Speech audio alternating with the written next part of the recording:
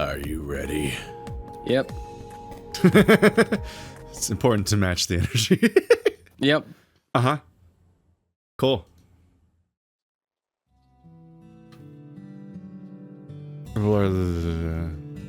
Slash. Alright, the fucking thing breaks. Nope, stop hitting. So dumb. There you go. Unnecessary amount of time spent there. I keep forgetting about the polar bear.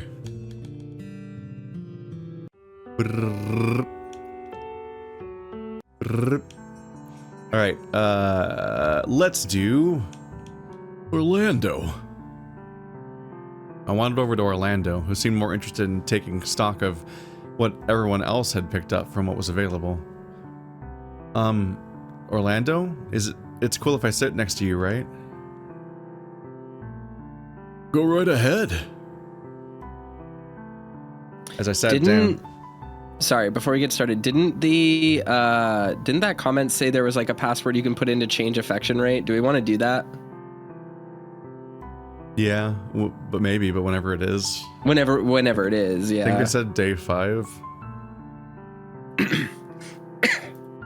Almost like, am I supposed to like read Orlando's lines as like a stereotypical gay? Like, I don't.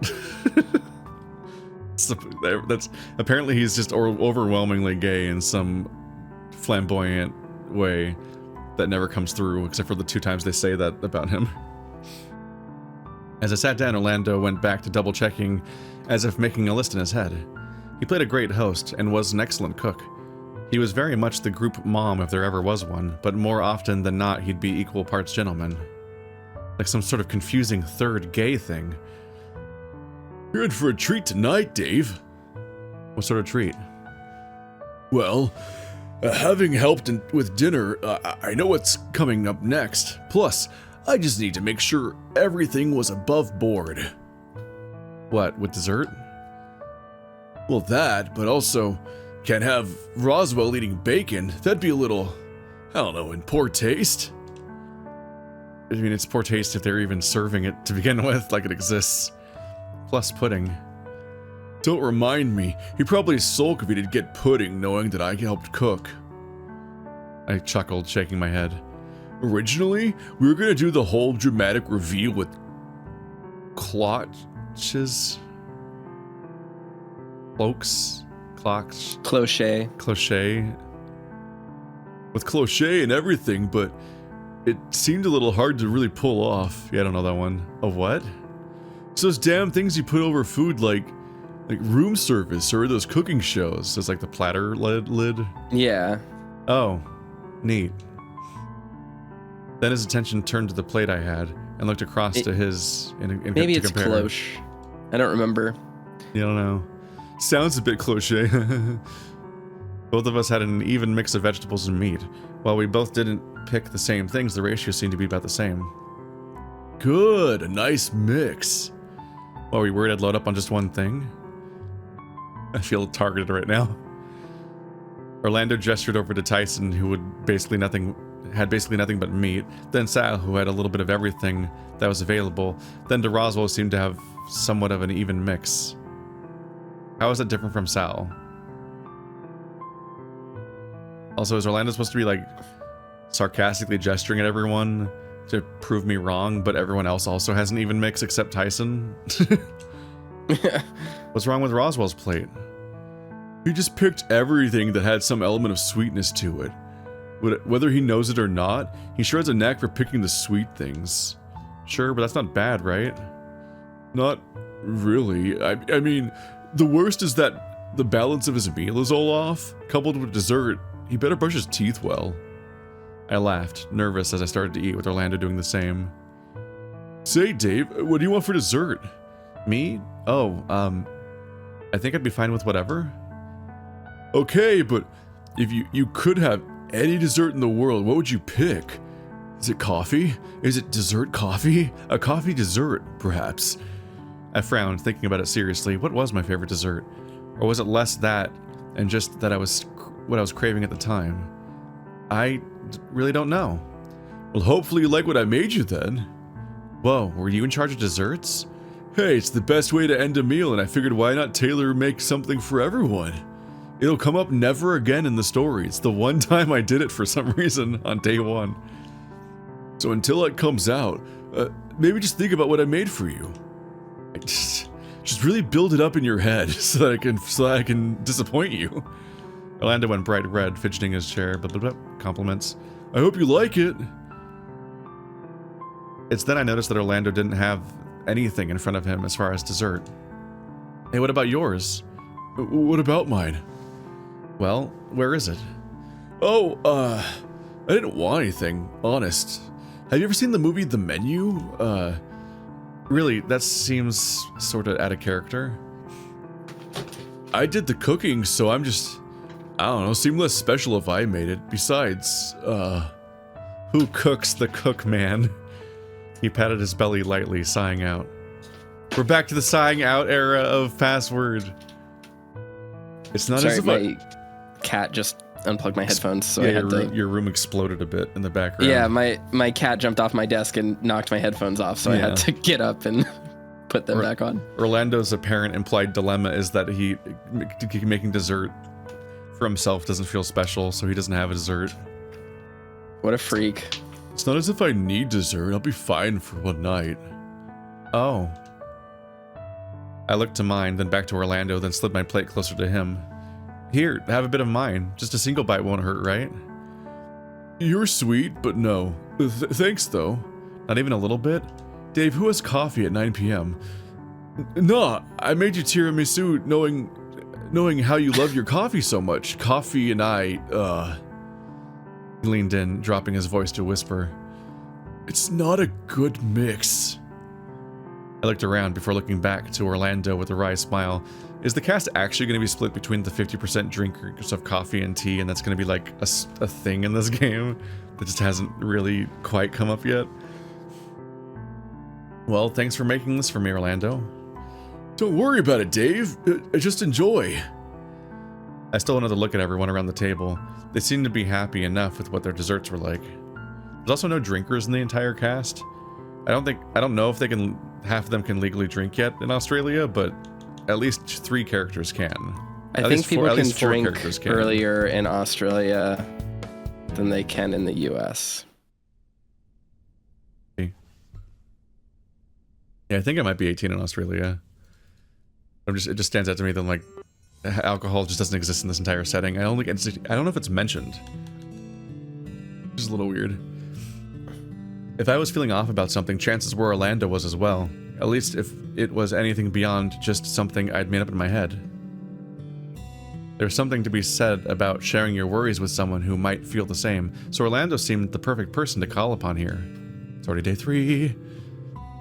I sent him a message asking if he was feeling off about this place, and only after a minute of waiting I heard a knock at my door. Come in? Sorry, I figured this was just easier, so I came without pants.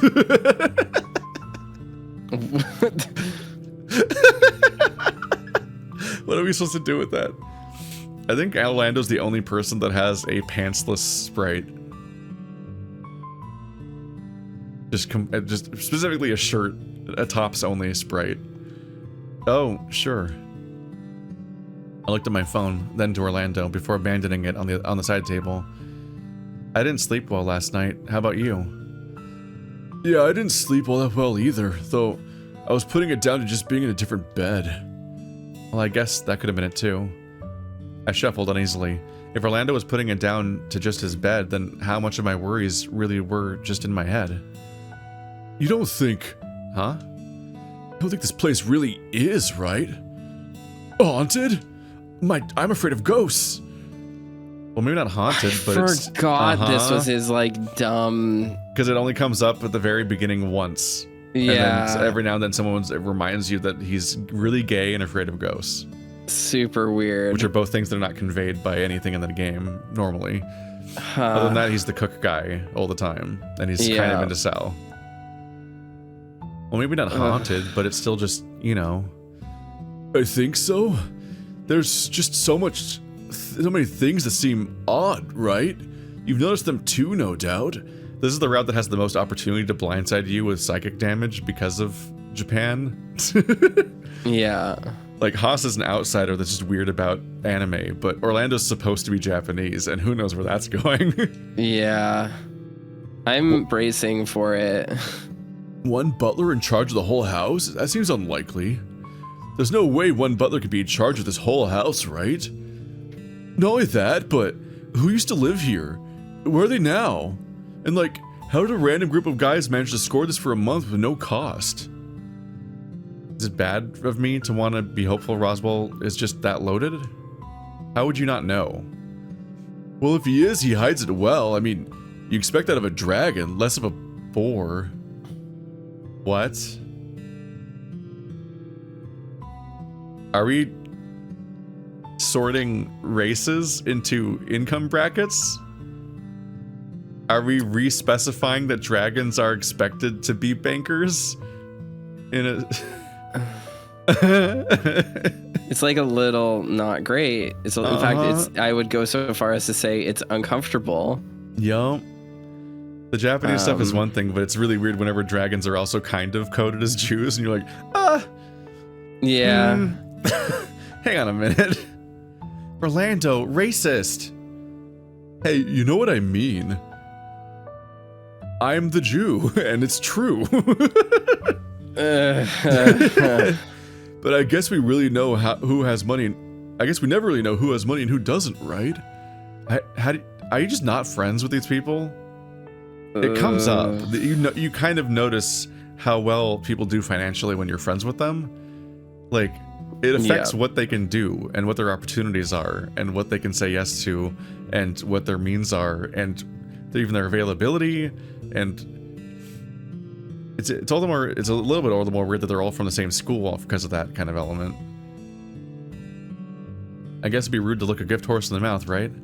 Dave, racist. Why do these phrases exist? And also, welcome back to the this joke, the joke where you just call things racist a lot. As we laughed, I felt or Toaster doesn't even have to do any work right now, and he's feeling it. Yeah, it's just maybe uncomfortable is all.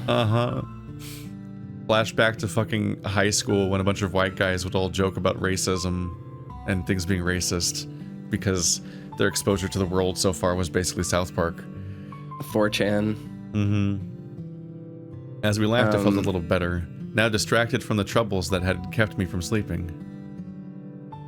If we promise to have each other's backs, we should be fine in the race war, right?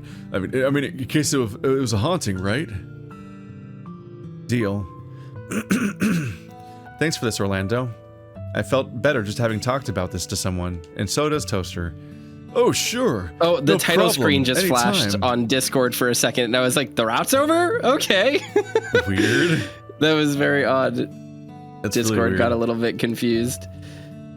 But, maybe wear some pants next time? Oh, sorry. I just came over without thinking about what I was wearing. I guess I was just that eager to try and help. I gave Orlando a reassuring smile, being in much the same level of dress as he was. But you're feeling better? Really? I do, yeah. Then I'll go back to my room and go find pants. It's a little early for breakfast, so this will be a good chance for you to catch up on some of that sleep you missed out on. I didn't even have to sit on them. With a slight wave, Orlando left the room, waddling off and closing the door behind him. Waddling? Making up new words. As for me, I took the chance to put on some clothes and then settled in for some rest before it was time to get up proper. He put on clothes, then went back to bed. Hate it. I struggle to even sleep with like a shirt on because like it feels like it's strangling me. Yeah.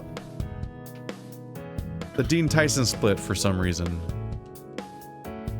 I think I heard someone talking about games upstairs. We can have a look. Worst case scenario, we can come back here. Why is that new? Who cares? Why is this new? It's not about Orlando. Bye. Fuck Roswell.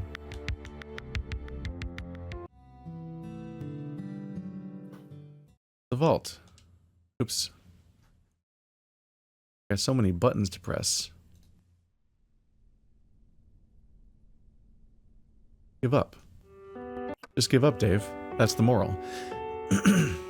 Nothing's changed from yesterday. It's like this lingering feeling. I don't know, though. It could just be me being spooked still from Roswell mentioning ghosts. I'm afraid of ghosts. Remember our deal. I've got your back if you've got mine if this place starts becoming ghost central. Right, hopefully it doesn't come to that. I'm Roswell. Orlando. Welcome to the Orlando route. Orlando was my best friend. I forgot. If I even knew that. Just... Orlando is my best friend. I forgot about that too. I didn't know he was from the Mafia. My best friend. Yeah. Or at least that's how I identified him. He was probably the one I spent the most time with given school and we got along great. We loved games, so as far as picking someone to help with Scavenger hunt, Orlando might be the best one to pick. Not only did he like them, he was pretty good. Yes, let's choose Orlando. Yellow route. I'll choose Orlando. Me? You got it. We'll make a great team. Orlando flashed me a thumbs up before looking around to see what the others were going to do. Well, alright, that's one team sorted at least.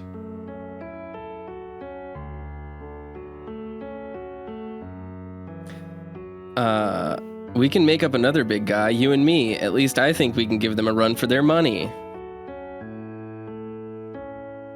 I left Roswell, Sal, and Tyson left. Like between all three of them, uncertain. I'll partner up with Roswell. Is this okay? Me? Well, I suppose that's fine.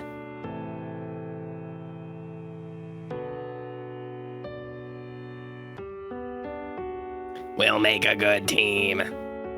This left Tyson by himself, and despite the huffing he was doing next to me, he was raising no objections. That's an objection. Anyway, I turned to Orlando, who seemed relatively unfazed about being the last one to enter the maze. Ready to give this a shot, Orlando? Ready to give this a shot, Orlando? That's gonna fuck with me, the similar name colors all around. Huh? Well, I guess so, but I don't think it's gonna be so bad. What makes you say that? Maybe it'll just be better to demonstrate. Come on, Dave. At a slow walk, we began traversing the maze, Orlando leading the way forward. At each fork, he seemed to check each way forward a couple of seconds before confidently marching down one of the paths. Everything looks the same. I wonder how far in we are. About halfway there, I think. Really? You're that sure? Yup. Pretty confident at least. But how? It's in my blood, I guess. This isn't all that complicated, or at least no less complicated than trying to navigate Grandpa's house. It's just like a Japanese house. Your grandpa's house is as big as this? What was it, a castle? Yup. My grandpa lives in a Japanese castle. I'm from Japan. The Japan part of Japan. Wait, really?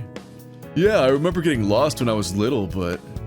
Orlando kept leading the way, not even checking between the paths that we came across. I caught that he was thinking something over, and I knew better than to disrupt his train of thought. I guess eventually it just made sense. Ever since then, I just understood how these things work. A completely random maze. Not completely random, but it's not meant to have a layout that makes sense like a castle. Been a couple of times where I've gotten separated from my parents, I've just wandered back to the start of whatever place it was to wait. You weren't scared? I mean, being lost underground isn't exactly the most fun. Underground. In a literal cave, it's what I imagine what being buried alive is like. Just with more space. So nothing like being buried. That's a little dark, Orlando. I suppose, but apparently spending some nice time in a cave builds character? I can't really say I like it as much as a nice beanbag, though. A completely related topic. I playfully poked at his belly, hurrying along a little way forward to the next branch, calling back over my shoulder. That's no surprise, you've always been a couch potato. I waited for Orlando to catch up, looking between the paths before us. You're not any better. You got a job at a gym, somehow, and still don't use any of the equipment? I laughed, embarrassed at being called out. Orlando wandered past, down another branch with me close behind. Come on, we're not that far off. I wasn't sure exactly how Orlando was so capable of navigating through the maze, but sure enough, his pathfinding skill led us down one last path before it opened into a small courtyard. Whoa! Orlando entered first, with me rushing further in behind him. The place was quiet, peaceful, ruined only by the sudden wailing from Dean about how lost he was somewhere in the maze. It's so nice here. Why would anyone hide it away from everything else within a maze, though? I looked over to Orlando, who was reaching up to pull something free from a statue's hand. Got it! Looks like this medal is ours, Dave. Wait, really? Yeah, look! Orlando flashed a small, rusted disc that had zigzags carved into it. This clue was made for me, Dave. Dragons and mazes just go together. Wasn't it treasure hoards? And dungeons, too. Dungeons and dragons? Really? Well, to be honest, Dad was very big on the puzzles. Something about them building character. What? What? What? What? I am not prepared to just get new character traits about Memphis now. Yeah. I mean, I guess it makes sense. I can't hold that against the game. Just the strangest, like, all along, Memphis really liked puzzles. He was all about puzzles. He was a big puzzles guy. Yeah, he loves thinking and patience, obviously. He didn't go on about making you a proper gentleman, right? God damn it. I'm playing this game right now, and I don't like it very much. Yeah, same. Professor Layton. It's a Professor Layton joke. Yeah. You do the puzzles and the proper gentleman. I really dislike Professor Layton because they do the Sherlock and Watson dynamic, but they don't know how to write a mystery either. So like they just accident their way into every piece of progress throughout the narrative, and almost none of it has to do with the story because almost all of it is also just like a series of random puzzles with random NPCs that don't relate to anything. So it's mostly filler too. But the second one in particular is like so full of like weird like worshipping the rich and like being so excited about trying to get to the first class cabin of the train because oh my god, look at these beautiful couches they have and this is so fancy, and I'm like, why is everyone like so weirdly, it's like uncomfortable to make children's media that like fetishizes income so much while also like making fun of any fat person and other things like that. And there's like a character that literally goes duh, duh, duh, duh, duh, has little dialogue, and you're like, I don't like this game. I don't love this actually. What the fuck? This is like all weirdly off-putting. Like I'm kind of upset by it. Like it's not telling a good story or being that charming, but like half of its themes or visuals or characters or interactions are all just like kind of tinged with like this disdain for the poor. And I'm like, I don't, this doesn't seem very gentlemanly to me. He did. How'd that turn out? Hey, I'm plenty gentleman. You don't think so? What? You don't think, oh, you don't think so? The names are fucking with me. Well, whenever I thought of what a gentleman was like, I thought about men in suits, polite and courteous. And Orlando seemed partially there. With his sweatpants bulge? Thankfully, Dean's wailing cut off my need for answer, with Orlando looking around to see if he could pick up where in the maze Dean was. Poor guy's going to be stuck in the maze forever at the rate he's going. You think he's just going to run around in circles? It's possible. That or you could be going back and forth without really trying. What makes you say that? I remember Grandpa saying once that if you got lost, you should stay in one place to get rescued. Apparently it makes it easier to find you. Unfortunately, I just said that every time I got lost, I didn't do that. So, whoops. Dean's, well, he's more used to the wilderness, right? That's the impression I got. Rules are a bit different in a maze, though. But how? I would have thought that if he's moving around the maze while you're trying to rescue him, it'll just make it harder. You might have a point there. I don't think if this maze has some obnoxious tricks to prevent people from cheating it, but it wouldn't surprise me. I looked at the medal in Orlando's hand, curious. So is it time to go back? Don't have to right away. We can relax here a bit longer. Well, okay. At least we have one medal found out of 12, right? Yup. Funny that we found this one, though. Why is that? You don't know which one this is? The star sign of zigzags? No. This is Aquarius. Zigzags mean Aquarius now? Well, would it have been easier to guess which one with a clue? It's a little late, man. Depends on the clue, I guess. Alright, well here comes the trivia. All the star signs fall into one of the 4 elements. Earth, wind, fire, and water. We're talking elements now? Hey, things have elemental alignment so long as it stays out of creepy rituals in the real world.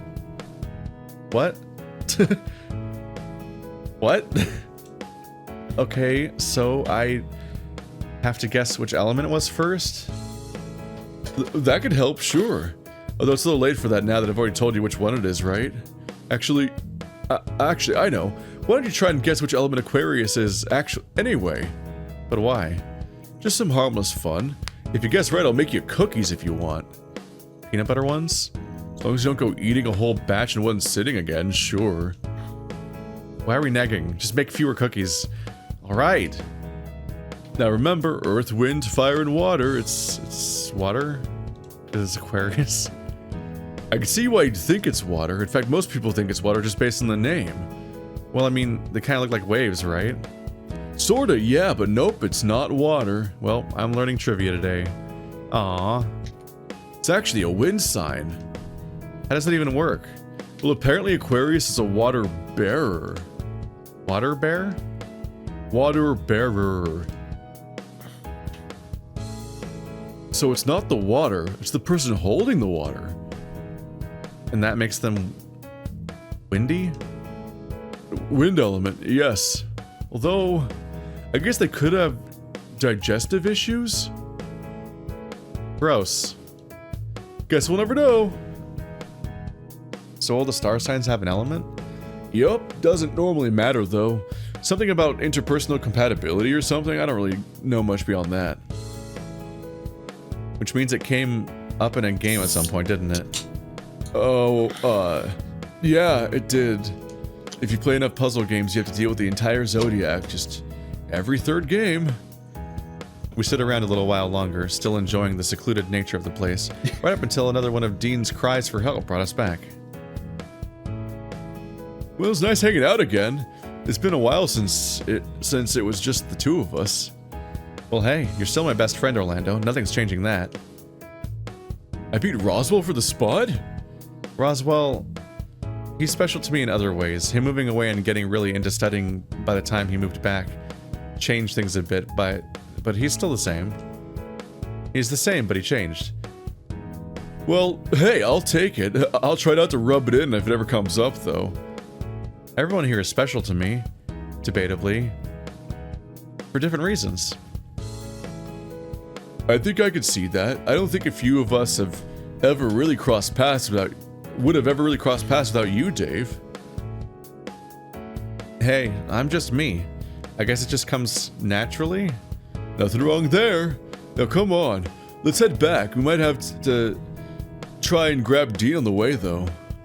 Orlando led the way back out, much the same way he navigated the way in, each turn deliberate, making sure I was with him before every turn so I didn't end up like Dean. Once I was safely out of the maze, Orlando went back in to retrieve Dean. A brief while later they emerged, Dean looking distraught and ashamed. So he just has magic maze powers, I guess. What the fuck does that mean? Just magic, I'm a dragon and I can do mazes powers? What? What did I just see?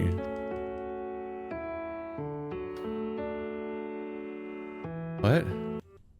Oh, it's this screen. I was like, how did I see Dave? I was like losing my mind. This is the picture that cursed us. Yeah. I put this picture in the vote. And for the probably the vast majority of people voting, they probably never played the game or knew anything about it and just saw this picture and thought it'd be like an interesting, stressful, furry Zero Escape. I don't blame them. I don't blame the people. I don't blame the people who I just made a picked... profoundly poor choice that day. I mean, whatever we want to write it off as, you know, that's fine. I guess more what I'm saying is like, I don't blame the people who chose it because they were like, I have a bunch of options. I have no idea. But it just, I guess this is what it is, you know? Yeah. You just make the choices and they take you where you are. And then you live with regret. The end. Figured with Orlando carrying our team, I didn't need to really do much.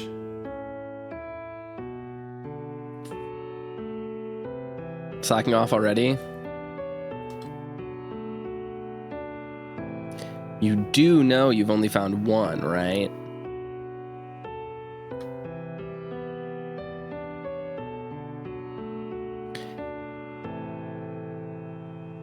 How do you know no one else has found a medallion? Sorry, I had to like reread that sentence 4 times in a row. It just didn't like make sense to me in my head. Something tells me you spent the better part of the afternoon asleep. Toaster EXE has stopped working. Sometimes he had forcibly Windows 11s installed in him, and now he just randomly stops working for 30 seconds. This is the year of Linux, everyone. It's gonna happen. It's just fucked up how everyone's computers just got worse. I'm deeply looking forward to being done with Elden Ring Seamless Co-op so I can swap over to Linux and not have to worry about having modded EXEs that work for online games with people. Until next time. Until next time. Well, that may be partially true. Well, in case I didn't say it earlier, congratulations for finding the medal. Thanks. Although I guess basically all the credit should go to Orlando. I'll be sure to pass the word on then. About the thing that everyone saw? It's day 5 already. Roswell needs tea. It will kill him. Wowee. Oh, wait, I didn't pick that one before. I don't want to know dialogue. Gee, spending all night in the woods must be rough. Didn't think you'd get that sick spending one night outside. Same here. I thought it'd be like camping. Minus the campfire. Well, he'll be fine after some rest. Should be. Worst case scenario, we get him to a hospital. But it's not as if he's dying. Not yet, anyway. Hopefully not anytime soon. Haha, heavy-handed foreshadowing. I don't really think any of us are that close to dying anyway. We're all young and sprightly. It'd be a real tragedy if something were to happen, though. I don't cope very well in sad situations. I hope that doesn't become, like, the topic going forward. Let's pry. What sort of sad situations have you been in to know that? Oh, it was sort of bad when Grandpa died. Didn't feel like baking anything for weeks. Oh, and there was that time in one of my exams, someone spiked my pot with a whole lot of salt. I almost broke right then and there from the stress. Ouch. I don't think I've ever been in a situation that's gotten me that worked up. The trick is finding healthy ways to cope with it. Talking about what's upsetting you helps. Like therapy? Doesn't need to necessarily be to a therapist. Even a good friend can work, but professional help is always good if it gets too bad. In any case, what did you have planned for the rest of the day? Nothing comes to mind. Why? Well, we're ahead with the scavenger hunt, so we can afford to slack a little bit, right? You mean instead of trying to stay in the lead? Not as if anyone else has any clues as to where to look. Well, that's true. We better drop this entire thread for the next 10 days. Hey, no, I had a reason for asking. I figured we could do some baking together, you know? Oh, sure. Great, come with me. It was less following and more being dragged back into the kitchen. Okay, I'll leave you in charge of dessert tonight. I'm gonna get started on dinner. Dinner already? Wait, more importantly, what am I even making? Oh, I figured we could make apple pie. I've already made the pastry. You just have to make the filling and assemble it all. Reckon you can do that? The really, really easy part? Can I make pie? Yes. I think so. It shouldn't be too hard, right? That's the spirit. It's not as if you'll be alone. I'll be right around in case you get stuck. Hang tight. I'll go get the pastry. I've left the stuff out for the filling on the counter already. Orlando wandered over to a large metal door and seemed to struggle opening it. Everything all right over there? Oh yeah. Just this door gets jammed sometimes. After some work, Orlando got the door open and wandered inside, only to come right out again with some chilled pastry dough. Oh. That's the fridge? Technically, it's more of a walk-in freezer, but pretty much. Wait, he came out with chilled pastry dough?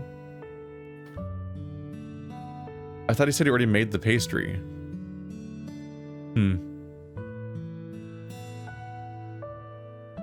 But the door is broken? Seems that way. I asked Benson about it. He said he was... And all he said was that he'd look into getting it fixed. Lucky he found me, though. I thought I was gonna freeze in there. Wait, you got stuck in there? Not for long. Benson got me out right quick when he heard me banging from the other side of the door. Still, what if he hadn't found you? Dave? Honey. I remember reading somewhere that it's possible under some circumstances to survive a full night in a freezer just in case you get locked in, but even then, it's a big ask. Given Orlando's susceptibility to the cold, well... so, pie, right? Right! Pie! Here's the basic idea. You're gonna make this dough, roll it out, and put it in a pie tin. Just make a big circle, put it in the tin and cut off any excess. For the filling... Okay, so he did not make the pastry, he just lied. I thought maybe he's coming out of the freezer with a tin that has the mold already in it. But no, he just was wrong before. When he said he made the pastry already. He just says that he made dough.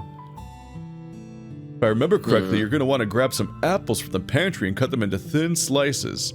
If I remember correctly, you're going to need some apples for the apple pie. Okay.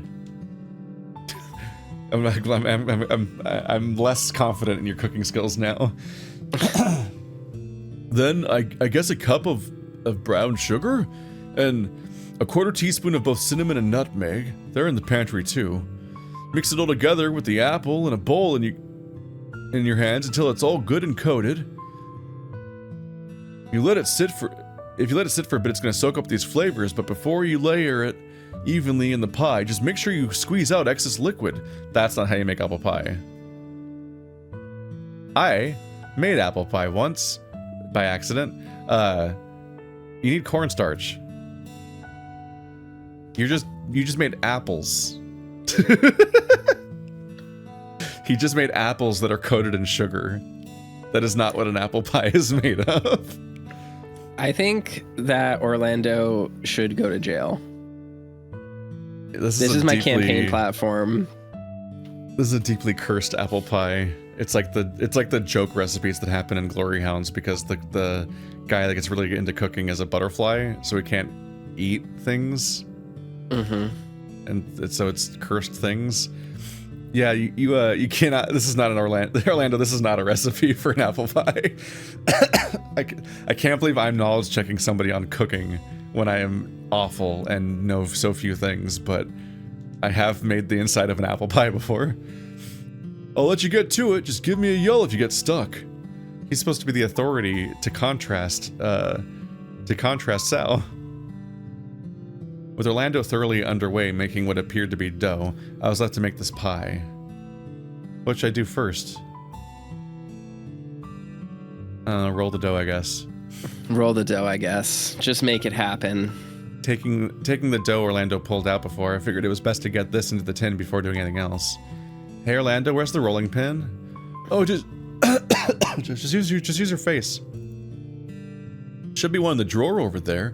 Top drawer, that is. Sure enough, with the rolling pin in hand, I began to roll the dough out. While I was looking to work the dough to something resembling a circle, Orlando slid over the pie tin I should be using. Here, use this one. Laying the dough as evenly as I could, I took a step back to assess my work. That'll do, I guess. Dough's looking good. Oh, thanks. This reminds me of the day we first met, actually. Oh? Uh-huh. It was a fairly cold day, overcast, but we were at school for some sort of festival. Tyson was meant to be coming too, but he bailed. Thankfully, I wasn't running any stalls or helping out with anything outside of just helping to set up. So the rest of the day was free to do whatever. I wonder if these timelines line up if we actually tried to keep track of them, which I cannot bother to do. I don't think they actually do. But we're learning that he knew Tyson before he knew Orlando, his best friend. Yeah. Because they were already, not only that, we're post-bullying and now we're friends with Tyson before we even go on to meet Orlando. But I thought Orlando and Roswell already knew each other before Roswell left. And Roswell is aghast that we're friends with Tyson now. I don't feel like these timelines make sense.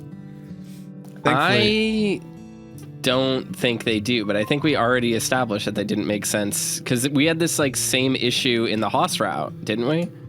I don't remember if Haas's backstory lined up with anything or in a way that would have mattered. Well, it was Haas saying like, because he's the newest one. Yeah, but Haas was like, I don't know anything about you and your relationship with Tyson, but then we met Haas in high school apparently. Yeah. So he's a member of the anime club where everyone else is, and we knew him at the same time we knew Tyson. So, yeah. Thankfully, I wasn't running any stalls or helping out with anything outside of just helping to set up. So the rest of the day was free to do whatever. For all the people around, there were still plenty of quiet places around school to take a break from it all. And he's still wearing the same shirt today. But as I found myself nearing the home ec classrooms, it's so unnecessary to rename him to Dragon after we know him. Yeah. They keep renaming them to anonymous names and also changing their color for some reason to not be the same color, and I don't know why. Yeah, it doesn't make much sense. Like, you can do a version of this with an anonymized version of a character we know, but you do that by not explaining preemptively that it's them. Like, you have a flashback, and then you can do... It can be a dramatic reveal of realizing midway through a flashback that one of the characters is the character we know. But this is literally a story being told by Orlando about himself. So we know it's Orlando. It's useless. It's just useless effort. At least he didn't misspell dragon. Are you alright? Oh, yeah, I'm fine. I guess. What are you doing over this way? Don't do well with crowds? They can get tiring. What about you, though? Oh, I'm just in a slump. Kitchen experiments are not going too well. Kitchen experiments? Yeah. I've been trying to get this pie recipe down. He still hasn't figured it out to this day. But my hands just run too hot. The dough keeps melting. Uh-huh. Hey, if it was bread, I'd be fine, but the amount of butter, ugh. Oh, do you need help, or... No, I already baked it. It's not up to my standards. See for yourself. The dragon picked up an unassuming box he'd have off to the side and opened it. It was golden brown, flaky, and all of it looked delicious. Looks fine to me. No, it's all wrong. Here, just try it. You'll see what I mean then. In the next moment, the dragon had pulled out a knife, quickly cut a portion of the pie, and no sooner had the knife been put away again, he'd shoved the pie in his mouth. What a weird... I In my hate that mouth. every character has They one feed personality Dave. trait. Well, yes, that. But they have approximately one personality trait. Oh, it's so weird. It's just always about cooking. He's going to be the food man now. He's the big food man who does a food on you. Yeah. See? It's terrible, right? What I tasted was some sort of pie with meat on the inside. Savory, but delicious all the same. The crust was buttery and flaky, while the meat inside was juicy and well seasoned. You did not ask if he eats meat. That's rude. Maybe it's just not something I was meant to be able to do. Ugh. Father was right. Swallowing as quickly as I could. Are you Calling kidding? him father is weird. Father. Father was right. I mean, minus almost choking on it from how you threw it into my mouth. Tasted great to me. Oh, you like choking on it? Oh, you're just saying that. You're a sweetheart for thinking that, though. I haven't seen you around, though. You go here, or? Oh, yeah. Not very long, mind you, but I'm Orlando. Oh, neat. You're a transfer student? I'm Dave, by the way. Yeah, I transferred at the start of the week. Haven't really met anyone properly with classes. I'm guessing because you never quite know with dragons, right? What? You know what I mean? You know what I mean? You know what I say about dragons, right? Says the dragon. What the fuck how do you navigate that being thrown at you? I just, what? While knowing that they're coded to be Japanese Jewish. I just don't... That's wild now that I'm putting those two things together. But also, I just don't understand the argument. Like, what's he saying here? I transferred in at the start of the week, haven't really met anyone properly yet with classes, semicolon. The next sentence is going to be related to the previous sentence, but still an independent clause. I'm guessing because you never quite know with dragons, right? How the fuck does that relate to the last clause? Yeah, the implication I is that have no nobody... idea. The implication is that nobody wants to be his friend because he's a dragon, and dragons... The grammar, though, says you haven't met anyone properly yet with classes. You never quite know with dragons. This implies a link between the idea of not meeting someone yet due to his classes because you never quite know with dragons. Like, the issue here is the yet with classes. Yeah. What does that mean? How is that related to not knowing with dragons? It's, like, hard to parse exactly... Okay, well... Specifically elements of, like, with classes versus, like... I don't... Because it's kind of implying he's just too busy to meet anybody, but then he says the dragon thing. So you're like, wait, this is two different reasons, isn't it? Yeah. I've heard that, but you seem harmless enough. Jeez. Heard what? You flatterer. I'm plenty harmless. I was just hoping that I could make some friends with delicious food under the stadium bleachers, apparently. Pie might not be the best idea, but... Why is pie not the great... What's a great idea? Oh, meat pie is weird. Cookies. What about cookies? Cookies?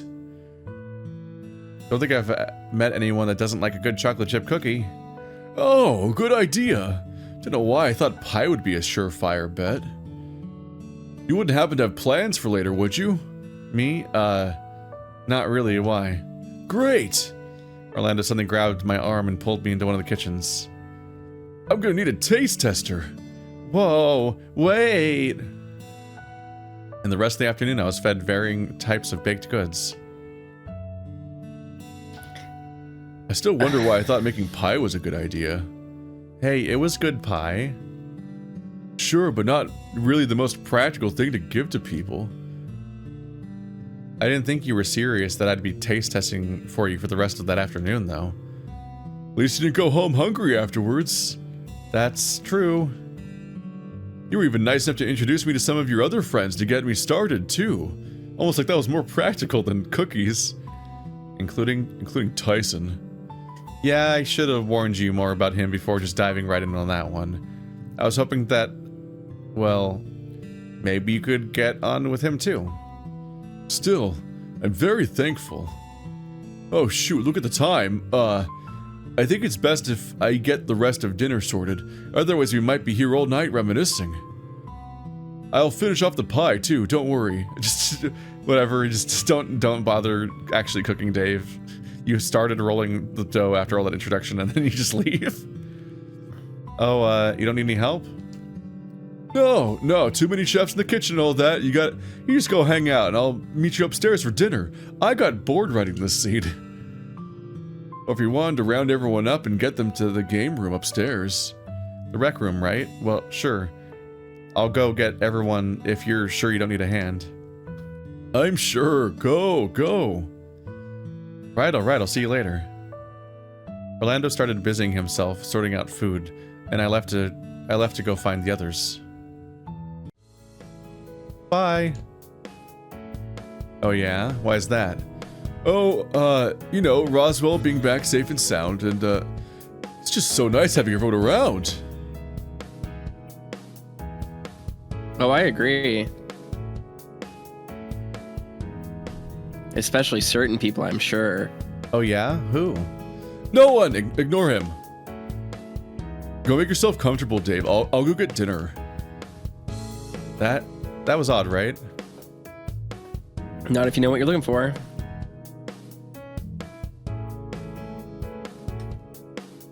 Let's just say Orlando's, well, I think it's best I let him explain it anyway. Only good things, I promise. If you say so. Dave, how are you this dense? How do you do that? Oh, we can't sit next to Orlando because he's not here. That's weird. Weird. Tyson, I guess we've done sat next to before. Oopsie.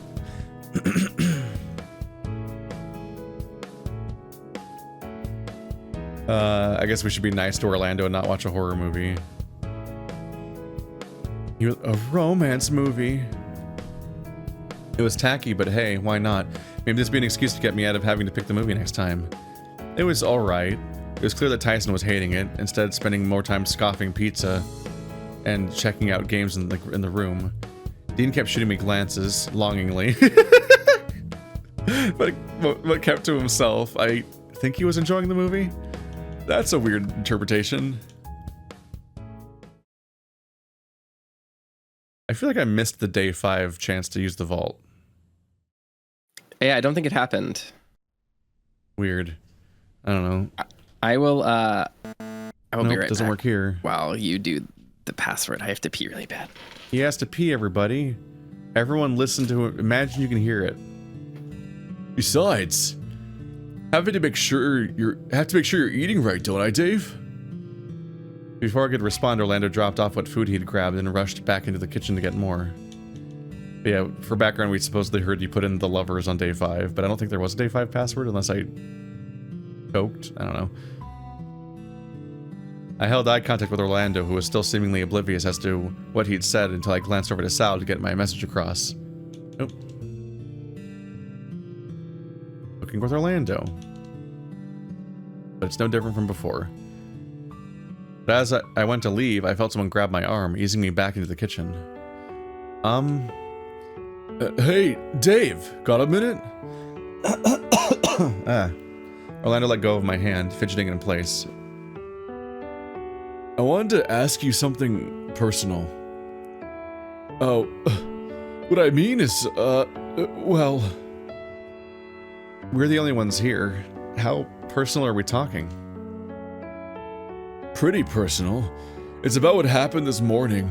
Wanting a second opinion and then realizing that there's a talk we should probably have. Am I in trouble? The question seemed to rattle Orlando, and he looked away silent. My mind started to reel with what I could have done, building up to ask before he answered for me. I don't know. Not anymore. I'm doing a horrible job at this, aren't I? I think you're just confusing me more than anything else, Orlando. Is everything alright? If I said no, would you be worried? Well, yeah. Obviously, how bad are we talking? That's the thing, it's not really all that bad. But I think we should take this upstairs, at least for a little bit. Then maybe we could hang out this afternoon? Sure, I guess. Orlando took me by the hand and led the way, almost as if marching with purpose despite it being a trip to the bedroom. When we got there, he closed the door behind him and collapsed against it with a heavy sigh. Orlando needs to talk to me about something. That's it. Oh, great. I'm glad that I missed all this very important plot detail. Yep. Okay, so we're in the bedroom now. What's wrong? So, first, promise you're not gonna be upset with me. So, I might have a thing for Sal.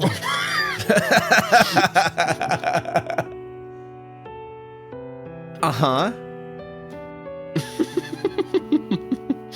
Oh, wait, that is what's wrong? Well, one of the things for sure, yeah.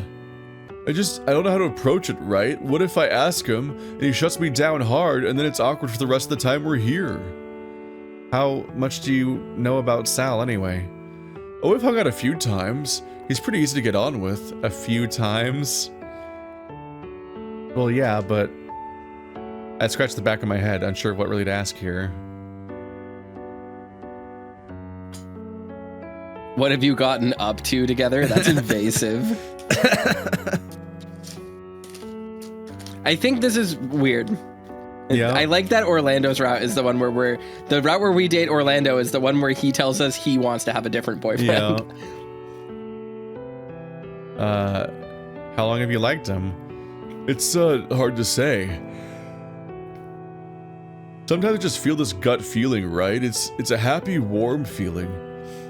Different to when I'm sick or upset or angry, like a nice sort of heat, I guess. Have you ever crushed on someone before? Of course I have. Well, at least I think so. I haven't really had my affections returned before, so the feeling goes away pretty quick. Here's a question for you, though. How's things with you and Dean hooking up? Wait, what? Come on, you're totally gonna hook up, right? At least I've been hoping for it.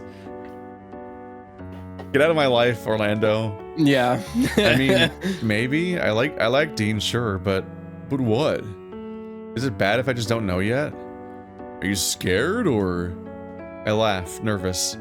I wasn't sure if I was scared about taking the plunge or just still uncertain of how I felt about Dean coming on so strong. Maybe. I've never been with anyone else before, like, at all, I guess? And that's sort of scary. Been with someone else at all? Nope, I haven't even had my first kiss yet. Is that bad? Well, that's just adorable for starters. Worrying, maybe, given how forward he is. Have you thought about how you're going to prepare for what he throws at you? It's called lube, it's not that deep. Well, I mean, it can be deep. Wait. Weren't we talking about you moments ago? Well, yeah, but I've already been through all this. All of this? Everything? Yup. No, wait, back up a little bit. When you say everything, you mean... No, I'm not a virgin, Dave. Oh, well, is it really that unexpected? This crystal's just for show, you know. We're all the same age, right? I feel like I'm falling behind here. Oh, God. No, Dave, don't think like that. This isn't a race. When you're ready, you're ready. Throw in some luck as far as getting an opportunity, and that's basically how it should happen. Oh, then was it with Sal? No, that'd be neat. He's tight-lipped about any of this stuff, too. It makes things harder. What was it like? You can't just ask somebody who it was with. This is understandable in the context. This is invasive. Oh, it was with Watanabe-sensei. To be honest, the first time wasn't all that good because I didn't know what I should be doing. Plus, I think I gave him some minor burns? Where? Where? Burns? Well, yeah, I didn't really think to keep it under control. Dangers are running hot, I guess. It wasn't that major, thankfully, but I felt awful after the adrenaline wore off. Overall, it was pretty good. I sort of got into it that I got so into it that we kind of tried a whole lot of things. Yeah, they said it's so weird. It was pretty. Didn't you just say it wasn't good? You just said it wasn't all that good one line ago. And then you're saying it was pretty good. Okay. There's a downside though, aside from burns. Yes, aside from burns. When you first get a taste of it, sex in general, I mean, you start to crave it, I guess.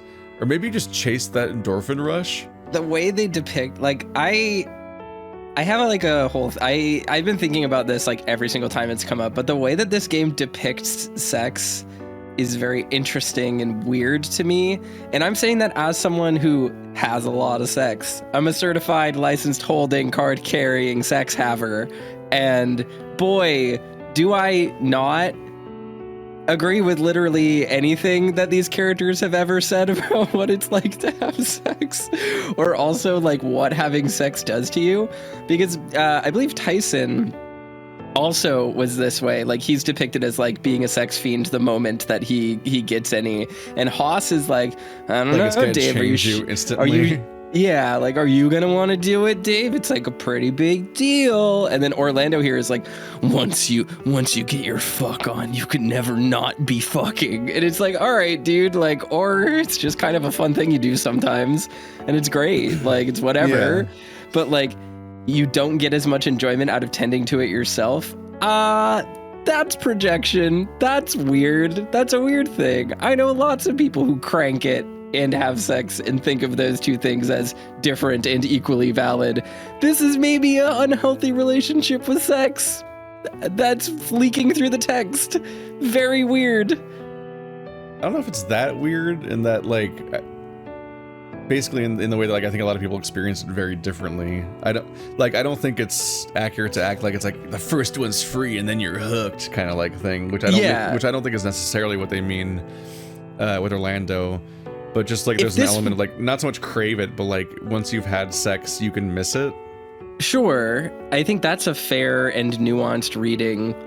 What I'm saying is I think the consistency with which this game depicts sex and depicts Dave's first time and depicts this like thing as this like alluring, because like I think a lot of people, everyone goes through puberty. Most people have some experience of wanting to bang. I mean, I understand that things can be different for people.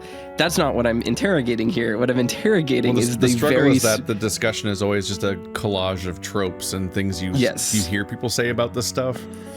Whereas like when we just finished having Dave had sex and there was basically no introspection about it and it didn't affect him in any way. Like he had sex and then he had one line. It was like, whoa, I'm just like processing it, man. And that was the end of discussions about sex. Like, as far as like how it affects him, like as a physical experience and what it means to him, it basically doesn't get explored any deeper. It's just, whoa, I had sex. Like it's really underexplored, like the way that it's like a unique form of like intimacy and vulnerability and so on, and that like it's like if they can take you to an emotional place that you don't explore otherwise, and they can have that kind of like important impact on people where they then like would want more of it for that reason and the variety of reasons people enjoy sex and so on. Instead it's like you finally, after 500 pages of logistics about Dean and Haas, finally got railed by Haas in a montage off screen. Yeah. And then again later. Anyway, end of Haas route. Like, just utterly unexplored what the relationship is like now. It's not even entirely clear by the epilogue if Dave and Haas are even still dating. Like, their dialogue was just kind of like, we're post the crisis now. And they didn't really even talk about themselves going forward, if I remember correctly. So I don't know if it's even clear that Dave and Haas are in a relationship after the game ends. It's like, it's so shallowly done at that point. To put it another way, once you've done it, you sort of don't get as much enjoyment out of tending it to yourself, I guess. I was hanging off every word he said, ears and cheeks flushed red, curious and slightly embarrassed. Oh, that sounds bad. It's not bad at all, just have to remember to be safe about it. Get checked regularly for stuff as well, you know. Better safe than sorry. that is not also not related to what you were. That wasn't like he keeps doing this thing where he sets up an example for as why something is good or bad, and then immediately after is just to wrap it up, buddy. Except he forgets to say wrap it up actually, which is which he should be mentioning probably. I'm not even talking about this specifically. I mean, like it's just. It's not even the sex thing. It's just the fact that this constant thing in the text. They forget what they're talking about mid-conversation constantly. So Dave's like, that sounds bad. And like, it's not all bad. And they just... It's not all bad. I really like cereal for breakfast. It's like, what? Like none of the stuff he says afterwards... First of all, it's like nothing he says afterwards, like, assuages his worry about not liking cranking it anymore. But also, it's like... not... assuring stuff. He didn't add anything to counterbalance the bad thing he introduced. He just, if anything, added more worries, which is like, try not to get HIV. Like, okay, that didn't that didn't make things better, Orlando. Right. Sorry, we got off track there for a moment, but that's been worrying me basically. How prepared you were for all this stuff. Oh. Hey, we've been friends for long enough that I'd much rather you learn how things go from me rather than, say, watching porn. Don't worry, Dave. I'll be your gay coach. Your coach. Oh.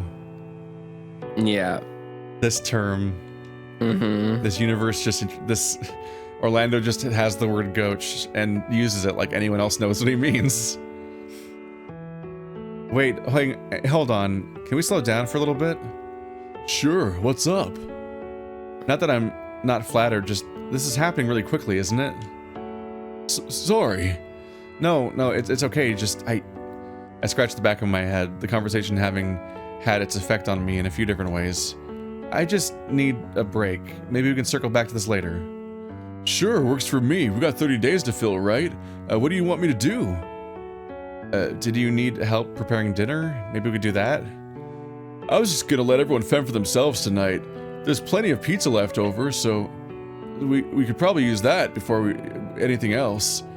I feel like if you're gonna take charge cooking some nights, you should also announce when you're not going to be cooking so people know to plan for the not cooking. Oh, that's fair. Maybe you want to go play a game together? We could do anything, really. It'd be nice to just hang out again.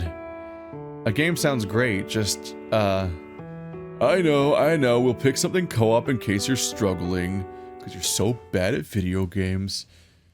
We left Orlando's room and got settled in a rec room in front of the large screen with a game. Something about collaboratively running a kitchen? I remember that it was tricky, but somehow we were managing to fumble our way through it. They're playing Overcooked. They're afraid to name the video game Overcooked. Go watch my Let's Play of Overcooked. We yell a lot.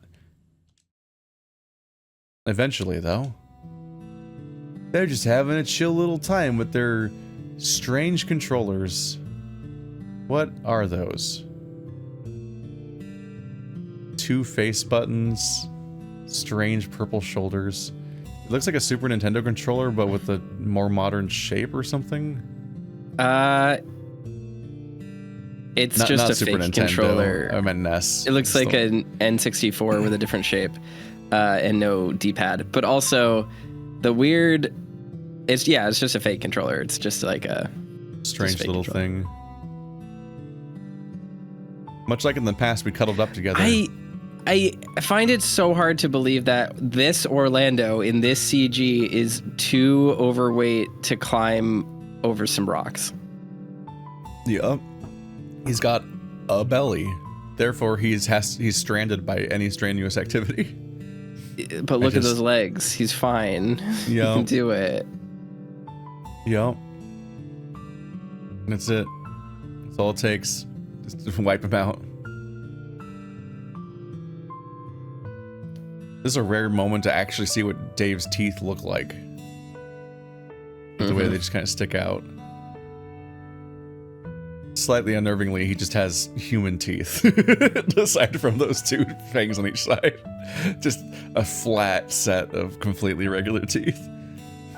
I I really stumbled on drawing furry teeth for a while because it's just really complicated and messy, but it actually gets weirdly entertaining to try to draw the weird fucked up teeth pattern that animals have.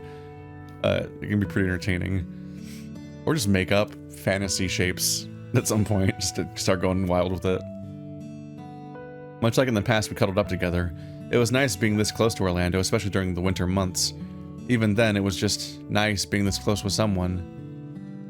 I don't think it's the winter months now, so I think it's just unrelatedly talking about the winter months. There's another level down. Is that how they make sushi? I don't think you can really consider mashing the B button any form of real-life kitchen skill. Well, that's true. I mean, if I said that to Sally, I'd probably go looking for the button. I chuckle as Orlando grumbled, thinking back to this morning. So that thing where you stepped in front of him... Oh, yeah, what about it? Were you just trying to get close to him, or were you really that into making sure he got it right? For a brief moment, Orlando's button presses slowed down, his character lagging on the screen. Both, I think. Orlando sighed, pausing the game but kept his eyes forward. He scratched his neck, looking thoughtfully as I looked up at him. I think I'm coming on too strong, but I just don't know. Why not just tell him? I could, but what? Remember, I struggle to make friends. I guess you, Roswell, Haas are special, maybe? I get on well enough with Dean and Sal, but it's those two I just don't know. Huh. But are you friends with Sal and Dean? I'd like to think so. You're not even sure if you're friends, but you're gonna escalate to a relationship. Gotcha. And we're also back to this weird litigation of whether or not people are friends that Toaster loves to process emotionally about people. Then I don't... Oh, I guess what I mean to say is I'm torn between things I want, maybe? I would really like a boyfriend with a meaningful relationship, right? But I don't want to lose friends over that, right? Over that just in case. Oh, that these makes fucking sense. adults act like 14-year-olds. Yeah. It's also just like I don't know gay people who work this way. Like you kind of, especially since it's more like you soft test out the idea of relationships with people that are your friends, and you kind of escalate if it feels right. But like the idea of needing to make a binary leap into being in a relationship with somebody, and then now you're too vulnerable and with them, and now it's all gonna fall apart and come crashing down overnight the moment you break up or something, and now you're gonna lose that friend forever, is like not the dynamic I've ever really seen most of the time. Yeah. Orlando stood up and stretched before looking thoughtful. What's up, Orlando? Oh. It's really hard to reconcile these two Orlandos, by the way. That's not the same character. Also a completely different shade of, like, shirt color.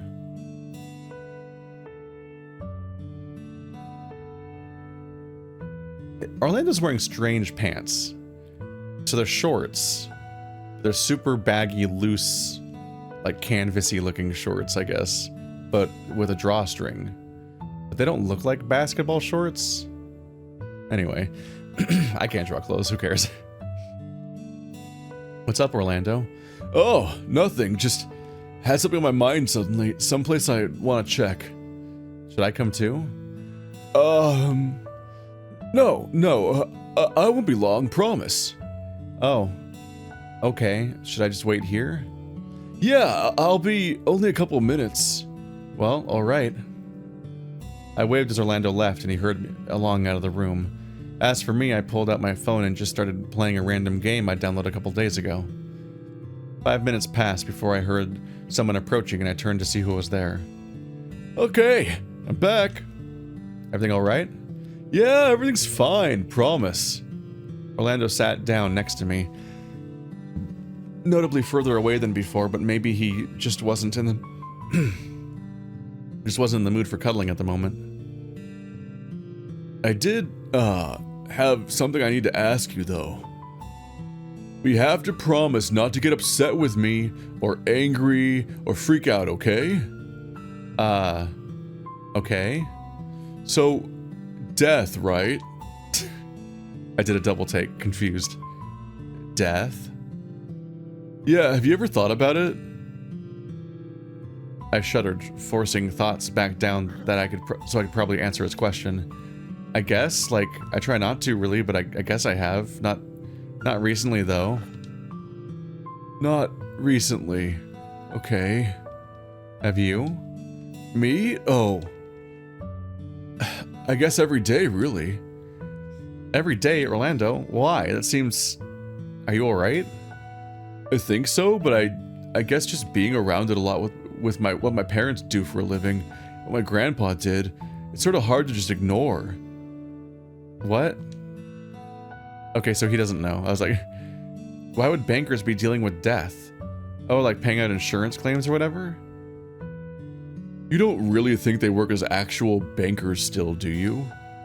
I laughed again, scratching my head. I honestly haven't given it much thought, given it didn't really matter what Orlando's parents did, not that I really cared. Let's put it another way. Why do you think my dad hated yours, and you were only allowed over that one time? I just always assumed it was because I forgot to take my shoes off at the door. Japan!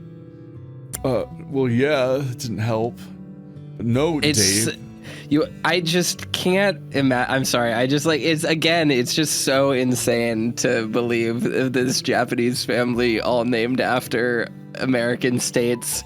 And the father is literally a mafia member, like a literal mafia member, not Yakuza, straight up mafia, wears suspenders and a top hat, like, or not top hat, a fedora, and like literally just like American neo-crime gangster style.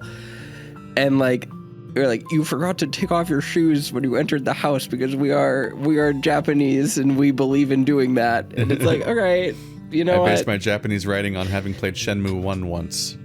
I am uncomfortable, is all I have to say about that. But no, Dave, think about it real hard. Think about what your dad did for a job. Well, Dad was a cop, but... Oh, okay, so clearly Orlando definitely knows that he's dead. Yeah. Which makes the question of whether or not he thinks about death insensitive. Because his dad died recently. Mm-hmm. And because they were both speaking in past tense about his dad, so neither of them are claiming that his dad's alive. So it's fucked up to ask if he has thought about dead recently. It's also just weird for Dave to answer, no, not recently, about when his dad died recently. Right. So, yeah, I think about it every day. Not that I've ever, Grandpa didn't want that for me. I'd rather just run a nice bakery. What a fucking weirdo. Does that mean... the way that this character is written, and like the way it's like juxtaposing like these two lives as if they are equally valid is crazy to me. Yeah.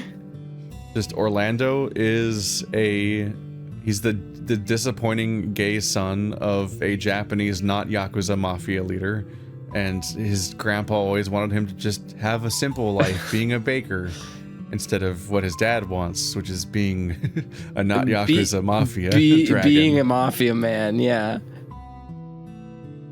I don't know for sure. Maybe my parents have. Maybe they haven't. I can only assume that their associates would have. Oh. Why'd you bring this up? Did something happen? Orlando pulled his eyes away from me for a few moments before looking at me concerned. Nothing yet?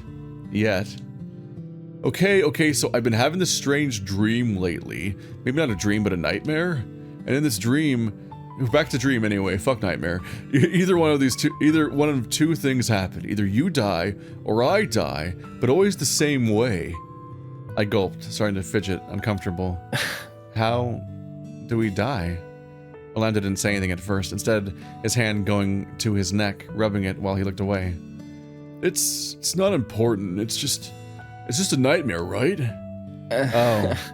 Yeah, right. It's just, I I don't know. There's like a part of me.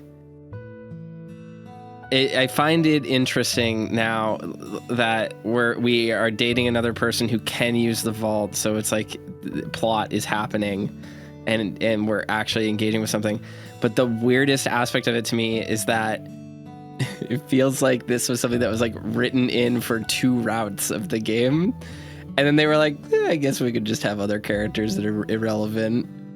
And then they went in, they were like, okay, maybe they shouldn't all be irrelevant. They should all kind of have something unique. What are the unique things we can put in each route? Haas is boring and just kind of negs you. Tyson is your brother who SAs you. And then Dean, I guess he's our boy, or he's the super boyfriend. He's the boyfriend in the super position. He exists in all of the routes and gets a special thing in an event that will happen in every single circumstance, because we just didn't think of anything for other characters to do. And oh fuck, we have to figure out something to do with Sal. What can be Sal's special feature? The massacre just doesn't happen, I guess, for him. It's just like you can see each boyfriend. So he's Ace. Yes, exactly. We'll just not go anywhere. We'll just not do that.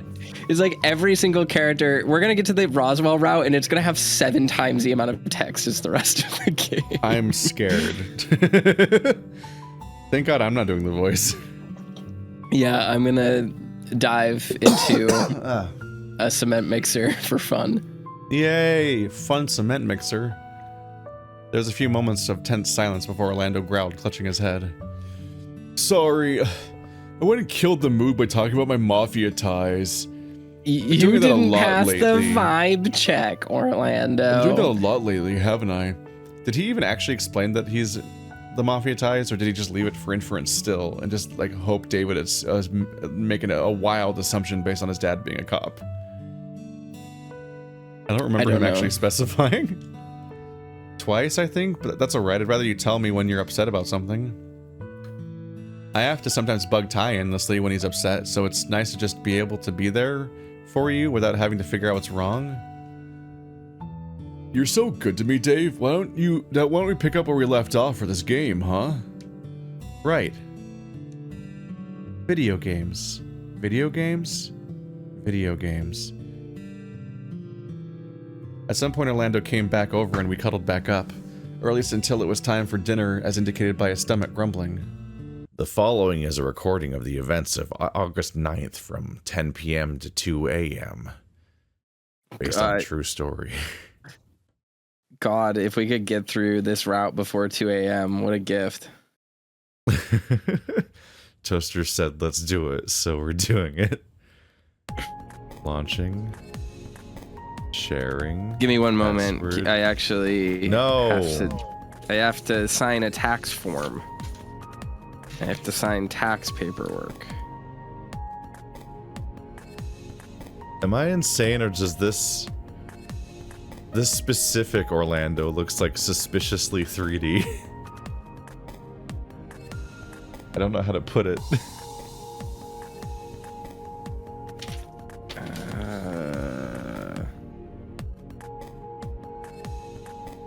Like, I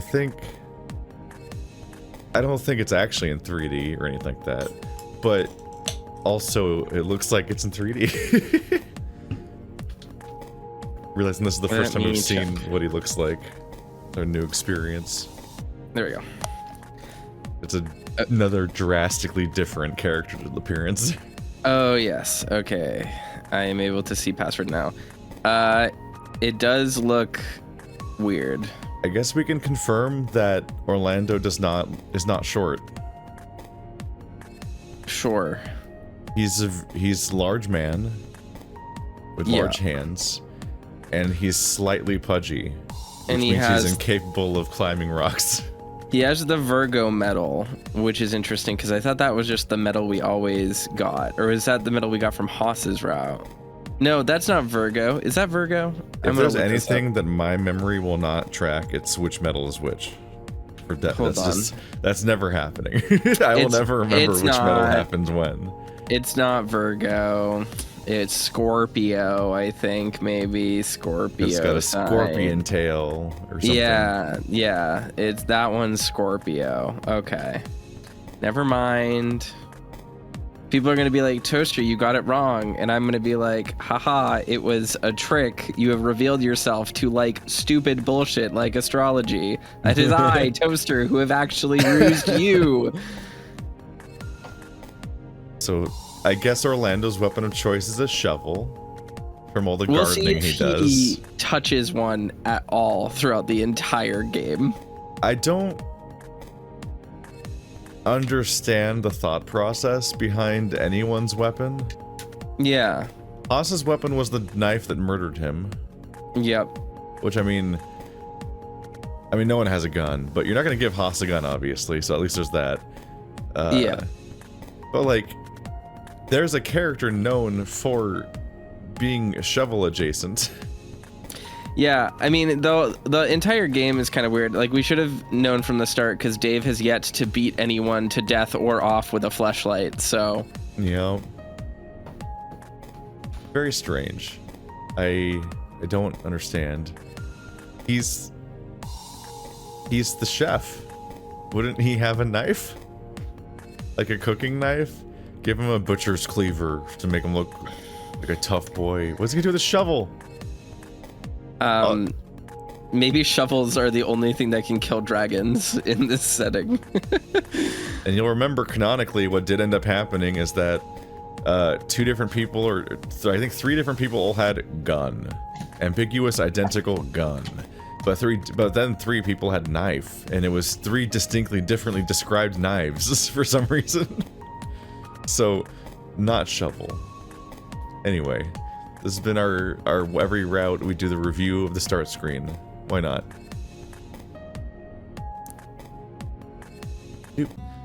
I'm sick, so my voice sounds different, so enjoy that. I'm not sick, I'm just tired, and my left arm hurts because I've been writing too much. With your... What does that mean? What do you mean? Why What do you just mean? one arm?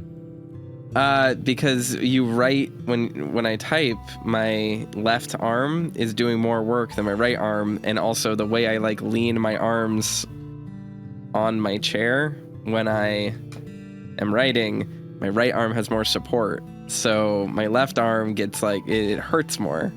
I'm It's not thankfully that- far too not that slow weird. at writing to have an RSI from it or anything. Yeah, let me hold on. Let's look. Let's do a thing. Most of the time, a 1,000 words is a very, very, very good day. Yesterday, I wrote... Let's do a little word count here. 9,000 words. It's fucked up. You write the words and then they come out and they're on the That page. doesn't make any sense to me. I wrote smut for Jimmy, and it took me a month basically to write my 11 or 12,000 words, I think. Which, upsettingly, that story is like longer than every video essay I've made that isn't the 2-3 hour ones. I was like, what have I done? This thing I'm writing right now is looking to probably end up significantly longer than the Beck short story, and also will be done more quickly. Bizarre. Oh, so is it a story, or is it your other video? Oh, it's a story. Oh, I wasn't counting how much I wrote for my other video. Did you also write some of that the same day? I've been writing that for like just a little bit every day. If I count that, I think I wrote 3,000 words for that yesterday as well. What the Hold on, let's fuck? check. Wow, you heard. Congrats, everybody. 2,300 words. Sorry. Toaster's ready to write his own password. I just write quickly. I don't get caught up. I that's my one thing with writing, is that like I don't get caught up in like, should this sentence be here or anything like that? Like I truly just write, and then I edit, and then I write, and then I edit, and it's just like it's a very quick process. But I just learned that that's like a thing. It's like a skill. You have to develop it. It makes no sense.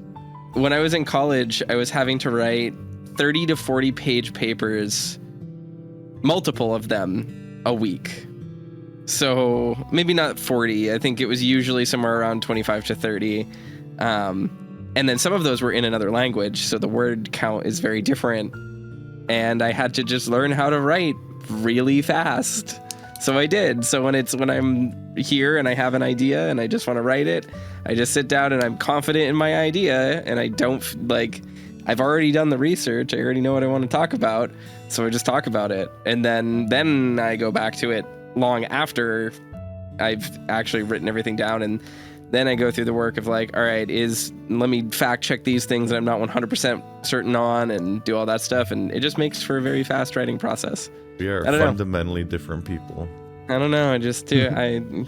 Confidence, I guess. You just are confident in the thing you want to write, and you write it. That's my strategy. What the fuck were they doing? Hi, we're back doing password. I don't know when this recording started, but 6. it's starting now.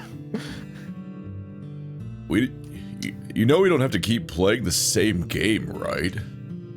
And honestly, oh, thank God. Thank you, Orlando, for freeing me from password. Oh, I'm free? I'm set free? And honestly, I think the stages we're at might be a little too difficult. Hey, I'm pulling my weight, sort of. Maybe we could grab a board game or something instead. Don't have to just, do video games this whole time. I contemplate. Sneeze. I'm just allergic to this game. It happens. While I contemplated this, Orlando heated up some leftovers, with us snacking on it as the others came and went.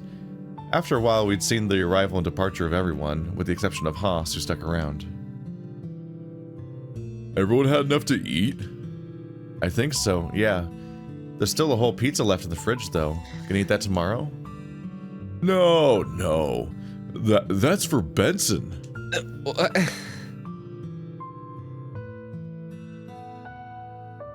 Benson, really? Huh, didn't think you liked pizza that much. I'm very confused. I continue to be very confused by the food situation in this house, where they have such a surplus of supplies in the first week that they're able to make whole pizzas and just leave them in the fridge for someone who didn't ask for it. But then by day 20, they're like, we literally are eating sugar packets. Like we have nothing left. There's absolutely no food and we're dying, which is like, I guess that's disintegrates. I guess that's fair if you are spending every day wasting a ton of ingredients in order to make like pizza for a guy who didn't ask for it, but like I don't know, there's something to that I think is just a little bit crazy to me. Yeah, that conversation was just the one that foreshadows Oz, because the pizza's for Oz, because Benson was like, oh, you're cooking, could I have an extra pizza? And like, that's suspicious. And I commented before, that's like, it's one thing to have that scene and leave the implication, but then to just say that it's weird, like it's almost like there's another person. You're like, okay, why would you say that out loud in the text? Like that's just not a reveal then. I'm noticing all day my deep voice is like very different now, so Orlando's just gonna sound different this route for a while.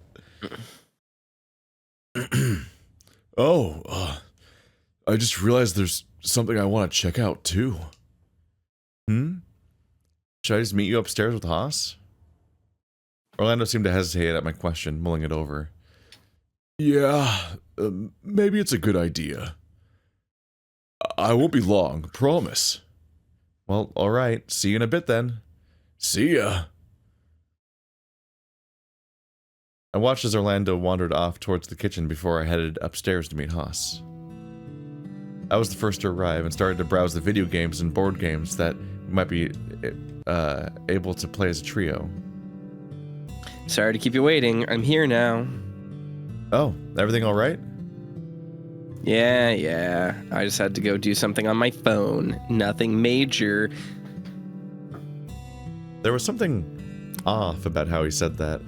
Maybe something in his tone, but it seemed harmless enough. Dave is using more lie detection techniques in Orlando's route than he did in the entirety of Haas's route, even after Haas taught him how to do lie detection. Yeah, remember how several days were spent discussing constant lies and also teaching Dave how to lie, but then like midway through the game they just forgot that element? In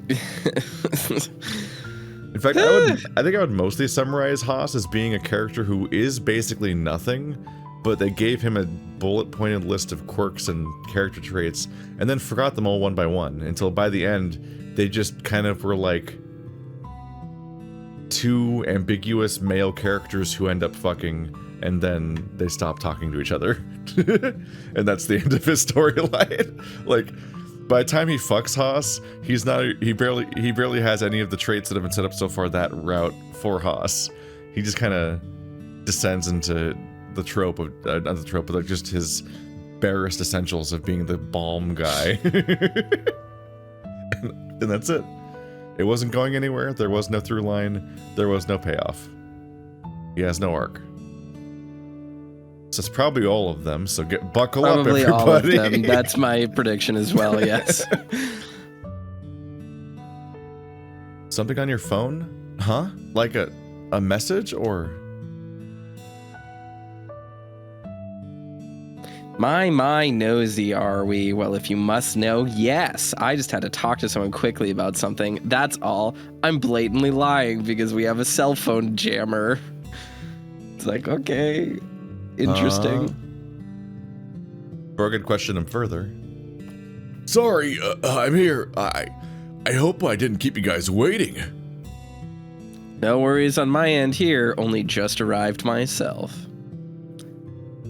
Did you get caught up messaging someone as well? Dave's been grilling me about why I was late, so now it's time to throw you under the bus. Haas emphasized his point by ruffling the fur atop my head and chuckling. No, nothing like that. I was... it was something else. I'll tell you later, promise. Just still wrapping my head around it. Was it something like what you mentioned before, Orlando? What? Oh, no, nothing like that. Just something I've been thinking about. Well, if you're gonna phrase it like that, you're only going to make me more curious.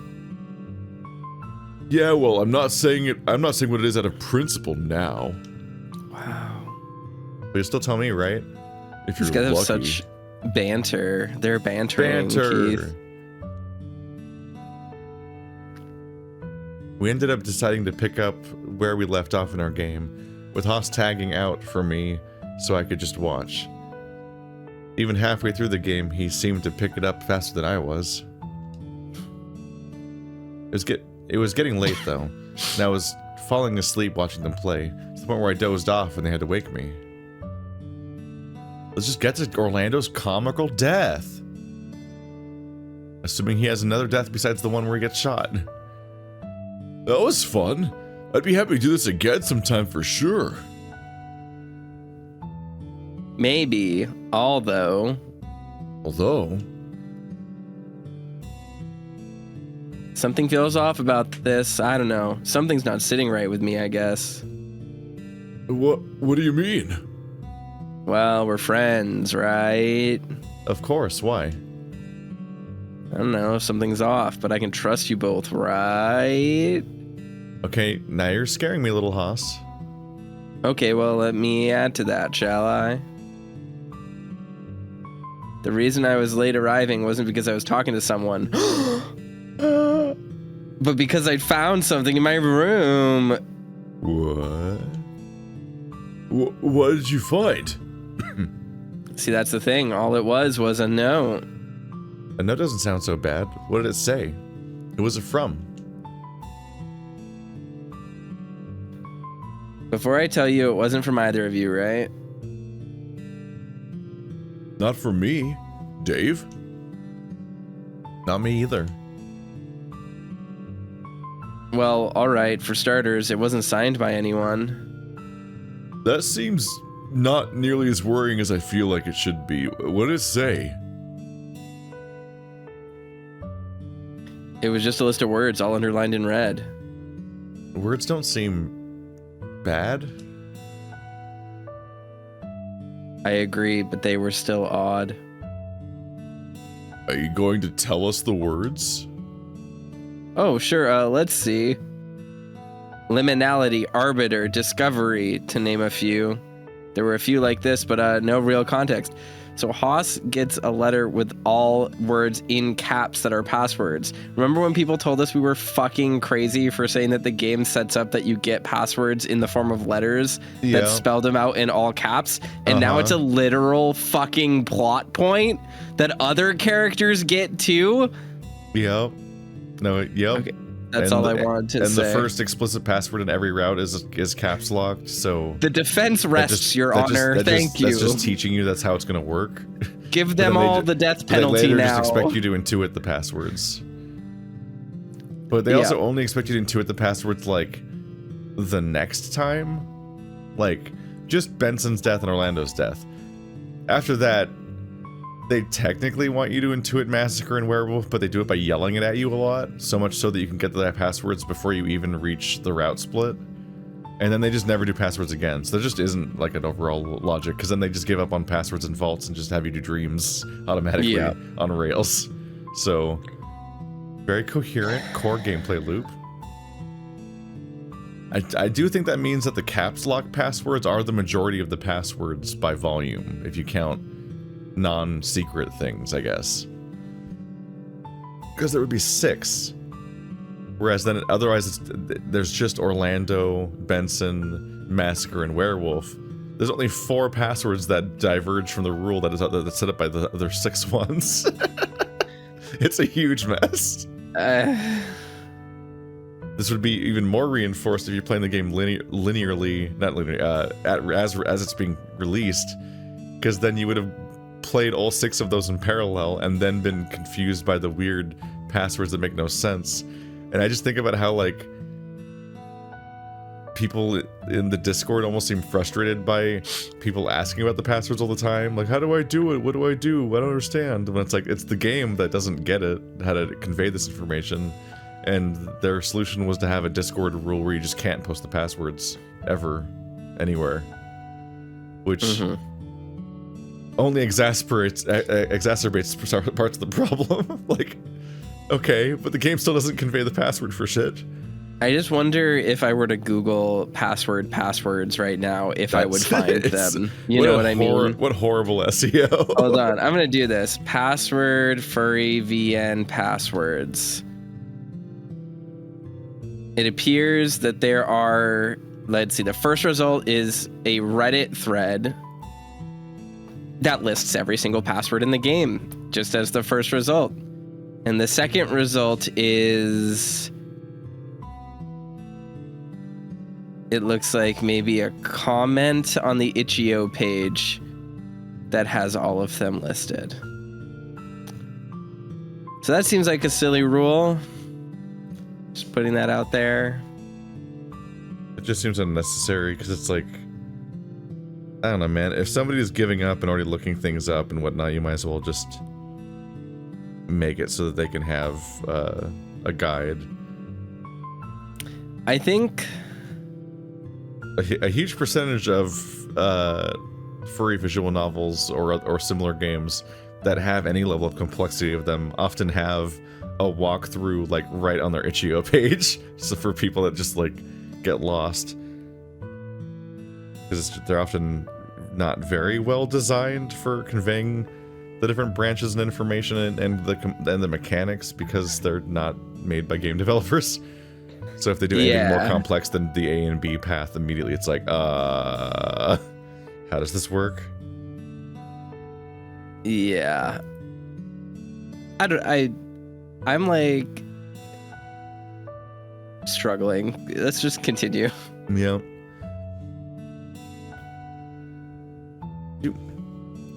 No context? Nothing?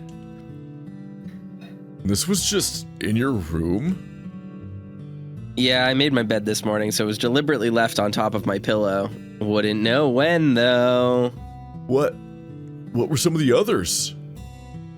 Oh, let me think. Suspend? Matrimony? Any of these make sense to you? No, not really. Orlando, were you wondering if a specific word was on that list? I made a joke last week while we were recording this that like I'm always so prepared to record password, and I'm like so ready for it. And then the second we start, it's like a 5-minute timer before I am so done with it, and I'm already at the limit. It's like very exhausting. Let's continue. They don't mean anything. Sure, okay. What do you do with the note, Haas? Probably still in my room. I think I shoved it into my bag, so I'd need to go digging. Out of sight, out of mind, right? I love that Haas like is down here. He makes like a big excuse about why he like had to lie about a thing, but instead of like confirming it, because like clearly he just wants to talk about this. Like we didn't even really dig. He just is like, guys, actually, this crazy thing happened to me. But then the second you start to interrogate him about it, he's like, nah, I don't know. Like, it's like upstairs on my bed. Like, I didn't even think to bring it downstairs. What do you mean? You guys are being so weird. It's like, dude, you brought it up. What the fuck are you talking about? Should we be concerned people are going into each other's rooms? Might be worth bringing up at breakfast, maybe, but for now, I could do with some sleep. It's late. I bet they never bring it up. And I'd say that I bet because we already did this scene in Haas's route, and I don't think they did. I know password, like... We also know they didn't bring it up because we would have known about Haas's note in other routes before. In other routes, yeah. I was just gonna say the password psychosis. I know it's hitting me hard when I'm like sitting here just staring at the window, but I thinking in my head, maybe I can play Zenless Zone Zero and not spend all of my money on it. And that's the thought that's going through my head while this is happening. I played it for a couple hours, but I got to the first part where you unlock a draw, and they didn't give me the wolf or the fox or whatever, so I uninstalled it. That's how they get you. They want you to dump all your money into the gacha to get the boys that you like, of which there are only 2. Sitting through the gacha mechanic, where it unveils a cube with a thing in it over and over again, made me want to uninstall it just in the process of drawing the amount you can draw for free at the beginning, having not earned anything else. Like, just that process was so tedious and annoying that I'm like, I don't know why anyone likes this. Why does anyone like this shitty slot machine? It's actively annoying. Especially since it's like, I don't know how other gachas work, but in this game it's like... Mostly like that. There's like 3 heroes and 5 billion generic currency drops. And I'm like... Yes. Why would I want to sit here and draw nothing over and over again? Like, at least when I get a booster pack of Pokemon cards, they're all Pokemon.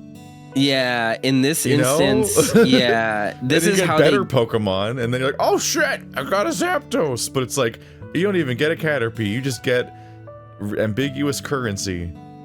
Fuck that. What?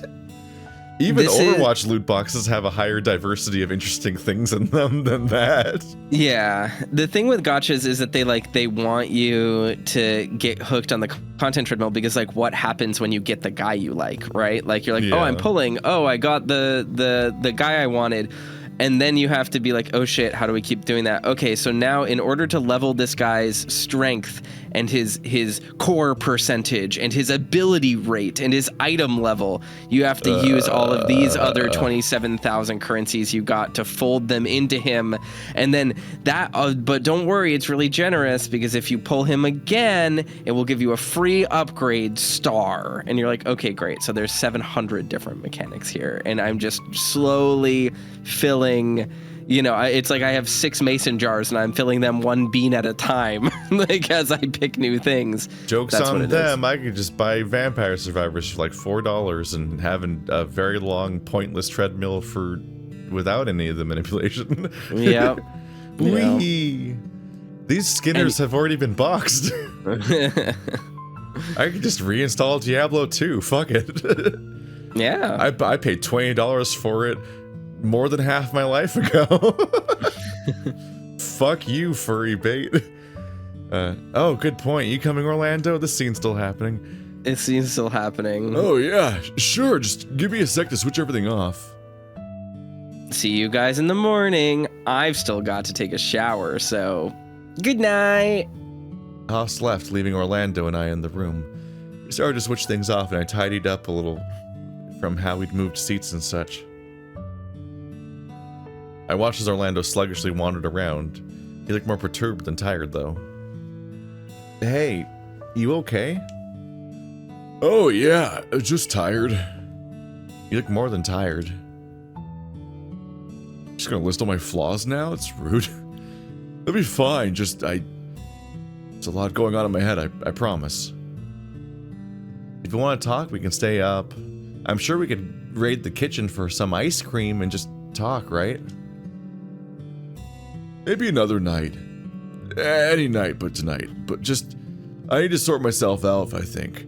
Also, I need to die ambiguously so you can solve my murder. So, like, go away so I can be alone and die? Oh, because of Sal stuff? Orlando's expression shifted quickly to one of sadness, but couldn't quite place the specifics. Yeah, Sal stuff. I'll be okay, Dave.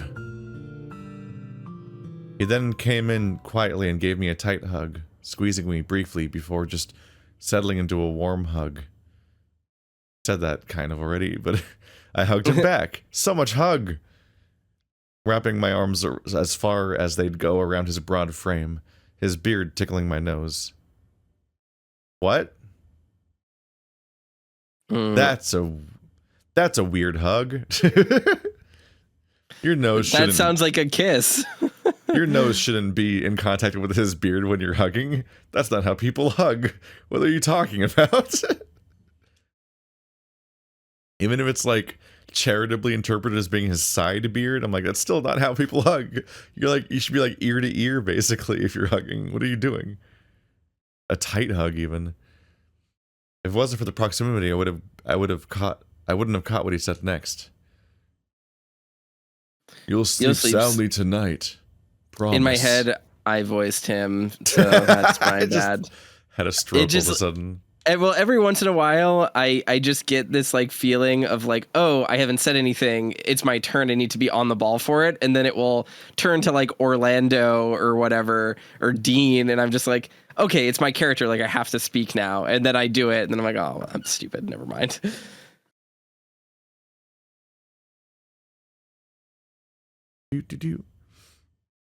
People are marveling at Twitter being completely broken right now because it's every single the contents of every single tweet is missing, and all of the tweets are dated December 31st, 1969.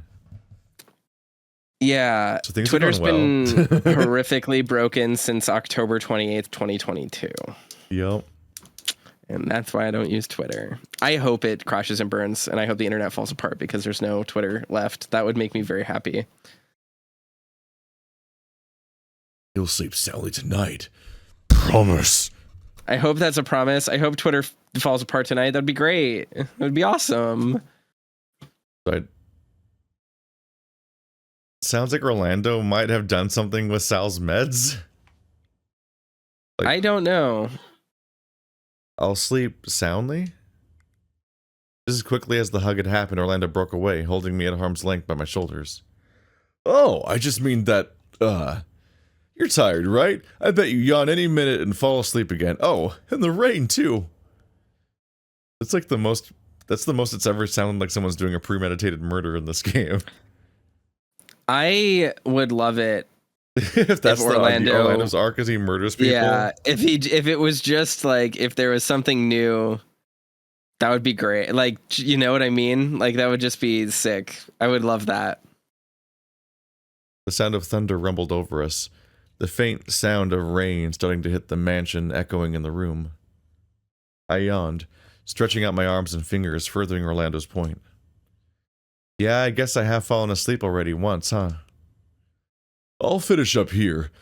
You head on to bed, okay? See you in the morning? Yup, see you at breakfast.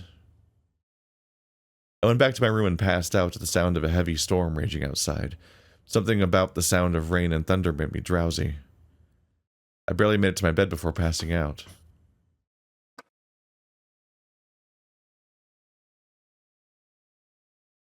Wait, did he drug Dave?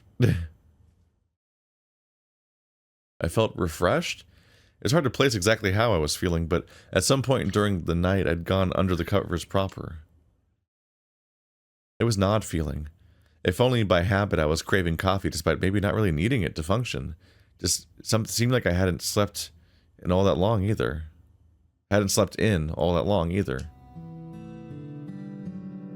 I got dressed and made my way downstairs, bumping into Sal near the bottom. Oh, good morning, Sal. Did you sleep well? No, was restless. Maybe it was the storm. I thought you liked rain, though. It helped me to get to sleep, but I was up with Orlando and Haas last night, so I was tired to begin with.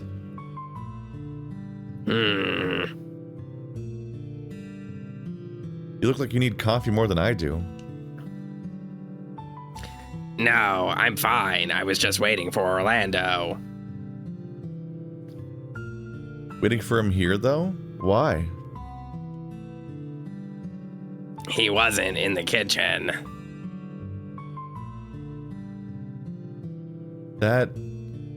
He doesn't live there, though, Sal. I know, but he's prone to routine. I think Sal is stupid. You know what I mean? That's more or less his defining trait. Yeah. Just no brain up there, is there? Like,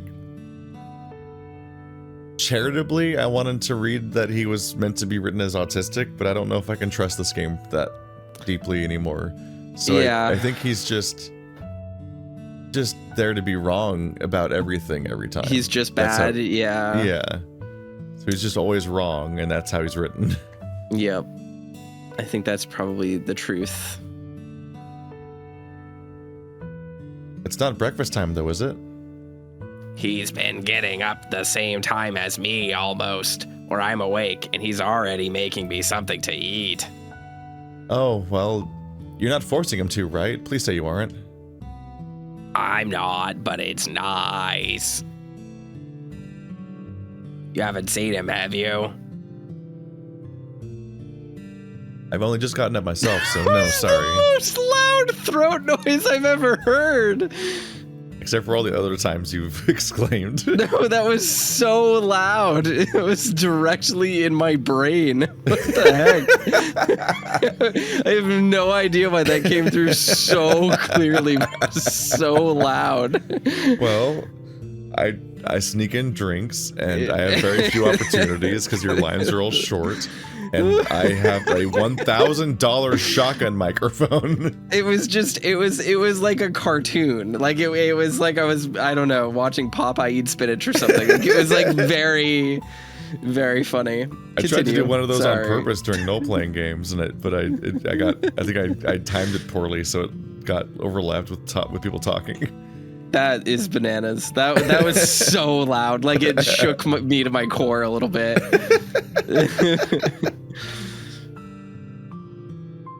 I've only just gotten up myself, so no, sorry. Oh, all right then. Would you like to get coffee together then? Is this going to be the route where Sal likes us for drama? Out of spite. It's just he doesn't like us in his own route, but in this route, he's like, wanna fuck Dave, just so that Orlando gets really upset. It would be absolutely wild if before day 8 there was a route where Sal is just written as horny, and it was just like never corrected because Never the characters just corrected, turned into different people on day 8. Deeply funny. Oh, sure. Already had your swim this morning? Not yet. After breakfast, though. That was also extremely loud. It's like so funny. So clearly comes through. I need my West Coast IPA to get through this.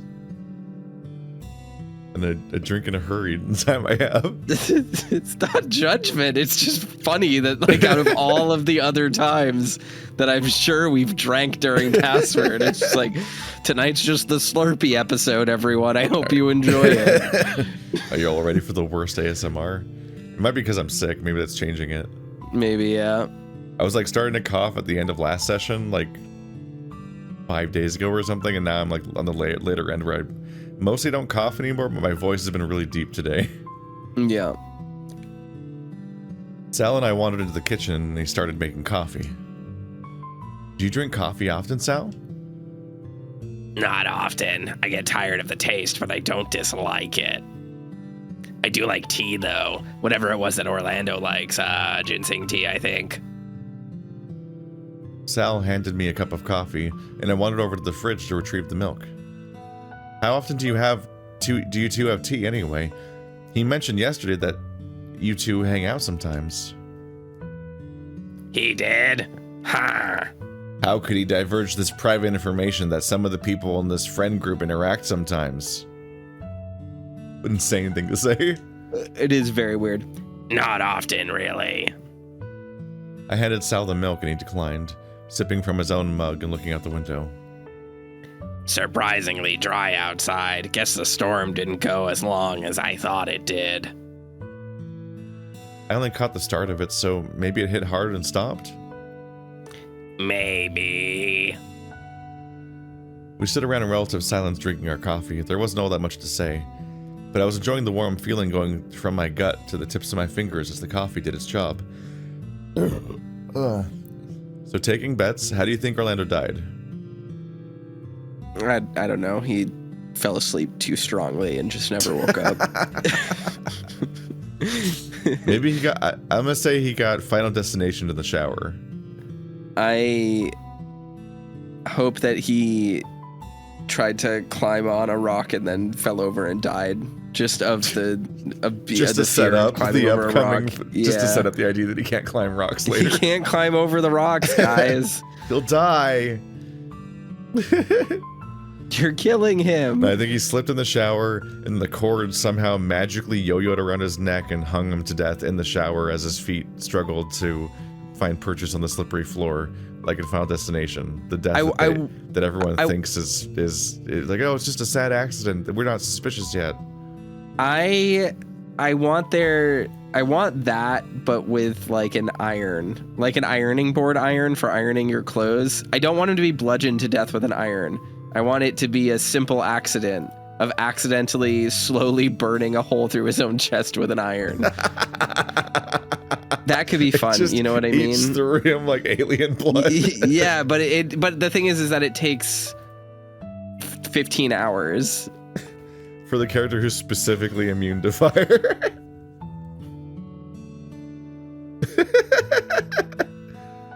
Alright, it's gonna be steep odds, but we'll see how Toaster works out here. Morning. Sleep well, pup? I hate the talking about... I hate the nicknames. Hate it all. Before I could get a word in, Ty swiped the mug from my hands and downed what was left before taking it over to the machine to make some more. Reflex is a bit slow, Dave. I mean, mainly that was just an unhinged thing to do. Just take somebody's drink and finish it. Like, what the fuck's happening right now? Hey, I'm still waking up. But all the early rises are here, plus Tyson. Plus you too, you dork. Ty drank from the renewed mug before passing it back to me. What is this? What is this game? Yeah, we share drinks. This is a power move. Pulling his phone and looking at something. I grumbled, but gratefully took the mug and sipped from it. Really? Why are you up so early, Ty? No reason. Just here to witness a murder. Or more accurately, he's trying to make friends. Oi! Watch it. That's not what I said. Or are you sure? I could have sworn you were saying something about, and I quote, I don't want to have a shit time and make Dave upset. Haas, shut the fuck up. I'm always so caught off guard whenever anyone in this setting says oi. I guess they do. Yeah, they do it. Mostly Tyson and Thanatos do it a lot. Thanatos, yeah. And I'm like, what? Oh, hey, that's pretty cool. Yeah, well, whatever. I asked what he was doing with his stretches and just offered to show him some actual gym stuff. It's funny. It's just like, it does occur to me that these are the most Australian sounding kids from Ohio I've ever met. You know what I mean? Like the English, the just indeterminate location with which this game takes place is incredibly bizarre. Yeah, it's very strange. Right. Maybe it's best we leave it at that. I don't want to pry any further into your reasons after all. It reminds me of the Game Changer skit where it's like 3 Australian actors try and fail to hide their Australian accents. Like, that is so funny. That's what this is. That's what this game is. Dude, whatever. The pair of them wandered out into the kitchen, presumably heading to the gym. Given Haas's normal schedule of getting up early and doing his thing, it made sense. However... Meanwhile... You've been quiet for a bit there, Sal. Everything all right? One's missing.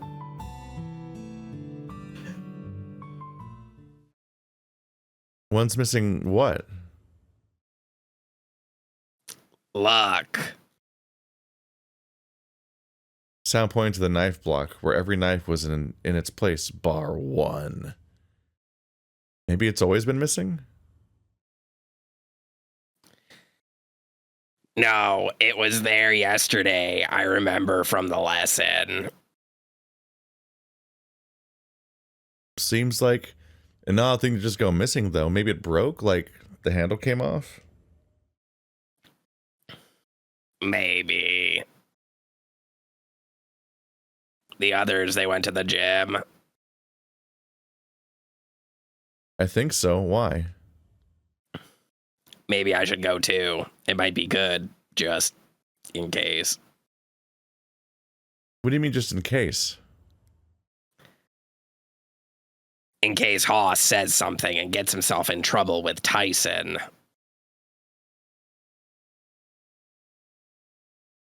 Oh, he's not that bad, I promise.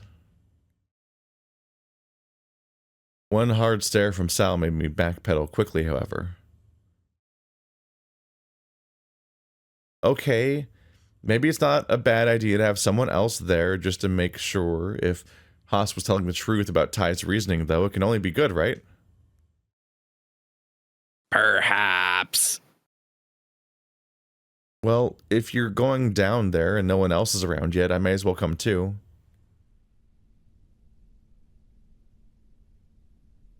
It was dark in the basement. The lights were off. But the light from the gym lit up enough of the way forward. Why didn't they turn on the lights, Sal? I caught Sal's silhouette, shrugging before he rumbled back a reply, audibly uncertain. Cats and dogs have good night vision, right?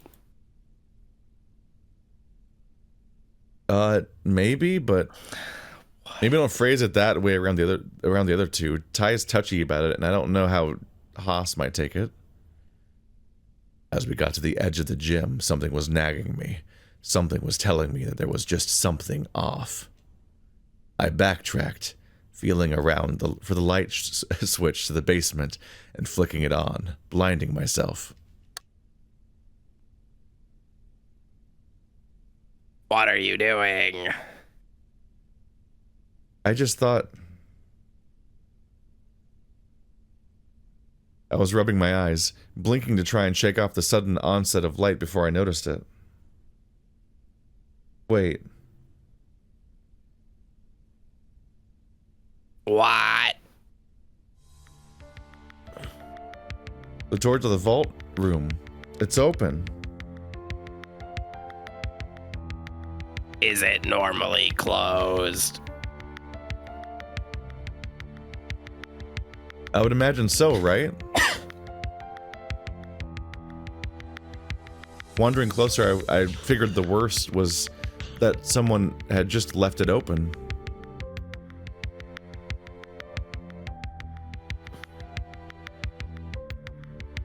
As I eased the door open, though, a knife with no apparent wound, Wait, I did he guess. just die He fell asleep really hard. There's no wound. Was I right? Did he just did he fall himself asleep to death?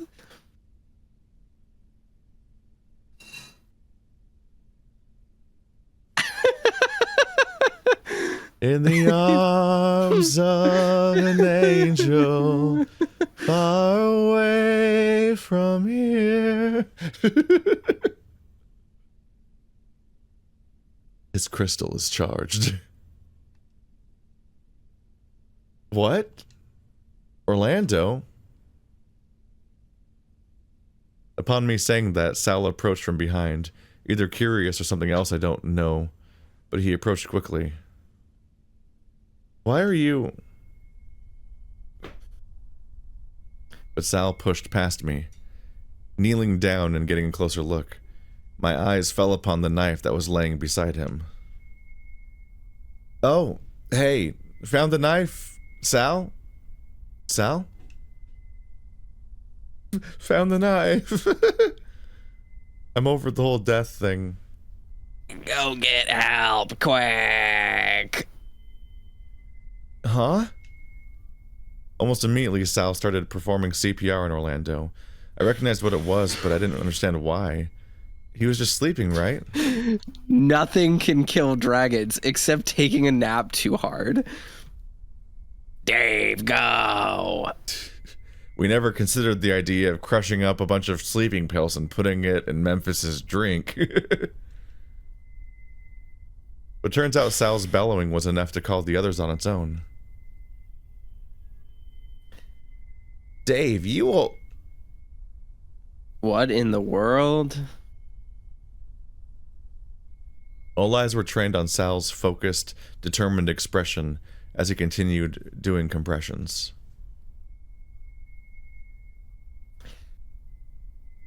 Not good. Ambulance?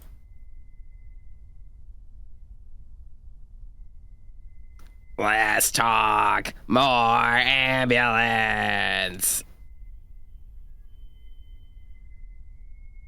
Sal was baring his teeth now, Haas taking this as cue to dash out of the room and back upstairs. What should I do? Damn it. Damn it. Breathe, Orlando.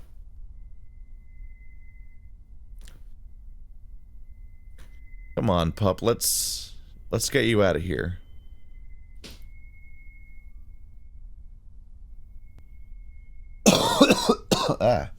Ty eased me out of the room, at the very least, so Sal had some space.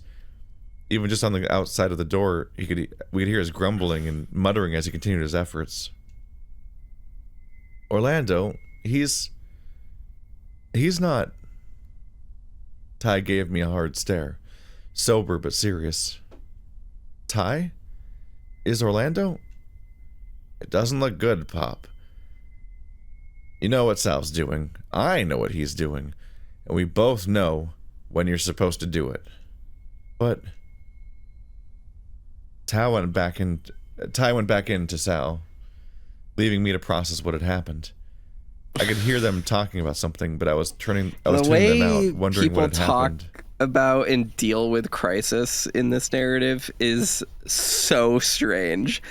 Dave is like crying about his dad and everyone stops everything, and Tyson has a full-on mental breakdown and has to exposit his entire life story to everyone in the group, but they find a literal corpse and they're like, you know what it is, pup, the way when someone does CPR, do we really have to say what it was? Just gotta stay calm and deal with it. It's just like, what are you talking about? What, in what world are you people it's just this calm about this? What? It's all over the place. Dave almost always like just kind of stops functioning and thinking altogether. He's always like Junpei in that one really bad ending at the beginning of 999 where just nothing is resolved or occurs. He just kind of like stops taking in any information about his surroundings or people and then just gets stabbed in the back or something, and You're like, well, guess it's a bad ending.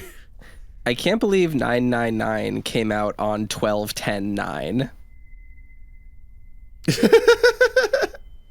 I just wanted to put that out there. But also, that's roughly when I played that game. So when you make very specific references like that, they all blend together. Don't remember it anymore. I remember the events of the game as a whole, but like the specific routes where things happened, it's like, but also, I don't think it would help in understanding password. There's just some early bad ends where it's just Junpei ceasing to have any agency or the ability to observe his surroundings and just kind of like being distraught and wandering broken inside, and then falling apart, and then he just gets stabbed or something, and then it's over. And like, okay, we don't even know who did it. Cool. It's also just weird to read stuff like this. Like, Tai went back into Sal, leaving me to process what had happened. I could hear them talking about something, but I tuned them out, wondering what had happened. It's like, if you're wondering, why'd you tune them out? Yeah, it's also left me to process what happened, but also you're wondering what happened, which means that you don't really have much to process because you don't understand anything, apparently. I slumped against the wall, hugging my knees. Eventually, paramedics arrived and took over for Sal, but they took him away all the same. I guess hours later is technically eventually. It's interesting. It's a time leap you're not ready for in that context. Yeah. I have like so many thoughts, and I kind of just don't. There's like nothing to say. It's fine. It's whatever. Police came next, took some statements from those of us before leaving. This is the other thing that's crazy about this, is just like the way that they talk about the police and how the police are in this like war with the mafia, and how like this is ongoing, and there's like the cops are bought off and dirty and violent, and they're gonna like, we're not gonna get out, Dave. But then like this can happen on day 8, and they call the cops, and they're just like, oh yeah, it's like typical business. What happened, young boys? All right, bye, we'll dismiss you. Like, it's just like so weird, so fundamentally odd to me. I have no idea, just truly no idea what to expect. It doesn't make any sense to me. We overall like just don't have a clear narrative about like even when Memphis arrives. Yeah. Like intuitively it feels like he's here the whole time because you'd expect there to be stakes the entire time. But yeah, at this point it's entirely possible that Memphis basically arrives when we encounter the rabbit for the first time, Jack, and then before that it was just Roswell killing everybody or something. Like, yeah. But like, I don't even know what to do with that, because like this route suggests that Orlando's death is like motivated, like he caused it. Correct. Like it sounded like he was attempting murder, but then maybe he killed himself by accident or something, or maybe he chose to kill himself, who knows what. But like that, increasingly the weird deaths on day 7 or 8 are so ambiguous that they feel like they can't have been caused by Roswell most of the time, because there was an attempt to justify. It feels like when they were written so that there would be a solution for each murder. Like there was an answer for how they were killed, and it was different each time. But then Memphis shows up and it becomes about stopping Memphis, and you're like, so inherently you're like, what? How did these murders play into Memphis's plans, and who did them? That doesn't make sense. Like why? And then why just once in most of the cases? And then later on, the new game plus explanation is that Roswell was causing the early murders, supposedly, akin to how like fucking Thanatos causes the werewolf ending just to fuck with him, basically.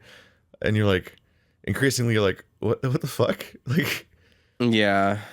And then you're like, well, that doesn't actually make sense though. But like, inherently it's like you wrote yourself into a corner by having everyone having deaths early on that feel like setups to mysteries, but writing a narrative where it's impossible to solve murders. Correct. Because you just time jump to a different timeline where Dave prevents that death, but does so without ever giving us the satisfaction of learning how it happened. Yeah. So he never prevents it, like, via actually learning something. Which, like, I've been poking at this with the Professor Layton game too, where I'm just like looking at the rules about like Sherlock stories and mystery stories, and like the rules that are cited by 999 even, or Zero Escape or whatever, and like they don't have to universally apply to everything. And one of the rules is racist, so you know things age. But one of the rules that is pretty nice is like, you know, the detective should never be aided by an accident, basically.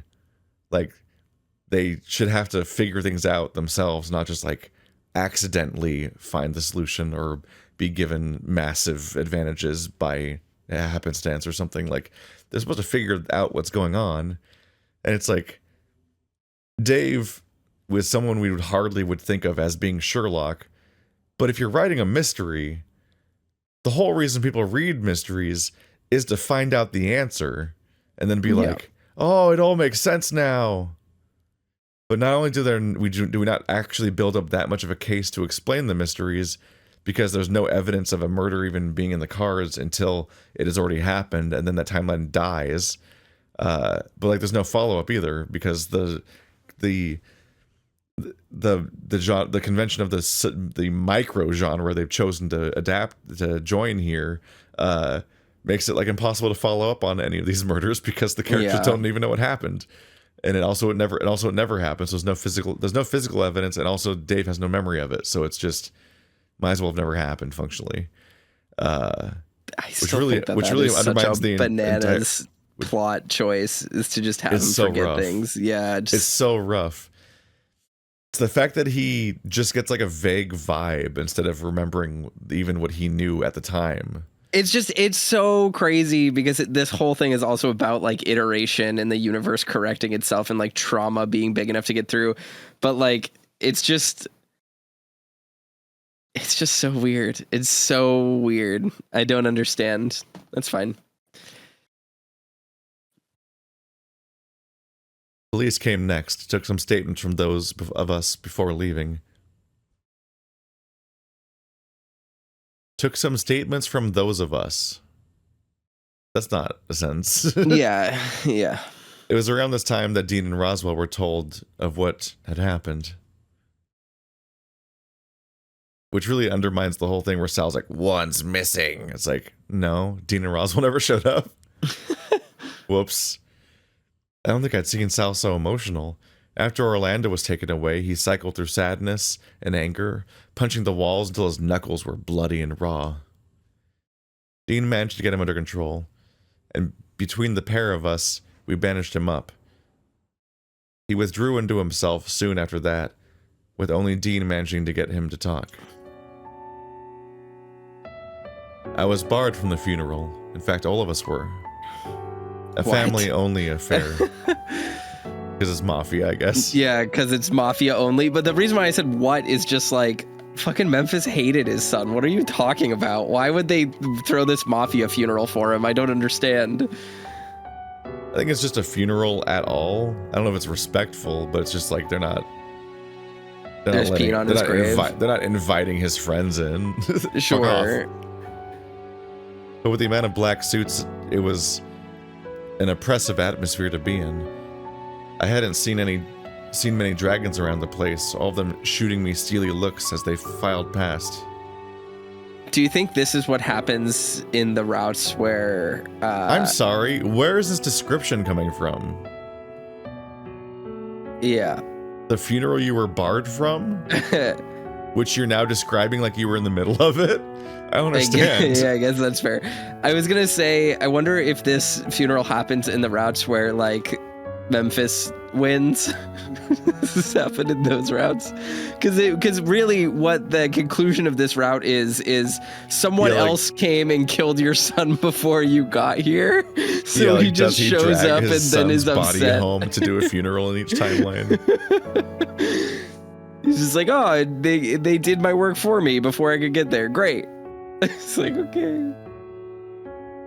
It's closed casket in the werewolf ending. It's very funny. They really love killing Orlando.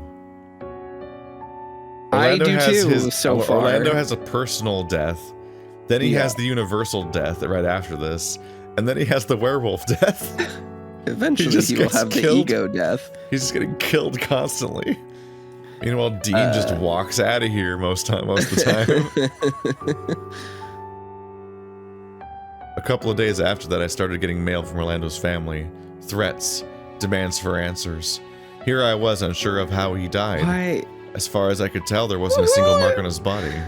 Who in Orlando's family wants answers for Orlando's death? His grandparents, who are completely uninvolved with the Dragon Mafia? What are you talking about? I don't know who would care. Admittedly, when your shitty son dies in the Yakuza games, it's like an offense because it's an attack on the family, even though they hate him. So maybe that applies. But his grandparents are just dead already. Yeah. Like no one that likes him seems to be alive.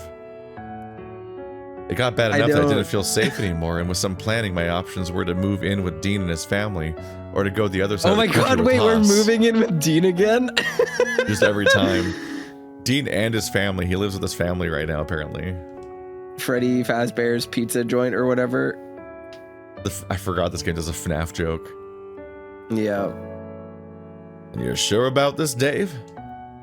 Well, yeah, I think so. Don't worry, Dean. I'll look after him. By the time we're there, he'll be safe. I hope we all die in a drive-by. Wait, so he does move in with a Haas? Okay,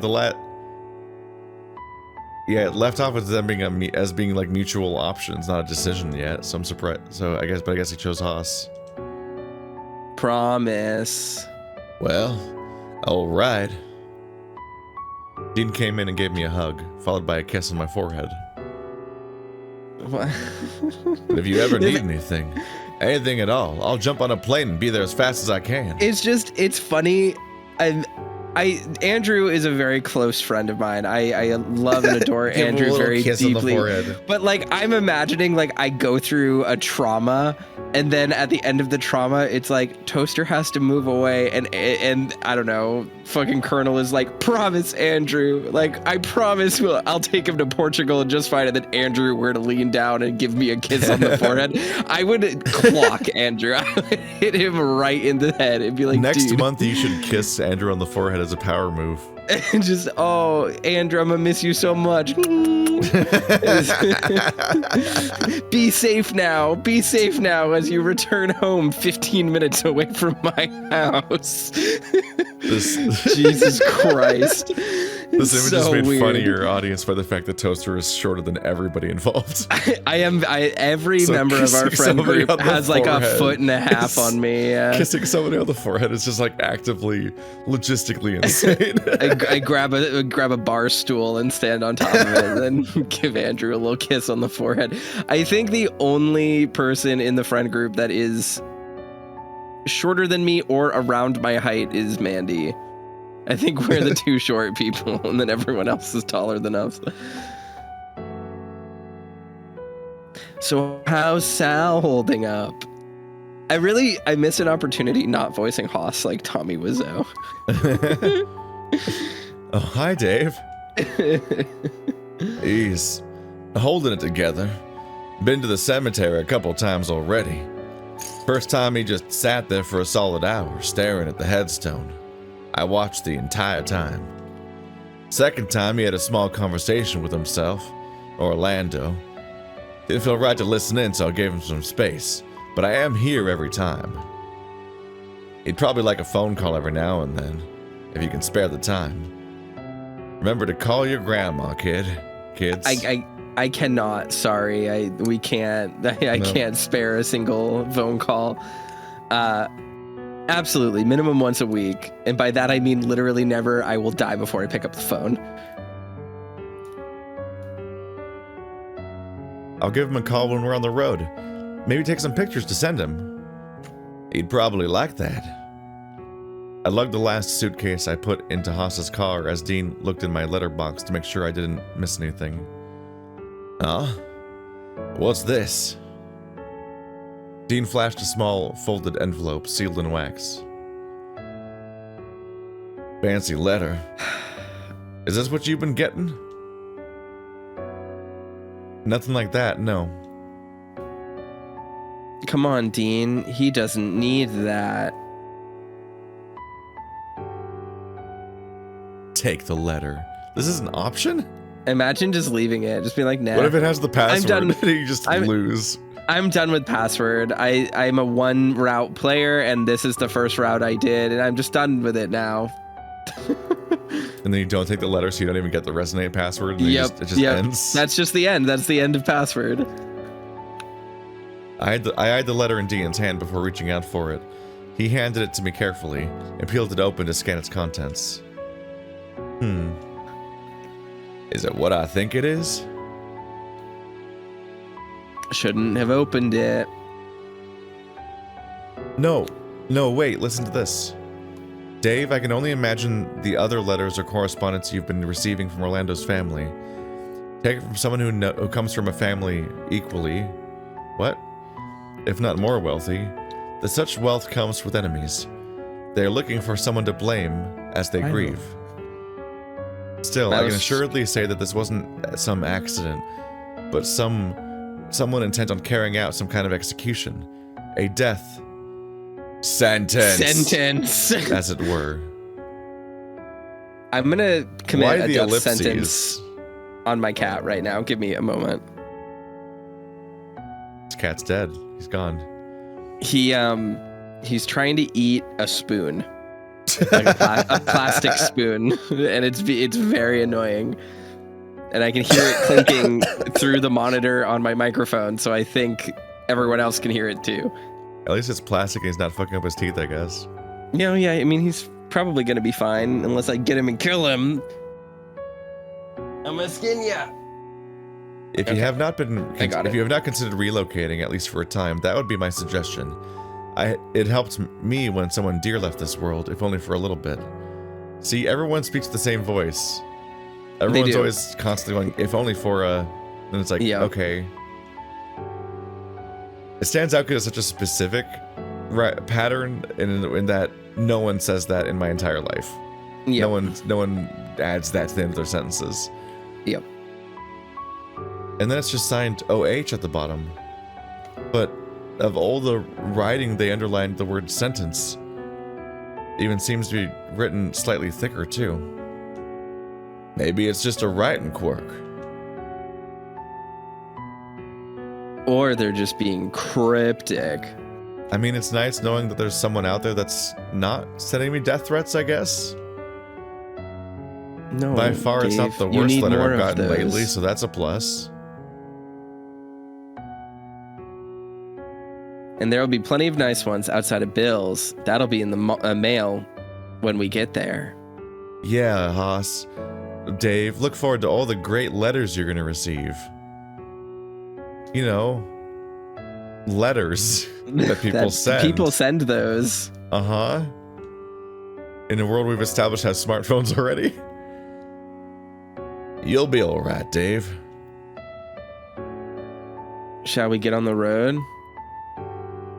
Double checked you've got everything? Snacks? Water? It's a long drive after all. I think the thing I hate the most about Dean is that he treats us like a literal child. Yeah, it makes everything weirder that he's trying to fuck us. It's really deeply uncomfortable the way he speaks to us. Uh-huh. The 26-year-old that knew us when we were a minor? Yeah, I mean, yes, all of that is also bad, but it's so... I don't know, man. There's something particularly infantilizing about being like, you guys get the snacks for your road trip? It's just like, no, please don't do this to me right now. I don't want this. We'll be fine. We can stop off on the way. Yeah, it's only a long drive, not a trek out into the wilderness. Well, all right. Give me a hug, yeah? I'm just thinking about the fact that they said on the other side of the country.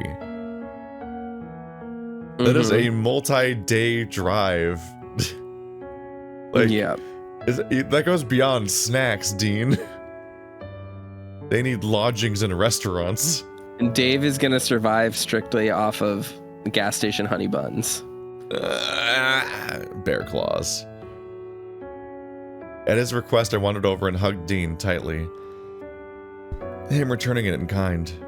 We lingered there, with Haas playing with his car keys nearby, almost oblivious to his presence. We don't even know Haas. No. We're going to move in with Haas, the person that we just met. We know literally the least. The most recent friend group addition in the entire thing. I guess just because he's going across the country, which I'm learning now. The thing, I don't remember hearing about that other endings. I feel like Haas was grouped in with other people in the other ending where Orlando gets shot. When we broke, Dean coughed slightly, turning, but I caught him wiping his eyes with his arm. All right. Give me a call when you get in, all right?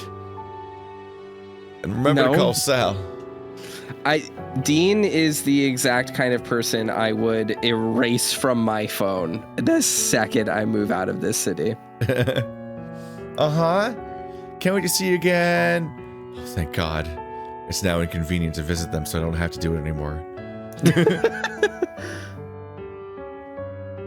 Will do. That was how things were going to be for a while. Haas and I were going to move in together someplace on the other coast to get away from it all. Tyson said he would have been happy to drive me, but I got the impression he didn't want to linger. He did come to visit, though. Dean kept in touch, as did Sal, but it was clear that things weren't the same back home.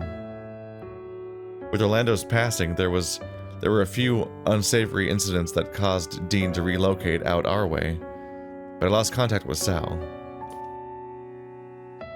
Roswell and Tyson seemed to disappear completely. One day they just stopped replying to my messages. It was sad, but the change in scenery in the company I did still have made it better. I'm over Tyson's death, my brother, who cares? Does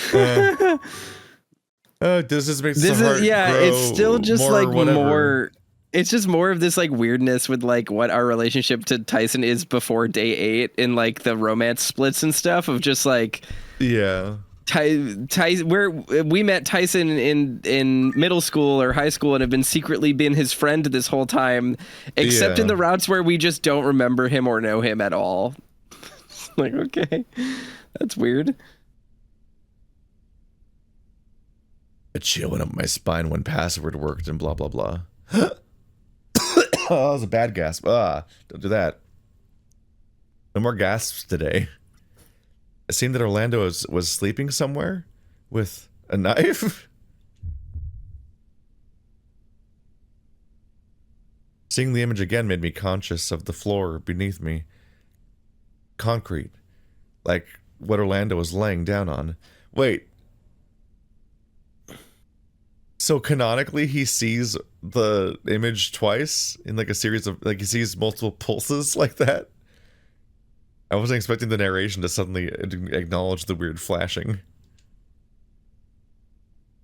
When the room came back into view, I was staring at the door. I had questions, namely about what Orlando would be doing down here with a knife, but he seemed fine. Despite that, though, something disturbed me about the implications of it. Taking one last look around, I headed back to my room to prepare for breakfast. He literally doesn't understand that Orlando's dead in this timeline. That's how ineffective this whole system is. I think this is stupid. Uh-huh.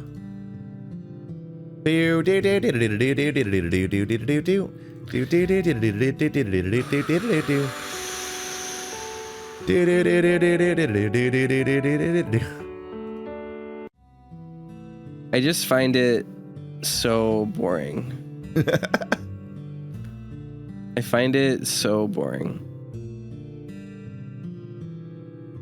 It does just usually feel like there's a lack of understanding of like what would make a scene interesting or exciting or worth getting to.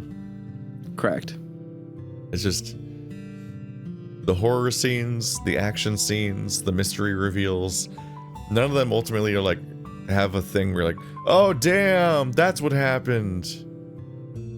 Yeah, it's just like you almost miss the purity of like storytelling. Like No, of not just even, stories that are told.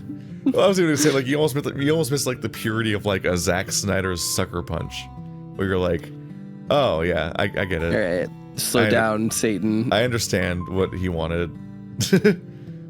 Yeah, he wanted the girl in the anime like Japanese schoolgirl outfit to fight a giant mechanical samurai, and when she blocks the blows, she does Goku craters in the floor as she slides backwards. Like, I get it. I know why he's doing this. One way or another, you're like, I understand the intent. And what I struggle with so much with Password is I don't get intent from it, which is why it's so confounding. Because like, everything has like a detectable intent. Like, I played all the bad 3D Sonic games, and I know what they wanted to be. I get it.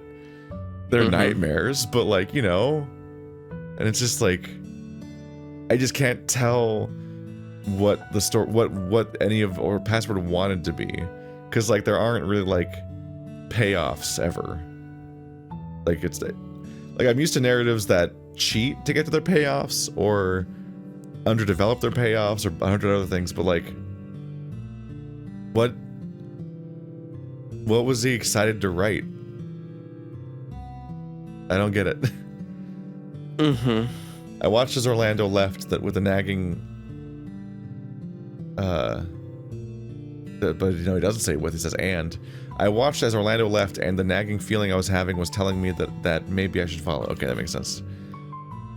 He said that he wouldn't be all that long, so I could just wait, but follow Orlando?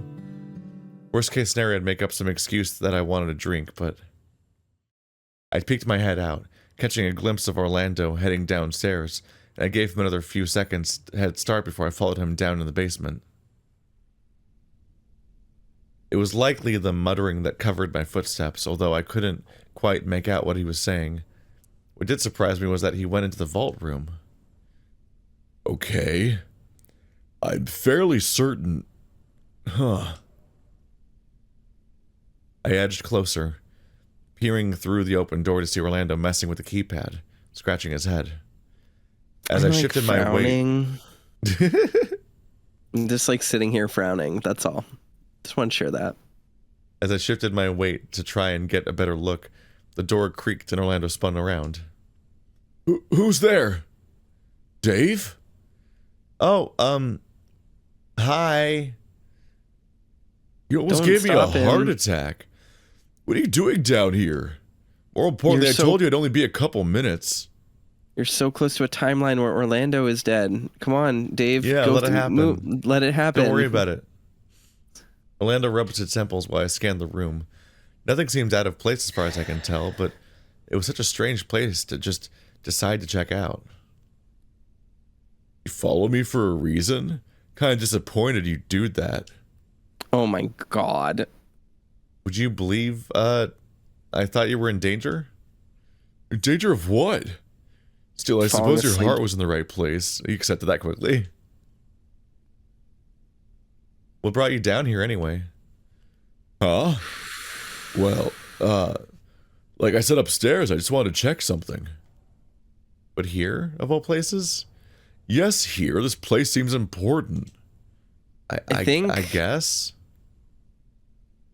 Every character in this game should die. They do, sometimes. Yeah. Not often enough for my liking. Yup. I was going to think of an exception, but no, there's no exception. Every single character has died. No one would just love to watch all of them die 150 times. That might calm the bloodlust in my soul. Just want to relive the catharsis of Thanatos taking us outside and then going, that and was dying. And such a high point in the playthrough. Mansion explodes with every character in it. There's such a high point in the playthrough that it's like, it feels like it could be from a different game. Oh no, it's just a feeling I get. Sort of like the feeling I get standing in front of the one at home, but at least I know what's inside that one. Wait, you have one of these at home? Not like this, but we do have like a treasury vault thing. But at your house? Your parents are bankers, right? Shouldn't they be, having the sort of stuff at the bank? Or like the hideout, I guess, but you still don't honestly believe that my parents are bankers, right? That's what you told me they did? And I believe I believe that my friends tell the truth to me. I hate this game. Yes, as far as we could tell in the Tyson prequel flashback thing, it seems to establish that Dave already knows Orlando dad is a mafia guy. So the whole thing just actively breaks. Whoops. And that's what you told me they did? And you live in a nice house, so... Dave, think about it real hard. Think about maybe why my dad didn't like yours, or why you weren't allowed back at my house after they found out your dad was a cop. Well, I mean, that's just because all cops are bastards, but it has nothing to do with the mafia ties, yeah. I thought it was just because I didn't know how to use chopsticks. It's a new answer. They previously thought it was he didn't take... It's another offending the Japanese answer. Last time it was because he didn't take his shoes off. And now now he's been exiled from the Japanese because he's bad at chopsticks. And that's offensive, I guess. This makes even less sense. This game is bad. That's all I have to say. Listen, I am completely incapable of using chopsticks, and I haven't been shunned by any Japanese people. You can tell from all of my 0 Japanese friends. Oh. Well, it didn't really help, but that's why I was so intent on teaching you after that. But they really didn't like Dad? What sort of people don't like cops? Oh, wait. Oh my god, this is so naive. Oh, you don't like cops. Dave. You must be the mafia. Oh, it's so tone deaf. Oh. It's just bad is, the word I would use to describe it. It's bad. That's the one. I just don't understand how a gay person writes that. Yeah. Like, I don't have any editorialization to do on that. That's just what comes to mind. We're just like, it's bad. We don't have a good history, man. Right. Wait. So your family is... Let's maybe just leave it there, just in case, but I promise you I haven't done anything bad. That's all my parents and their associates. Who cares? Orlando. This is just so inelegant. You don't want Orlando to tell us that his dad's in the mafia, but you do want to communicate to the audience that it is. Yeah, you want to allude that they're not bankers, apparently, which we didn't know yet anyway. And like, why not just say it? Yeah. I'm too lazy to do it, but it makes me want to recheck the ending we just had. I'm like, does that not confirm that they're the mafia too? Like, does Dave still not know it then? I'm just like, I think... I don't know. Never mind. There's no point. Fuck it. I quit. I'm just getting to the point in this game where like even trying like where I'm past the point of not having anything to say, and I'm at the point where it's like, do I need to comment on this? No. Like, it's hard to commentate actively because it's just a stream of bullshit nonsense. It reminds me of a game I finished playing earlier today where I didn't like it very much, but I still had to commentate over it, and that was hard. Oh. I look forward to trying new games. I need to finish my next video essay first before I can get back into recording more. Yeah. And I feel like stuck when I'm in this state, but I need to do it. I feel very similarly, which is why I'm throwing myself into trying to get as much done so that I can finally slow down. Sounds counterintuitive, but that is in fact how it works.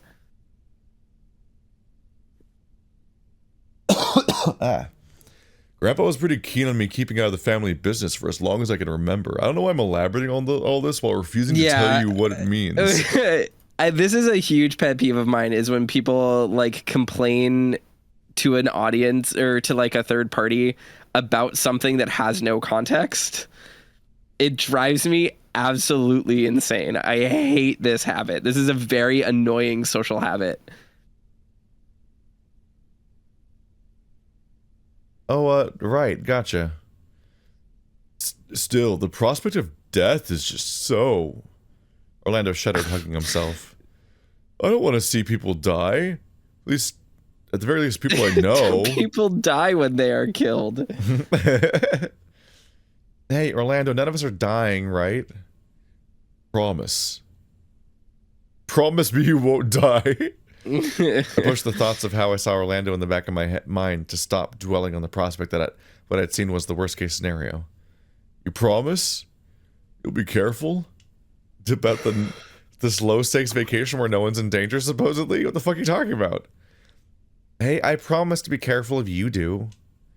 Seems fair. I promise I'll be careful too. I mean, I guess they did just see this image in the vault or whatever, I guess, so I'll give it to Dave. He can say stupid shit all he wants. Dave doesn't believe... Dave doesn't know what the image means. He doesn't know that Orlando died in the image. Orlando hasn't seen the image, and Dave has not communicated the image to Orlando. So it's just like, what are you guys talking about? Pinky swear you're gonna not die on our friend vacation to a house? I think it would be so cool for me to eat so many Nilla wafers during this recording that I go into a diabetic coma and never wake up. Because that's the mood that this ending is killing me. This ending is putting me into a coma faster than Orlando going to sleep so hard he died did. We're not in an ending. We're in the true route. Whatever, this route is what I mean. This is so stupid. I can't believe we're having this conversation right now. This is getting to the Oswin level of like reiterating things that don't need to be reiterated over and over again. This is so frustrating. Seems fair. I promise I'll be careful too then. Be careful, Dave. I'm going to be careful, so you should be careful. Okay, Orlando. Well, I'll be careful if you're careful. Okay, Dave. Make sure you're careful. Oh my fucking God. Orlando and I headed back upstairs to spend more time gaming. We were getting a fair way in, but I was struggling to keep up. Is that really... yeah, that's why they're talking nonsense, is because I think he like magically solved his death that way. Just being like, I don't know, man, vague bad vibes. Just like be safer. Don't fall asleep. Never sleep. Sleep is bad for like, you, Orlando. In the other endings, he knew to prevent a specific thing. Yeah. Kind of like in Tyson's, he knew that he had to not let him go in the woods, so he got sexually assaulted. Whoops. In Haas's ending, he vaguely knew not to let him meet Tyson that day. Yeah. Sal's the one that has is the only one that functions as an actual mystery, which is that he actually figures out the suggestible while sleepwalking thing, and specifically gets him to stop taking the sleep pills. Oh yeah, so remember when that was like a big plot element? Yeah, remember? Yeah, totally forgot about that. People said Sal was the worst one to play first, but it does start off with an actual mystery that gets an answer. So you end up thinking that the game will have answers. We don't know who specifically told. We don't know who the person was that manipulated him into dying while he was suggestible. But we did figure out the entire mechanics of his death, which is way more than the game ever gave us again, honestly. So that's a high watermark in like part 6 of the playthrough or whatever. Orlando, I headed back upstairs for more gaming. We were getting a fair way in, but I was struggling to keep up. Needing a break and given the time, we headed down to the kitchen to get something to eat. Fucking bye. But suddenly that hesitation fell away, replaced with a warm smile. Please, all I'm going to do is check the vault again. Wait, why? Peace of mind, really. Don't worry. I didn't forget the promise. I'll be careful. I narrowed my gaze, giving a look of suspicion. Hey, I mean it. It's a thing I remember Sal talking about once. The more you confront something scary, the less control it has over you, right? Oh, so you're going to try to overcome your fear of ghosts and stuff, too? Maybe not right now, but eventually, that'd be nice. Still, you head on up. I won't be long. Only a couple minutes to gather my thoughts, and I'll be right there. Alright, see you in a bit. Yup. Orlando headed towards the basement before patting his pockets, turning around and heading inside towards the kitchen. Oh, so he didn't go in the basement. Guess he left his phone behind? As for me, I headed back upstairs to meet up with Haas. Suspicions dropped, no longer worried about Orlando for some reason, despite nothing being solved. I locked eyes with Orlando, the two of us knowing where he'd been, and seemingly on the same wavelength about sharing that with Haas. Better keep that from Haas, so that when he reveals the password. Amount of distrust between this group of people that are supposed to be friends but also don't know each other is remarkable.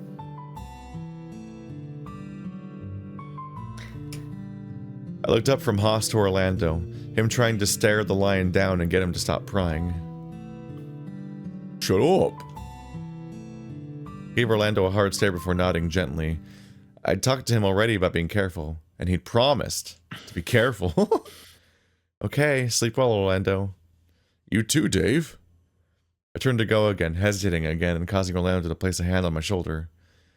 You alright? You're, acting kind of funny. Just tired?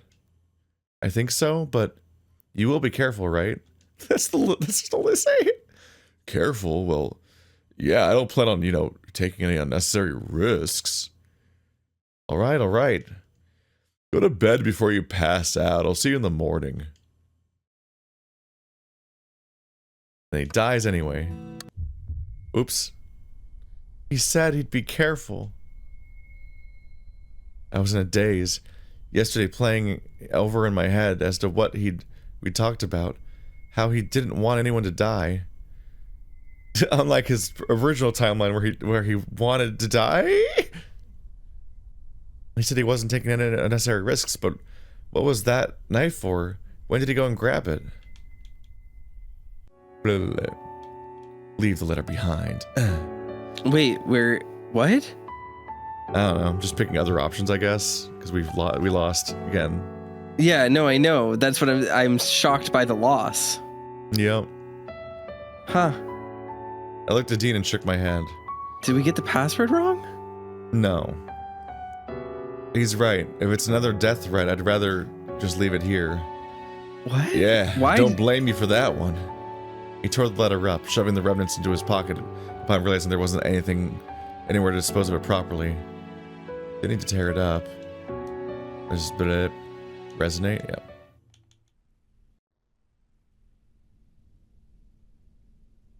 What? Ba bum ba ba dee ba ba dee ba boom boom ba ba dee boom ba doo boo.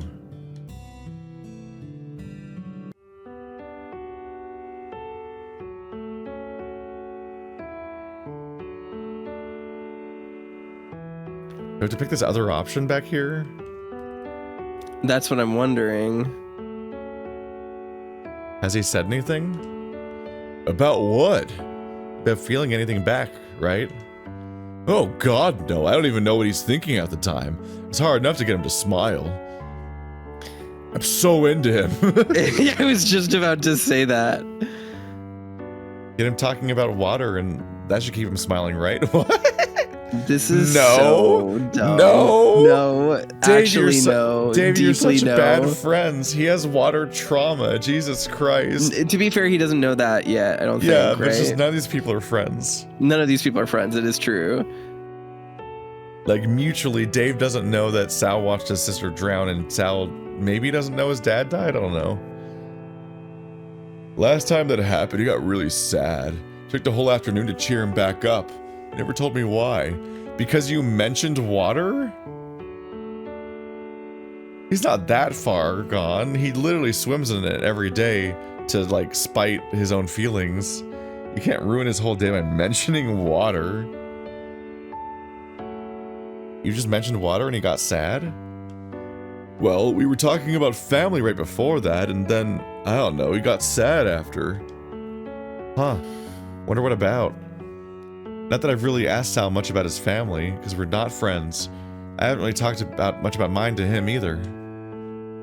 I don't really want to bring that subject up with him again, either, to be honest. Oops, misclicked. Just fundamentally crazy to me. Whee! I guess it's just that you only get to pick 2 options and that's it. I guess we'll not follow Orlando, I guess. That seems kind of productive, but I don't know what else they could want from us.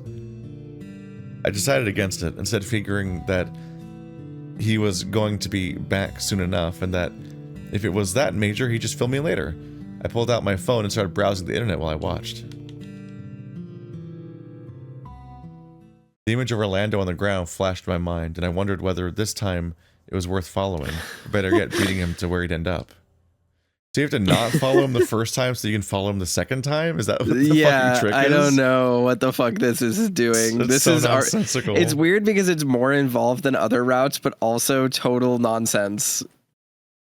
It's just trial and error, which I guess is the hell that Roswell and Thanatos are stuck in. Yeah, maybe it's a good idea. The problem is that it's trial and error, but you make a different choice with no new information. Like, we have the new information of that didn't work, but Dave doesn't.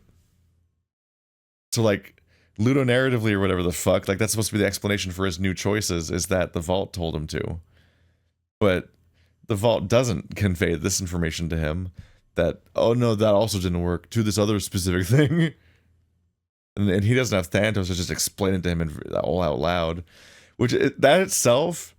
I'm realizing Thanatos exists because this vault is so limited and shitty to write around. They're like, shit, I need a version of the vault that can just fucking actually explain to you what happens sometimes. Yeah. Because I wrote such a bad mechanic that it doesn't make sense. And it's mostly inactionable.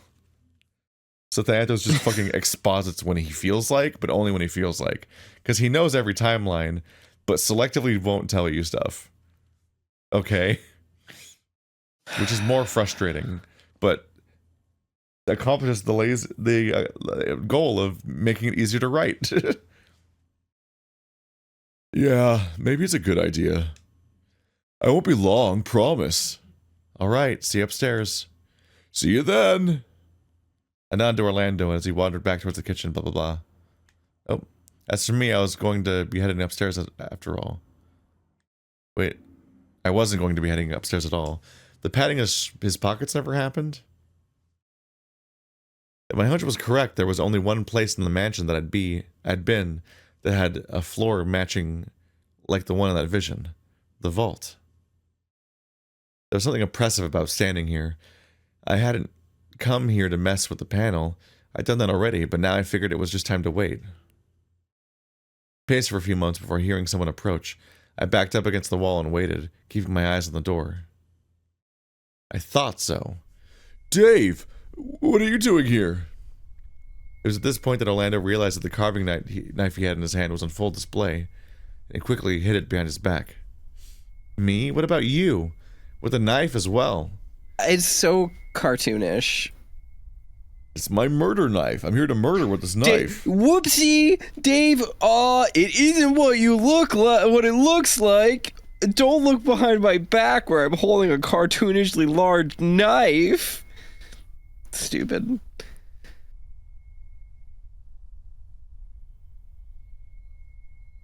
Oh, I can explain that. Okay.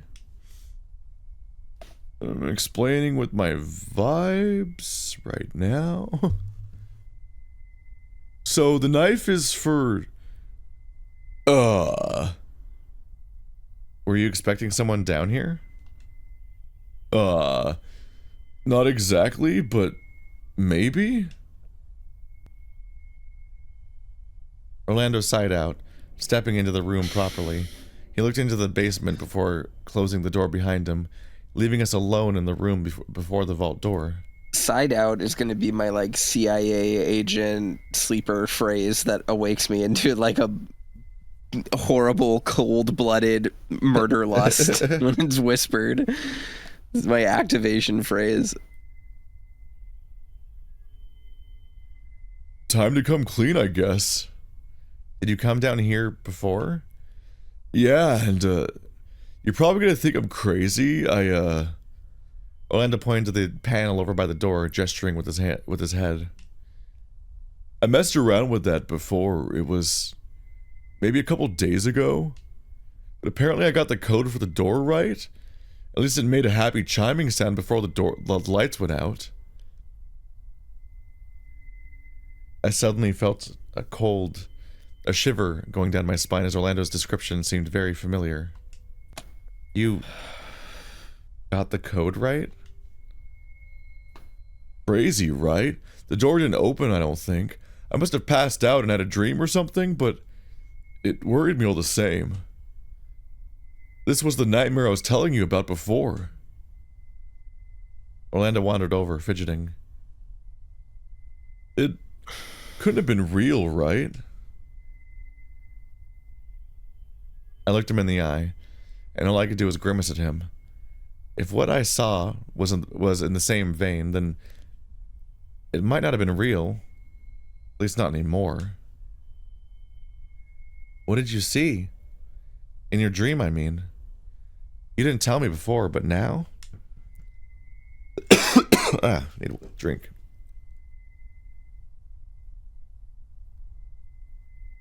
I gestured loosely at the vault door. Oh, are you sure you want to know that? If you tell me, I'll tell you what I saw. You saw something too and didn't say anything? Hey, now, I was in the same boat as you. You're right. Okay, so after all the lights went out, I saw you. That doesn't sound so bad. With a bear. Dean? I don't know, I don't think so, but more importantly, you were, Orlando's voice trailed off into a whisper, keeping that volume as he continued to speak. Dead, I think. Well, you said that, but how was I dead? Orlando paled, his free hand going to his neck and rubbing it, refusing to look at me. Mirroring him, I found myself doing the same, gulping. Oh. A few tense moments passed, with neither of us saying anything, the implication of what Orlando had done speaking enough to get the point across. Well, fair's fair. Something happened to me as well, except I saw you. Me what? Well, you looked like you were sleeping, but if this thing shows dead people, then... Oh. How'd I die? Don't know. You look like you were just sleeping, but you had a knife with you. Do I want to know how I died? I'd rather not try to remember, really. What did you put into the thing? Me? Oh, sentence. Without waiting, Orlando wandered over to the keypad, punching in something before it beeped angrily at him. That doesn't work. Just comes back with that it's wrong. But I only used it this morning. I wandered over and punched in the same, but it beeped angrily at me as well. I promise it worked before. I guess maybe they only work once? Let's try yours. What word did you punch in? Yeah, I'm not risking that one. Wait, that's not fair. Yo, maybe I don't want to think about seeing my best friend hanging from a rafter somewhere by the neck. With a bear? That part wasn't specified before. Yeah. So a bear hung us? That seems like a very inefficient way for what's-his-name to kill us. Sorry, just... It looks so gruesome, I'd hate to think that you'd see it and it'd give you nightmares. Making me squeamish enough as it is. I grumbled, folding my arms over my chest in a huff. Orlando gently placed the knife on the ground and wrapped his arms around me in a hug, resting his head atop mine. I just don't. I do not buy their chemistry at all. As an aside, like even as friends, they do not seem close.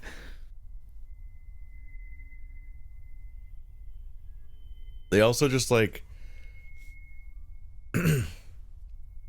it's always just like the rote, like mechanical description of a hug.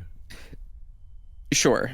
It always goes on for too long, and it's always like a hug is when two people wrap their arms around each other and hold each other close, and then your neck and chin slot into each other in that way, and it's like, yeah, feeling the passion. They're really having an emotional moment right now. Sorry, it's the mental image of like trying to imagine this language, but trying to describe just a very explicit sex scene, but only reaching that height of narration. What was your plan anyway, coming down here with a knife? Honestly, I was about to camp out here tonight and maybe try and fight off anyone coming to put more bad things into this machine. What the fuck are you talking about? What does it even mean? Put bad things into the machine? I don't understand. I just don't understand. Would that work? I don't know. I just wanted to feel brave for once. Thinking that I'd be saving your life. Thinking that I'd be saving your life got me enough courage to at least try planning something out. But now I'm worried about how I might have kicked the bucket trying that, if what you saw was right. You said it looked like I was sleeping. You said it looked like I was sleeping, and sentence was the code? I nodded, and Orlando picked the knife back up, tapping the flat of it lightly in the palm of the other hand while he thought. I wonder. Wonder what? That we should be getting back to Haas? Oh shoot, I forgot about Haas for a moment.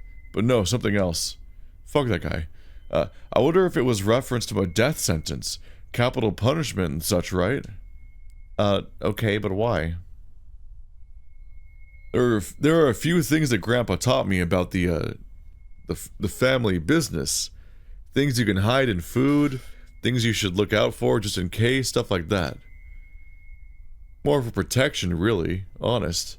Why are you distancing yourself? You still haven't said what the family business is. There was one time he was telling me about how inmates on death row get executed by lethal injection. There's 3 parts. One of the injections is like a really strong muscle relaxant. Apparently an overdose of that can shut down all your muscles and you suffocate without even being able to gasp for air. That sounds horrible.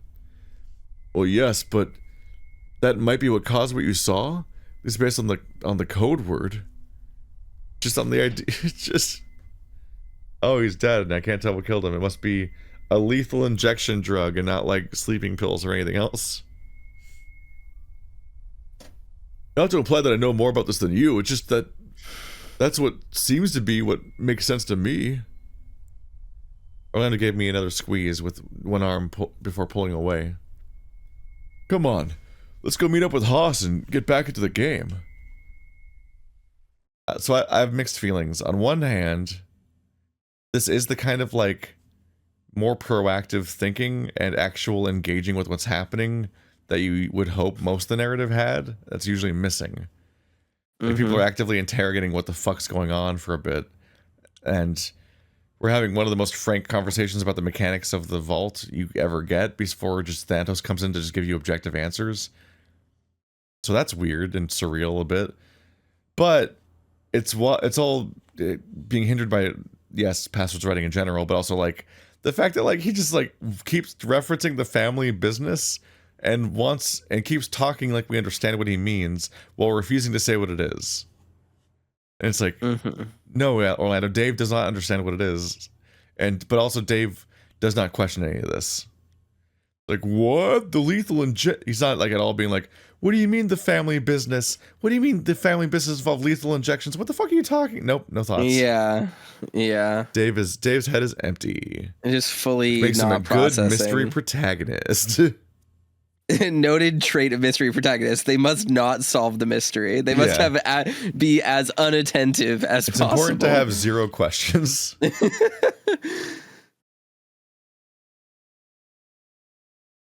Orlando detoured on the way back up and to drop the knife off back in the kitchen. He seemed to dash back to me, so we arrived at the room at the same time. Are you implying? In the other route, he pats his pockets, then goes back to the kitchen. So that was him getting a knife? But that suggests that he expected the knife to be in his pockets? Like a kitchen knife in his pocket. Just shove your hand down in there real fast without looking. I'm just like, what the fuck? What? But Haas was the one wandering over to us, seemingly fine with how late we were. Oh, Haas, sorry for keeping you waiting. Yeah, it's my fault. Sorry. Nah, it's all right. I figured something might be up given you weren't there already after I showed up. Got distracted myself. Oh yeah? With what? Nothing important. Creepy, but not important, really.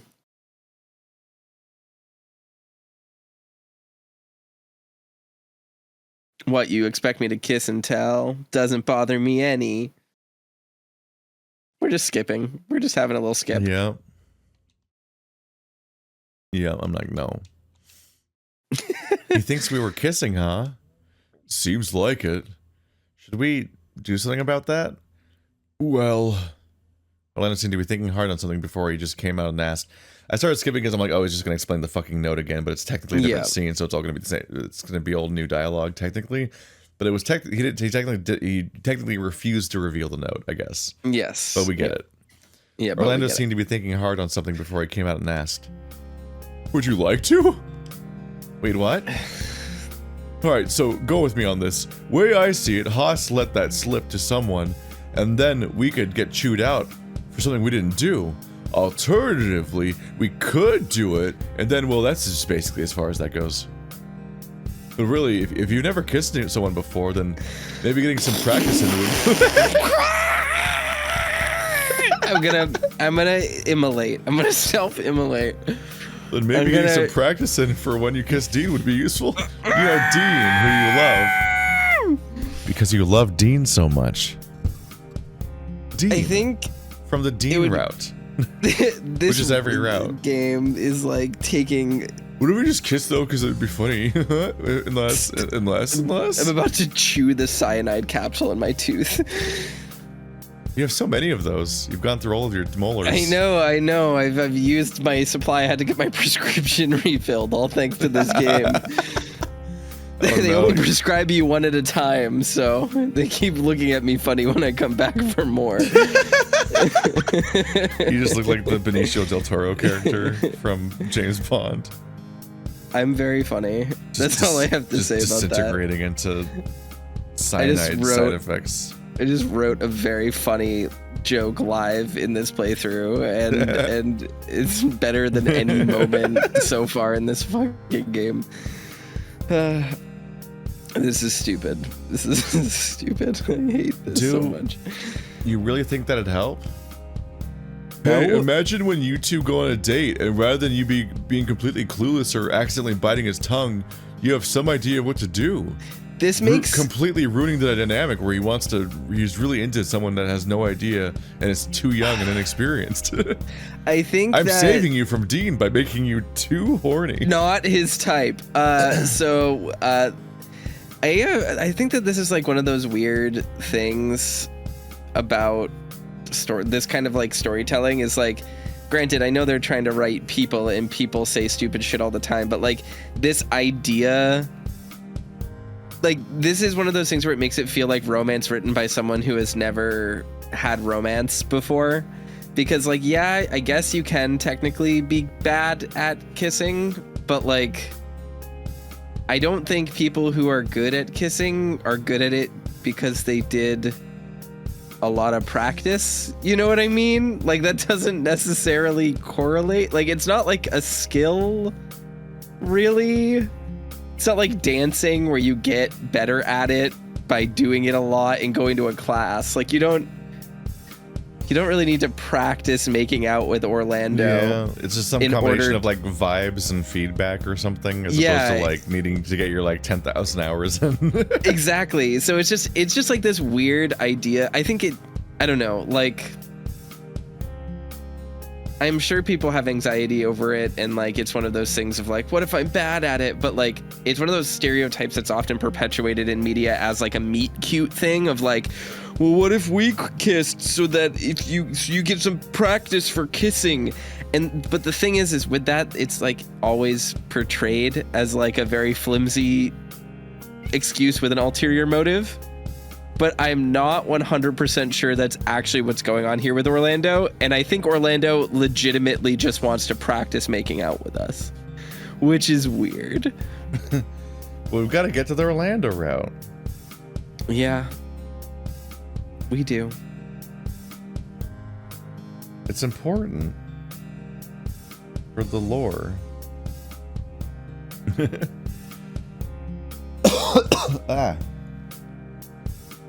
I don't know. I feel like more and more of these characters are just not people. No. I mean, I've known that for a long time, but like it's just my already low opinion of them decreases at an exponential rate. Our infinitely looping opinion comes with the fact that we have to struggle with the knowledge that this is just like an infinite game that just keeps going, and you want to find the fire behind that where it keeps going and keeps being written so much, and you're like, what the fuck?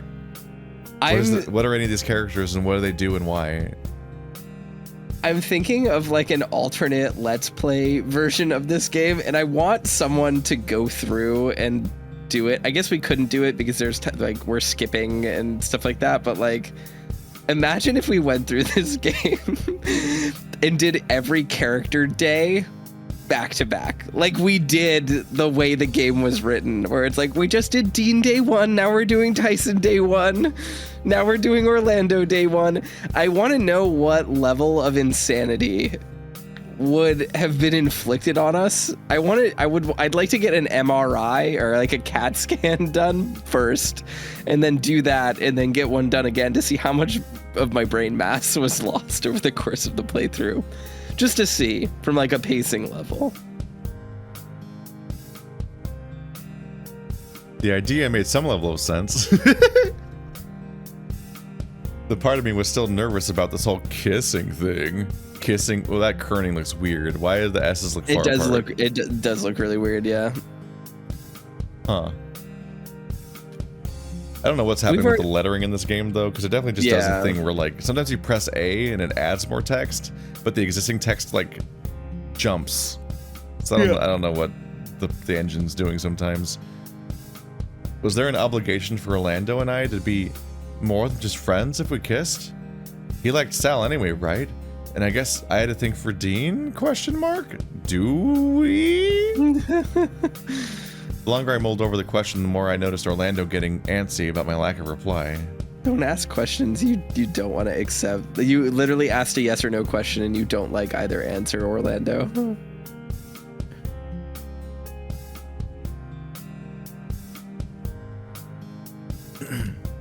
We don't have to. Just an idea. I think it might be alright to get some practice in. Like, at least being walked through it once might help. Well, alright. I think I could do that. Let's go. I'll be your practice boyfriend. And we'll go all the way through the end of the Dean date before we finally complete the arc of being like, wait, I was your real boyfriend all along. Dean is the trophy at the end of this route. What if this entire route is like a practice for Dean route?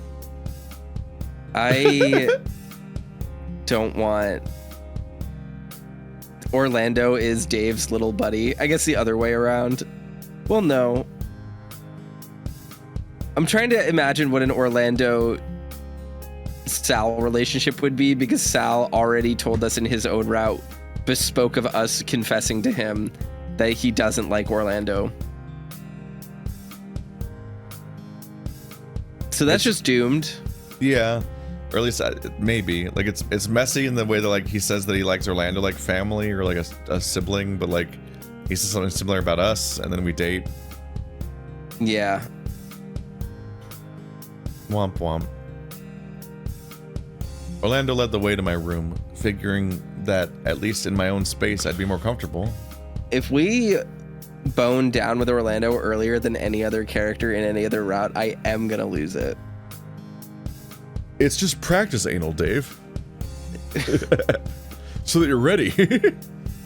And that's like, it's just a practice marriage, Dave. These are just practice vows and practice will, and he just goes through his whole life that way. The equivalent of like Jerry being like, I just kept crawling and it kept working, so I kept doing it. Okay, so Kissing 101, class is in session. I feel my cheeks burn, and I went and sat on the bed, figuring that was the most comfortable place to be while Orlando explained. First thing to know is that there's no wrong way to kiss. Ah! That's a blanket statement. Wait, but you were just saying the thing about tongue biting. Aside from that, don't go biting people, except for the times you should bite people when you kiss that are true. Shit, this is hard. Although don't go accidentally spitting embers into their mouth. And maybe don't just force your tongue into their mouth. Okay, let's try this. I think I have a pretty good read on Dean. This is like role-playing, right? You're gonna role-play being Dean in a kiss? Oh, who should I be? If we're role-playing, I guess I should be someone, right? You be you, Dave. I'll be Dean. Okay, Hi, Dean. I love all of your personality traits and backstory.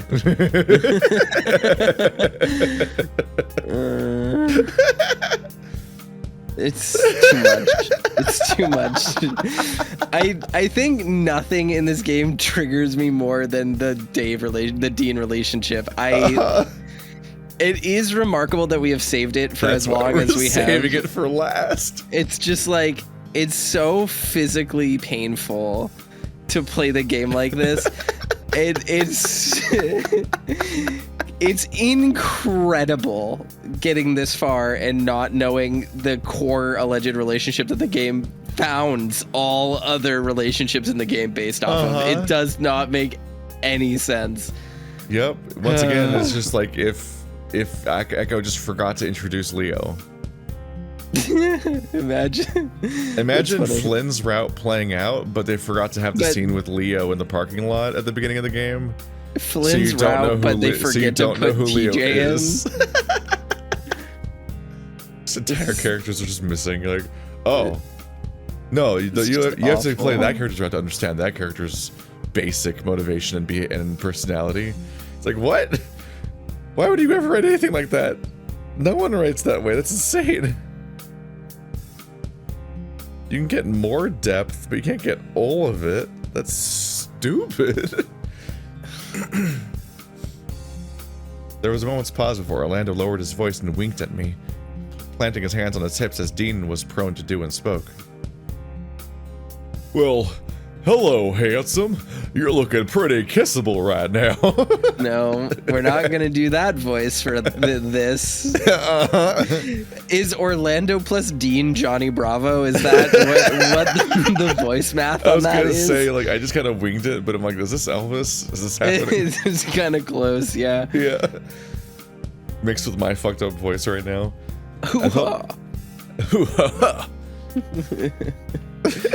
This is bad. This is bad. This is toxic. It's like I'm odd. This makes no sense to anybody, but I'm oddly nostalgic about Johnny Bravo now because Lucian did an animation of a Johnny Bravo skit with your character here kind of way, and that was my first exposure to Hutz's character, someone we know now. Yeah, because he has a Johnny Bravo animation, and I'm like, oh wait, correct. That was him all along. Johnny Bravo was very stupid.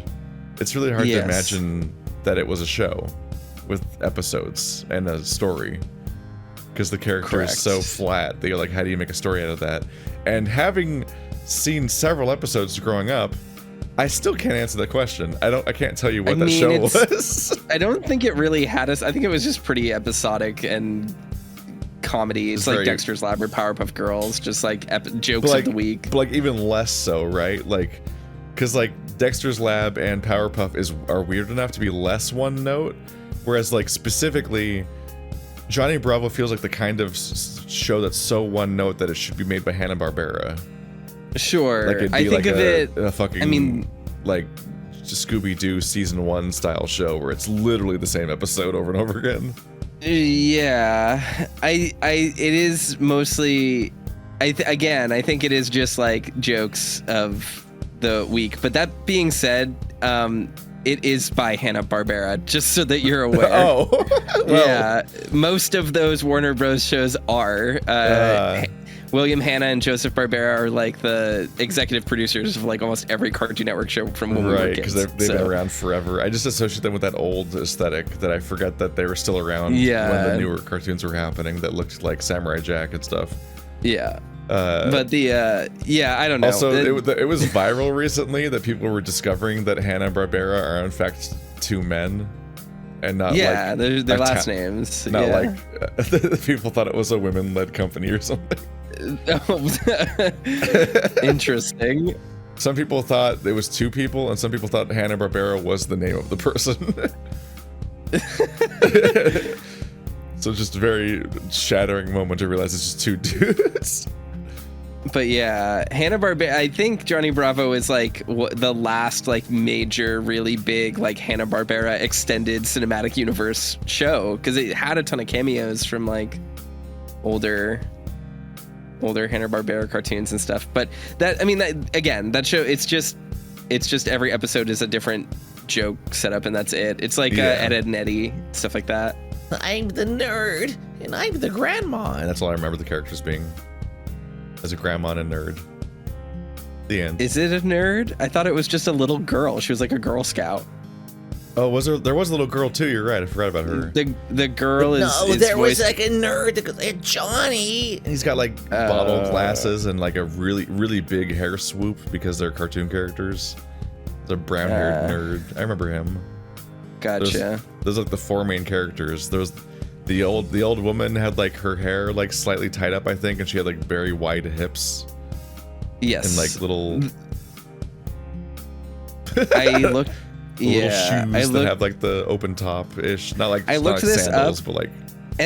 And the first thing that I found was Johnny Bravo like BL fan art. Yeah. I was right.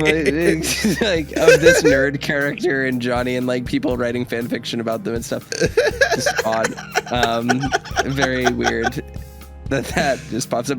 But the detail I remember is this is what I've been trying to mention this whole time, and the only reason why I know anything about Johnny Bravo is that I remember a very specific detail about it, which is that the young girl, the Girl Scout character, is voiced by a relatively young Mae Whitman. So there you go. That's a fact for you all to have in your brain. Yeah, that's all. That's all I got. I feel my cheeks burning again. Ears standing right up from the combination of how embarrassed it sounded coming from Orlando. Embarrassing it sounded coming from Orlando, but also how accurate he was being in capturing Dean's personality, which is nothing. I started to laugh, nervous, stopping only when I noticed Orlando start to move. Oh, he sauntered forward, placing a hand on my shoulder and lifting my chin with the other. Do you want a kiss?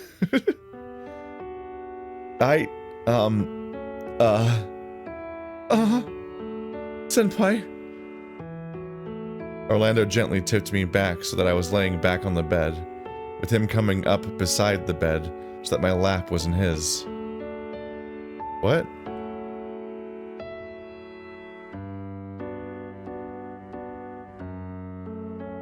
I don't know. how did your lap get in his lap when you're laying back on the bed and he's beside the bed? How did the laps come? I don't understand. It's like scissoring, but different. Maybe, I guess I was imagining sideways, but maybe he means that Dave was sitting knees and like shins over the edge of the bed, and then he pushed him backwards onto the bed and leaned forward over him. But it's weird to say that your lap is in his, because generally when someone's in someone's lap, the lap they're in is on the bottom, not him laying on you. I think this is a really bad way. I think they're clumsily trying to describe that Orlando leaned over us to kiss us on the bed, like we're leaning back, and it's a relatively straightforward pose, but they explained it as confusingly as all of the Memphis action scenes. He kept his eye contact with me the whole way down, his breathing becoming slightly heavier, eyelids drooping, voice barely above a whisper. I think he'd kiss you like... I hate that he's writing fan fiction of real people in the moment. I mean, I guess this is steamy. Never mind. I retract my statement. It's steamy. Fine. People writing in the mode of erotica do not deserve the kind of criticism that I want to levy on this. So it's fine. I retract my statement. It's okay. It's okay to roleplay. No, I'm not kink shaving. It's fine. That's my official statement on the matter. Okay, so the pose is what I thought it was. It looks like Orlando's not wearing pants. Yeah, because his pants are like tan.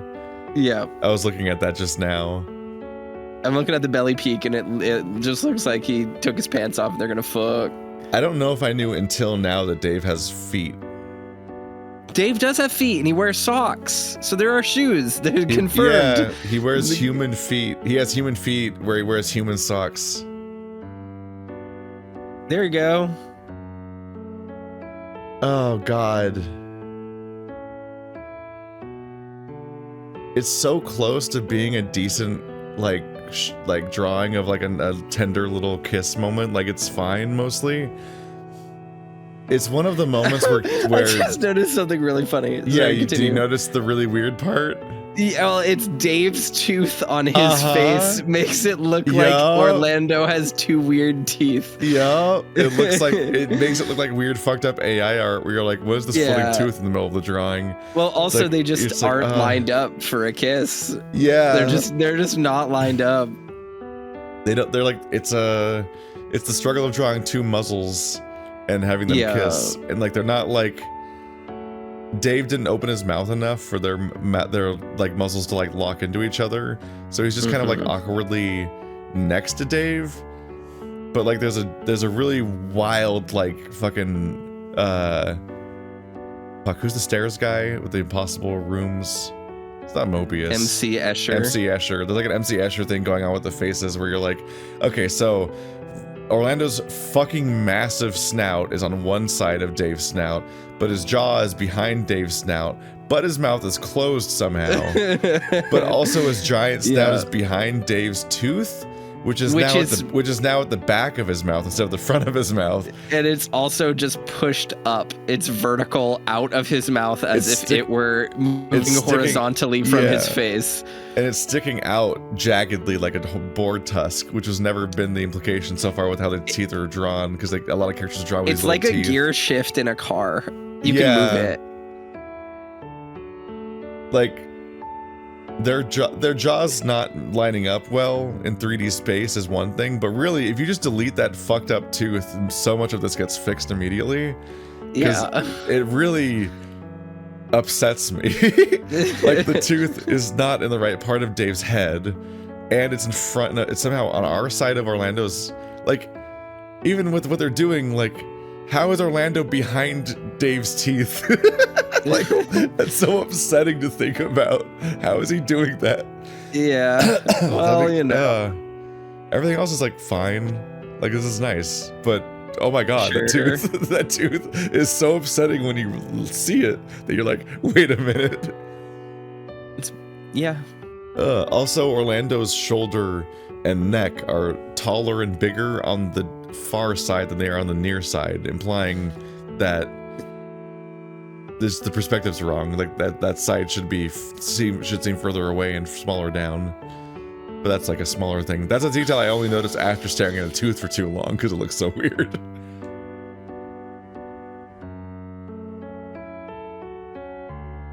This is also the first time I think we've ever seen Orlando's tail. I was not expecting it to look kind of like axolotl-y. I guess that's Eastern Dragon-y. That makes sense. I'm just registering that I never knew what it looked like. Just like Dave's feet. This is like the treasure trove CG. It's like when Amicus finally lays down at that one restaurant. You're like, oh, that's what his feet look like. I finally have answers. There was a moment's pause before he came closer again, and I shut my eyes as I felt his breath on my muzzle. It was warm. Very warm. But I could only register it for a second before he pressed his lips to mine.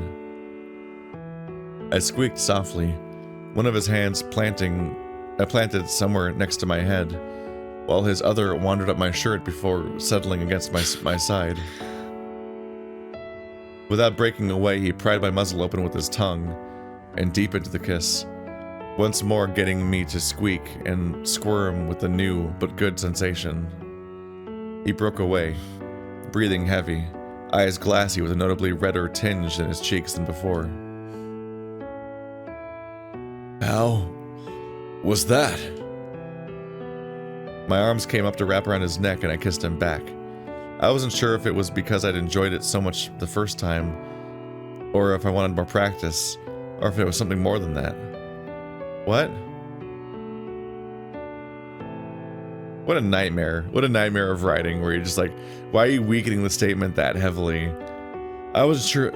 How are you not sure? Really, you're not sure? This is where in a form of passionate writing, you would instead say, I went back and it would inform the character. Yeah. Rather than make him more ambiguous. He's so non-committal about writing Dave that he always like writes 3 options for what he might be thinking for some reason, which just means he never actually has a thought about anything. Yeah. But also like the steamy way of writing this is you're like, I went back for it. It's like after he broke the kiss, I kissed him back, not because I wanted more practice, but because I enjoyed it so much the first time. Like he would like specify that he's like, this means something more than the thing that they came here, the excuse that there was before. Instead, it's like, just like, I don't know, I have no idea why I kissed him back. I'm just crazy. Yeah. Maybe it's because, but it's also like, on top of that whole thing to unpack, this one is a rare 3 options given, choose your own adventure, Dave, where the 3rd option is insane. You're like, maybe it's because I enjoyed it the first time. Maybe it's because I wanted more practice, which is a bizarre de-escalation. Then it's like, or maybe it was something more than that. You're like, what? No, the first one was more than that. That's where we started. You're just looping now. Are you? It's like, you're just, what are you talking about? What are you talking about? That was the first option. You can't just say it again. Either way, Orlando was willing to oblige, kissing me back full force, but differently to the first time. Well, that's a little rough. My music that I was listening to, just for whatever reason, because I reached the end of a playlist, just played a random next up video, and it was just Soul Calibur 2 character quotes and noises. So the music changed, and all I heard was, ah! Ah! Ah! What the fuck is happening? Sorry. Give me a moment. Literally, yeah. So that's the conclusion of our 7-hour ASMR Driving in the Rain stream. Now it's time for People Screaming to Death, the musical. It just started playing the fucking like sound test. It's so weird. Okay, yeah, that was odd. That took me by surprise. That was very odd. Literally, this I'm gonna link Keith the videos that he knows. Literally, I'll just I'll, playing I'll this. wake up tomorrow morning and be like, what the fuck is he send me? It's fine. Sorry, everyone. I listen to music while we do this because I can't stand listening to the music for Password on loop. I guess I just hit the edge of my playlist and then this fucking started playing. Oh, okay. Womp womp. I'm back alive. Either way, Orlando was willing to oblige me, kissing me back full force, but differently. But differently to the first time. That's a rough sentence to say. It's still there. I'm just like, differently to the first time. I don't like that phrasing. It was warm. A pleasant warmth that somehow seemed to spread through me the longer we kissed. What was it? Was this what kissing Orlando was like without him pretending to be Dean? Was I just making out with one of my best friends now? It didn't last all that long, and we separated. My heart was racing, and as my arm slid out from around Orlando's neck, I felt his racing in his chest too. Did you feel his chest? That wasn't bad. He laughed, shuffling back slightly and keeping his gaze averted. His tail was between his legs ever so slightly, threatening to trip him up on his retreat. Yeah, do you think I'd be alright with kissing in the future? No. No, go to bed. But yeah, you're a natural, I think. Oh, well, good.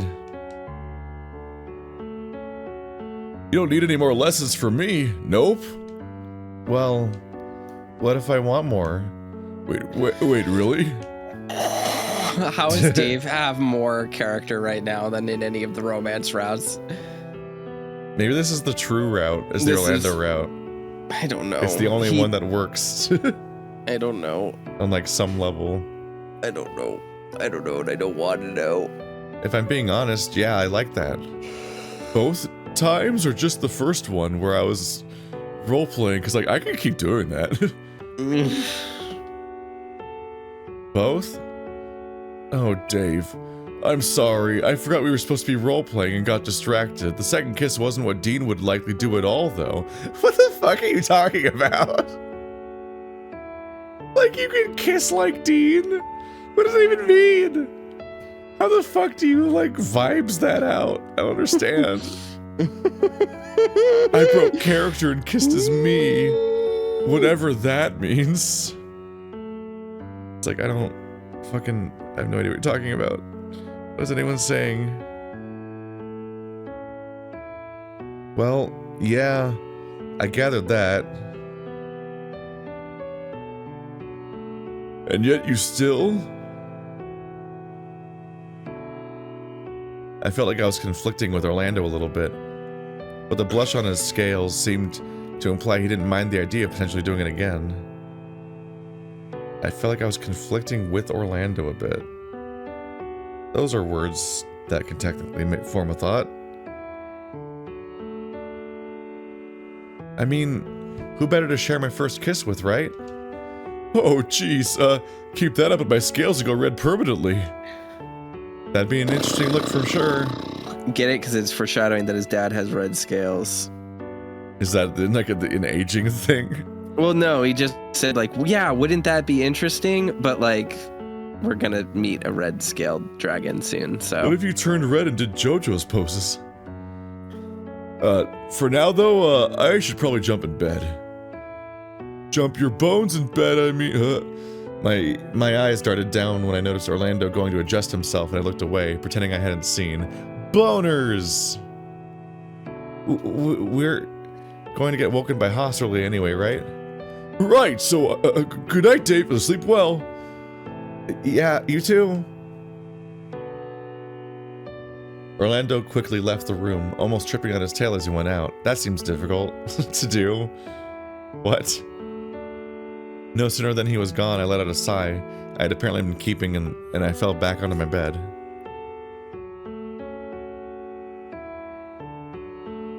I pulled myself up off the bed after a couple of moments when the sound of a storm brewing far off made me yawn, stripping off my shirt to get comfortable again.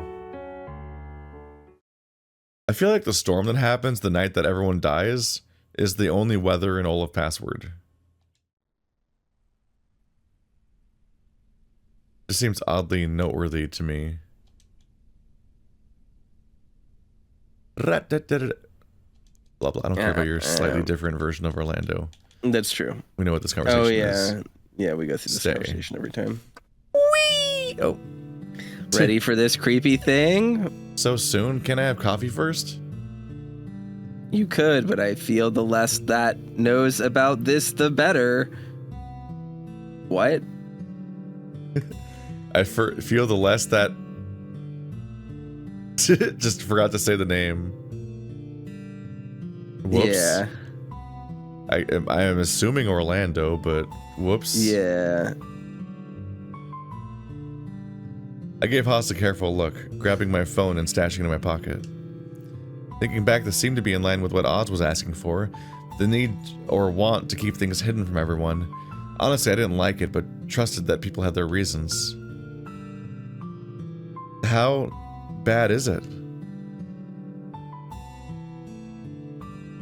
Depends. Potentially could be someone snooping in our rooms. I'd have less of an issue with it if I knew what they were after, so I could just give them what they wanted.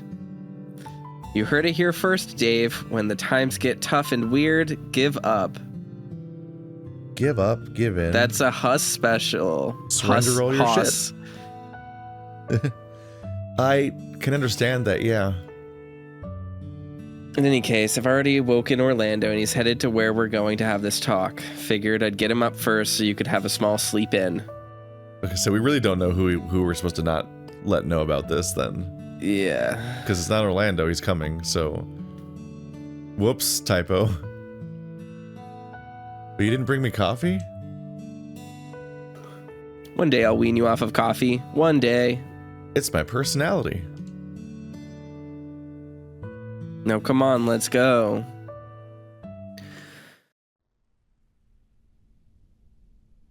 Wee. I didn't ask for this to be the Haas and Orlando route. I asked for this to be the Orlando route. Or we're just repeating the route from before. Yeah. Like a slightly different perspective, but like it's just them puzzling out the vault. We've done this before. Yeah. He said coffee again. Of course. Coffee. Hey, can we talk about yesterday, if only a little bit? See, they all talk the same way. Yeah. Oh, right. What about it? I have read a Pard comic that takes place in Australia called FIFO, where everyone speaks incomprehensibly in Australian, and they all have just more distinct voices from each other. Even though I'm like, oh my dear lord, this level of slang is going on. I can still they still talk differently from each other. Oh, right. What about it? So, I won't tell you what word I used just to be safe. How I saw you die wasn't pretty. That's... You exploded like the Ready or Not family.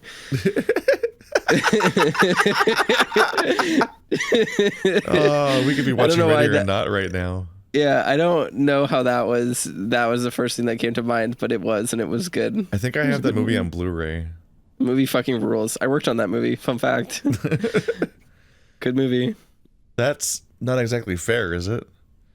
I guess not, but still, it's not exactly something I'd want to be sharing. Just have to do my best to stop happening, maybe. Is that why you had the knife? The knife? Oh, right. I wasn't really sure what I could do to be proactive about stopping what I saw. I did think about that. I did think through that, though. If someone was somehow doing something to this, to make us see things, then maybe they'd wait here until we were all in bed to come back. But a knife, though? Would you be able to follow through with, you know... Honestly, I don't know. Probably not. What's the alternative, though? Do nothing and watch you die? There's no other alternatives. Couldn't warn you. We couldn't leave. We couldn't all gang up on the guy and then rip his mask off and be like, "It's Mr. Smithers!" And I would have gotten away with it, too, if it wasn't for all of you people living in my house. I have a trump card on hand, always, but I don't think that'd stop, well, a death like that. A trump card that you can breathe fire? Is that what you mean? Something to stop death? Something Grandpa gave me in his will. Figured that if anyone would make use of it, I would. But what is it? I'm sure you can figure it out. That's fucking say things, Orlando. Why do you keep doing this? No, Dave can't figure it out. He can't figure out anything. Ever. He doesn't even know the basic facts about people's family in this setting. If what we saw was the truth, what could it mean? Are we in danger? Is something trying to kill us? Why? What did we do?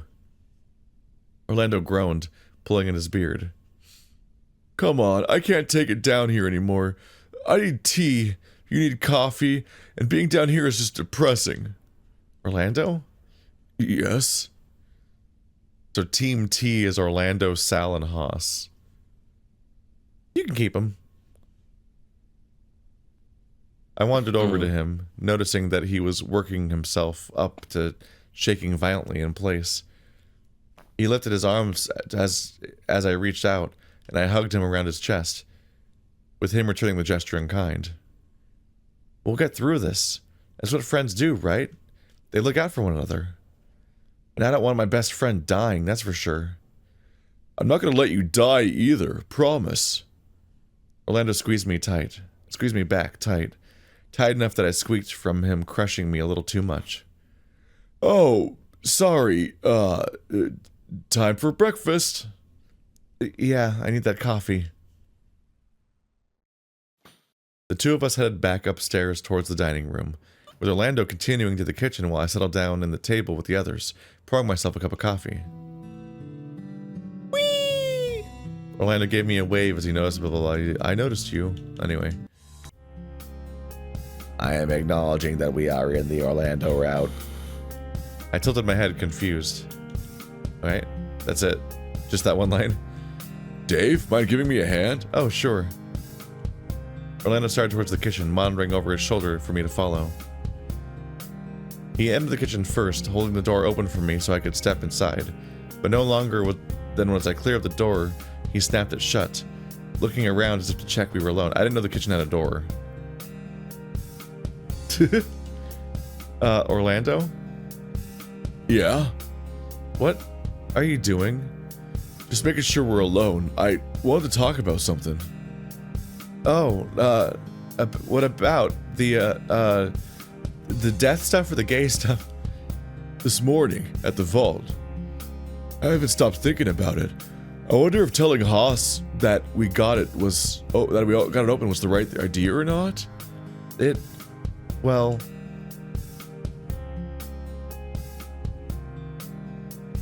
God damn it. That we got it open.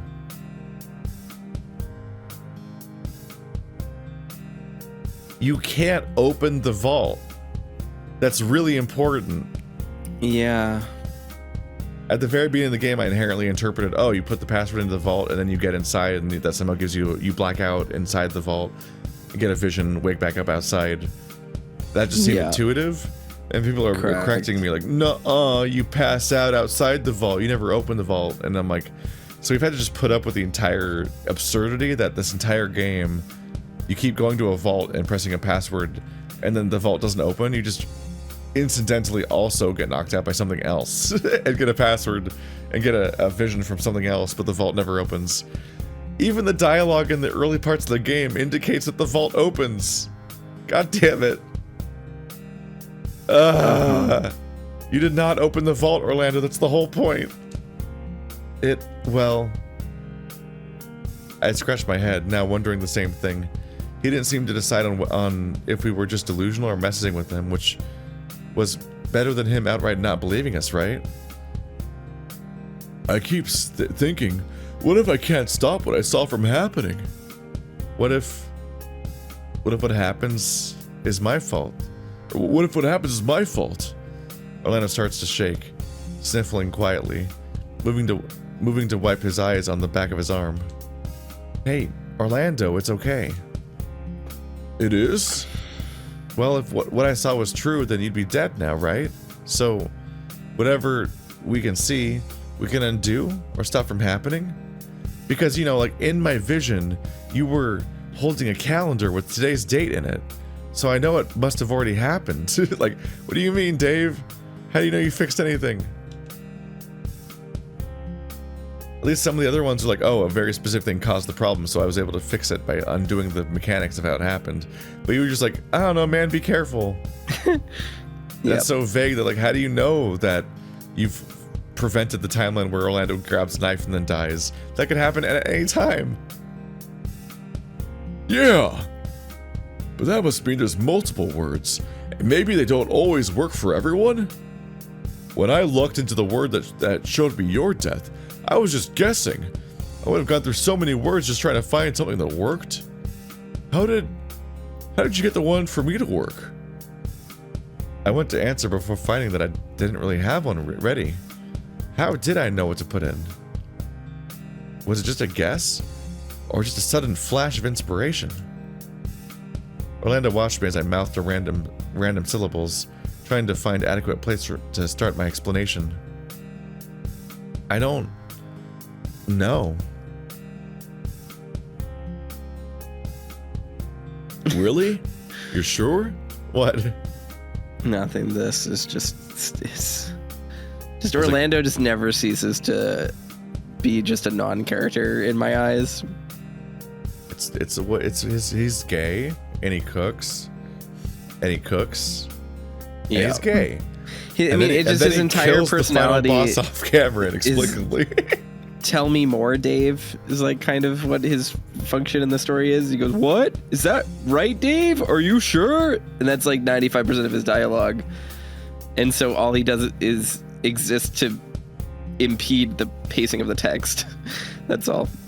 Which is funny because in every other scene, that's how Dave interacts. He's like, huh? What? I don't understand. I'm amused by when I read the Nox's rules for mysteries or whatever. The explanation for the POV sidekick characters, the real detective, is they're intended to be slightly dumber than the target audience. So that they can have their correct tempo, information being revealed, and have somebody that is there to have things explained to and to explain things, but only slightly below stuff you just intuit yourself, so it's not deeply infuriating. And Dave does not hit that mark. He is so far beyond that. When they ask the questions, you're like, okay, Dave, oh my god, yes, you are in fact dating the person you fucked. Glad we could clarify. Honestly, fear started to take root, making me shudder.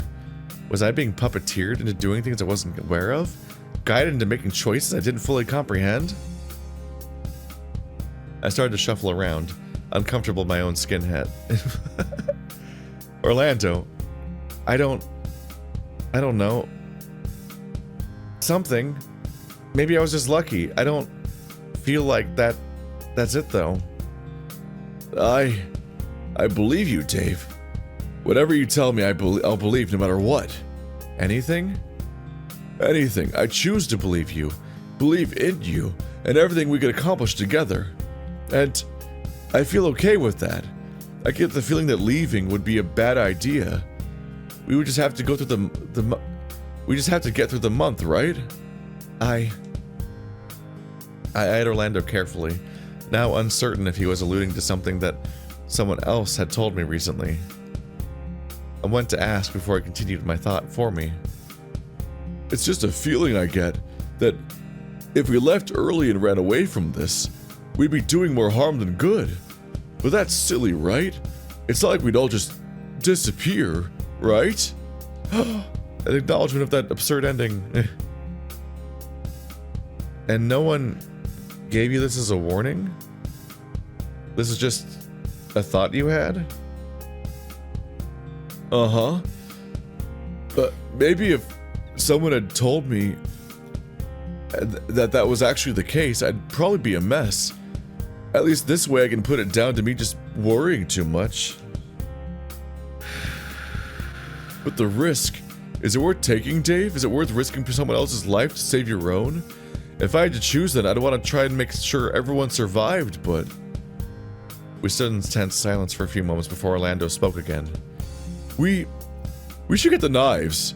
The others probably wonder what held us up. Oh, right.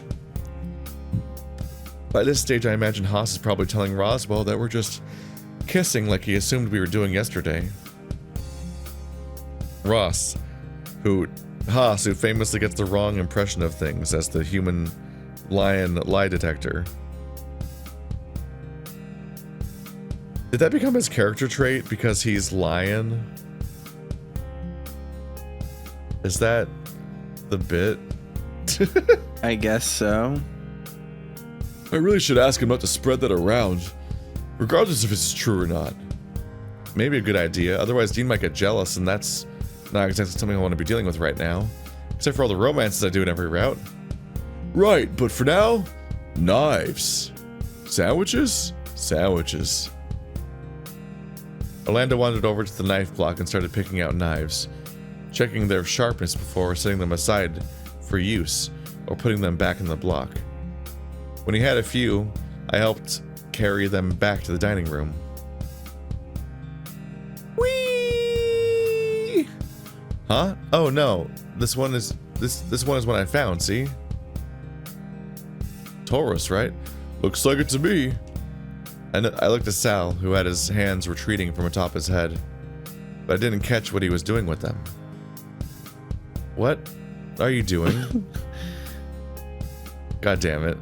Like the moo cow. I remember reading this before, and it's just it's slightly different again. Yeah. 1 million years ago, the moo cow line, where we the lost moo our cow shit line. because we were like, "What the fuck are you talking about? Yeah. Why did you say moo cow?" I don't. This brings back different memories. Yeah. Of a year ago. Yeah.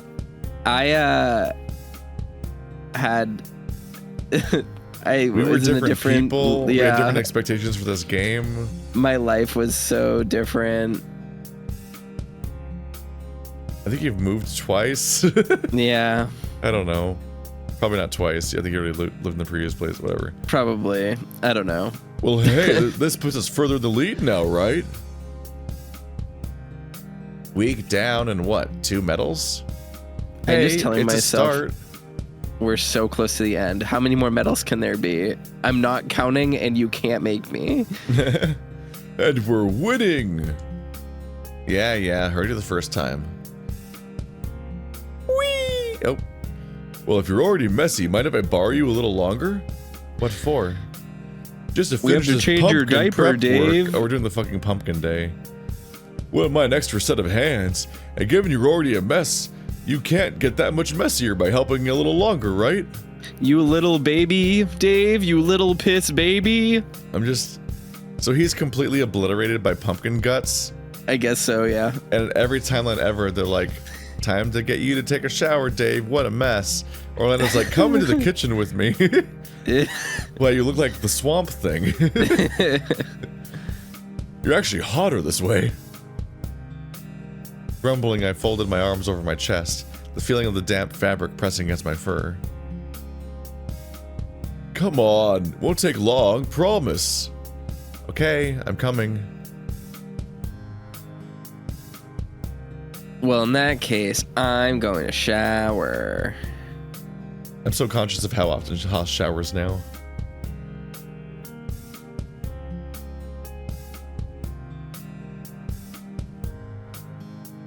Me too. Meet back up in a little bit. Orlando and I split from Roswell, heading towards the kitchen. Seemed like Dean and Sal were just going to hang out for a little longer before going to clean up too. When we got in, I ran into Ty, holding a cup of coffee. Go shower already. I'm helping Orlando first. It's a route split. I gestured wildly to Orlando, pouting despite the growing smirk on Ty's face. Sure, Pop, just make sure you get clean after. Not really in the mood to wash you again. Remember, brush in my room if you need it. What? We know Dave has his own brush. There's no continuity here. I shuffled out of Ty's way as he wandered past, patting me lightly on the head as he did so. Looking to Orlando, he seemed rattled about something, but didn't know where to start asking. Thinking back on it, there weren't many times where Ty had behaved like that in front of others. Usually it was all behind closed doors. Calling me pup in front of everyone, though, that counts. That doesn't count.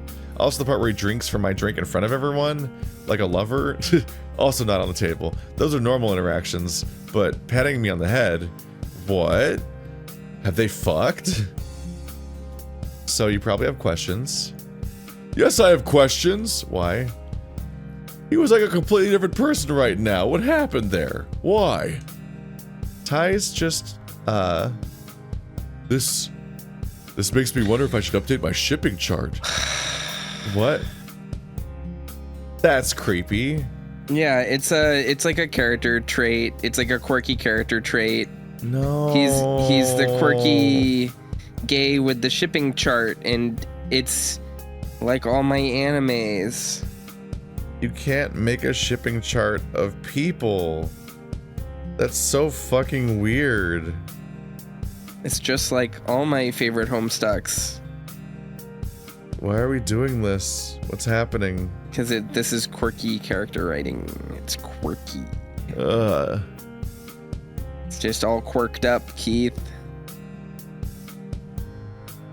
Oh no, it's not like that at all. Ty's just Ty? We definitely don't fuck in other timelines. Do you like him? Sorry, maybe a better question. Do you like him the same way as you do Dean? That's not a great question. I felt my cheeks go red, but Orlando approached and clapped me on the shoulder. Sorry, I shouldn't pry, but I'll teach you all I know anyway. We'll make sure you land that bear and, well, all the good stuff that comes after. If they think that the vault teaches you how to not get murdered, why write it the way they did? Because, like, this route is like, Orlando's gonna be our goach for Dean. Orlando. By the way, Orlando's vision is of us being dead with a bear. Maybe don't set us up with Dean then. I just realized that it's really funny that Orlando is like, I'll be your goach, but also has like less charisma and chemistry than anyone else in the cast. Seems, despite the fact that he said that he's banged before, seems to have very little experience. And then on top of that is like, you mean you want to make out with me, Dave? Ooh! Like, it just doesn't square. It doesn't entirely scan. He's supposed to be the sexually experienced, like, flamboyantly gay character. Yeah. And I really struggle to interpret anything he does or says that way. Yeah. He's like too... I don't know. I'm not going to say anything. I just don't like him. That's what I'll say. I just don't understand the choice of making the thing that kills Dave in this timeline a bear if he's setting him up with a bear. Like, what the fuck? Yeah. Orlando's just not acknowledging that dissonance at all. Oh, yeah, okay. Great, but first, help me bag up this pumpkin. Help me bag it up, Dave. So we started portioning up the pumpkin and bagging it up. Stop saying it that way. For storing in the freezer, or more accurately, Orlando would portion and I would bag. So I've been thinking about something. About what? So... Orlando sighed out, wiping his hands on a tea towel before looking at me again. I really like Sal, right? So I'm going to ask him out. Well, really? Absolutely. After all, best lead by example, so you can ask Dean out. But he's been asking me out. And how well's that gone? Look, maybe it's a sign you should be the one asking him. But I guess I see the appeal in someone asking you out. The important thing is, not letting the opportunity slip you by. Feelings you may have. Or stopping a friend dying? We had a few moments of silence between us as I processed what Orlando had said. My mind reeled, flashing between the friends outside the kitchen, how they were in danger, how I loved them, and if I loved them any more than that. I love all my friends outside who might die. I hope they don't die. Also, do I love them? Love them? All of them? What the fuck are you saying? Orlando, We'll find that happily ever after, Dave, I promise. Whatever it takes, I'll get us there. Really? Promise. It's what best friends are for, right? Kissing buddies. He came in close, giving me a tight squeeze, and it made me feel better.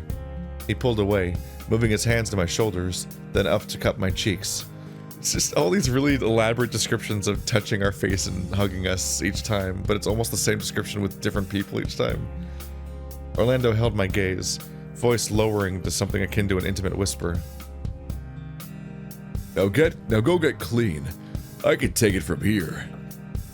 I stared, wide-eyed at him, wondering if I was about to be kissed. But before it could happen, he pulled away, turning to the pumpkin with his cheeks red as if nothing happened.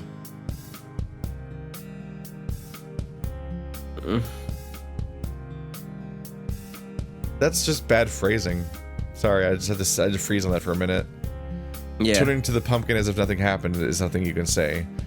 Turning to the pumpkin as if nothing had happened despite his burning cheeks is a thing you could say. Turning to the pumpkin with his burning cheeks as if nothing had happened is not something you can say, because you're saying his cheeks are burning as if nothing happened, which is inherently a thing that is indicative of that something happened. That's just not how phrasing do. Oh, okay, I'll go get clean. The next move was to shuffle away awkwardly, mind filled with ideas that I hadn't considered before.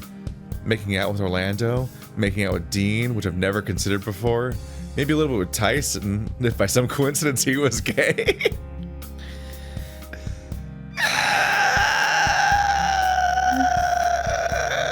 You're such a mess. He's somehow suddenly considering making out with everybody, including someone who's not even in this route now.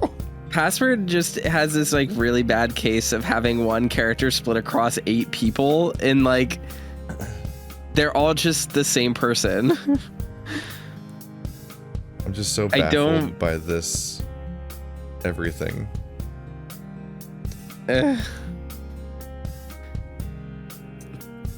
Very strange. So bizarre. My next move was to shuffle away awkwardly, mind filling with that, the bizarreness. But at the same time, that feeling of dread. Whose life needed to be saved next? Oh, god damn it.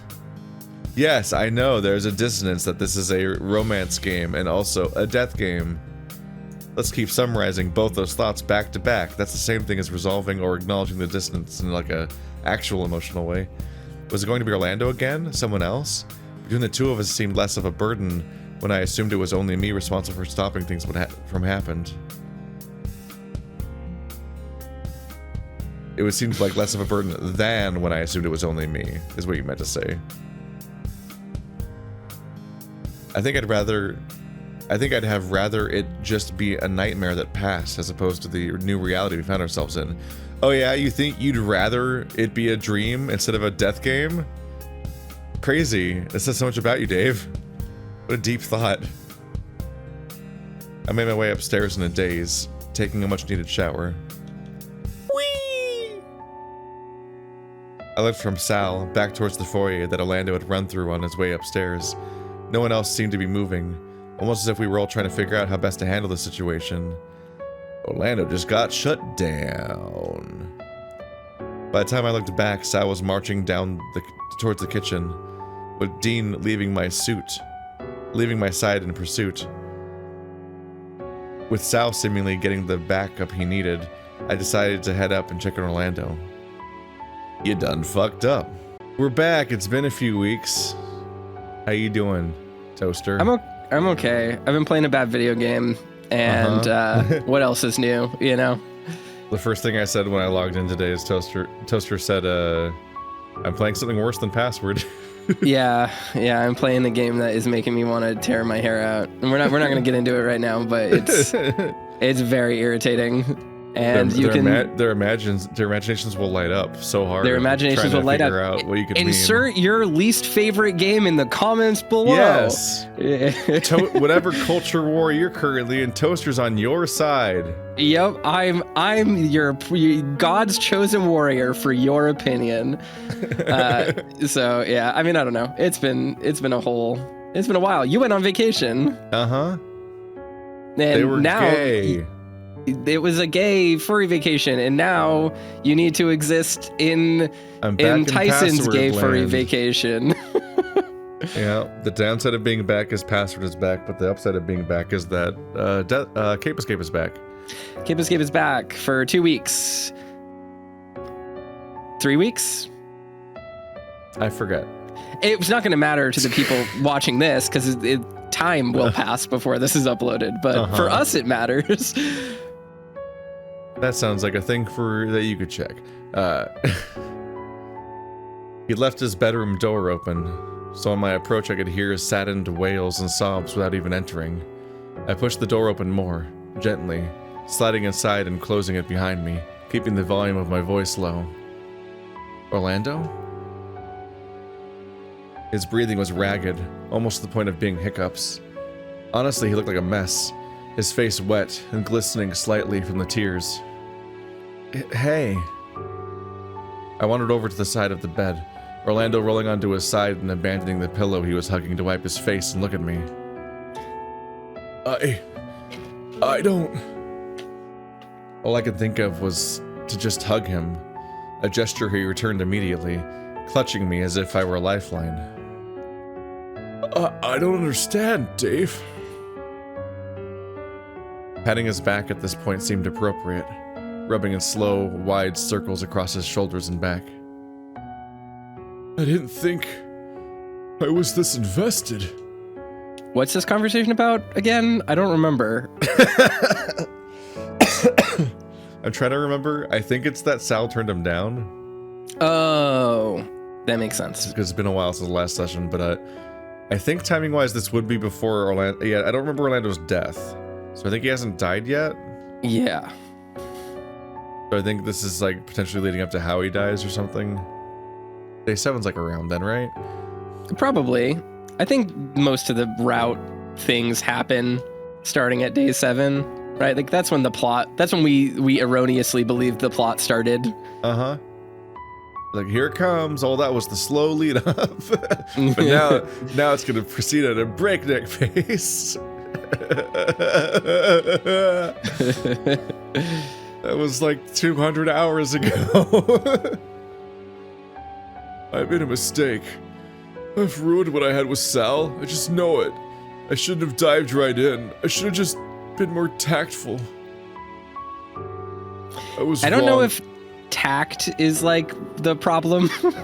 Yeah. I don't think that's Sal's issue. I don't think asking somebody out is untactful. I don't know. Like what was lacking tact? I mean, you've known each other for a while. I was wrong to be jealous of Dean. He's just so confident about it. Is he? Because he never does fucking anything. Yeah, he never does anything. The most we turn him down in one of the roads and he shuts down for multiple days. He also just like doesn't ever try to hit on us in this game. Yeah. We just told that he does all the time. Yeah. By everyone else. Orlando pulled away from me to properly wipe his face and he sighed out, deflated. Well, he sighed all the way out. He's all out of sight. He's the above the influence couch balloon now. Just completely flattened out.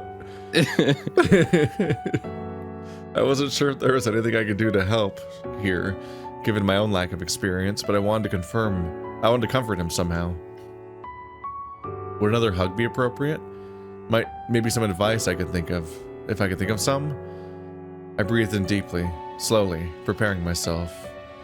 What advice does Dave can Dave give Orlando? I like this choice of like hug or advice. Only one or You the know? other. It's impossible. Yeah, it's a dichotomy. Mm-hmm. There's definitely not like a Punnett square of choices here. I shifted closer to him, placing a hand on his arm. Comforting Orlando was harder than I gave it credit for. He was my best friend, so I worried that somehow I was going to screw this up, and with how uncertain I was being. I keep forgetting the weird map of friendships in Password. Yeah. Orlando, my best friend. No one feels like anyone's best friend, so they have to be randomly declared to be friends at certain intervals throughout the game, so we can like have a chart, like type advantages. Yep. Orlando. Orlando. Slowly he turned to me, hands shaking. Our eyes locked and he sniffled. Our eyes locked and he sniffled. Corners of his mouth quivering. Everything's quivering and shaking. This is a strong reaction. Positively gibbering. I'm trying to imagine somebody asking somebody out and being turned down. Yep. And then they're like looking at their hands shaking. Like they killed someone. yeah. I'm imagining like Shinji from Evangelion, like fishbowl lens or fisheye lens, like just like going sicko mode. Like a quivering mouth is a crying expression, but your hands shaking is confusing to have tied into this emotion. Yeah. Dave. Also, I chose to mercifully deprive us and Orlando of Dave's advice about anything. That's probably a good idea. No one deserves that. Death. I forced a smile, not sure what to say, but Orlando apparently knew what to do next. He held me carefully by the arm, steadying himself before in a flash he pressed forward to kiss me. It wasn't anything that lasted for longer than a moment, but still caught me off guard. It wasn't my first kiss, thanks to the one he'd given me the day prior during practice. But this one felt off. This wasn't the Orlando I knew. Oof. Wait, he's gay? Wait, he's gay? Orlando must have realized what he'd done soon after and started stammering again. Stopping only after I threw myself at him, hugging him around the neck. Hugging him around the neck let him hug me around the middle, holding me firmly without being too tight. I hate how he describes these things. Yeah. What a brutal sentence to read. Hugging him around the neck, let him hug me around the middle, has the kind of logistical explanation that you expect in The Martian. A story about hyper-descriptive explanations about technical things that are occurring and not like an emotionally intense scene. There's a type of how the way that you write something is as important as the words you choose or whether or not they technically explain what you mean. I'm sorry, Dave. I don't know what's... No, it's okay. I think I know how you're feeling. Or at least I remember what it's like to be this sad. To feel like you've ruined a potential friendship. Which one? Dave. I don't know what he means. Yeah. At least for me, I can say it worked out alright. It took some talking things out, but it felt better afterwards. But he hugged me like this, and I felt better. Who? Who? Literally who? He who? I shook my head quickly. It doesn't matter. What? What? Oh, you thought we were gonna get insight into Dave? Yeah, you thought we were gonna do character building. No, it doesn't matter. He just has gone through this before for plot reasons so that we can have this touching scene. Just so he can relate. The guy who universally never relates and never understands any emotion specifically understands this exact one because he had this exact experience, but we don't know who it was. It doesn't matter. Even though we have can't this be fucked to make a character. Like accounting of his even semi acquaintances. They're just gonna hit us with a mysterious ex-boyfriend or something. What the? At what age? Somebody that's important enough to Dave that that it had him feeling like that, but not important enough that no one has ever mentioned this other person in this entire game when, like, they're all specifically obsessed with Dave's life. What matters is that maybe you should talk this out with Sal, clear the air. I get the impression maybe he's hurting too. There was a knock on the door, both of us looking across to it with bated breath. That's not how you answer a door. I got up, carefully making my way over the door while Orlando stayed on the bed, breathing it open. Breathing in again, I opened the door. Breathing it open. On the other side was Sal, poised to knock again, but lowered his hand as he looked down to meet my gaze, almost as if expecting someone taller. Explicitly expecting someone taller. It's Orlando's room. What are you surprised by? As if on schedule, my first line of the session, my body is telling me I have to pee, so I will be right back. It's like a bit. It's like an ongoing joke. This is for you, audience. Oh.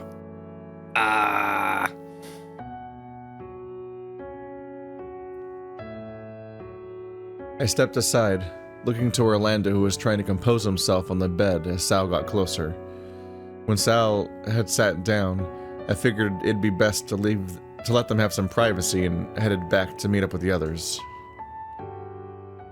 Whee! Oh. Is this their other fight? I don't remember what this one was about. Oh, this is just about being called a dog, maybe? Yeah, it's just unrelatedly also the dog arguments happening at the same time. Yes.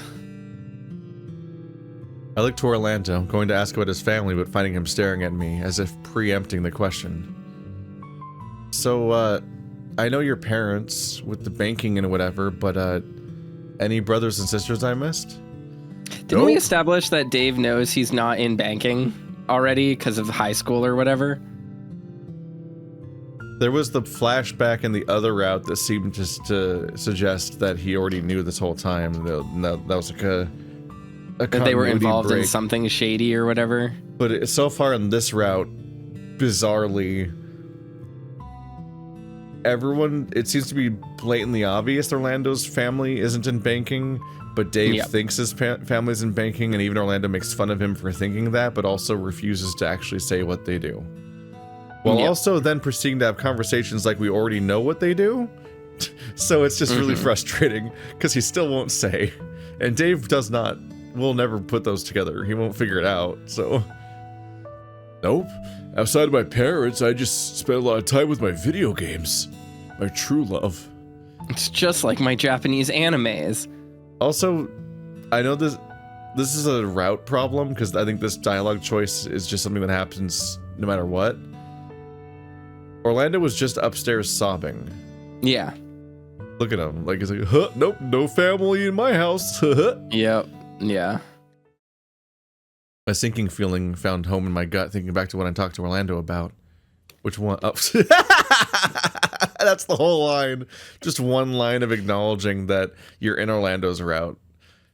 Dang, we talked earlier. That's anyway. The end. Angie beep. We don't know the password yet. He has to die. Dave? Orlando approached quietly, gently placing a hand on my shoulder to get my attention. Oh. Hey Orlando, what's up? Nothing on my end, but... Why are you standing out here by yourself? Oh, I'm just... I gestured loosely around us to the empty hall, not even really sure what I was getting at with my reply. Oh, I see. I'm off topic a little bit. I was just thinking about where we are roughly in the campaign and what would have happened.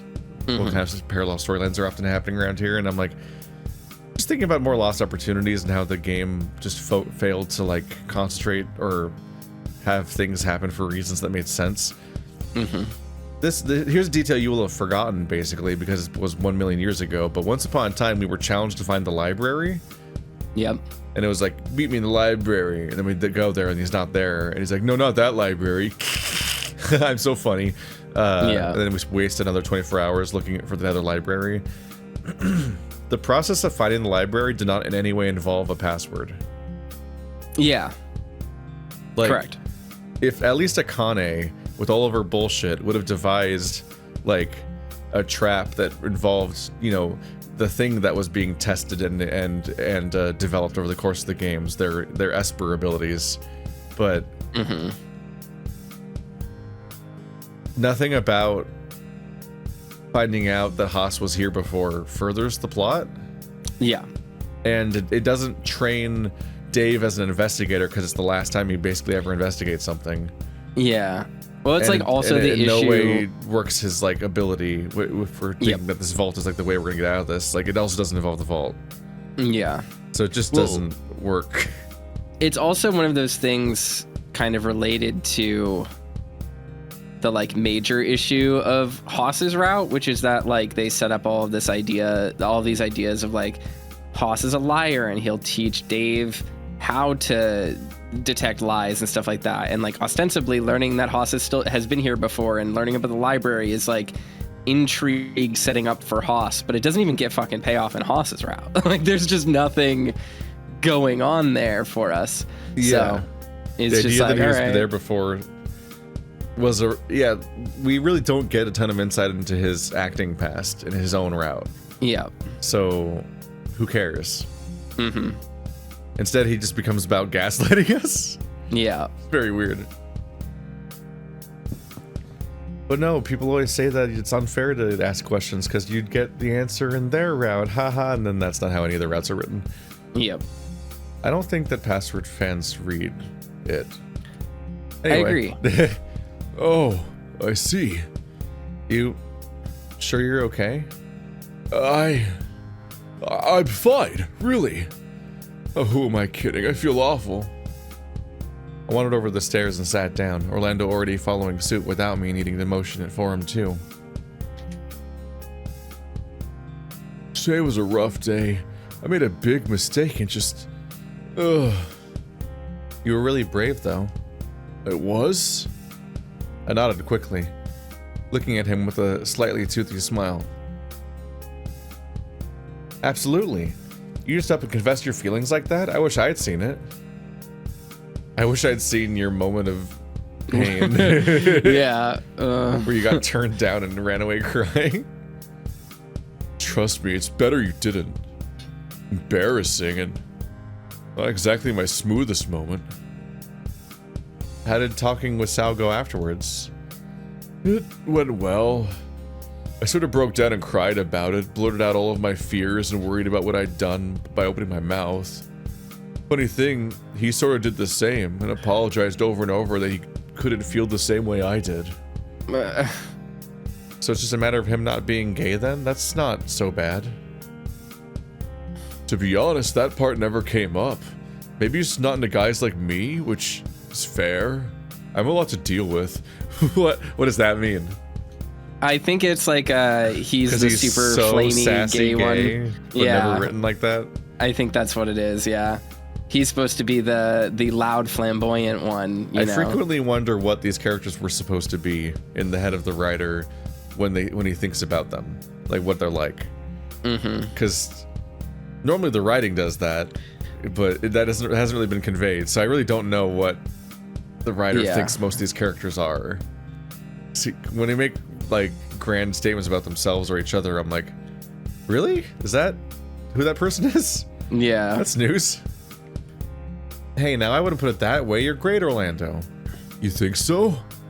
It'll make me slap you. What? What? Okay. The fuck? Okay. Yeah. Cool. I'd be saying the same thing even if we weren't friends. That's weird. Even if we weren't friends, I'd be talking about how great you are for some reason in a normal social interaction. I mean, I still need to know you well enough to be able to make that call. Thanks, Dave, for the stupidest line in the game. Oh, and I guess I'd also need to have spoken to you at some stage, and then we'd gotten well after that happened once. So, I suppose what I'm saying is just because Sal didn't like you back in the same way doesn't mean someone else won't. Yeah, you're right. Now get in there. Sorry, but was I a bit all over the place in how I phrased that? Nope, I think you said it perfectly. Oh. That said, though, and sorry to bring the mood down, are you going to do... what are we going to do about the thing downstairs? Zzz. I considered for a brief moment telling Orlando who I was planning to meet tonight, wondering if it was a good idea to let him in on something.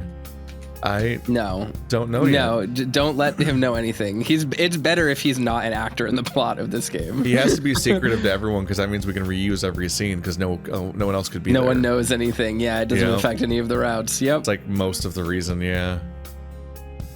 You're hiding something. You know you can trust me with this, right? Oh, I know. Trust me, I know. I just don't feel like writing that scene. I don't know what the right move is to make yet. What are your options? Well, that's the thing. I'm still not sure.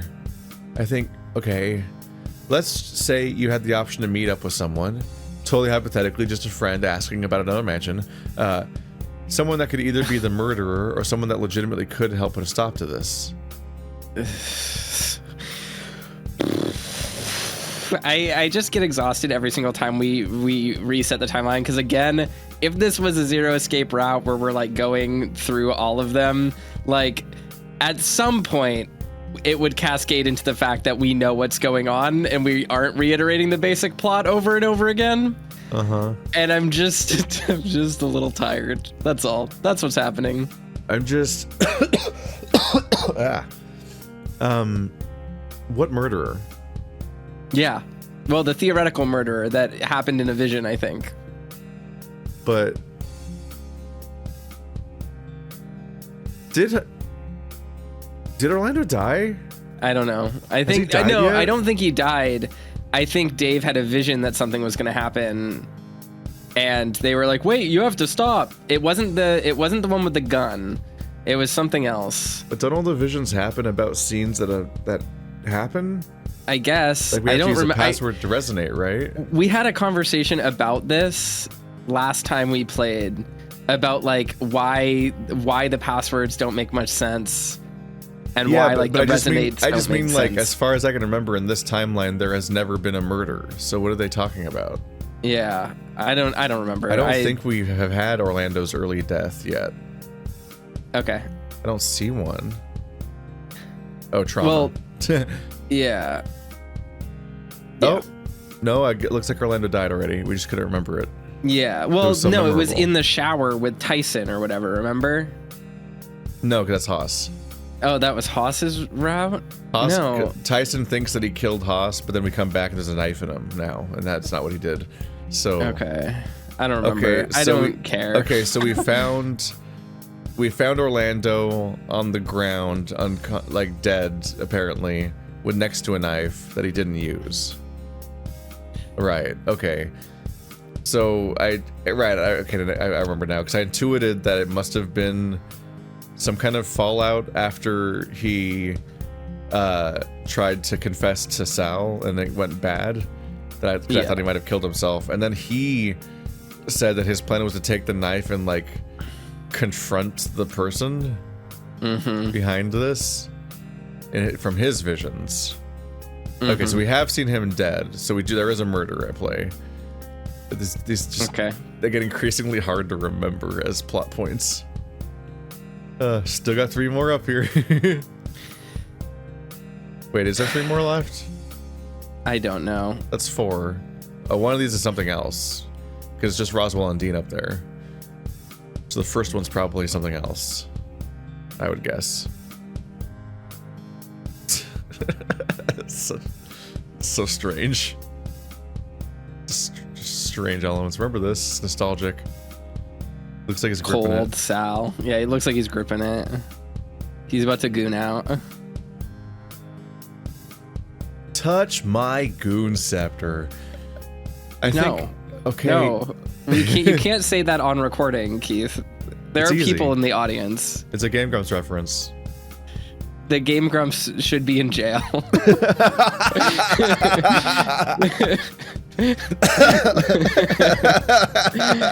Just in general, unrelated. Yeah, unrelated. They're wanted by Interpol. Just the band, though. I think. Okay, let's say you had. Oh. God, don't go meet them. No? Well, it's a hard call to make for sure, but that's the risk, right? Do you confront the next story mission early, or do you grind first? Oh, God. Problem is, I'm guessing you're on a timer.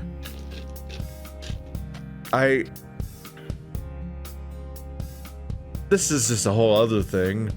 On top of failing to convey that he's flamboyantly gay, they also fail to convey that he's like a terminal gamer that can't stop speaking in gamer terms. Because he does it like once every 6 hours for one line. Yeah.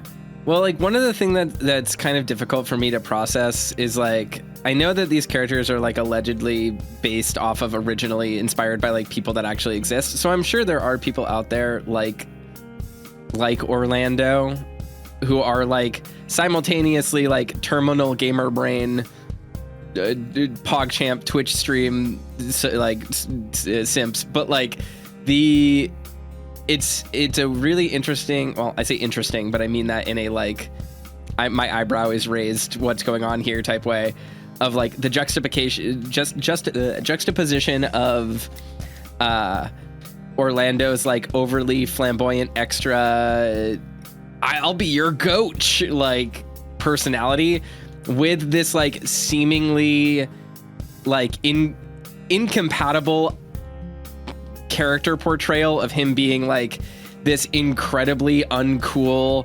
gamer dude who like doesn't have like who he simultaneously has fashion sense but then talks and acts like he's never been outside, you know what I mean? like they are seemingly incompatible things, right? And because I'm closer to the gamer side where it's like I don't fucking act like these are normal words just say in a normal sentence, but I will I will speak in gaming terms as metaphor to convey a thing, and it'll be clear that's what I'm doing. And as somebody who's not outside that much, not really socialized to act the way that a lot of gay people somehow seem to always pick up on how to act. Like, fucking I was thinking about that recently because we were at a Starbucks in South Carolina where someone acts like that, just in a place surrounded by like every wall is covered in Trump posters everywhere, and then there's just this guy, and I'm like, look at you. But also I was just thinking about like how does this accent and these mannerisms, like how do they even manifest? I always like kind of wonder about that because I don't know how they pick up unless you're just surrounded by people like that enough. And that's inherently, that level of like social exposure is antithetical to the other half of his lines. Yeah. And like, don't get me wrong, I've met like extremely flamboyantly extra gay like gamer dudes out there. Like that archetype does exist. But I think the issue with Orlando is like portraying them at odds with each other. Like it's like that they are. Like Orlando's like, I'm hopeless, I'm also a romantic, but also I have no experience with everyone. And I'm everyone's gay coach, flamboyant gay guy with fashion sense and the ability, but I also wear cargo shorts and a Triforce t-shirt. Like, you know what I mean? Like it's weird.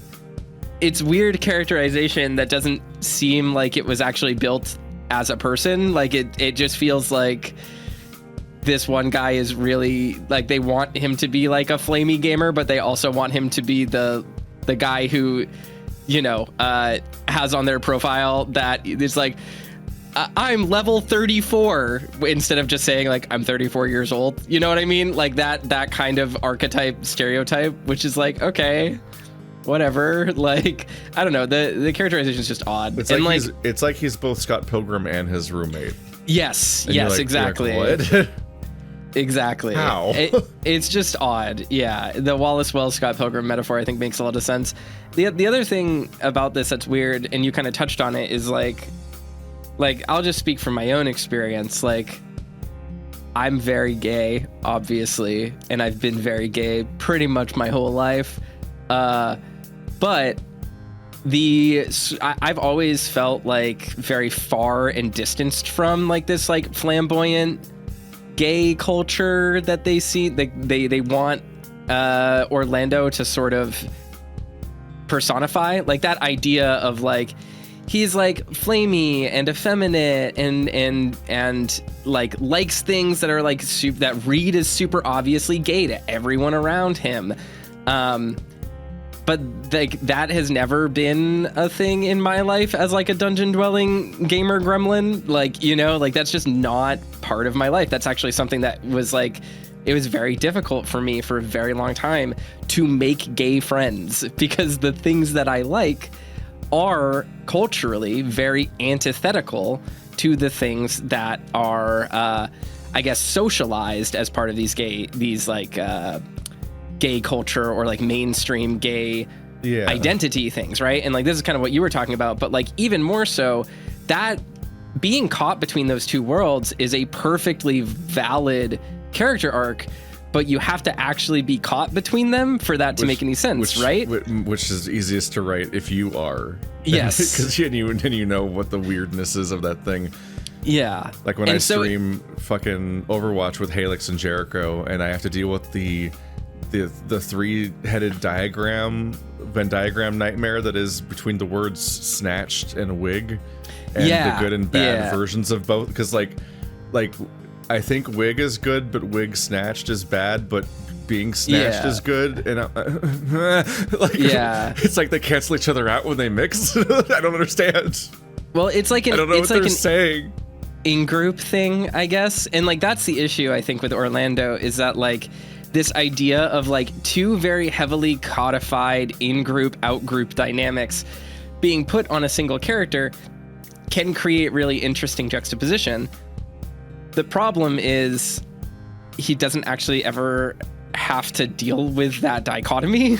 So it falls really flat because like, no, he is just the Triforce gamer dude who also loves RuPaul's Drag Race. And you know what I mean? Like there's like this game's populated exclusively by butch gays. Yeah, exactly. So it's just like, But like, again, it's not like Orlando is presenting, like, again, real life people are more nuanced than characters. Characters exist to be tropey and to have archetypes that are easily read for storytelling purposes, right? The weird thing like, he is that doesn't telegraph a character type in any real way. Yes, exactly. And that, again, that isn't to say that like people like Orlando don't exist. The thing that's complicated is like Orlando will be on screen looking like this, and he'll be like, everyone knows I'm gay and effeminate and extra. I'm a lot to deal with. And it's like, and he's just like standing in a standard pose, being a thick boy.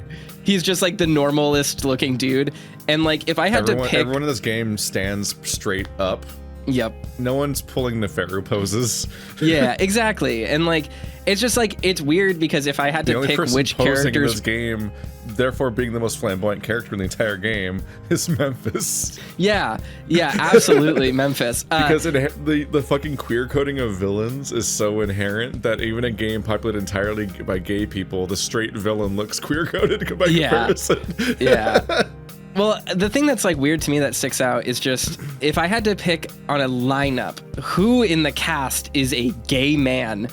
The two characters that I would pick are Haas and Roswell. Orlando would not register to me.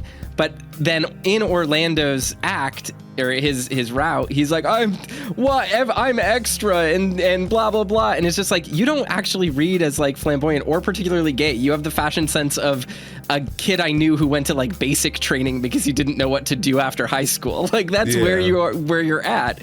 What are you talking about, Orlando? How do you fit into this niche you're claiming to be part of? His most extra character trait is how much he likes to cook. And I don't think anyone's going to be like, oh no, someone wants to do the cooking. How will I navigate this relationship? Exactly. I'm sorry, I just can't date someone who enthusiastically prepares dinner. Yeah. It's just odd. I don't know. It's odd.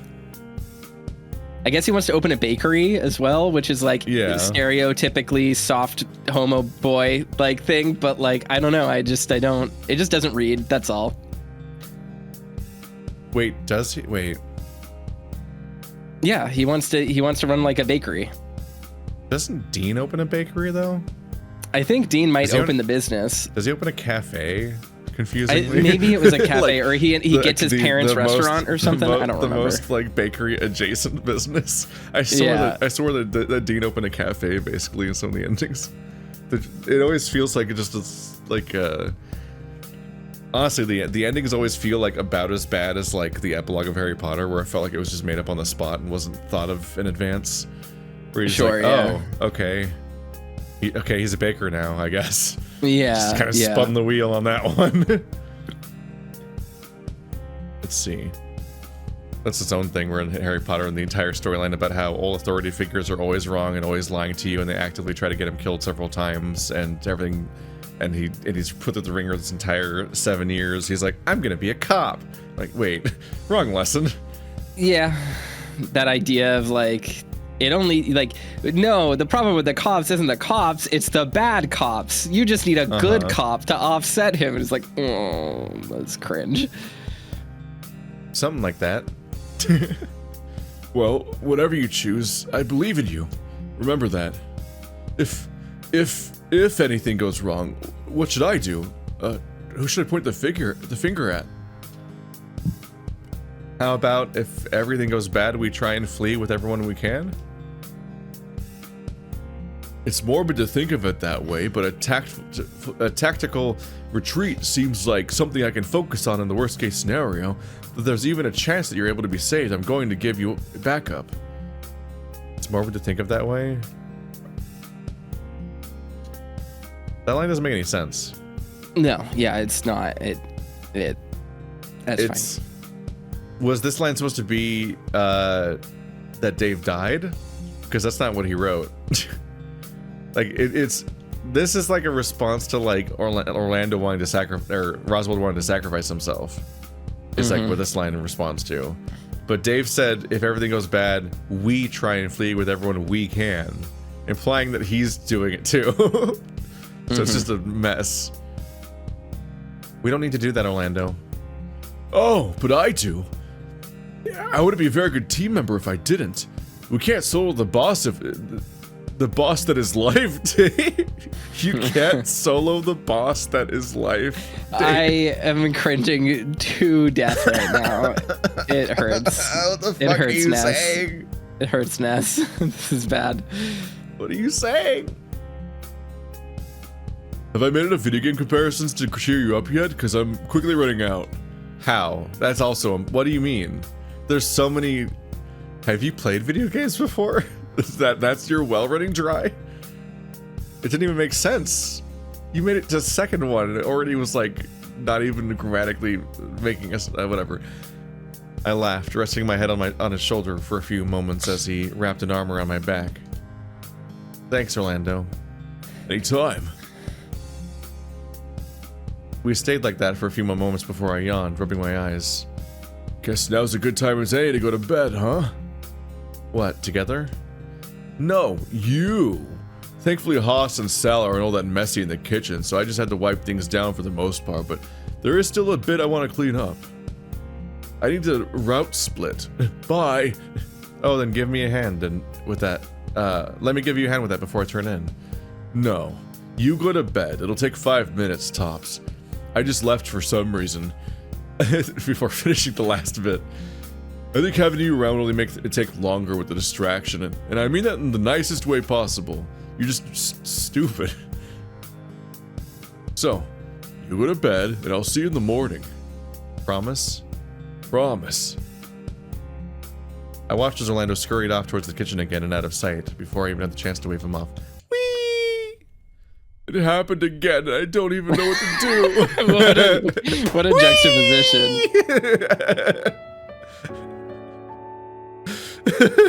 Oh, he's dead. He's gonna die now, right? that jump was so funny. It was very funny. Granted, it might be a little different if I was the one. It was one of us killed instead of Benson, because he was killed, right? It wasn't suicide.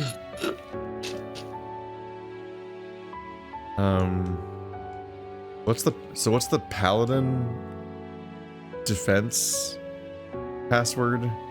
Defender? Tank? No. I don't remember.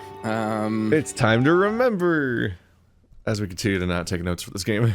I take notes. I have something else full screened on my computer, so I'm not. How dare you? Let me pull this open.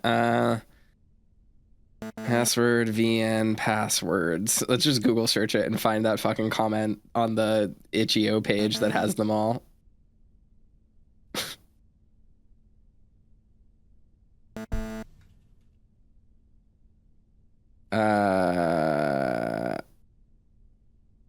What was it?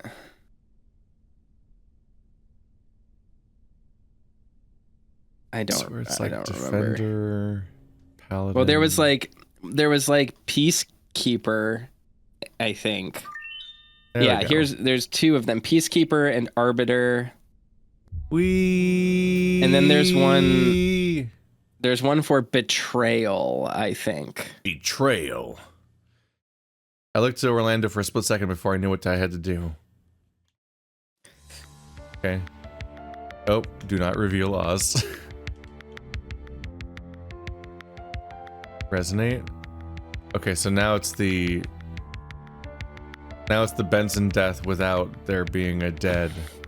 Yeah, I think the password is Betrayal. Betrayal.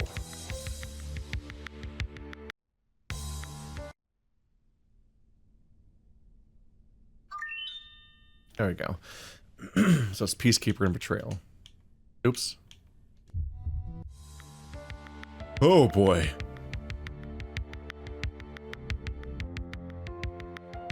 What? Well, I kind of already knew about him opening it once already. Anything good behind the door, pup?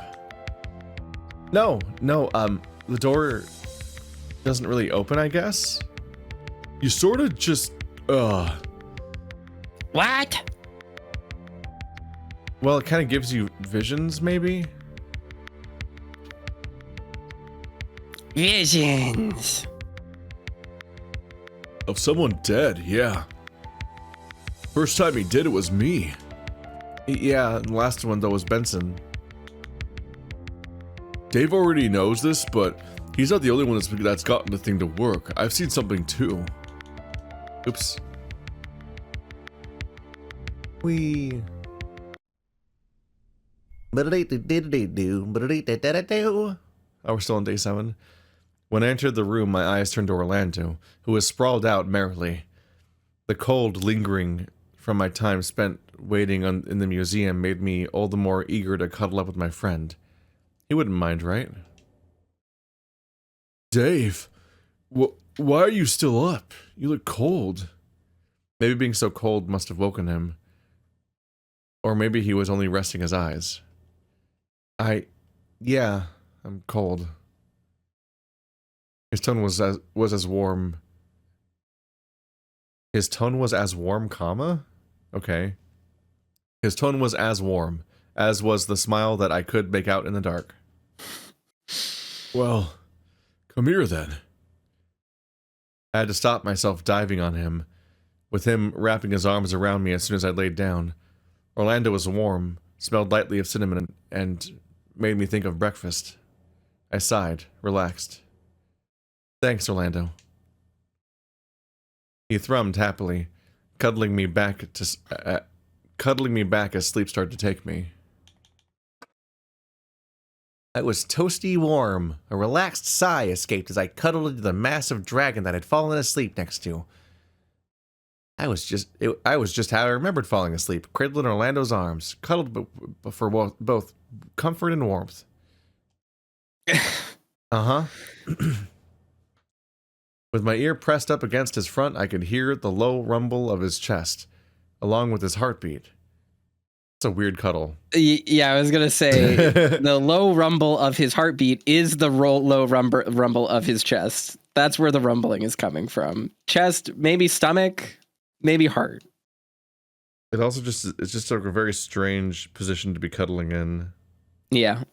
It's like It's like all the way down there.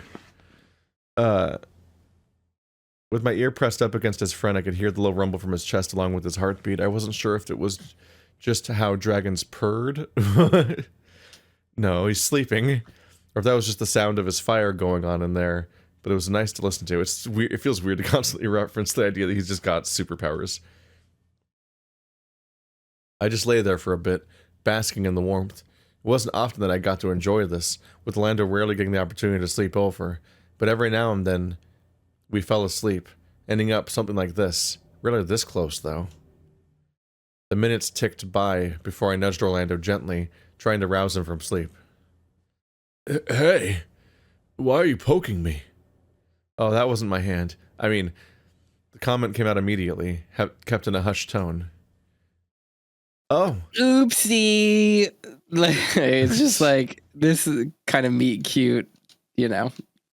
Stupid. It's fine. You're awake already? Mm-hmm. Awake for a little while now. You were just so comfy, I didn't want to disturb you. I feel like I'm sitting next to a fireplace. It's nice. I'm sorry to say, if you generate that much heat underneath blankets, you're a war criminal and you don't deserve to be cuddled. It's not okay. It's not okay. Not a it's good not okay. Setup, no. Well, don't need to get up just yet. Did you sleep okay? All right, I guess. How about you? Orlando backed off so he could sit up and stretch, quickly throwing a pillow over his lap as he did so. Not too bad, all things considering. But we'll see how today goes. I did make a mess of things. I guess I sort of forgot about it with what happened to you. I put a hand on Orlando's shoulder as I looked back at the others. Roswell was happily spooning a pillow, fast asleep. Whatever he was dreaming of must have been pleasant. By comparison, Haas was looking equally peaceful, but not as happy as Roswell. He too seemed to be asleep, resting on his side. What's the plan with that? Probably talk to Sal some more about it, if you'll let me. It's a start. I'm still shaken. Some more closure would be nice. That seems good. If there's anything I can do, let me know, though. And he's off. I always forget about this, that like after the hypothetical shooting of Benson that none of them actually experienced because of how the timelines work, they all bundle up in like 2 rooms collectively for safety, and proceed to never do that again for the rest of the entire trip, including, crucially, after actual threats appear. Yep. They all bunk up for one threat that they don't believe in. Oh, thanks for letting us sleep in your room, Haas. Not a problem, Dave. Now scram so I can get changed. I filed out of the room to head back to my room so I could get changed. Uh-huh. But on my way over to mine, I noticed Orlando waiting by the door to his room, half hiding behind it, and watching me as I went by. Is everything okay? Mind if we chat for a little bit? Won't be long, promise. Oh, sure, what's up? I wandered into Orlando's room, with him closing the door behind me as soon as I was in. I was getting vibes similar to the day before when he cornered me in the kitchen. I just... Be honest, everything about yesterday, last night, you were telling me the truth, right? You ever wonder if Half-Life 3 will come out before we're done with Password? Maybe. Isn't there like Isn't there buzz about that? I don't know. I heard that there was buzz that they're making a new thing, that they're supposed to be making a new Half-Life game right now. Well, I don't know if it's Alex 2 or Half-Life 3. Well, I think we kind of knew that they were working on something after Alex, because Alex is basically them saying we're making Half-Life 3. But I was just sitting here rereading this dialogue, this endless loop of conversations that we've had a million times across all these routes, and I was just thinking, how long have we been here? And when will it be done? That's all. Oh. I think I'd prefer an Alex 2 over Half-Life 3 at this point. I'll take both. Thank you. They'd both be good if they just made games. I'd love to see them make games. It's just I got an invite to Half-Life isn't massively unique at the end of the day at this point, but Alex is like one of a kind in terms of like how little VR stuff comes out that's actually a full game. Yeah. I got an invite to Valve's new like MOBA thing. I don't know, it's MOBA hero shooter. I haven't played it yet. I don't really know what it is. It seems like everybody in our Discord did except me. Yeah. It seems neat. I don't know. I don't know anything really about it, but I did get an invite, so it's in my Steam library.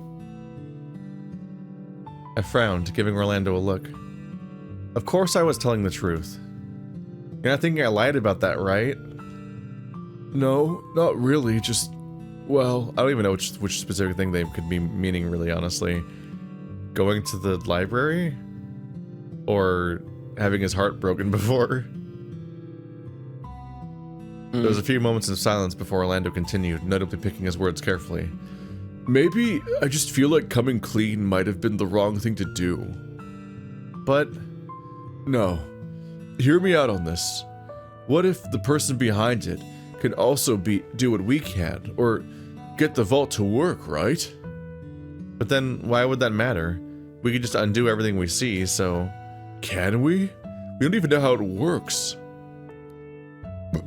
What if the person behind it was listening in and just changed how they did things to make it harder for us to stop them? Stop. I gulped, sinking into my shoulders. This was bad. Or I got the impression that this was my fault all the same.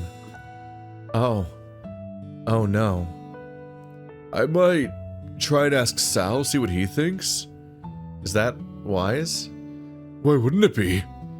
Well, after yesterday, you know, with what happened? Please just say which scene you're referring to. There's too many things you could mean. Oh, right, you might have a point, but I don't want to stop hanging out with him. I expected you to be less okay with what happened. You and him must have had some talk, right? You and him must have had some talk? Yeah, you know he did. One weird sentence, but also like explicitly he did. You talked about the fact that they did. Yeah, I don't think it's saying you must have had some as in quantity. I think it's saying like you must have had some talk. I think that's the emphasis. No, just a little talk. A measurement of talk. It's a quantity of talk. Yeah. A dash of talk. Well, we did, yes. There's a few things about that, though. Secrets were shared. I sort of wish there was more to it, but no, just talking. What do you mean? Wish there was more to it? That was the whole point, is that it's over. I don't think I was prepared for what he told me, though. He'd watched his own sister die. Was it bad? What did he say? Sorry, Dave, that's not my secret to share. Unlock that, the cell route. Oh. Well, did you want to hug it out? Yes, please. We wrapped our arms around one another near the same time, embracing one another tightly. Well, I don't know about you, but my plan is to put on some pants. What about you? Probably the same. I try to be pantsless as much as possible, so it couldn't be me. Unrelatable character. I contemplated telling Orlando about my meeting with Oz. After all, it seemed as though Orlando wasn't on his radar as far as being able to get the vault to work, but maybe it was best if I didn't for now? It was hard enough to try and piece together what I should be doing and saying without throwing Orlando's worries into the mix. And if I was being honest with myself, part of me wanted to use this as a chance to rise up and prove it could be useful too. Got some things I needed to think over too, but I can wait until after coffee. Well, in that case, guess I'll see you down there. Yep, see you in a bit. I headed back to my room, getting changed into a fresh set of clothes before heading downstairs to see the others.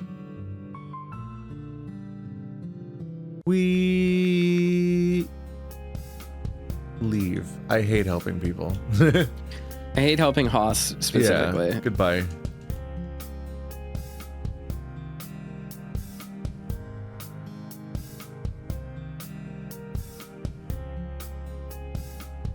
Everyone's so obsessed over how long he was gone. There's like a whole conversation about him being gone. This doesn't seem noteworthy at all, though. No. Oh, I walked Now into they're a talking long about conversation by who's gonna make picking the lunch. option I never pick. Yeah, but it's a long conversation that just reiterates things that we knew already, which is that like someone's gonna make lunch, someone's gonna do this, someone's gonna do that, etc.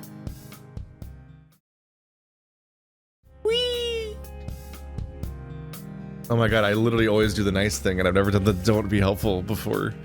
Well, fuck you, Benson. Do the dishes. I don't have sympathy for Benson anymore. Or at the end of the day, how's everybody naked already? Have you forgot what he did to us? You forgot what he did to us. Oh wait. Is this the old day hangout bit?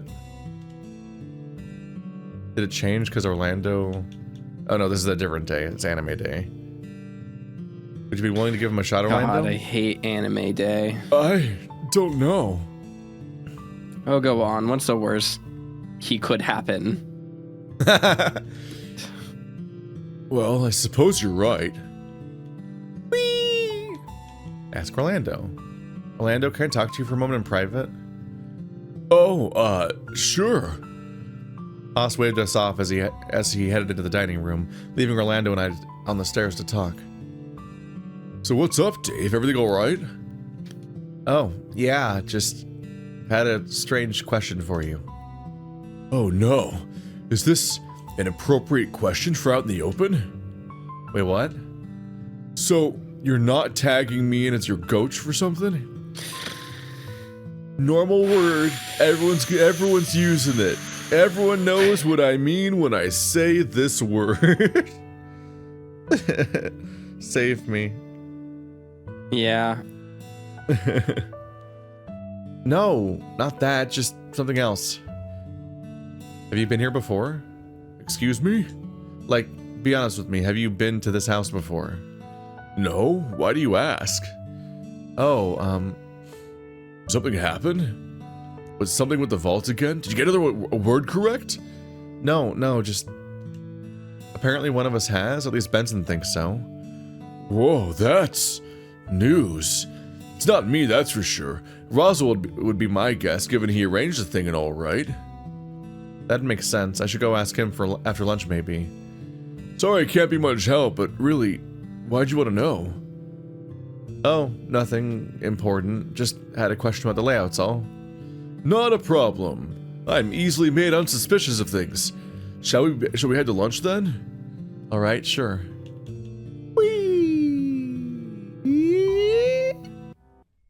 Oh, Dave, I'm bi. You like women? My eyes were drawn to the corridor leading off to the side. Down there was the staircase leading to the basement. I was thinking about working out, but the vault.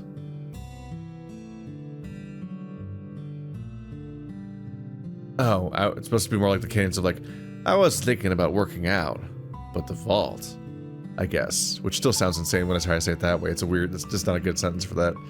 Mm-hmm. Why was there another door like that in the library? Did the two connect like as a secret passage, like the bookcase? My curiosity was drawing me down into the basement before I was conscious I'd made the decision. The lights were on though, so I knew I wasn't alone. Hey, Dave. Orlando, what are you doing down here? Just thinking. I figured no one else would be down here, so good place to think things over. Kind of creepy place to think things over, don't you think, after everything that's happened? I know. Orlando? Are you alright? Really? Mostly. I've been thinking about yesterday a bit. It was a big day. No kidding. If you could do a do-over, would you take it? Orlando gestured over his shoulder to the door behind him. My eyes followed. Been wondering if there was a way this thing could do it. Maybe it's a time machine?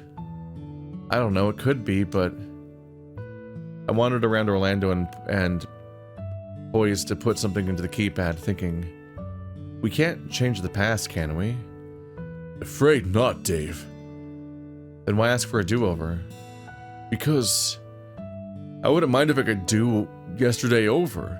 Make different decisions, maybe say different things.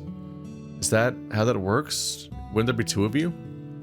If I went back in time, wouldn't it just be the day resets and I'm the only one that remembers?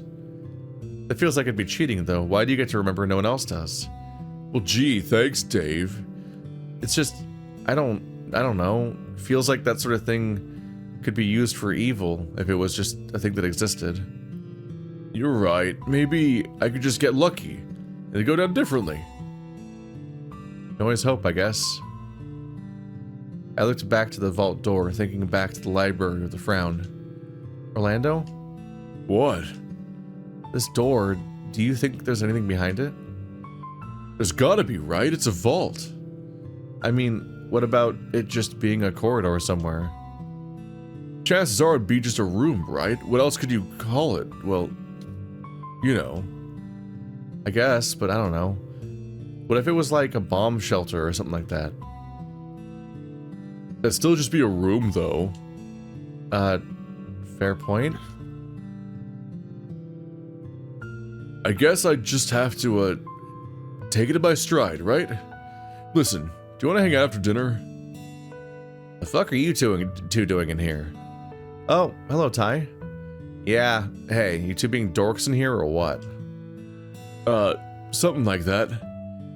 I'm gonna work out. Was just wondering who else was down here. Orlando, you look like you need a stiff drink or a nap. Sort your shit out, man. None of you are old enough to drink. If they're Australian, I think the Australian drinking age is 18. No. Hey, I know Ty, that this story takes place in America, ostensibly, but I can't remember if it's ever been specified. well, I think we figured out that it must be America at some point in this playthrough. Because there was an American flag in the classroom, remember? Let's see. That is the thing that happened, but the backgrounds are nonsense. Sure. If the backgrounds are canon, then this is a universe where everyone's human except for these, like, 8 characters. Well, if the backgrounds are canon, it's also, like, I believe the school that they go to is in, like, Ohio or something, like, because I looked it up. But, yeah, I don't know. I don't remember. It's useless. There's no point. It's nonsense. Orlando's also older, isn't he? I don't remember. This doesn't matter. This is a stupid thing to talk about. I think Orlando's the same grade as Dave. Maybe. So he's also like 19. Hey, Ty, be nice. I'm just saying it like it is, Pop. Take care of him, yeah? I just tell it how it is. It's me. That's my personality. That's who I am. People who declare that about themselves aren't annoying at all. What just happened? Tyson's gonna work out? Not that, just, you know what, never mind. Let's go veg until dinner. I wasn't ready for that word spelled out. I've never had to deal with that spelled. Wanna go lay on the grass and watch the clouds? Let's just stare at the sky. Sure, weather is nice enough for it.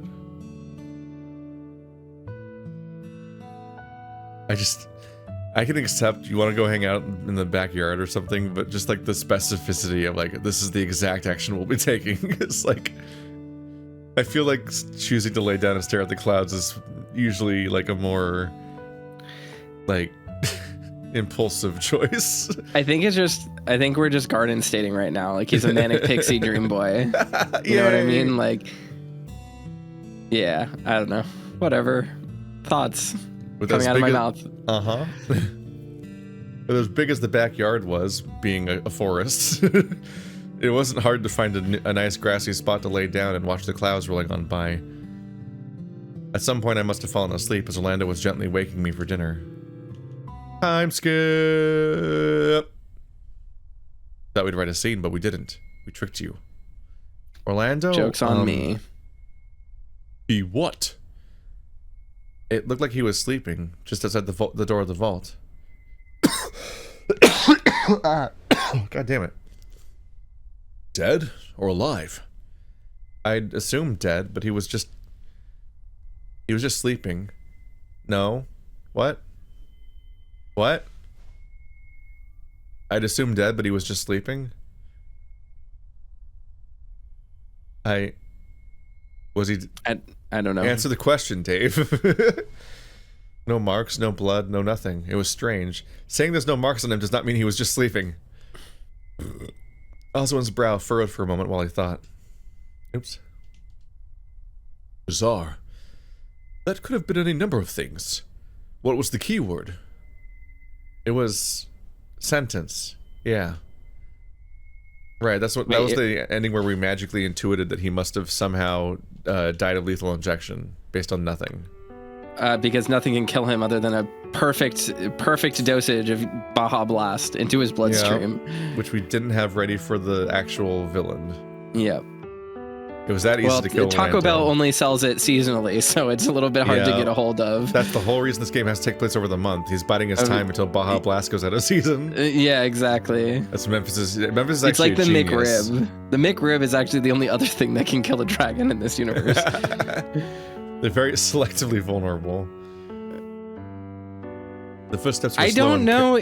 I just realized, is the McRib still seasonal, or is that like a permanent item? Remember when we were in high school? I guess when I was in high school, when the McRib was like, people were like really up in arms about that. They were really excited whenever it happened. I remember people would make a big deal and basically mark it for McDonald's whenever the McRib came back in season. Yeah.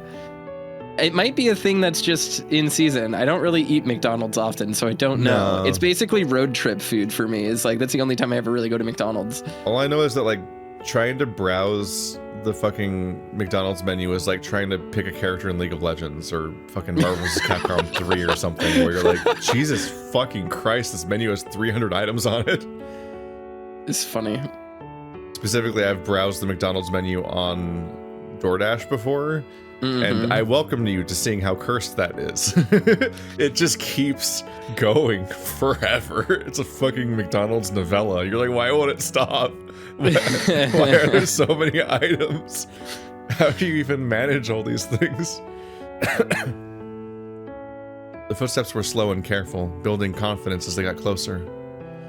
Hey, wakey wakey. I groaned, cuddling into the sheets before smelling the familiar scent of coffee. Come on, you slept in long enough. I even brought you coffee. Okay, fine, I'm awake. With a sigh, I sat up, taking the coffee from Orlando as he beamed at me with pride. Thank God we basically skipped day 8. You must have been tired. Yeah. Or something's wrong? Orlando edged closer, trying to find my gaze, and I looked around, avoiding his. Something is wrong, but... His eyes looked at my phone by the side table, then back to me, then to my phone. Something happened? No, nothing happened, just a restless night. Orlando reached out and cupped my cheek, rubbing a thumb under my eyes as if preemptively wiping away a tear. You're sure? I felt my bottom lip quiver. My next intake of air was a rattled breath on the border of being enough to show that I was about to break down and start crying, but I kept it in. Someone hurt you? Did someone say something? If Tyson did something, I'll go do something. No, Ty didn't do anything. Oh, well, Dean maybe? He didn't... Unless... No, just what? Stress, I guess. Everything that's been going on has been getting to me. I feel like I'm going crazy at times. Part of me thinks I'm being led around by someone else. Part of me thinks that I'm going to screw up this whole thing with the vault. Just... No, that's not all. You're suppressing again for some reason. Is it a thing he was previously known to do? I looked down into the mug I held in both hands, letting the scent of the brew waft into my nose. I don't want to sound dramatic, but I'm worried about you, Dave. Bottling this sort of thing up, it'll kill you. One of the things This I'm sort stuck of on is thing he's where just I don't like, know what it is. he's mentioned like it feels like someone else is guiding me around right now. Has the game ever really done any of the like Ludo narrative stuff that like the Zero Escape games do or whatever, No. where it's like, yeah, exactly. So there's no like there's a player playing me right now, like no consideration for that. So where is that coming from? I was struggling to think like, how often has Dave actually been like, I don't feel like I'm in control of my actions. It's almost as if a mysterious third party is guiding me. Like it doesn't. I think he's never really literally. brought that I up. think he's not referring to anything more interesting. I think he literally just means Oz is prompting him to do stuff and not giving him full information. That's fair. Because that's just explicitly what's happening. It's just Yeah. you're ready for something cool to happen because visual novels usually, like, it kind of became a thing at some point that visual novels do something like kind of subversive with their format at some point. Yeah. Well, it's because there's This like, what might else be are you hot- going to this do might with be a hot visual to full novel? this might be hot to full boyfriend's fault. I don't know. Yeah. It's probably from the thing that one I haven't played yet that's 500 years long. But for me, I'm like, the first one I heard about being subversive and weird was hot to full boyfriend. Although Zoomers would say fucking Doki Doki Literature Club. Yeah. But they're wrong. They're a decade off at least. Yeah. But for all I know, they've literally always been like this. They've kind of always been like this. Yeah. I mean, it doesn't. I assume you're talking about Umineko being the one that's really long. Umineko actually doesn't really do that. Umineko is like pretty much a reader experience. Like it's like a book. But like, I don't know. Like I feel like visual novels have always played with this idea of like. My cynical brain says it's because visual novels, for good or for bad, have always had to contend with the argument that they're quote unquote not video games. So like so many of them centralize around this like idea of like, we have to acknowledge the player somehow and like have some sort of commentary about this, whether that is just a kind of rote like, we acknowledge that we have a readership, or by doing something like Zero Escape does, where like it plays with the idea of its form as part of its narrative.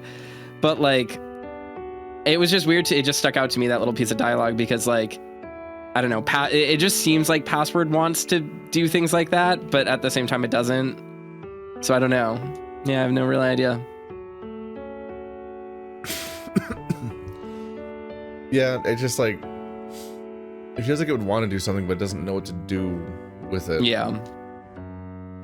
But it's, yeah, like, it's even just indie games in general. Like, you have Undertale introducing bosses that break the game's art style, or games that close themselves and generate text documents in the folder and fun stuff like that. Like, there's hypertext fiction, stuff like that. Yeah. Like you're ready for it to do something weird, but instead, it never really is doing that, and it maybe thinks that the passwords are that on some level, but it's just not doing that either. I don't know. Womp womp. But I think they're just talking. I think Dave's. It's just that Orlando knows him apparently enough to know that he's suppressing, and I think Dave's starting his like dad arc. Yeah. It's time for him to be sad about. Yeah. God damn it. All right, so I just got struck by the mental image of that one infamous furry comic where a Bara artist drew a comic of him as a kid, passing the ball to his dad. He's like, "Yay, Dad, we're playing catch." It's like, "Throw me the ball, son." He throws and like his dad is like suspiciously Bara hot art style. Yeah. But then when he throws the ball, his dad's gone. Because it's a comic about somebody whose dad died.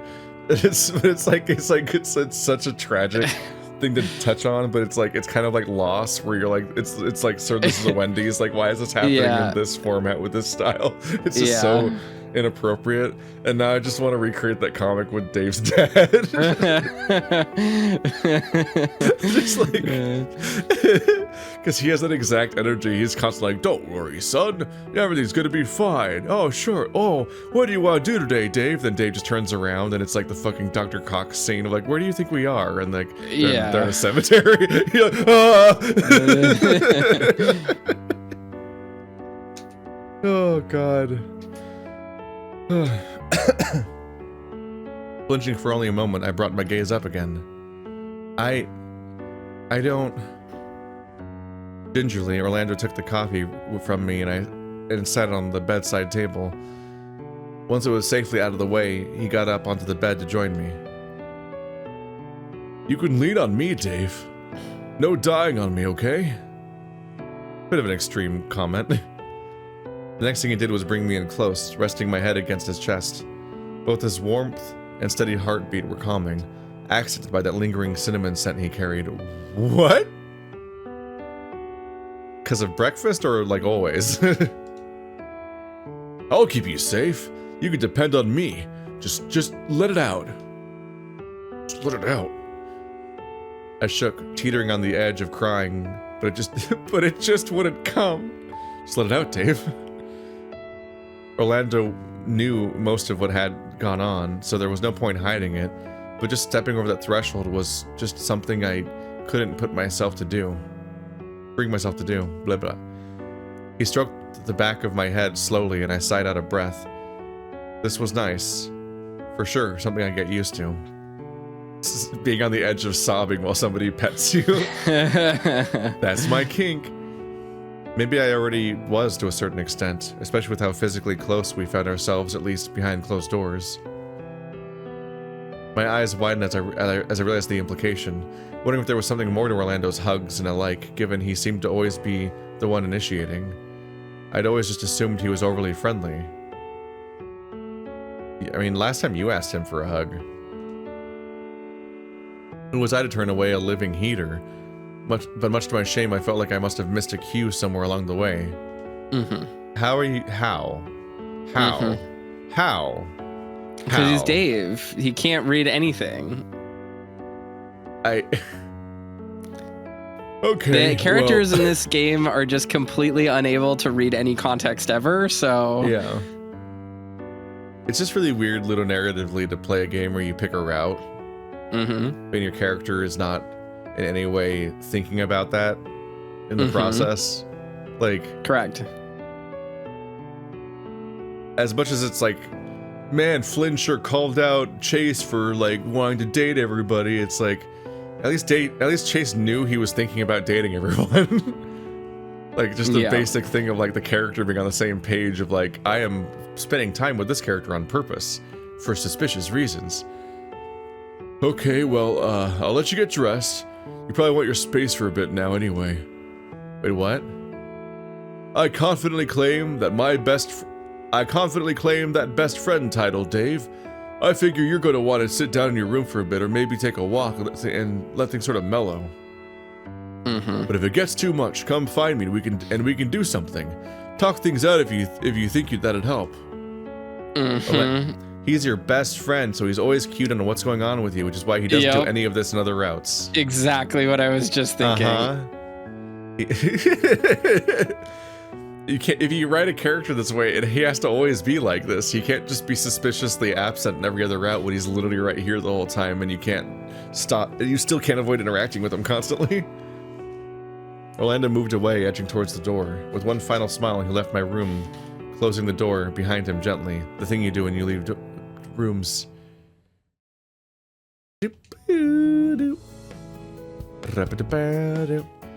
I do appreciate the idea of someone gently closing a door, though, because everyone in my household just closes it by pushing them closed.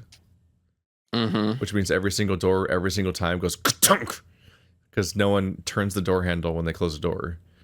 And the more I bring this up, the more it sounds like I'm just the insane person and no one on the planet does that. No one discovered the art of making a door not make a noise when you close it, which takes no discernible effort. If anything, like actively pushing the door shut by pushing on the wood or the not wood that it's made of, to make it, then have to overcome that one threshold of resistance and everything is like actively more effort than just twisting the handle while you're closing it and making it silent. I think you're coming. No one does it.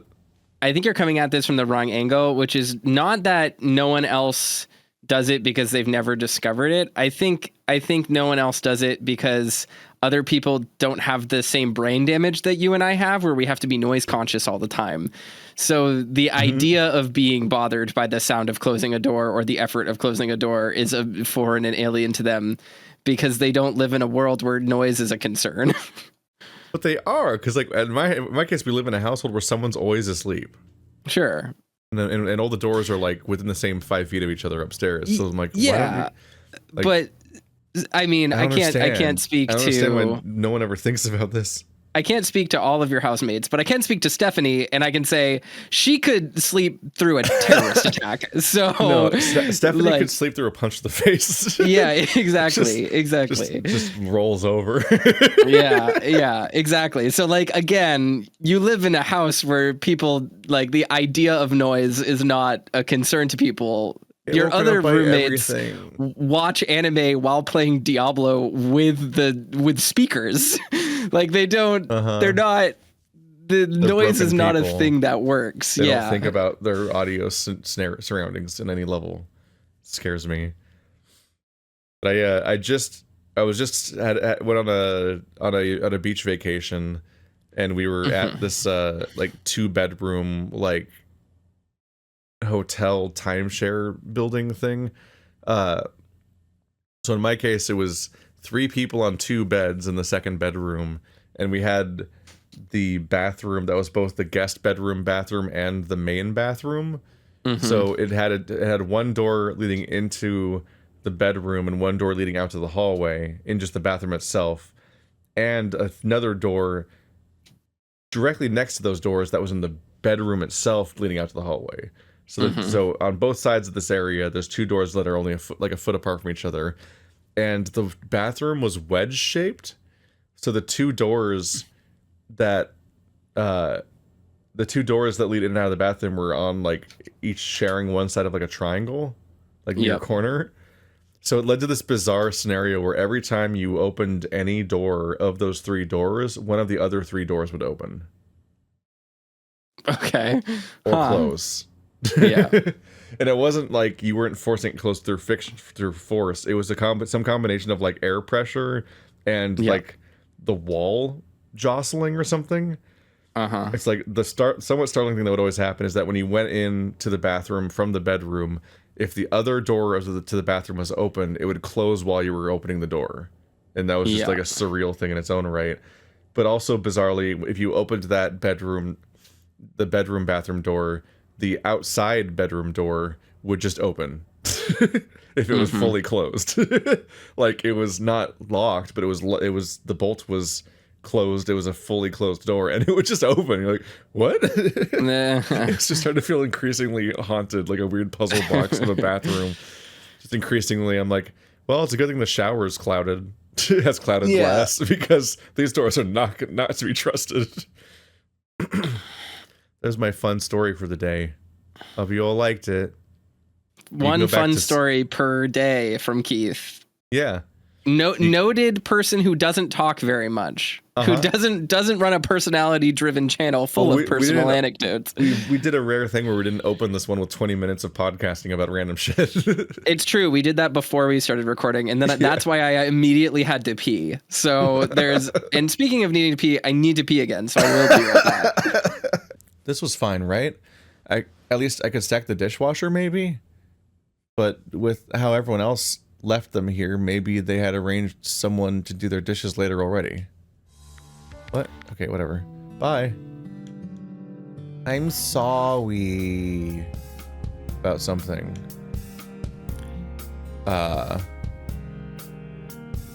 It's a game of Uno. Well, if it's a break we're doing... Oh no, this is skippable dialogue. Oh no, it's not. Well, whatever. We may as well do something irrelevant and stupid. The weather That's seemed exactly nice what enough, it said. mostly clear. The sun was out without being too warm, If anything, it was a little windy, but it was gentle sort of breeze that seemed to perpetually run by us. Orlando, with his hands in his pockets, wandered away from the house towards the trees. I wasn't sure if he was aware I was behind him or not, but I felt all the same. Eventually we came across a clearing, and Orlando sat himself down before laying back on the grass with a sigh. Coming? Oh, right, I followed suit, laying down next to him and looking up to the canopy above. It's nice out here, huh? Under the trees? Just out of the city, away from everything. The breeze continued to blow past us, and for a brief moment I forgot about everything happening back at the mansion. So, how was your walk? Oh. It was fine, I guess. I looked over to Orlando, seeing him troubled and fiddling with his thumbs. What's wrong? What's wrong? Well, if it's alright if I call you out on something, right? Like, I'm not a jerk for doing it. Well, typically you don't say you're calling someone out. You just say, hey, there's something I want to talk to you about. Yeah. I don't know if you're aware, but maybe X thing you did was kind of mean or bad. I'm gonna quote retreat you. With a sigh, Orlando looked across to me before dipping his gaze away. To be honest, you're stressing me out a bit. Sure, the thing with the vault and seeing what we've seen is good enough reason, but you coming out with potentially being killed after your walk, well... Are you victim blaming Dave for almost dying?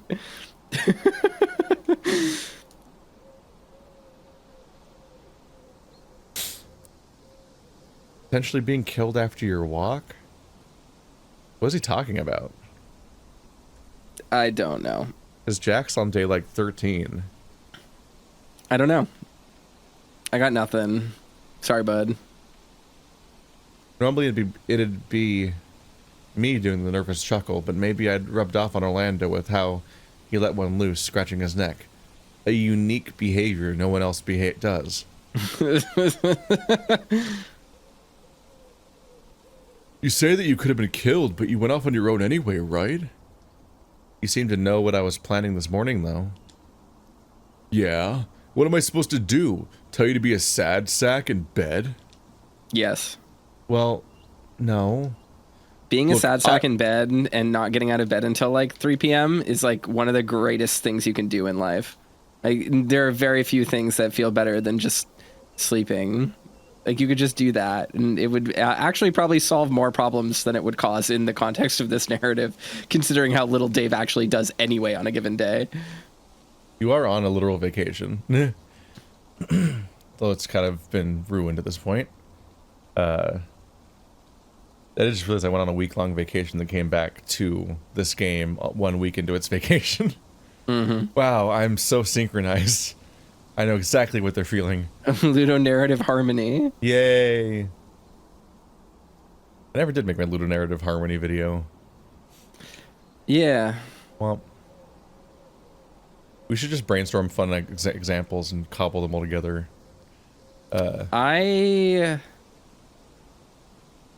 Sure. Fine. We're not going to get into this right now. I threatened Toaster with this greatest fear, which is the idea of having an idea on the internet. Having an opinion on the internet is the worst thing that you could possibly do to yourself. But also the idea of like working on even more projects right now makes my brain hurt really bad.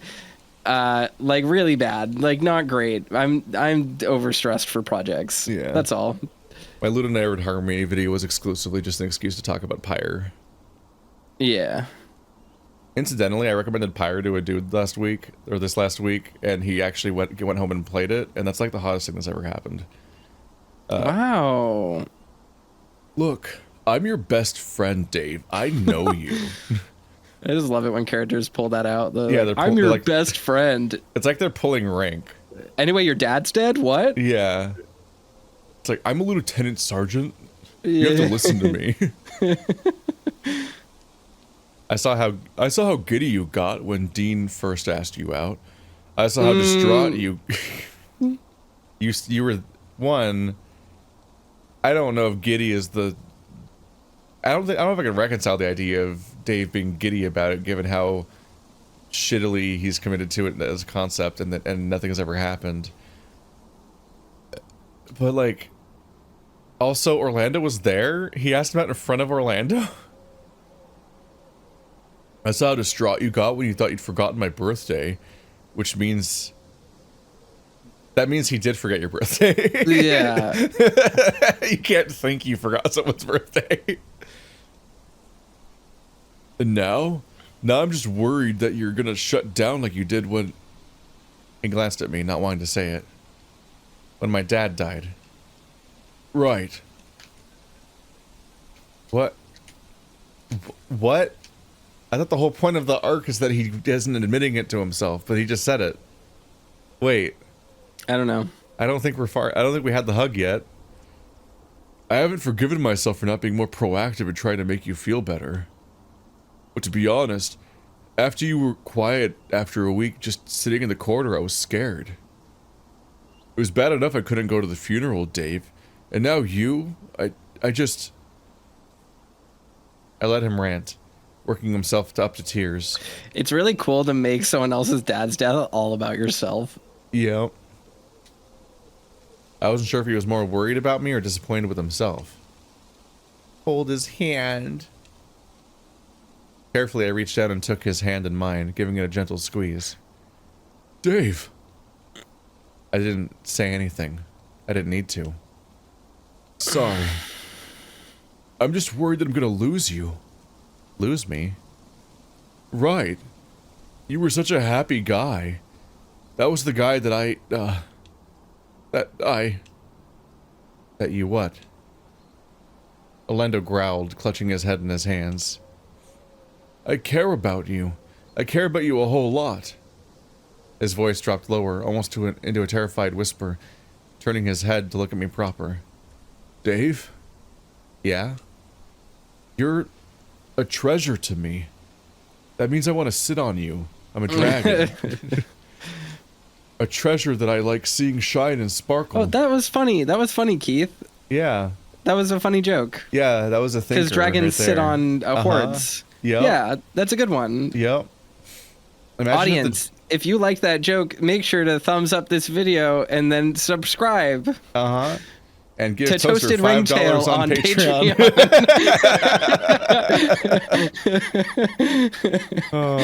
Imagine if this game had good dragon jokes. Yeah, it would be great. Anyway. Dragon D's nuts, am I right, folks? I specifically swallowed that joke and didn't say it. I was like, I was about to say, like, this game doesn't even have a Dragon D's. More than any other gemstone in the family vault. More than any bar of gold I've gotten to polish. Okay. Yeah, now we're just back. Now we're back to the weird ethnic stereotype species thing going on. They made it so weird. Losing you is terrifying. You see me as a treasure? Yeah, not... There is such thing as fool's gold, Orlando.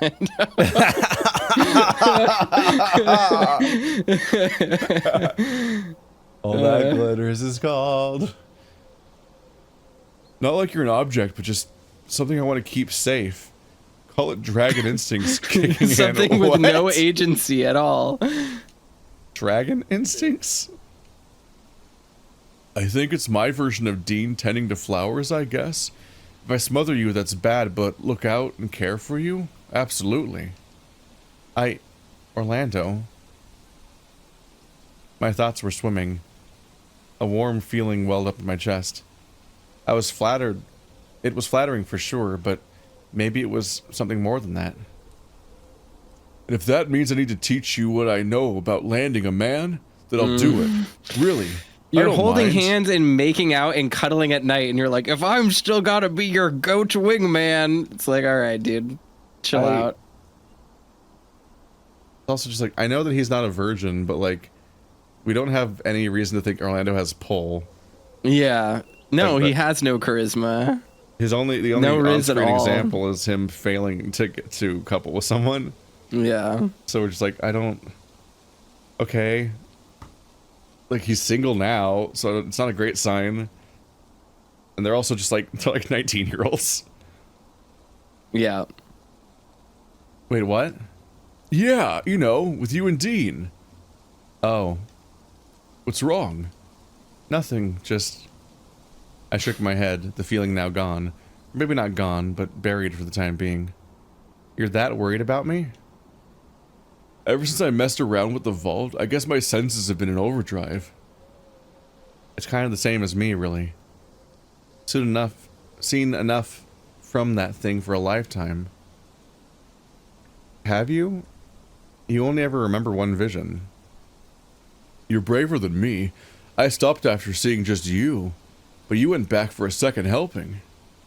And I don't even know why. Orlando rubbed his neck, shooting me a glance before looking away. He was troubled by something, and I was growing more curious. Orlando, what did you type into the vault? The moment I stopped talking, he slowly turned to look at me, unimpressed. If you're asking what I think you're asking, I am. I want to know. I'm not telling you. End of story. What about what you saw? Not telling you that either. Why? We know passwords. Okay. I don't understand why you can't share the password. Like, what is what you have to type? What, like, arbitrary... I guess all I'm saying is, like, what arbitrary keyword is going to be so revealing? Like, the keywords so far have been shit like werewolf and massacre. Like, Orlando's like, I can't tell you the words that I typed in. They were, I think Dave is hot 69420. It's like, it's not like, you know, it's not like it's a revealing password that says anything about it. It's just like usually an irrelevant word that like somehow came up. Like, I don't know. It's just like, no one can know that I typed cuck in. Yeah, like, what is there to discern from, like, Dave, the password is ligma. Like, it's not, it doesn't mean anything. It's not, it doesn't reveal anything about fucking Orlando or even what happened. But why? How can I keep myself safe if I don't know what's dangerous?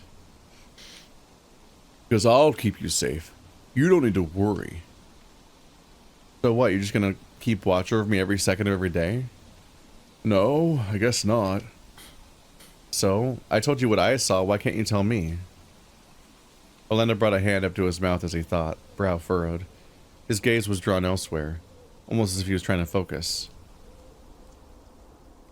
When he spoke, his voice was quiet but level, slowed, as if he was ready... As if he was readying himself for what he was about to say. All right. It's burned into my mind, so I can remember. Was it bad? Yes, it was death, Dave. You said hanging by the rafters, so... No, I don't think it was suicide. Not with how you were looking. Wait, also, he's already described it before? I forgot that. He's trying to keep it a secret, even though he already said what it was. How was I looking? If not a noose, then... I could barely hear what he came out with next, his voice cracking and trembling. Meat hook. Right through, you know? He pointed to his neck, shuddering. I found myself paling at the thought, too. It was one thing to assume it was a noose, but a meat hook? Remembering when sometimes Dad would go to the butcher and bring me along, with the big hunks of meat suspended from the ceiling. Sausages, too. Mentally putting myself in the place of anything I remembered from that shop made me whimper softly. My eyes darted around, wondering if I'd misheard him. Meat hook? It was gross and scary, but there was an upside. About the meat hook? Kinda. I've been looking around the mansion for any room that looks similar or even a meat hook and nothing. So maybe we're safe. No. The vision means it happened, so that just means you can't find it, which is bad. I thought the good news was that he just found the meat hook and took it down. What did the room look like? Oh, well, old, run down. I almost would have guessed it'd be somewhere in the basement with how dirty it was. He got stabbed in a hook in the watermill? Somehow? On day like 5? But no luck? No luck. Which is a good thing, right? As long as I don't find a room like that, we should be in the clear, but please, maybe don't go wandering off by yourself? I'll try and remember. If you're gonna kick up a fuss about everyone sticking together, I don't for a second think that that wasn't the reason you wanted to do a pumpkin carving, then at least don't be a hypocrite about it. I chuckled, nervous, grimacing upwards while I kept my gaze away from Orlando's judging stare. Okay, fine, I promise. But what word was it anyway? The one I used for you didn't work when you typed it in, so no harm in telling me, right? Well, I suppose given there's no harm in it. Still, if it does work, just don't freak out, alright? Okay? Sacrifice. Sacrifice? Why that? I was thinking along the lines of what sort of things you'd need to give up to get something of value. I tried the obvious first. I dislike this because the password has never been shown for Dave to be something that you actually have to puzzle out, like in terms of like a symbolic gesture. It literally is always just a word that is given to us. Like not once were we like, all right, what happened with Tyson? Okay, it was the full moon, so we type in the word werewolf because it's a metaphor for what Tyson will become. It's literally just someone going like, Tyson became a werewolf that night, you know. It's also weird because he's talking about puzzling out a solution where it's like, it's not even a matter about whether or not you're told it explicitly. It's the fact that like, in order to use a password, you have to receive a password. Yeah, and you have to know something has happened. Yeah. And it doesn't make sense that Orlando's just guessing passwords at random and actually got one right when it's like, yeah. Wait, what do you mean? Like, that's not how it works. Yeah. I tried the obvious first, but when I thought about it in gaming terms, well... He sighed out, reaching up above and flexing his fingers, his tone shifting towards sadness. I blacked out, saw that. When I came to, I was laying on the floor with the start of a headache. Did you hit your head? No, I don't think so. It was more like when we've been listening to music too loudly. Only lasted a little bit. A minute at most, then it was gone. Have you gone back since? I shook my head, shifting uncomfortably on the grass. Not since Benson, why? I've snuck back a couple of times, only to try one word at a time, but nothing. Okay, but why? If you were so uncomfortable the first time, what made you go back? Sometimes the scariest thing is not knowing. That's why all the stuff that Roswell is into is so creepy. Is it real? Is it not? You take less issue with them being scary than just being real? If I knew that ghosts were real, I'd, you know, maybe try talking to my ancestors. They might know what to do. Or if demons were real, I'd know what to prioritize as far as keeping myself and others safe, right? I guess so. A gun. Or a knife, it doesn't matter, but a weapon used without purpose against a foe you know nothing about is a fool's errand. Is it? I don't know. Like, an invader I know nothing about comes into my home. A gun is a pretty useful is a pretty useful tool and not really much of a fool's errand, IMO, in this circumstance. You know what I mean? I get he's trying to make a metaphor, but I just don't know if the metaphor holds up. Because it doesn't work literally. Yeah. It'd be like, I don't know, attacking a werewolf with just a butter knife. Because most foes have unique weaknesses in this universe. I think I remember Roswell mentioning you need silver for that. I see. I'm glad we have Roswell for it to be the unique expert on werewolves, a thing that people don't pop culturally know about. Also, butter knives can and have been historically made of silver. Yeah.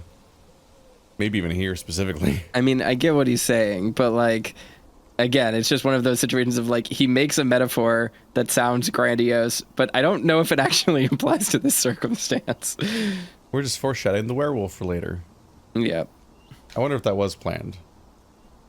I don't know. There's little moments where like this could be a hint that something's planned, but then I remember how often there's foreshadowing in Cape Escape, and I'm like, no. Well, yeah. Never mind. Some of it, yes, but some of it, no. I guess that makes sense. Yeah, I don't know.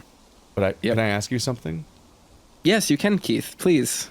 Why are you doing this to me? I'm just gonna start replying to everything I say as if it's a real comment. I'm just dissociating. That's all. Anything. You're not scared of Ty because of werewolves, are you? No. Okay, maybe a little bit. Is that silly? Yes. Wells will put the idea into my head one day. Yeah, that's explicitly silly. And just strange in universe, because it's like being afraid of an entire race of people because of a story you heard once. It's like, yeah, which is racism. A supernatural one, yeah.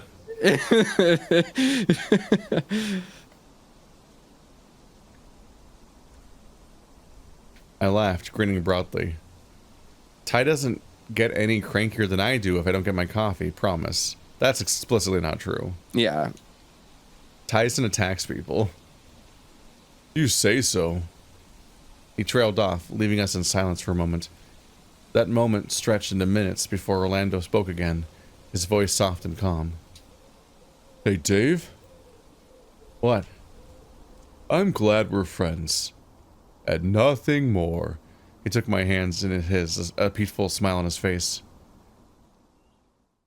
We lay like that for a while, just enjoying each other's company. Occasionally I'd look over to see him either looking up at the leaves and watching them sway, or with his eyes closing as if resting. Eventually the wind started to grow cold as it got closer to dinner time. While it wasn't overly late, we didn't want to be out here when it went dark, and headed back inside to eat. Whee! Or as the TikTokers say, yippee. Is that something the TikTokers say? Yeah. Specifically the fucking yippee thing that people won't stop doing all the time. Won't stop. Please save me. I was at Anthrocon and there was just people doing it continuously. You could hear them all the time. I looked to my left and Orlando was standing next to me, stretching out his back. He shot me a smile and I looked away, remembering what we had talked about earlier. What's the matter? Nothing, just tired, you know. What? After we took it easy today? I thought that would have been enough to let you recover from your walk. Well, it's a different type of different sort of tiredness. Ah. Sorry, I just thought... You know what? It doesn't matter. If you're tired, you deserve the rest. No, what's up? To be honest, I wanted to run through some more things with you, but if you're tired, they can wait. What sort of things? It's not kissing practice, is it? No, not this time, at least. I promise it's only nice things. Things to maybe help you on your way to Landine. I'm not going to ask you if you want that at any point. I looked around quickly to make sure Dean wasn't in earshot and shot Orlando a look. What? He's into you. If anything, I would think he'd be excited to hear you getting ready for him. Literally. Like, stretch it out. What makes you say that? With an emphatic sigh, Orlando shook his head and grabbed my arm, guiding me upstairs. Hey! Orlando gently nudged me into my bedroom and closed the door behind us. You didn't have to pull me up the stairs. We weren't putting up much of a struggle. That's the same thing as consent. With his hands now off me, he looked me over and I looked back in kind. Whether it was the thoughts he'd put into my head or just the light, I wasn't sure, but I found myself looking him over. What? Is that entire paragraph? As I did, I noticed things I didn't really think of anything before. The way he gently flexed his hand. The way the end of his tail twitched. Even the roundness of his front that looked inviting to cuddle into. You've never thought about that before. What? I hand flexing is just a weird detail that I don't even know what to think about, but like, you never noticed that his tail twitched? Weird.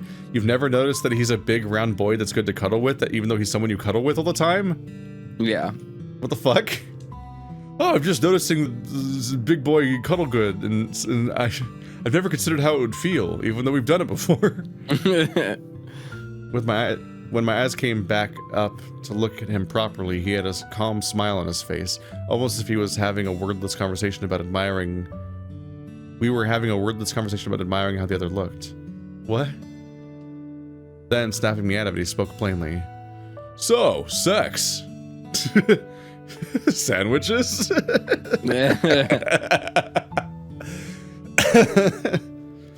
I blinked, shaking my head. What? Sex? When? Oh boy, you are tired, huh? Hey. As Orlando chuckled to himself, I found myself following too, although he was a lot more entertained than I was. Following too is a weird thing to say about someone who's also laughing. Yeah, following too. All right, so what sort of stuff have you done? You're gonna ask me that bluntly? No point beating around the bush, right? Like, have you done that? Well, nothing really. Orlando huffed, rubbing his head. Nothing at all? Not with anyone else, no. All right, well, I'm gonna get you off like 37 times in the next week, but only as practice for Dean. It's not a thing. Mm-hmm. Don't read into it. But with yourself, I felt my cheeks burn under my fur, my tail tucking itself between my legs, a thing that hyenas do. You know. Better question, you ever explore your body? See what sort of things you like? Not really. Not even a finger? Oh my god. I've thought about it, does that count? Oh dear, alright, well, I didn't think we'd need to get into that much detail, but still. Is it bad? I've looked up some stuff before, so I'm sorta ready, I guess? Ready how? Well, about how to prepare and stuff. I think I understand that much, so if anything was to maybe happen, I could probably, you know, this is a bad conversation. You can't say no in the conversation where we don't know what you mean. I feel like in one of the other routes, Dave talked about using toys, but maybe I'm thinking of someone else. But I don't know who that would be.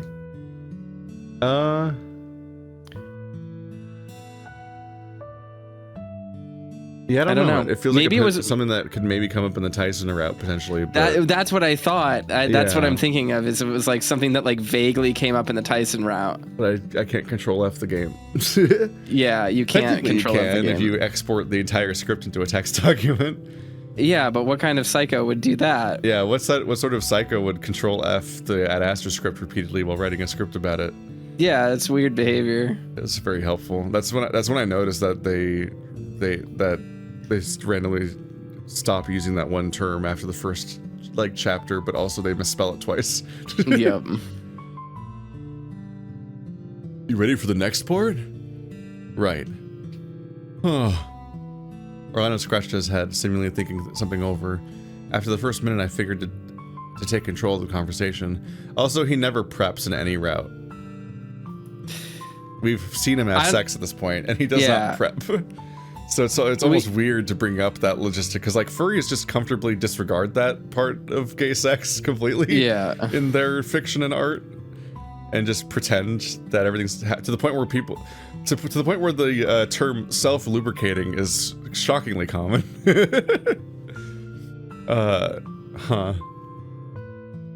Orlando scratched his head, seemingly thinking something over. After the first minute, I figured to take control of the conversation. As much as I'd like to ask how better to prepare, something else has been bothering me.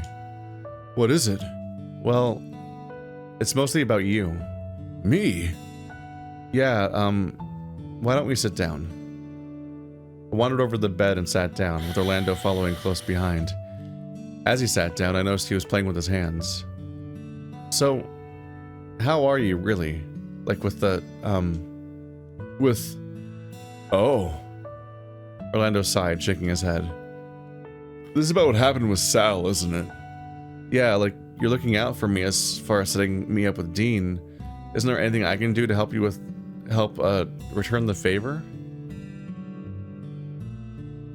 He smirked for all of a second before his frown set back in, looking at me briefly before focusing on his hands with his voice held low. No, not really.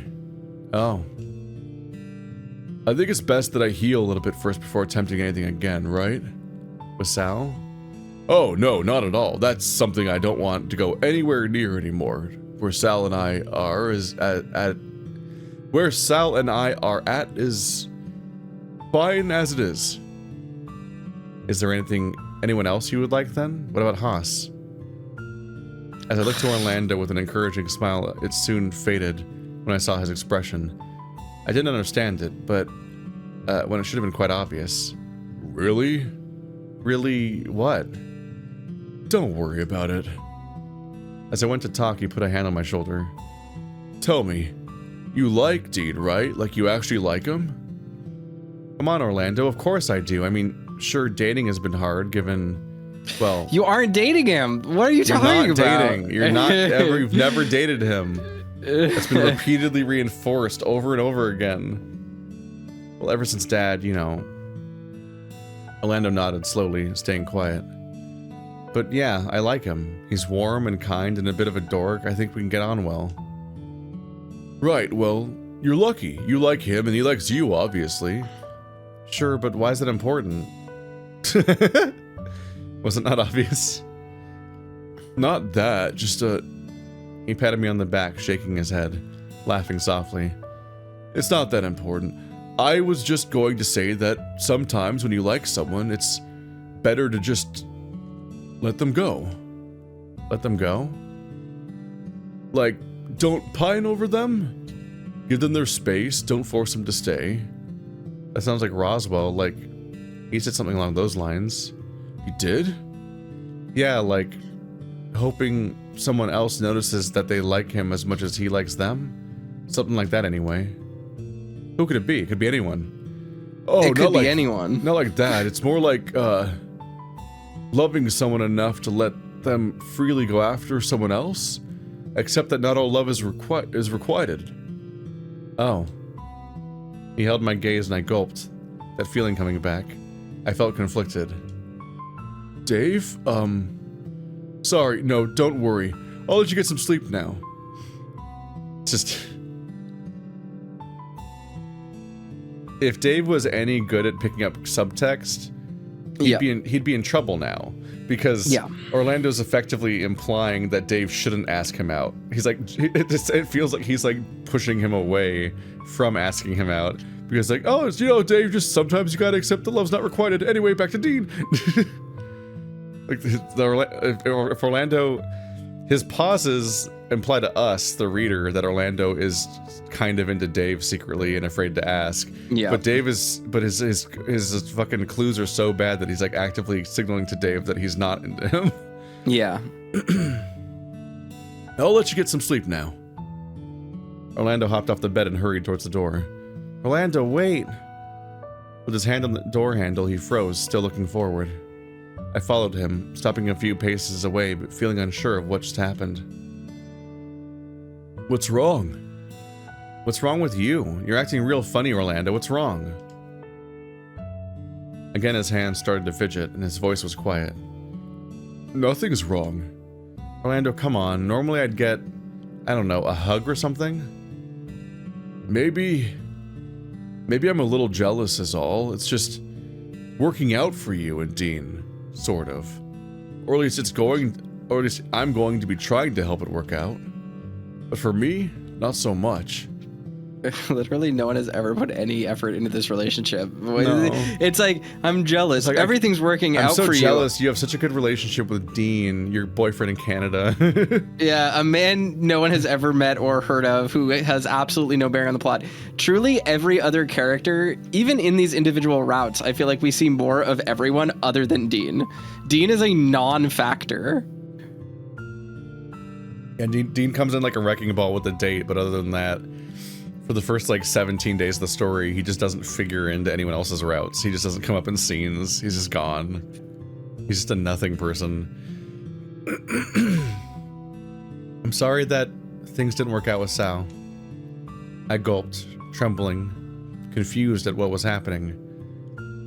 What I should be feeling versus what I was.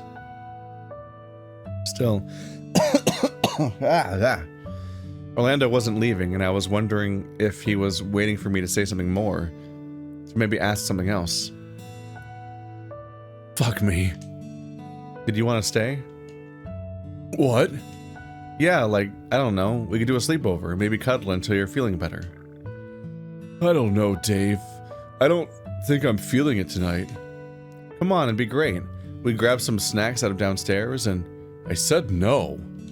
Just no. Sorry, did I do something wrong? Suddenly he stepped forward and hugged me tight, giving me a gentle squeeze. Orlando? Thank you, Dave. You're sweet, but I think I just need some space to myself for now. As he stepped back, he kissed me gently on the cheek before turning and opening the door. Which could also mean anything. Don't worry about it. My hand went to my cheek, still sort of stunned as he disappeared out of my room, closing the door behind himself.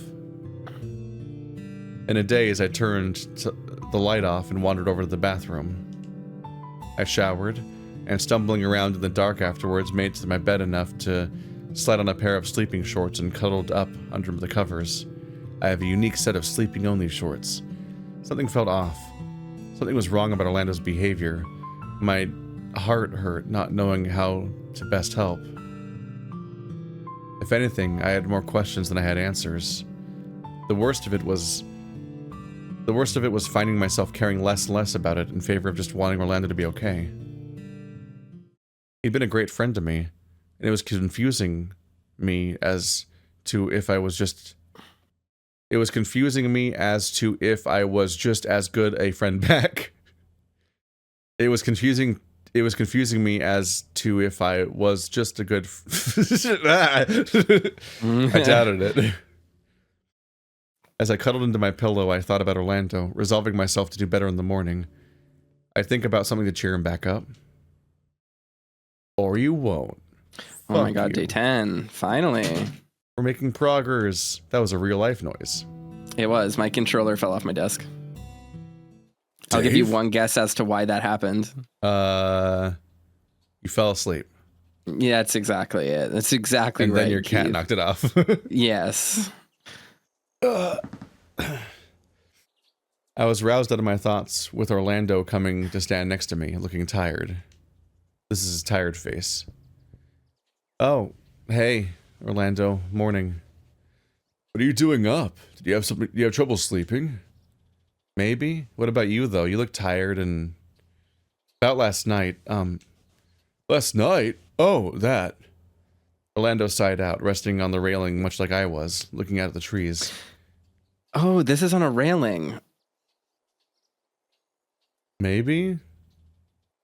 It just looked to me like they're standing out in the middle of the woods. I guess maybe it might be like a railing or like a what are they called? I think I always on the side of a imagined that path. I always imagined that it was like a waist high, like one of those like brick walls that has like a cement top to it. Those kind of like Yeah. park boundaries sort of vibes. In my head, I was thinking of like one of those like 3 log fences that you see on like hiking trails maybe sometimes. It's hard to make sense of a little bit because at first glance you look at what they're at and it looks like it'd be like one of the ledges on the inside of the outside of the house, like the porch. Yeah. But then behind them is trees and you're like, huh. So they're like going out and turning their backs to the forest and facing back towards the mansion, presumably, every time this happens. And it's like, it's a space that's never that, it's hard to parse exactly what it is. And it's also just never finished drawings. Whoops. Yeah, it's almost as if the game isn't finished. Uh-huh. Guess I just have a lot on my mind. After everything that's happened so far and, well, a couple of other things, I don't know if I'm ready to talk about it just yet. At least, I don't know if we've talked about that before, but like, also this game will never be finished. Yeah. Explicitly, the goal right now, according to the most recent Patreon update, is that he's accepted that if it's ever going to be finished, it needs to be rewritten. Mm-hmm. So all these fragments, I guess it's good that some of these things weren't finished in their entirety because they're never going to be finalized in that form anyway. But yeah, I don't know. We'll see. He's literally working on a different project first and doing that whole thing first. So I mean, even the working idea on of, stuff. I feel like even the idea of starting the next version of Password would be like something that starts 5 years from now. Yeah, I mean, making something and putting it out is really hard. Yeah, So I get it. it's a nightmare. I get just wanting to move on. Yeah. Especially, like, honestly, there's like nothing worse than working on something that isn't working, especially once you accept that like it's not working. Yeah, Like, it truly is like the least satisfying thing to spend your time on is like, great, I am working on an idea that doesn't function and that sucks. And I don't even want to save it anymore because it's exhausting to work on. Like, I get it for sure. I guess I just have a lot on my mind. Me too, Orlando. Uh-huh. After seeing that's happened so far, whoops, and well, a couple of other things, I don't know if I'm ready to talk about it just yet. At least what? I don't know if it's good to talk about yet. Don't worry, I'll be fine, promise. The next few moments we spent in silence, with me being unsure how to follow up that, given the expression I saw him wearing. What about you, though? I blinked, confused as to what he was getting at. You're up early. Something on your mind? Oh, something like that. Well, come on. What's happening in that head of yours? I've just been thinking about Dad lately. Oh. No, I mean, like, try and follow in his footsteps. Orlando started to fidget next to me, keeping his gaze elsewhere. I figure that's the best chance I've got to keep everyone alive, if I can be even a little bit like him. That's what you meant? His voice was anything level. like him. You can keep people alive by being more like the guy that got himself killed. Yep. His voice was level, and the fidgeting stopped. He almost seemed relieved, even calm. Don't worry about that, Dave. Leave it to me. You don't need to worry about it. I don't? Look, you're too good for this world, Dave. I'd rather you not get your hands dirty and just stay safe. Come on, let me help. No, I have this covered. I grumbled, shooting him a look. I'm sorry, Orlando, but it's not just about you and me. I want to make sure everyone is safe. And if you're doing everything, well, who's protecting you? Orlando's scales flushed red for the briefest of moments as he cleared his throat, quickly pointing to the rising sun. Look, the sun's rising. He was right. Distraction sun. It is very funny. It peeked over the top of the trees, bathing everything in a pleasant glow. It was warm and calming, but before I could comment on it, Orlando was already on his way inside. He actually fucking did a smoke bomb. I sighed, wondering if I'd do something again. Maybe he was just tired, or maybe it was my own tiredness catching up with me. This is another example of, like, just strange language in this medium. Yeah. Like, there's a particular logic to CGs and when they're applied and when they come up in visual novels. So it's really weird when a CG is just like, it's the CG where Dave hangs out at this one awning on day 10, and then his route person comes up to him and talks to him, and then I think Oz talks to him. But, like, they don't have a conversation that's meaningful. Yeah. At least so far. Like, I think some of them might be meant to be poignant, but, like, David and Orlando talk about nothing. They just repeat the current status quo again. Like, there was nothing to add. So, like, this decision was made unilaterally across all routes to happen at the same time, but there wasn't actually a beat in the arc of each route to support that CG. So it just kind of happens regardless of whether there's a scene worth expressing. Yeah. Like, akin to, like, when you suddenly have Sad Thanatos at the end of the game, and you're like, oh, the dedicated Sad Thanatos CG. But here it's just like, I don't know, man. It's day 10. It's time for the day 10 CG. Its motivation is that it's day 10.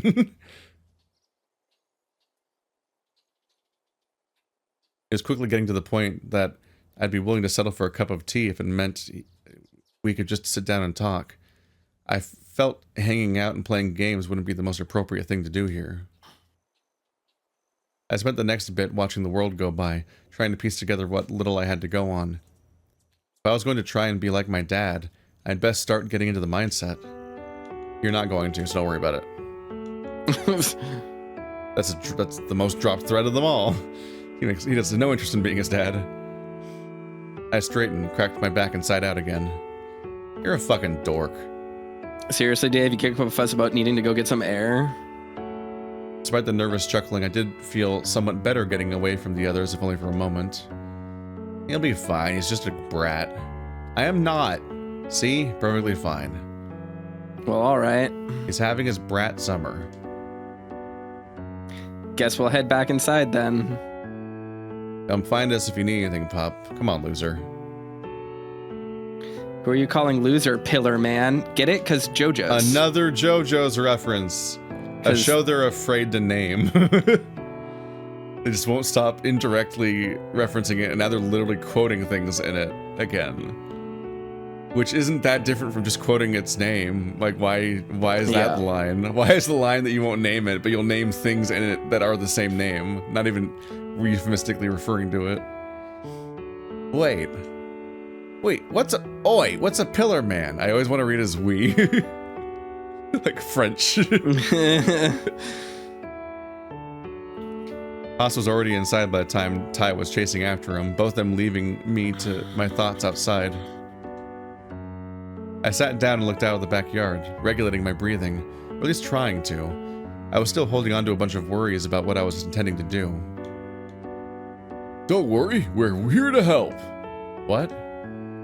I turned back to look at Roswell and Orlando as they arrived, and they sat down either side of me. So, what's got you upset, Dave? Groaning and falling onto my back, I looked up at the two of them. They continued to smile down at me as they were prone to do when they were teaming up to make me feel better. Chocolate? I think I got some fruit gummies somewhere if that's better.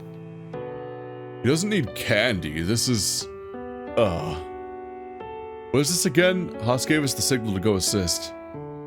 I grumbled, rubbing my face. It's nothing, really. I'm fine. Yeah, like we haven't heard that one before. Okay, so fine, you got me. Things aren't fine.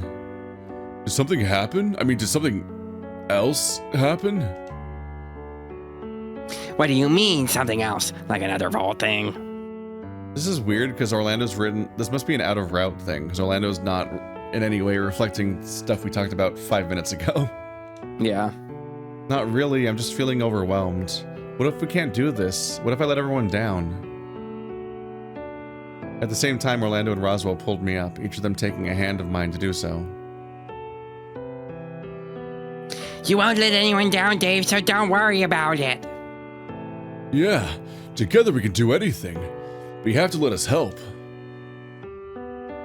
I was then crushed between them, or rather I was tackled by Roswell and then squeezed tight by Orlando, throwing his arms around the both of us. What friends are for, right? It started off as a chuckle before evolving into a full-blown laughter. Maybe I did just need another hug, or maybe it was just the reassurance from everyone up to this point that had made it sink in. I wasn't alone. Someone's feeling better. What's that? Complex emotional trauma? Tickle fight! Maybe a little. Well, that's a start. How do we continue? What did you need? I turned to Orlando, flashing him a wry smile. You're not gonna like this, but time to make Dad proud. You don't mean... You two already up to speed on something? I want to know too. All right, nosy. Dave. I don't want another. I don't want another vault thing to happen again. I don't want to see anyone die, so I want to look into what I saw and why it happened. Told you earlier. You just leave that to me. And I told you, Orlando, that someone has to keep you safe, and that's going to be me. Geez, well, if you're doing any investigating, mind if I tag along? You two might need someone more academically inclined after all. I'm sure I can be helpful. You did not just call us idiots, did you?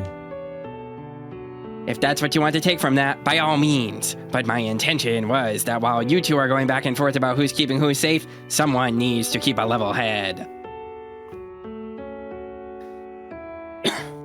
And that's someone, me, obviously. I love the tiny moments of just like this little like vocal suffering as we voice these characters for too long. It's a little rough. Is that okay? Of course. Why are you asking him if it's okay? He's the one that just third wheeled. Like, what are you talking about, Dave? Of course it's not. We're not seriously going to. Sorry, Orlando, but I have to. If only to put my head at ease. He grumbled, and Orlando patted me on the shoulder.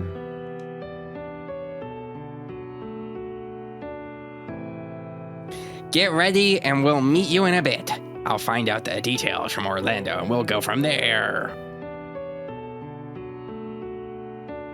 Nodding to Roswell, I gave Orlando one last apologetic look before heading inside. Getting ready first and foremost included a shower to freshen up and relax. If anything, the hot water cleared my head a little bit. It had the added benefit of waking me up more, too.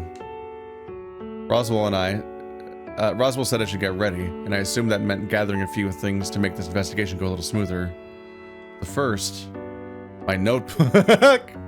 Oh, it's so funny. It's so funny to be reminded of the notebook he uses for like 2 days and then forgets about completely. I don't know if he ever writes in it. Yeah, I don't remember. He gets his note. He always is like, I'm going to investigate that vision. I'm totally going to learn something. And he grabs a notebook and then he learns nothing. And the notebook vanishes into the aether. I figured that while I was intending to use this as more of a journal, having this written down might be a better way to keep my thoughts organized, like in a journal. I wonder if Roswell was going to bring his, but why do you know he has one? Everyone brought a journal on this trip, and we all know this about each other. The famous Roswell journal that he's never seen without, except for all the times we see him without it. Every time we've ever seen him. But all I knew is that I should probably bring my own to take my own notes.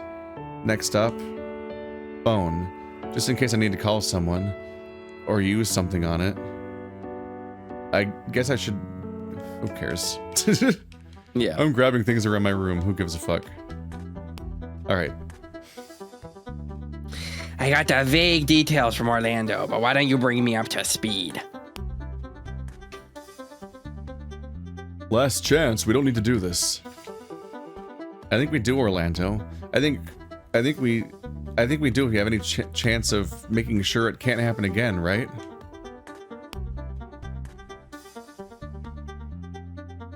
He scratches his head, looking between Roswell and I. I didn't need to look at Roswell. All I had to do was keep my eyes trained on Orlando while I made eye contact. Okay. So, a few nights ago I stopped Orlando from spending the night here, right? Right. Would have been 3-4 days ago. Something like that anyway. Okay, but why? This comes down to what I saw in the vault. How Dave died. There was silence from all three of us, immediately following Orlando's comment. My eyes looked towards the door. After a while of no one talking, I continued the explanation. We were just hanging out. Okay. A knife? Why? Okay, that's something at least. Let's see. You know what you saw? Is this just a summary? We've kind of seen this before the in other routes, sentence. yeah. Let's see. They're logicking about how the room is shaped. Laying on his back. He must have not been attacked from behind because he wouldn't have fallen on his back.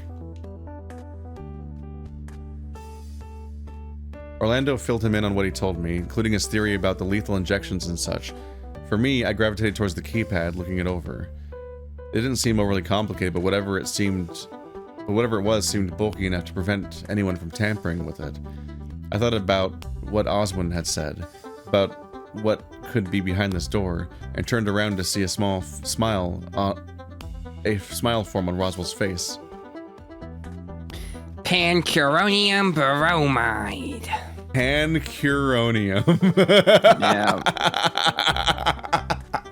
That's an unobtainium ass name. Oh my god. What a name, what a made up word to give a cure all. Pancuronium. Yeah. That is amazing. No notes, honestly. Incredible. Huh? Science? God damn it.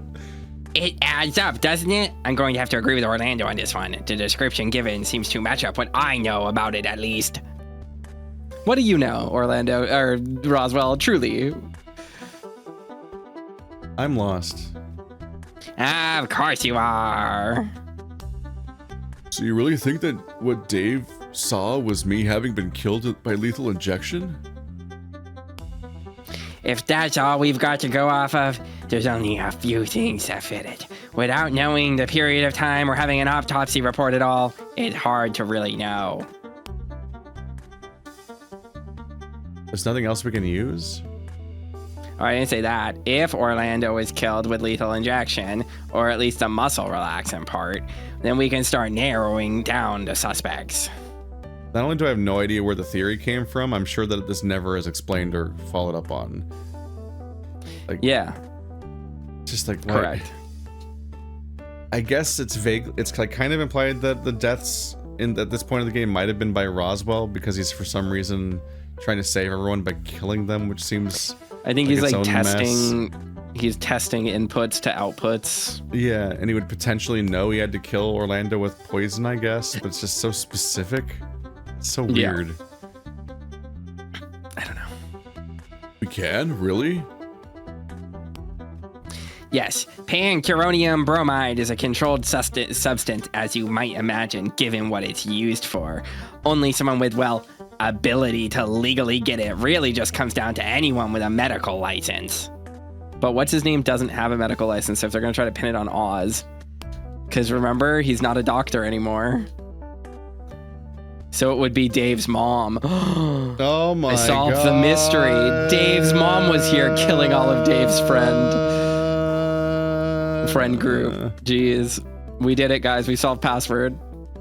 I froze, knowing one person immediately who fit the criteria in this very house, or at least someone who might have still had his license if they hadn't lost it.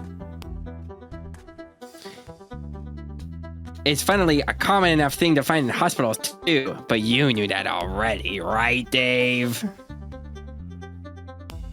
No. No? Your mother never talks about what she does at work?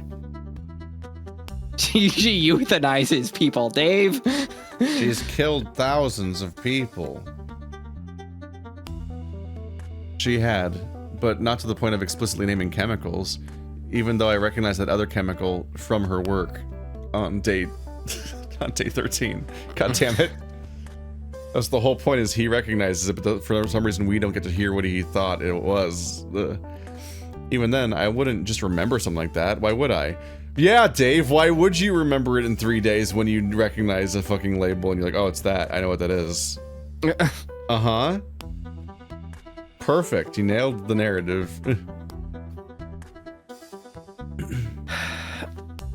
Okay, but how do you know about it then? My dad works with criminals a lot. Sometimes a case doesn't go right. And well, Off to the... Wait, Case? Is his dad a cop too? Are we just learning this lore?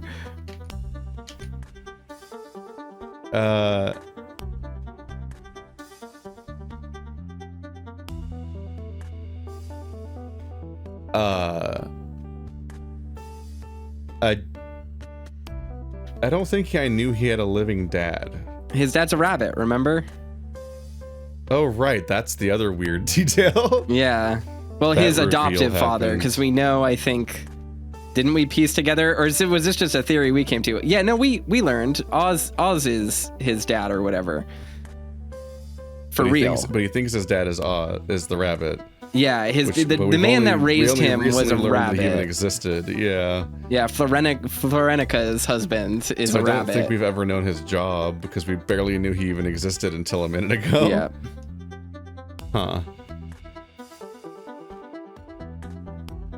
Was dad's a lawyer, I guess? Yeah, I guess so. Sometimes the case doesn't go right, and well, off to the. Well, I guess it's not the electric chair these days, but you get my point. You, on the other hand, would know about it because of your family, right? I looked to Orlando, unsure what to do here, but figured I'd try and help out.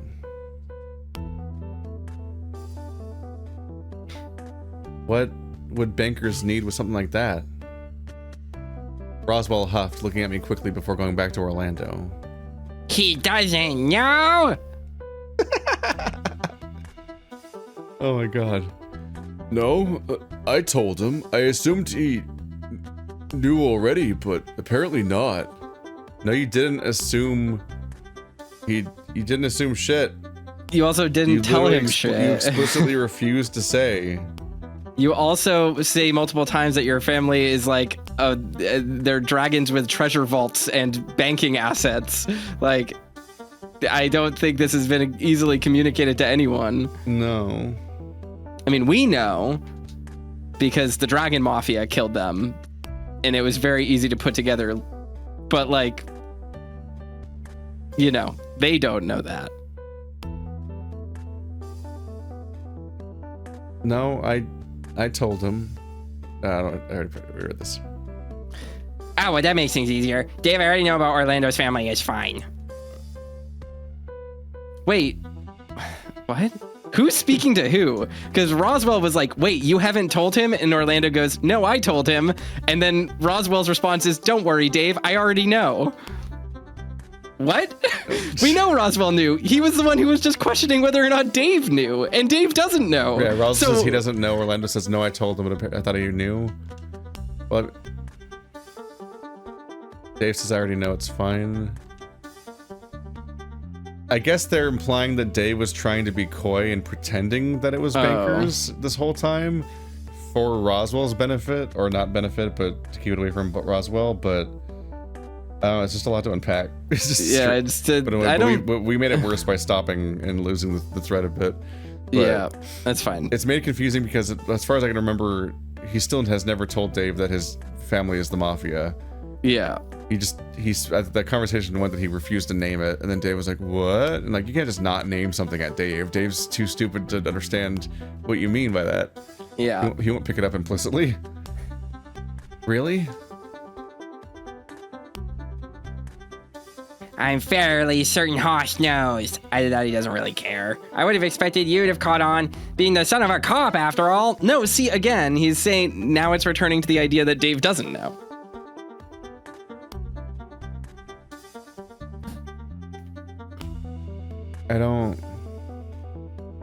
I think they're just commenting on the fact that Orlando had to tell him at all.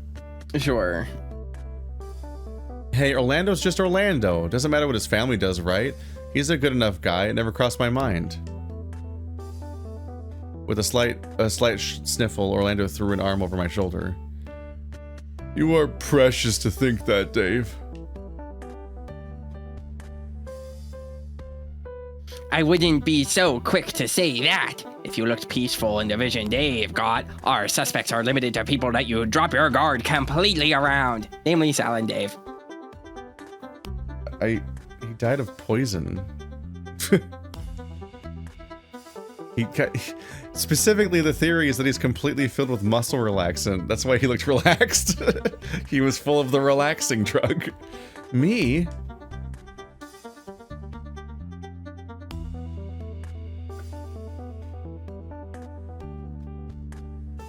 Oh, Discord wasn't updating. Unless I'm wrong about Sal? Orlando stepped away from me. Oh, that was weird. No, Discord, the way that it displayed on my screen was I saw Sal move, but then he like jumped back to where he was, or not Sal, Orlando, and then there were 3 Orlandos on screen, and then he popped back to where he was supposed to be. I think Discord is being weird right now.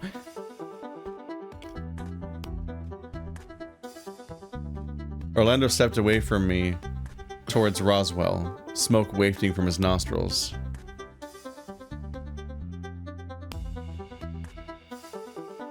We're doing this shit again. I forgot about how irritating this was at the beginning of the game. How dare you accuse either of them? They're our friends. Don't blame me. They're the likely suspects. If you're not going to see reason about it, then what's the point? Unless you've grown that close to Hoss without any of us seeing, only Sal and Dave fit the criteria of people you'd relax around unconditionally. I moved Orlando back gently while he fumed, looking to Roswell. I don't think Sal would have it in him to kill Orlando. He looks at him like a brother. Exactly. There's another problem anyway. Sourcing the stuff would be hard enough for either of them, so chances are they're in the clear. Hard enough to get it without worrying about administering it without a fight. Well, it's a no-brainer that obviously my family has enemies and I'd be a target. You tend to just get used to that being your reality.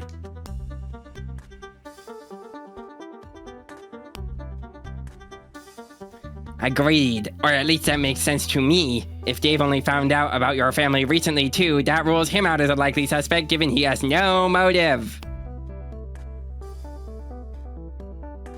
Sal, though. I tried to keep Sal out of it, I really did. I haven't told him exactly, but I think he knows. He's seen my parents, a couple bodyguards, associates. I think the assumption was that he was my bodyguard, all things considered. That's so wrong, though? I mean, he kind of would fit the role, sorta. Yeah, that's why Memphis is trying to actively recruit him. Yes. Or Dominic or whatever. I guess. What about the others? Tyson, Dean, and Haas, I mean? All unlikely if your recollection of what you saw is accurate. If Orlando was on guard for someone potentially looking to use the vault or do someone harm, any one of them would have put him enough on edge that with a knife they'd get stabbed. Which, given that you didn't... Oh. Which, given that you didn't mention blood at all, that Orlando was peaceful, I'm assuming no fight happened in this scenario. What about Benson? Same problem. Would you trust Benson replacing you, approaching you with a syringe while you were doing a stakeout with a knife? Probably not. So, who then? It had to be someone, right? Silence followed my question, Roswell staring at Orlando, seemingly conflicted. When he finally spoke, it was quiet, as if he were stepping on eggshells. Yes, but we can't prove it! Famously step on eggshells quietly.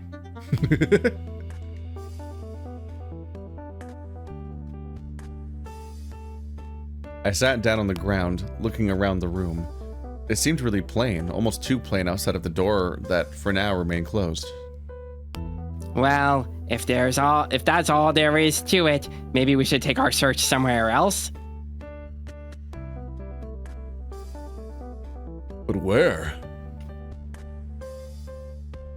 Somewhere that might have the muscle relaxant.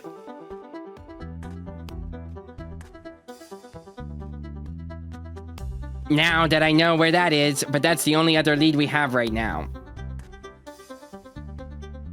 Hey guys? I was only half listening to them talk, but something was bothering me about the room the longer it sat there. Does this room seem too normal to you? Normal? We're talking about the same room, right? Orlando walked over to the vault door and knocked on it, the metal sound echoing off the walls.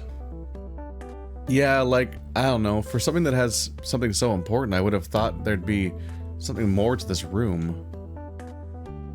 Well, I've had a good look. If you've got any questions, I'm happy to answer them for you. I'll try to at least.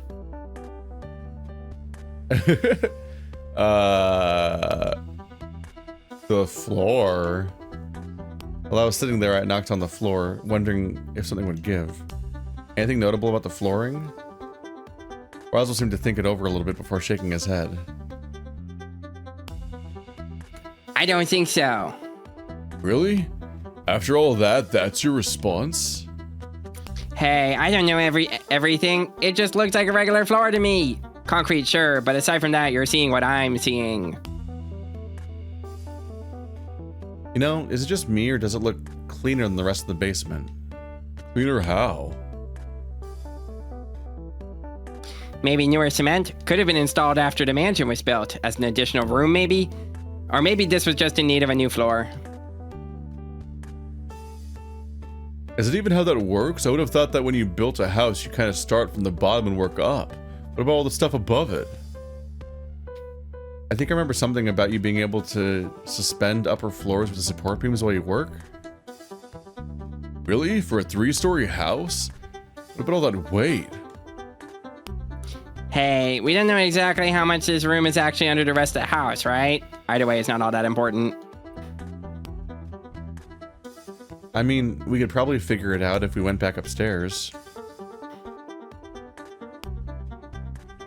It's not important. Regardless of when it was made or installed or built or whatever, there's nothing special about the floor. It's just a concrete slab as far as I can tell.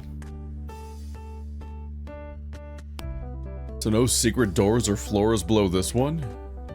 At the very least, not under this room. Or if there was, good luck getting there without busting through the concrete first. This is enthralling.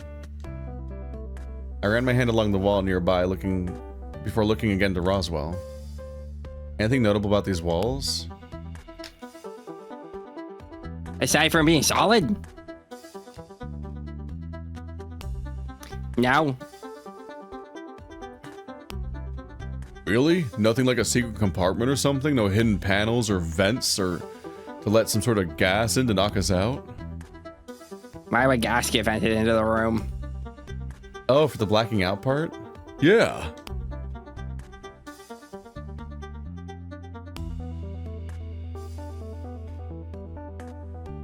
You can accomplish that sort of thing in other ways too. It seems more likely given there's nothing special with the walls as far as I can tell. What other sorts of things? I remember my head hurting, but I always just assumed that it was because I fell over and bumped it. Well, that sound is one way. Sound? Like listening to it really loud? That it makes your ears ring? Kind of. It's less like that and more the frequency. At the right pitch, you can knock someone out cold. Or do any number of things. I read about it once, but I didn't find it too interesting. Teehee. I got bored with the idea that a sound could just obliterate somebody. Here's some information that I am required to explain for the plot. Please do not think too deeply about the fact that I know this information. It is definitely not me that is instructing an evil rat to knock you out with sound. Teehee. But that need a speaker. And you said that there's none of those. True, but if you're resonating through the wall, if it's resonating through the wall into you, it could still be affecting you. No telling what's on the other side of these walls, and this isn't really something I know too much about.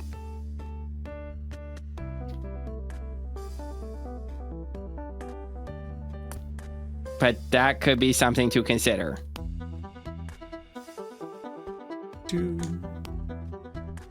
Are the doors anything special? The room has 2 doors. One to enter this room, and the other one is the vault door itself. One's a lot easier to open than the other, that's for sure.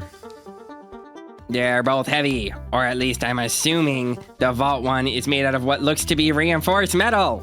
But you could have just told you that by looking at it. Is it anything like a bank vault door? Not really, they're a bit different, maybe a little more durable than this. Because your parents are bankers? Hey, I'll have you know it's a part of dragon culture to know how best to protect your money.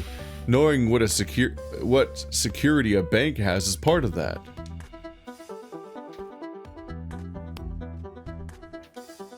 Yep, let's never unpack that. Yep. I looked to Roswell, who seemed to have the same thought as me. Chances were that it wasn't just dragon culture that was contributing factor to why Orlando was taught about bank vaults. Either way, the door leading into this room isn't all that special. Maybe a little bit more robust, but I'm not a door guy. I am a pig. I stood up, scratching my head. So that's it, huh? What do you mean? There's nothing special about the room, or our main lead is Sal, who Orlando is convinced wouldn't do it, and the murder weapon is a thing from a hospital that's hard to get unless you're a doctor? When you put it that way. I'm sorry, a one-off vision just isn't enough to go off of, even though all the signs point to me. If I'd seen the vision myself, or had some sort of magic to turn the clock back and see how it all happened, that might help. I groaned, scratching my head. See, I knew this was a bad idea. I wouldn't say it was a bad idea entirely. We did learn something of import.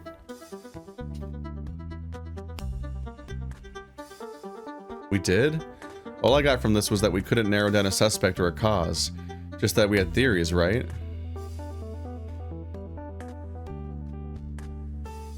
True and not true. We have to make a few assumptions, but we can say that whoever did kill Orlando in your vision was someone familiar to him. Perhaps his group of friends who all came here with him on this trip. The lack of blood means that whatever killed him was an internal attack, poison, or organ failure, or something like that. Cut to Roswell handing Orlando a grimace shake and being like, this tastes good. Remember the grimace shake? Remember when that was like the hot meme that was really funny? Uh-huh. I never did it because the aforementioned fast food conversation we had. I had grimace shake fan art. Oh yeah, you did, huh? Yeah, it looks like Meryl was murdered. But given he looked peaceful and he was worried about someone coming to use the vault, chances are he didn't suffer any stress the moment he died. So no heart attack, no poison. Therefore, a muscle relaxant is absolutely fitting the criteria. Okay, but where does that get us? Besides where we started. Do you know of any muscle relaxants that are fairly commonplace? Perhaps even available over the counter? No.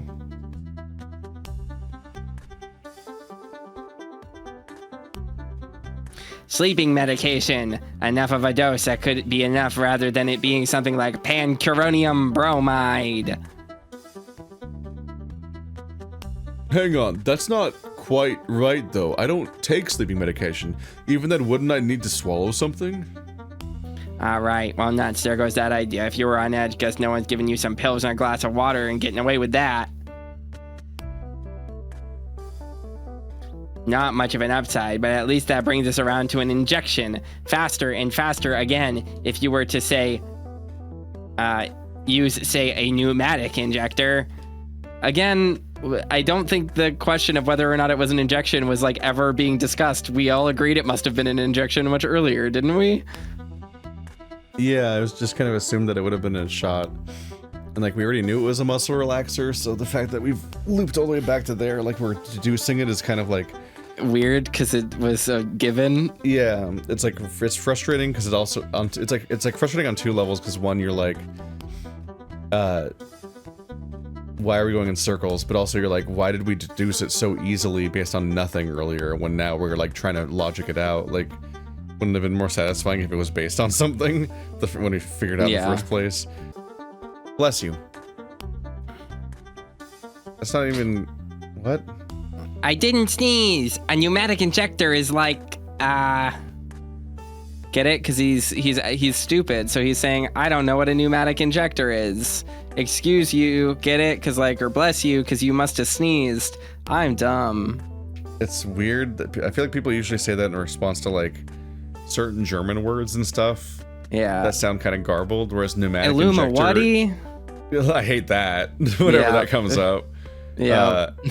I hate when people say Illuminati because I'm like, you know the word Illuminati. I know you do. You have to. What the fuck? Yeah. What was that from? Where was Doctor Illuminati? Strange 2. Yes, that pissed me off. I just watched that. Yeah. I just watched like 8 fucking Disney Marvel movies back to back. I have I want to die. I have so many things I want to Screaming say. Goats references happened twice. Yeah. Fucking Thor and Wreck-It Ralph. God damn it. I Damn it. have so many thoughts that I can now share with you off stream. Yeah. Because you won't catch me dead talking about anything on the internet. Uh-huh.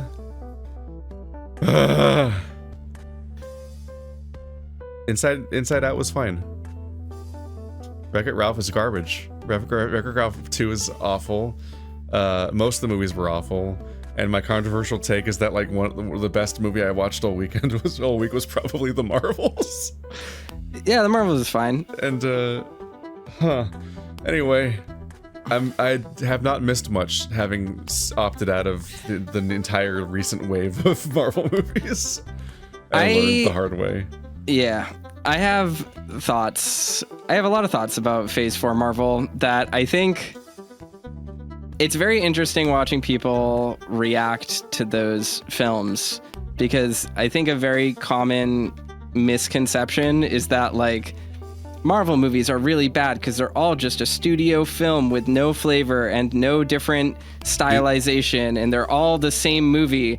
There was a period where they were more similar, and these ones were not that. Yes, exactly. Well, it's interesting because because the idea that Wakanda Forever was released alongside Quantumania is hilarious. yeah, it's very crazy. It's interesting when people say that. I did like Wakanda. Yeah, that one's fine. I like Namor. He's neat. It's interesting just to see people like say things like that, because the big reason why Phase 4 is so inconsistent is because it's all director driven, and directors were given really like huge amounts of creative control over how those films looked. And like Doctor Strange Multiverse of Madness is the most Sam Raimi film to ever Sam Raimi. And then you compare that to like how Eternals looks, and Eternals looks like a Chloe Zhao movie. It does not look like fucking Wakanda Forever. It does not look like the Marvels. So it's always interesting for me when people talk about those movies and they're like, Phase 4, it's just all studio stuff. They need to take more chances. No, and it's all like, over well, the place. It's sincerely odd. the reason why these movies aren't great is because they have no consistency at all. Like, they're so inconsistent. But it's just, I don't know. It's interesting. It's neat that they exist, but it's I don't know. Sometimes you need to break a few eggs to make an omelet, I guess. Yeah. Taika Waititi, we had a streak, but you let me down. Yeah. That was a rough one. It was a rough one. That was a really rough one. It's almost a better movie if you just kind of contextlessly started at the black and white scene. Yeah, I think... Because everything preceding that was so messy, it's actively unwatchable. I think it's interesting because Thor 4 is a pretty short movie by Marvel standards, like especially for Thor films. And which makes it frustratingly overstuffed for what it's doing. Yes, but it's weird because it doesn't have the problem that a lot of like too slim movies have, where it's like you needed 20 more minutes of footage to tie this together. In fact, Thor 4 is a better movie if you cut it down into a 60-minute special, which is really weird. But yeah, I don't know. That movie has some ideas that are okay, but it is a total failure in execution. Waste of Natalie Portman. Yeah. I don't have source material knowledge. I can't say if they wasted the character or not, but the premise of her character, she like very obviously should have been the protagonist of the film if she's in the story, and them like cliff notesing her entire backstory essentially and then sidelining her despite her story being more tonally consistent with what this actual plot is was unhinged. Yeah, because like the movie has a huge tone problem where it opens up with a child's death and ends on like sacrifice and acceptance of loss and all these other upsetting tones, and like is about to some extent her cancer, which is funny, given coming from me specifically, the guy with the Annihilation video essay with Natalie Portman and the cancer metaphor. But like seeing the setup for an Annihilation-ish tone, I'm not saying because it has to be like Annihilation because that movie randomly exists, but like you do have Natalie Portman and cancer happening, and it's sad, and it opens with child death, and all these tone things are happening. But then it's like screaming goats on rainbows, and Natalie Portman's like the fourth most important character for half of the story, and like is so sidelined that you're like, by the time they get to the ending and it goes back to being based on the original tone and characters that were set up at the beginning of the story, you're like, no, I refuse. Yeah. You can't just go back here. You can't just you didn't earn this. This is not the same one that had all the glibby like smack talking in Zeus's chambers and like. Wow, I love seeing him naked and all these other things that are happening. I'm like, no, this can't go in the same movie. No. Yeah. Just a real rough time. I mean, I think I have thoughts about these films that I probably won't share just because I don't need to get into arguments with people in the comments about it. But like, it is interesting seeing how the discourse around these films has been like parroted, and like how you often see like the same complaints, but they don't actually apply. Like the movies know what the discourse is. Yeah, there's a lot of. I'm pretty unplugged from Marvel discourse because it's boring. Yeah, it is boring. Well, that's kind of the thing, is that like it hasn't really changed much, despite those movies having changed quite a bit over the years. And so it's just like, I don't know. It's like something I think about a lot, where it's like these movies. You know, people complain about like superhero fatigue and stuff like that, and they're like, superhero movies are bad. Like clearly we can see the end coming because the Marvels underperformed or whatever. And it's like, no, I think the reasons why these things like perform the way they do is actually like a lot more related to like individual culture wars happening around them, rather than like some actual superhero fatigue, because like Black Panther made $45 bazillion. Like fucking Deadpool and Wolverine is the highest grossing R-rated film of all time. Like it's just like, it's crazy. I don't know. I think about it a lot. It's just like the sort of the huge mess space between, you know, things here. For me, I feel like it's less superhero fatigue and just more like Endgame happened. I'm like, yep, this is my out. I'm full. Yeah. I'm good. You did it. They had a reasonably satisfying end to an impossibly long arc, and that's never been done before. And because it's never been done before, I don't expect them to do it again. Yeah. It's like, that's fair. I'm the guy who got to the end of the Soul Society arc of Bleach and then just stopped. Like, yeah, that's good. Yeah. And so I have an unusually positive opinion of Bleach because I saw exactly the good part and then never watched anymore. Yeah. I don't know what the next 17 seasons had that eventually did the anime getting canceled or whatever. Anyway, back to this shit. Oh, it's like an injection gun. Uses air to get stuff into the body fast. Sometimes bones too. How do you know that? Video games! That's also why I know things Orlando. I relate with this. But even then, it comes up a few times in conversation with Sal. When you've got hard scales, sometimes it's just an easier way to administer medicine.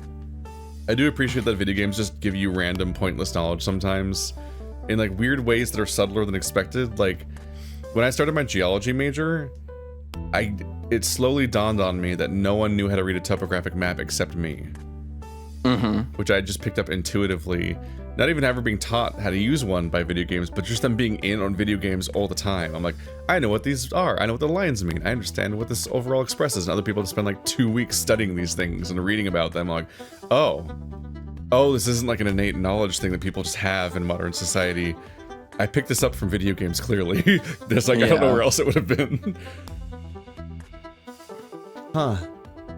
I didn't know things like that actually existed.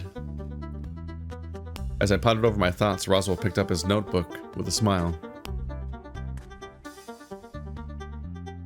I'm going to make myself a cup of tea and write all this down while it's fresh. I should have been doing it while we were going, but you know, I got distracted. By what? Oh, right. I should do the same, huh? Given Roswell's heading to the kitchen, maybe we should all have some tea and just wait until lunch? Great, I'll meet you guys up there. Roswell raced out of the room soon after, not bothering to see if we were going to be following immediately behind or not. He was in a hurry, almost like he's the murderer. As it turned back to Orlando, though, he was shuddering, wiping his eyes.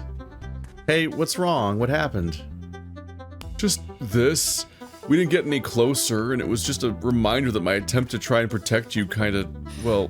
My attempt to try badly. and protect you, theoretically, in a different timeline. From things what never happened. Yeah.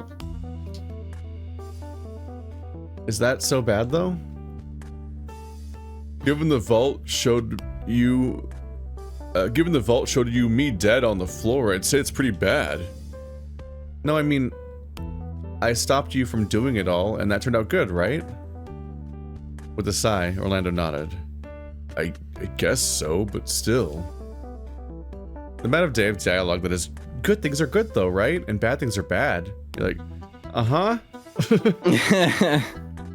Hey, so I know this didn't really go anywhere, but thanks for letting me try, I guess.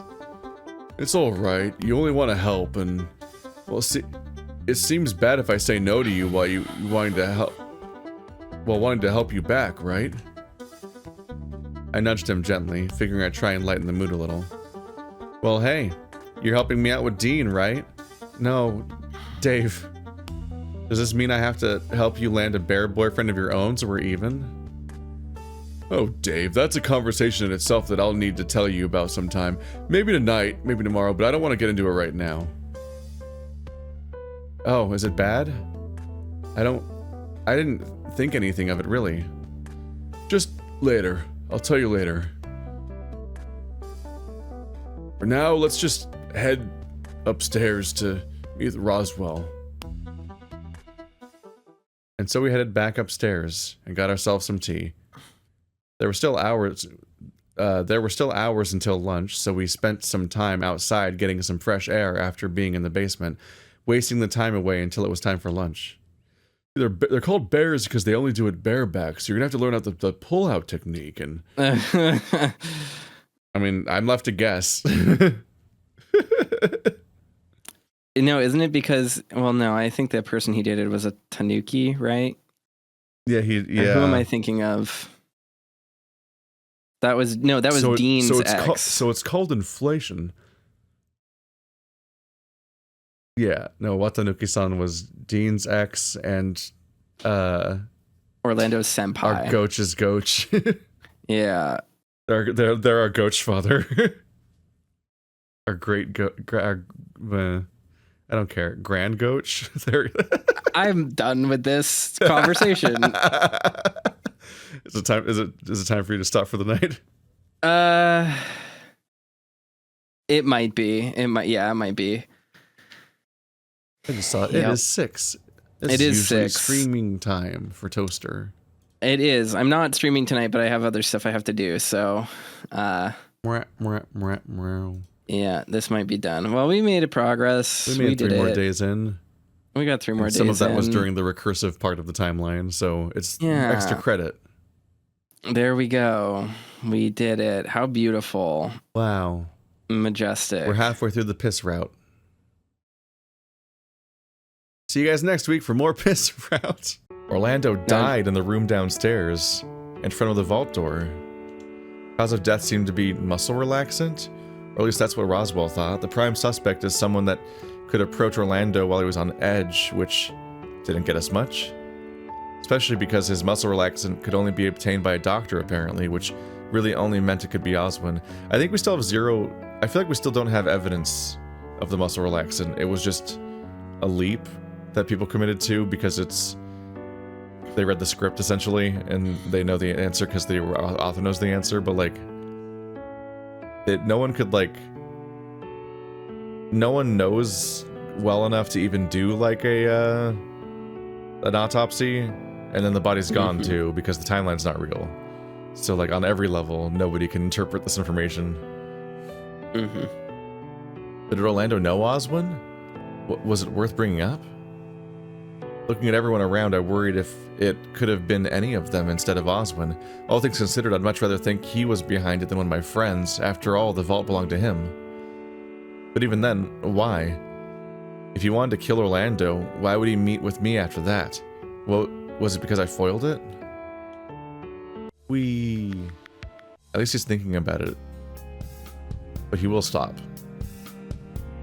I trudged up to my room, setting aside my notebook and staring at my bed.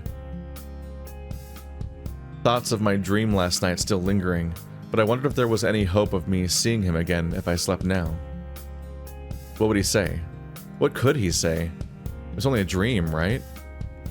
Sighing out, I collapsed on the floor and spread out, deciding this was the best compromise between resting but not being comfortable enough to actually sleep. Dave, what's up? What are you doing? I looked up at Orlando before sitting up and resting back against the side of the bed. Just resting? On the floor? I didn't want to have a nap, so I sighed out, scratching my head. Orlando, can we talk? I just want to say that if I walked in on somebody laying on the floor, I wouldn't ask what they're doing. Like it's unusual and a surprise. Like, people don't usually lay on the floor, but people do just do that. Sure, what's wrong? He wandered over and sat next to me, placing a hand on my leg. Just finding out about your family, I guess, has been a bit of a shock. Not a bad shock, but something to get used to? That's kind of a bad shock. Just finding out your family is a bunch of nightmare criminal people that shoot people and, oh right! Killed my father! Weird reaction. He didn't say anything, instead just opting to rub his thumb against my knee. Thinking about it, like, it is extremely shocking that Dave isn't more upset. I mean, I guess weird the whole that thing. he's friends with Orlando on some level, or that's not a constant point of drama at least. Like, it should be the point of drama in this playthrough. Yes. Like, the Orlando route should be having to reconcile with the fact that Memphis killed Dave's father, and like they would arrive on the fact that Orlando and Memphis are also not like getting along at all. Like, they obviously don't, like, it's not like it's Orlando's fault, but it would be a topic. I mean, it's just much akin to how it should have been a controversy that Sal wants to be a cop in the route where you're romancing Sal and you're a person whose cop dad was murdered. You'd probably have more to think of and say about that. It's hard for me to really circle this square because it's hard for me to understand exactly where Dave's mind is at with this. And what I mean by that is, like, does Dave really truly know how his dad died? I don't actually know. Like, I'm not sure if he knows, like, my dad was just killed in the line of duty. Does he know Memphis killed him? I guess not, right? But, like, my struggle there is it just feels invalid because yes, him not understanding that stuff relies on Dave being so stupid and so dense and not understanding anything around him, to the point where it's even a plot point that everyone around him knows Orlando's family except Dave somehow. Yes. Like, he's just written to be, like, so forcefully oblivious for reasons that just, like, I don't even know what the ends are that justify writing him that way. Like, it's just kind of exhausting. Yeah. And it denies the drama that would make the story better. So it's just actively counterproductive to make him this dumb. Like, it should matter that Orlando's dad killed Dave's dad. That should come up on some level and definitely should be a point of drama. And so, like, the idea that Dave can't know that yet because he doesn't even know who Memphis is, despite everyone knowing who Memphis is just like a refusal to write a story. Yeah, completely. And we'll see if it comes up later, but, like, I don't know, historically it hasn't. These kind of obvious points of drama have never been mined correctly for the story they should be. Yeah. And, like, I said the thing about Sal already, but also, like, there's the question of, like, was that even the backstory yet? Because, like, when you're in the first 10 days, there's always the question of whether or not what we know about the story is it was even canon yet, or if, then that would be why they might not bring it up, because they just, like, literally did not know that was the truth yet about the story as the writer. And that's a struggle with Tyson, so I don't know. I mean, it's hard to place the words though, right? It's something I just assumed you knew. I never meant to deceive you about it. That's stupid. That's factually wrong. It's come up multiple times and Dave's like, they're bankers, right? And you're like, and then you specifically indicate that he's wrong, but you don't tell him the answer, like, repeatedly. So, like, this is just either the author forgetting their own writing or Orlando being almost, like, manipulatively deceitful. So it's probably the first one. It's probably just, like, scene to scene, they don't know where the arc is. They can't keep track of the information. It's like Orlando was confronted multiple times with Dave not knowing who his dad is. It's not that at all, but more like, I guess it has made me wonder about how things are between us. What do you mean?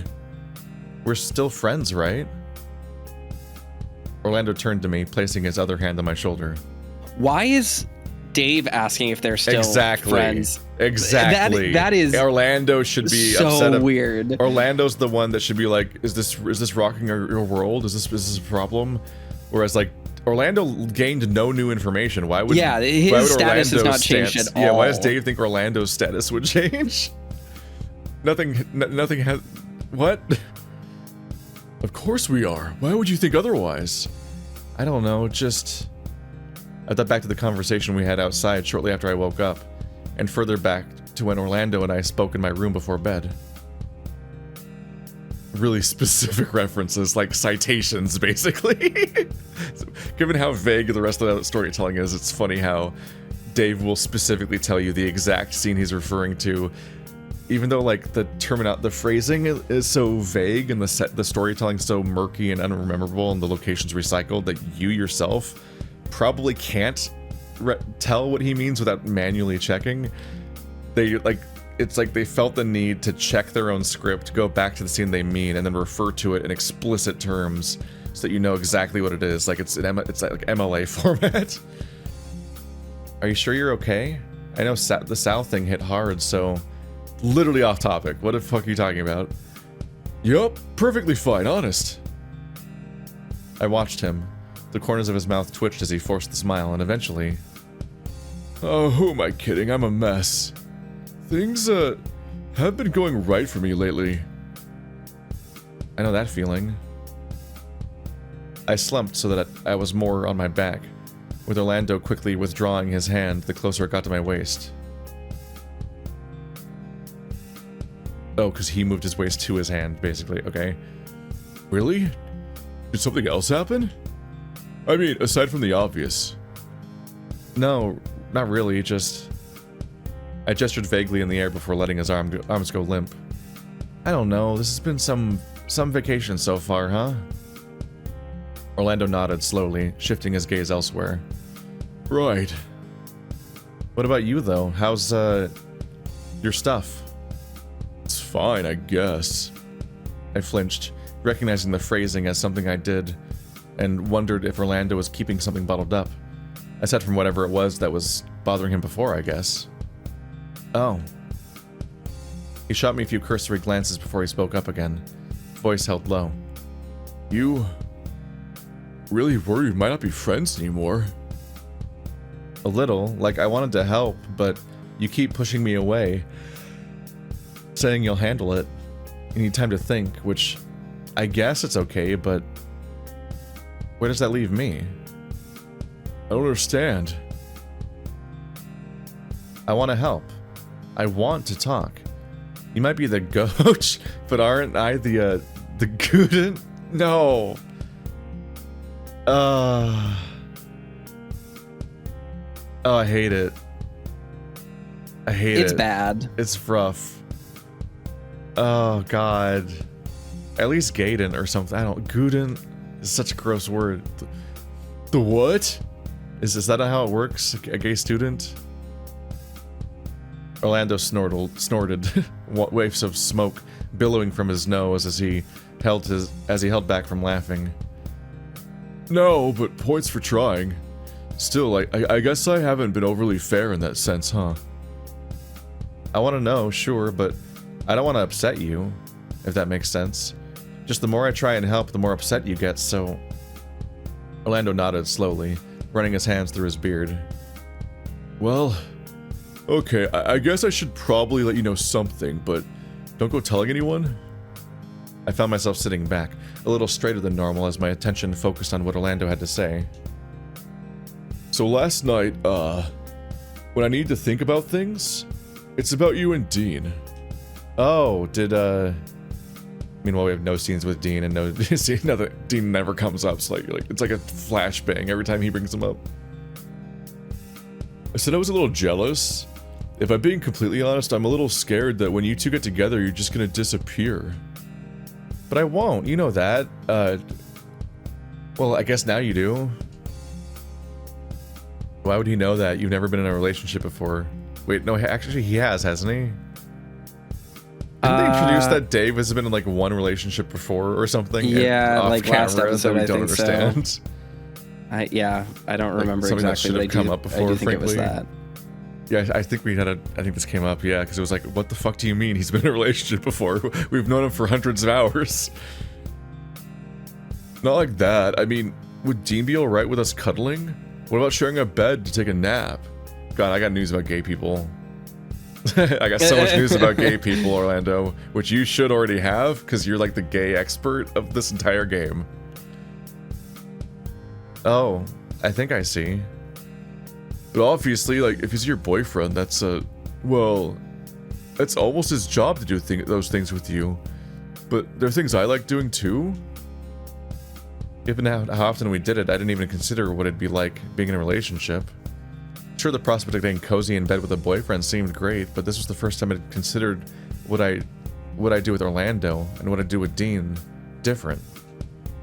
Because I'm a child. Okay, well, how about this? If that's all that's worrying you, then why don't we just cuddle and spend the night together tonight? That's what I was hoping we do yesterday, but guess I blew that, huh?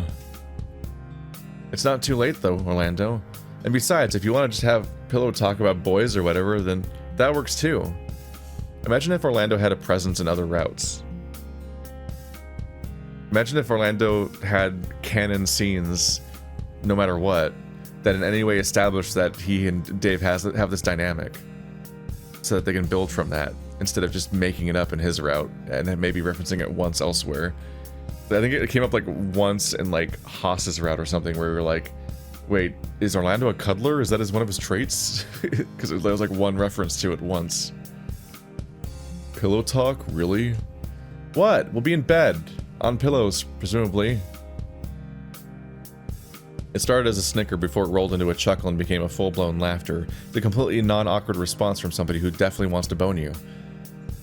I didn't quite understand. But I soon found myself laughing right alongside him.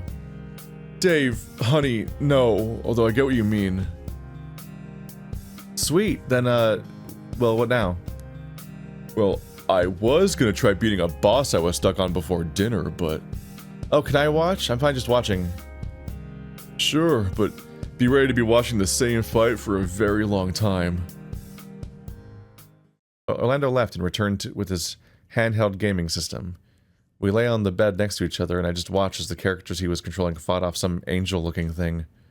I didn't quite get it, but what I did notice was a lot of it was spent in the item menu, with him carefully picking his options every time his turn came up. Not the kind of game I'm into, but he seemed to be enjoying himself. For me, I was happy feeling that things were slowly going back to normal. Before we knew it, and before he was even done fighting the boss, it was time for dinner. The very least things seemed to be on the mend with Orlando, so that was something, but just one line about it. Paul works through trauma. Spence, nope. Sal. Their pattern, sure. I don't think we know a day 10 password, do we? I don't remember. I mean, I know exactly where I can find a list, but I don't remember if we've... So if you scroll up through the saves we have, do we have a... It's Massacre. Oh, okay. Day 10 is the Massacre password, so we'll just skip that ending. We've been there before. That's a long one, too. Had I done the right thing by Sal? By everyone? The longer I stood before my bed, the more I thought that I'd done something bad. Either way, I was exhausted, however, it wasn't so bad. Or at least that's what I was telling myself as I sat down on the bed. Orlando hadn't shown up yet, so I pulled off my shirt and just waited. I considered a shower, but... No sooner had I thought it, he wandered into the bedroom, closing the door behind him. Okay, so, He had a pillow with him, and unlike before, his mood seemed to be notably more upbeat. Pants are off! That's the transition right there. Jesus. He's notably more upbeat. Vroom. Immediate Fundoshi. I mean, me and who? Balancing the pillow under one arm, he slipped out of his pants, leaving them by the door. This is still fine, right? Oh, yeah, just... Yeah. Yeah? What's wrong? I, did a bad thing and upset Sal. Maybe Dean. Oh, well, did you want to talk about it? Nothing to really talk about, Orlando. I messed with the vault, I stepped in and tried to make a change, and, well... Orlando came over and sat down next to me, putting an arm over my shoulders. Even after everything we did today, you still went and messed with it? I had to, it's part of the job. He sighed out, pulling a shirt off that left him with only his underwear, which while wasn't exactly a new experience for me, suddenly made me feel different. Okay. Please don't tell me you're developing a hero complex like Haas, or just wandering into trouble just to, I guess, feel important? A hero complex like Haas. Does Haas have one? What? I've played this game so much, and whenever they describe other characters, I don't know what the fuck they're talking about. Like, consistently, almost every time they ever describe any character, the description is like, what do you mean? We finished Haas's route. What is his hero complex? It's not like he sacrifices himself at any point, or even tries to save anyone. I think maybe it's just that he likes tokusatsu heroes. I think that might be literally what they think that means. Like they don't know what the hero complex means. That's baffling. Haas is not a driven character. He doesn't try to save anyone. He does not shoulder the burden of the password plot in any way. He never tries to sacrifice himself like a martyr. I just don't know what a hero complex could possibly be referring to based on any of his actions or words or dispositions. Just a baffling claim. No, just... I don't know. If my investigation takes me there, I kind of need to follow through, right? Haas also never, like, volunteers to do any of the risky things in the final act. It's all Dean and Tyson. Haas vanishes as a character completely and just stands still in a room, I guess, for 8 hours or 8 days. I actually can't say anything for Haas. I actually legitimately can't say a single thing Haas does in the game after the halfway point. Like an action he takes for the plot. So saying he has a hero complex, Jesus Christ. Well, suppose you got that right. I'll be fine. I'll talk to him tomorrow. Should I as well? I mean, if he sees me as a brother, maybe that's safer? Maybe I'll bring it up with everyone tomorrow, but not before I talk to Sal about it. For now, though, I nodded slowly to myself before giving Orlando a quick smile. Shower and then lay in bed? All right. One shower later and I was clean and relaxed, although as I stood in front of the mirror drying my fur, I thought about Orlando on the other side of the door. Were we just friends? Was something else happening? These thoughts continued while I brushed my teeth, wondering if just the situation we found ourselves in was making me sense something that wasn't there. All clean. Orlando was laying out on the bed, attention on the gaming system in his hands. He looked out over to me for just a second before going back to his game, and I crossed the length of the room to join him in bed.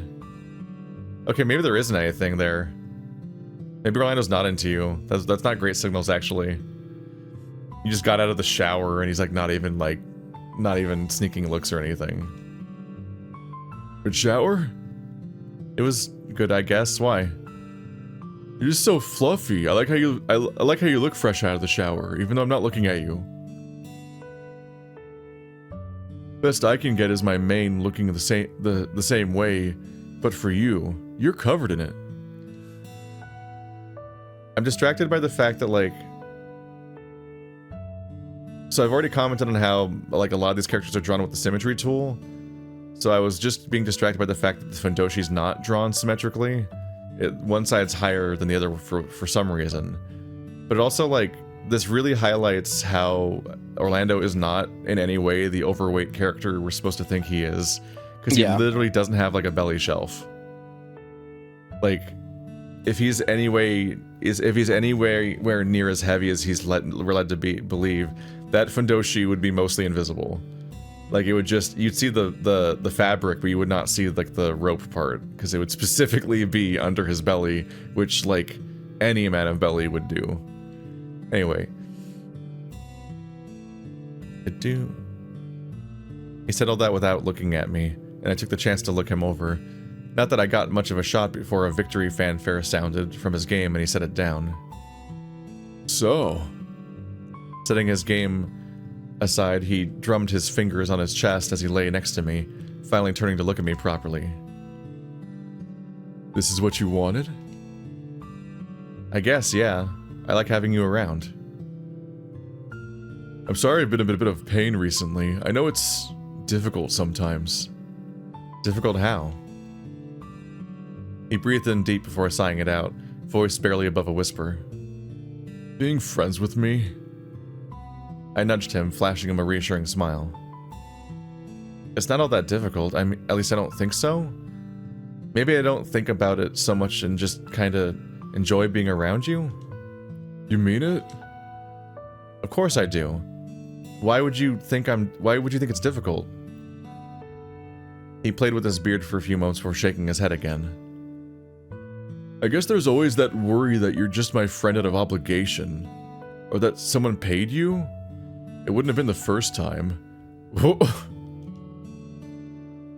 Who does that, though? My dad, for one, cherry-picking friends for his son because other people aren't good enough, or just making them disappear if they're proving problematic. Uh-huh.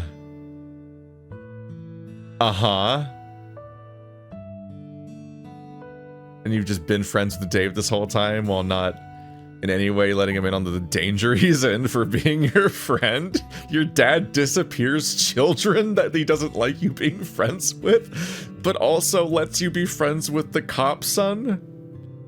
I don't know how to unpack anything about what this sentence was. This is a lot, actually. What the fuck am I supposed to think about that? Then he likes me enough, then? Isn't Dave explicitly banned from visiting Orlando's home? We already know that.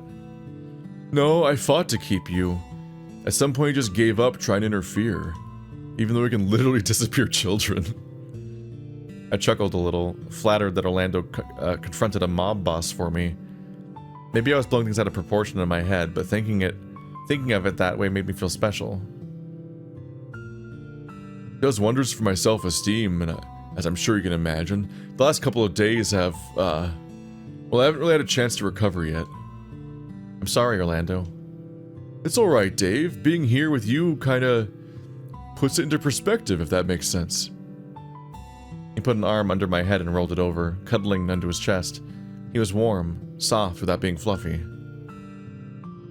So, like, is this helping? Like, making you feel better, I mean? Yeah, I mean, I think so. I mean, there's other things I could do to make me feel better, but this is the best option. Do you want to talk a bit more, or did you just want to cuddle and get some sleep? I'm thinking sleep might be good. Let me just hit the lights. It didn't take him long to get up, switch the light off, and then take his spot back in bed right up next to me. His warmth was lulling me back to sleep quickly, and I cuddled in closer. Thank you, Dave. You're a great friend. I chuckled, rubbing my eyes and yawning into his chest. Is this enough? I feel like I could be doing something more to make you feel better. I just don't want things to be awkward, right? I'll try and be better about it. We lay there for a bit, Orlando just rubbing my back while I cuddled into his front, lingering on the edge of sleep. With the warmth and how he was kneading my back, I couldn't help but moan softly at the tension as the tension faded. You're so tense. Uh-huh. He continued, unrelenting until gradually he stopped, shifting his weight so he was more on his side. Hey Dave, can I ask a favor? Yeah? What's up? Close your eyes for me. Maybe it was because I was too tired to question it, but I did it anyway. His weight shifted again to lay me more on my back. I could feel him close, and I trembled, unsure what he was doing. Not that I had to wait all that long. It was a familiar feeling, but still one I hadn't expected, because I'm extremely stupid. He pressed his mouth to mine, gently. Out of instinct, I opened my mouth slightly, knowing what this was. Taking the invitation, he pressed in a little closer, deepening the kiss. His hand shifted up to my cheek, cupping it just as softly while he continued. For someone so big, he was incredibly gentle.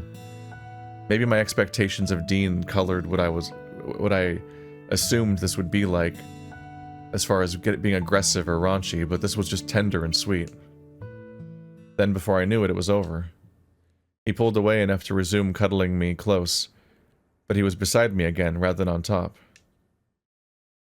I was at a loss for words, but his warmth was lulling me to sleep faster than I could piece my thoughts together. And sure enough, I found myself falling asleep soon after. Orlando's gay? We get to skip all of the dad visions. They're very time-consuming. Hammond Manor. A bed that I was, for the most part, slowly becoming used to. I looked across to Orlando, who was still on his side, but cuddling a pillow instead of me. Done with you. Defeated. Discarded. Dave, you look out of it, and I was a little worried that you weren't there when I woke up. Excuse me? We shared a bed? Oh, well, whatever. Be more considerate in future, brat. I knew he was referring to me when he lightly rubbed a knuckle into my head. Also because of the basic context of the conversation. We're in Speedo mode. I tilted my head at Sal, scratching my chin. For someone that seemed to love being at the pool, I wondered what really made him scared of the water. Well, I have to check that out in his route. It's a weirder answer than you'd ever imagine. Yeah. Looking to Dean, I sighed out, shaking my head. Oop. Oh yeah, okay. It's the Orlando and Sal swimming day. What was the reason Orlando wanted to learn to swim all of a sudden? Was it just to be closer to Sal or something else? Did he feel like he was at risk of drowning soon? Even then, was that a problem? Is he skipping the drowning ending? Did you want a hug? And that's just, I must have hit a nerve, something that they'd talked about before, but Sal continued on. It's just flavor text that doesn't have context. After a bit more encouragement, Orlando got back in the mood to learn to swim. Sal started him off by paddling around, holding his hands while he floated on his stomach. Once he had kicked down to move it, just basic logistics about swimming, but it's all marked as new for some reason. Let whatever happens happen.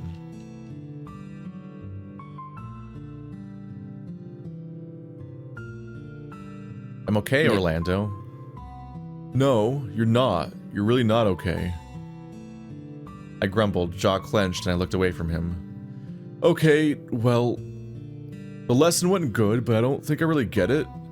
I can float, so I guess that's better than nothing. I don't remember if we acknowledged this, but aren't they wearing like the?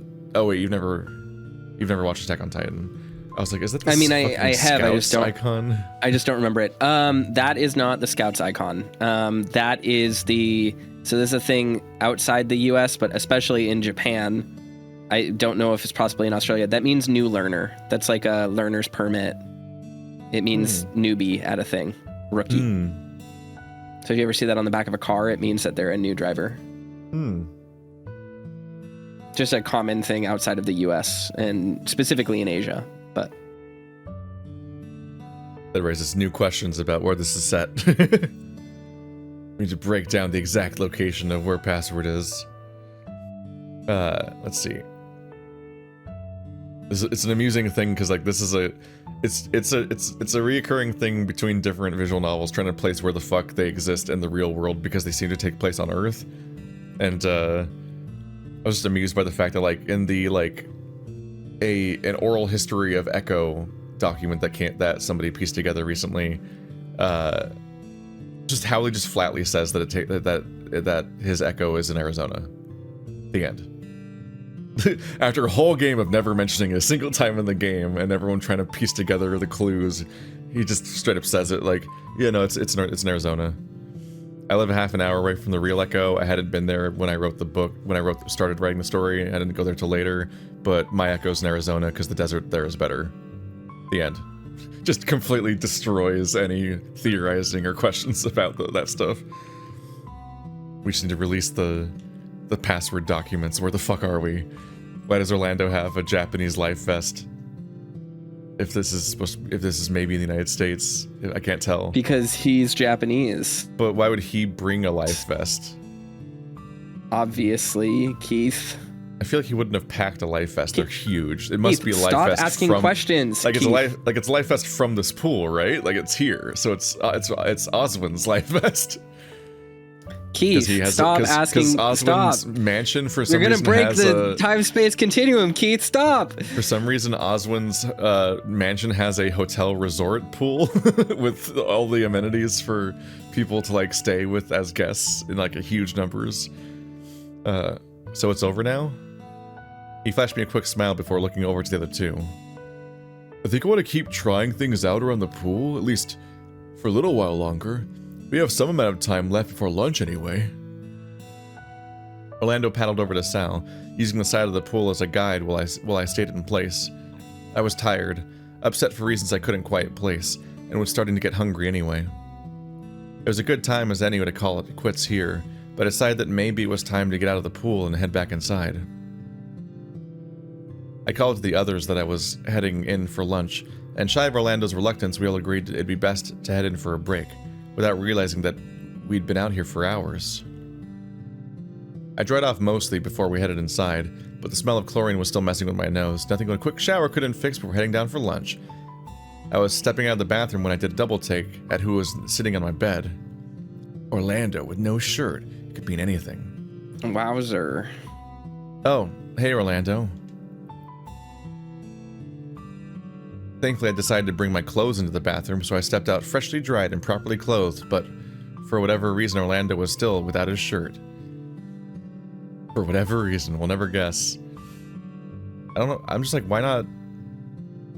Why not? Just fan service it. You might as well. You might as well just have Orlando walk out indecent, have Dave walk out indecent and be like, oh, fuck. Like, isn't that the genre you're doing? It's like, especially when you're trying to like get these two to like fall in love and admit that they like each other and so on, and it's not just a friend thing. So like, might as well just contrive the moments. I mean, not contrive. Like you have to actively write how the moment didn't happen. Hey, are you okay? I would have thought you'd be heading right to the kitchen so you could get back to the pool sooner. Yeah, I'm fine, but are you? I went to answer, but found myself not knowing what to say. Normally I'd be expecting you to brush it off with a I'm fine or something. It's bad when you don't even know how to answer, Dave. He got up, wandering over to me and placing his hands on his shoulders, looking me over. You want to talk about it? Is there really anything to talk about? You know it all already. He squirmed in front of me, kneading my shoulders now, being the one kneading my shoulders, now being the one unsure of how best to respond. I guess I do, yeah. I flashed him a meek smile and he backed away, heading towards the door to the room. Well, we should head down for lunch. Following behind him, I grabbed his hand before he got too far. What about you? Me? Yeah, you're here, in my room without a shirt for some reason. I gave him a look and he buckled, looking away quickly.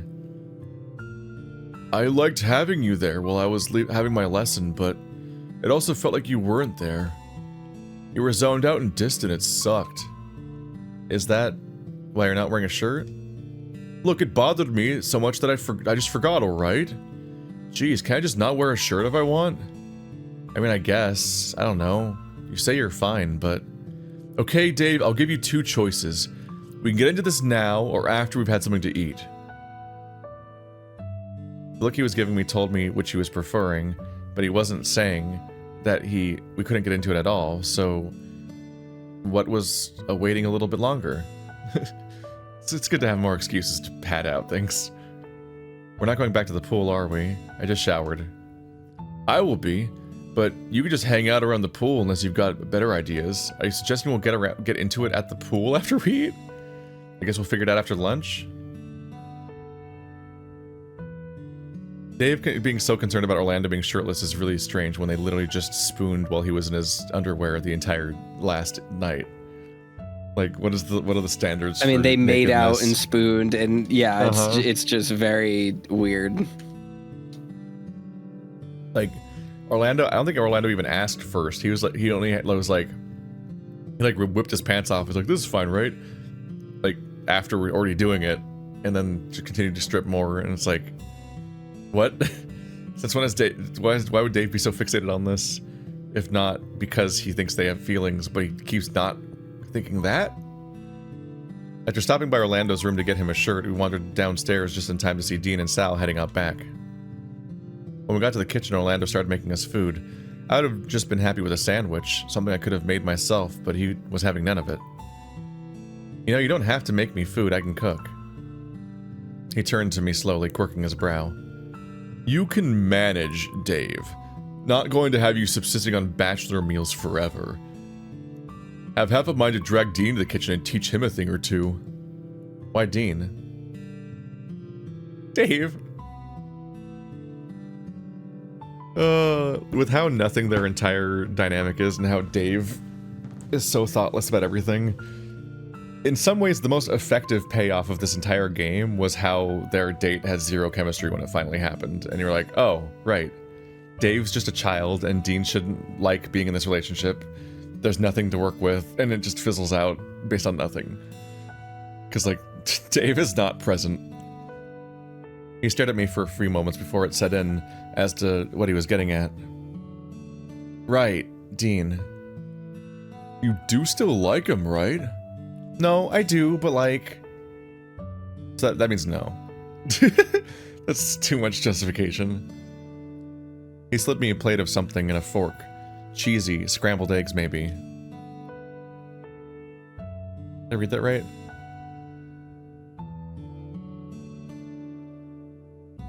Okay. It's not an insane sentence, it just felt weird. He slid me a plate of something and a fork. Cheesy, scrambled eggs, maybe. He just doesn't, I guess Dave just doesn't The comma check. should be... There should be probably an extra comma. He slid me a plate of something, comma. He slid me a plate and a fork. I like the two clauses there is weird. He slid me a plate of something, comma, and a fork, comma, cheesy scrambled eggs, maybe? Or maybe I guess it should be, he slid me a plate of something, comma, cheesy scrambled eggs, maybe, comma, and a fork. I'm just like, I wouldn't write this, ultimately. Like, just like... It's just a moment where it's just like a very strange thing to not know.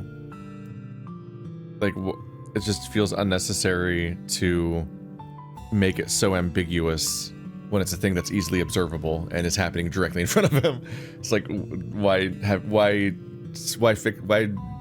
specify a lack of specificity? Like, why specify him not understanding what it is, but insisting on writing about it regardless, and so on? I don't know. That's a weird notification. Okay, huh. Just got jump scared by our Cape Escape getting shared by New Dog, like a fucking like Gen 1 furry artist. Like, Jesus Christ, that's a blast from the past. Like, NU Dog. I'm like, that's huh. Anyway, this matters to no one but me. I'm just like, that's an artist that I only I primarily recognize like 15 years ago. He slid me a plate of something on the fork. But like, getting cold feet? Not that, just you're going so far out of your way to make sure that I'm ready for him, and sometimes that Dean's ready for me, and it's just strange. Not that strange, is it? I'm your best friend, your coach. Let's be honest, Dave, you're not exactly equipped to handle a guy like Dean. What does that mean? What does that mean? I did a double take, setting the fork back down. The fork to the food, I don't know what the food is still. What's that supposed to mean? You know exactly what that means. If I hadn't stepped up to help you out, you'd still be giggling to yourself that someone asked you out. He also has to order special underwear, like... We've been out and done stuff together, though, so that counts as dating, right? Does it? Can you guys just agree what a date is? What about that whole thing with him saying that it doesn't count? I swear, you're both hopeless. Yeah, well... I puffed out my cheeks, drumming my fingers on the counter while I thought of a comeback. I mean, really, Dave, it's been starting to make me worry a bit. I'm figuring it out, slowly, but I'm getting there. But that's something for me to do, isn't it? Well, yes, but I have a personal stake in making sure you end up happy, too. Remember, I fought to keep you as a friend, and I'll treasure you above all else. You being happy is important to me.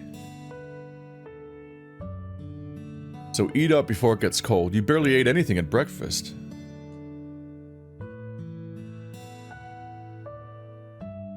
He turned away and started prepping something else. Either it was dinner or something for himself.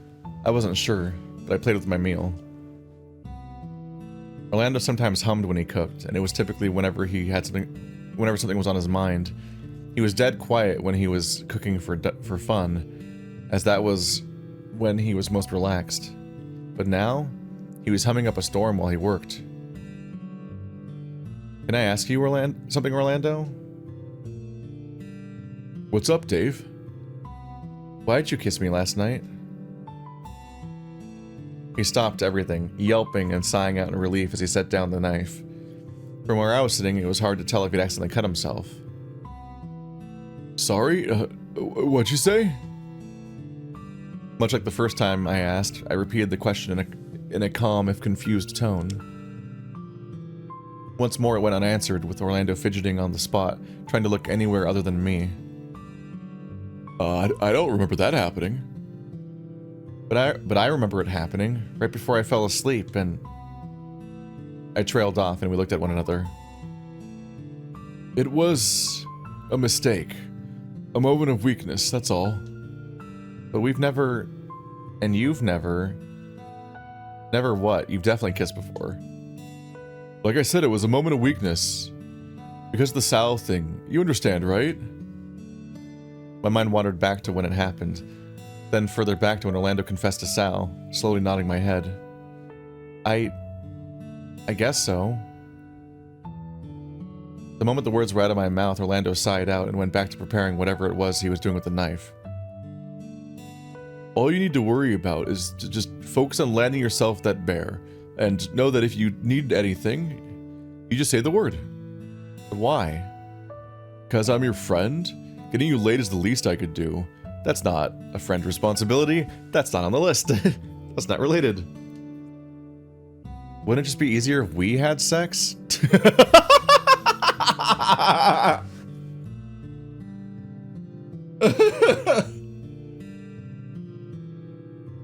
Okay. Jesus Christ.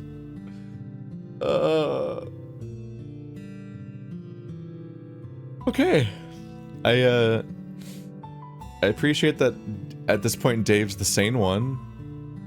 I guess. Like, Jesus Christ. That's...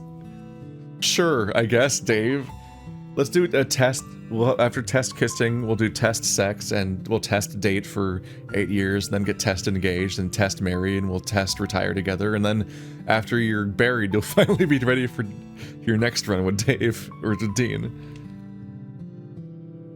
Orlando yelped as he flinched, putting his finger into his mouth before checking to see just how deeply he'd nicked his finger. What'd you say? I nervously chuckled, scratching my face. You know, if that's all you wanted to do, wouldn't just us having sex be more efficient? I'm not taking your virginity, Dave. Both of you to assume you'd be someone I'd even go after. What? Oh, he's getting toxic now. What the fuck's happening, Orlando?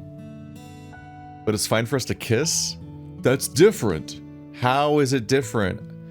I thought it's like a thing to kiss only people you're into, plus your family. It's different because, just because.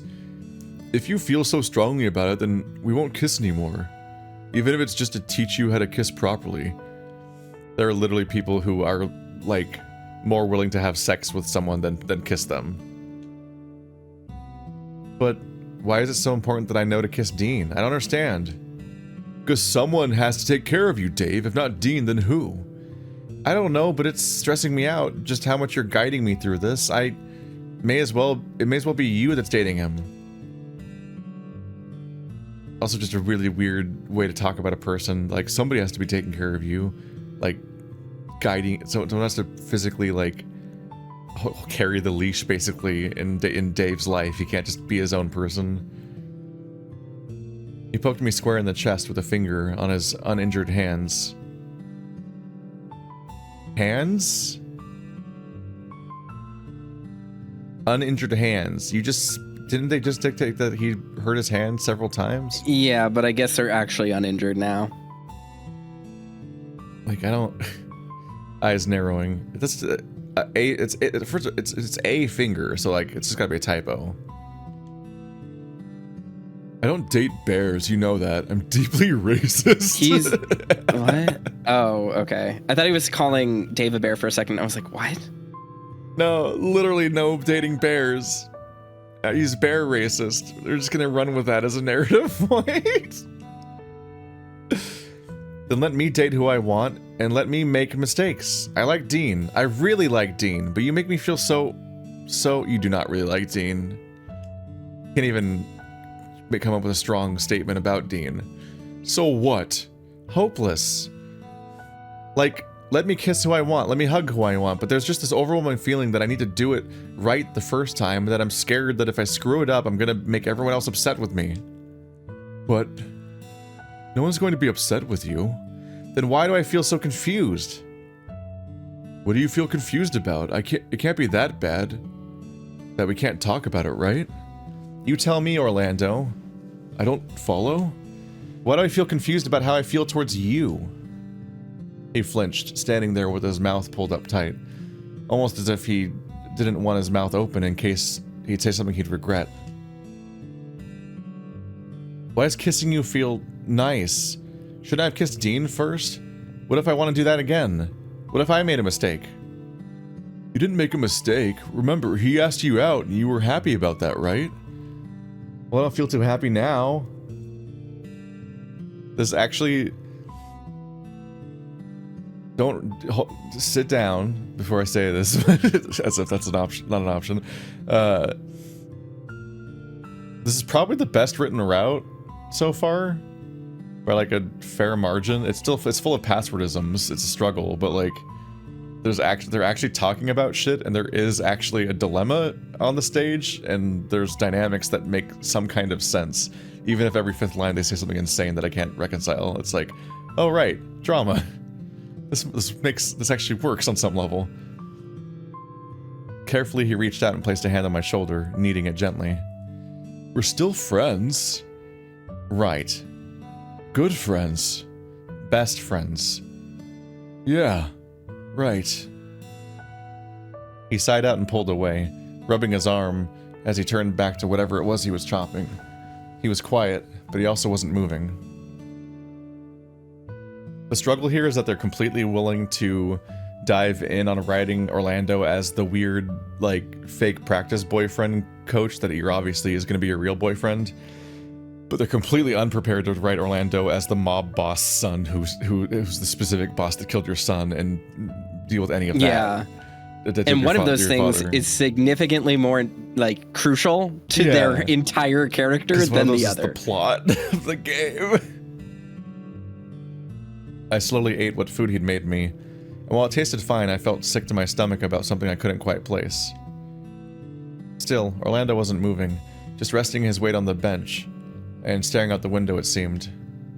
I guess there's a bench in the kitchen somewhere. Orlando?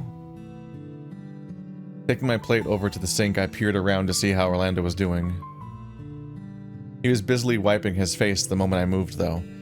Not that it wasn't clear what had been happening from how his face was. Orlando, what's wrong? Nothing. Don't worry about it. But you're crying. Yeah, I'm crying, but just... there's nothing anyone can do about it. Dragon problems. What the fuck does that mean? What does that even implied to mean? Setting my plate in the sink, I cautiously edged closer and reached out to hug him. But the moment he was in reach, he flinched and stepped back, holding his arms out to keep me away. Stepped back from his sitting position on the bench. Huh? Dave, no, I can't. You can't get a hug? I can't let myself touch you right now. I'm sorry, but if I did, I might... bore you.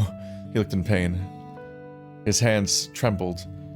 Eyes shut tight, and he looked like he was on the verge of running. I kept my voice low, slowly dropping my arms and edging back to give him some space. He hiccuped, almost choking on the puff of smoke that came out of his mouth right soon after. I could have been so happy. Before I could reply, he sped out of the kitchen and towards the foyer. Orlando, wait! He was standing on the stairs, hand gripping the railing while his whole form shuddered. I'm sorry. I don't know what I did, but how can I make it better? Slowly turning to me, he breathed in deep and shook his head. Do you know what awaits me after this vacation, Dave? Obviously not, Orlando. He didn't even know what your family was. Shaking my head, he continued.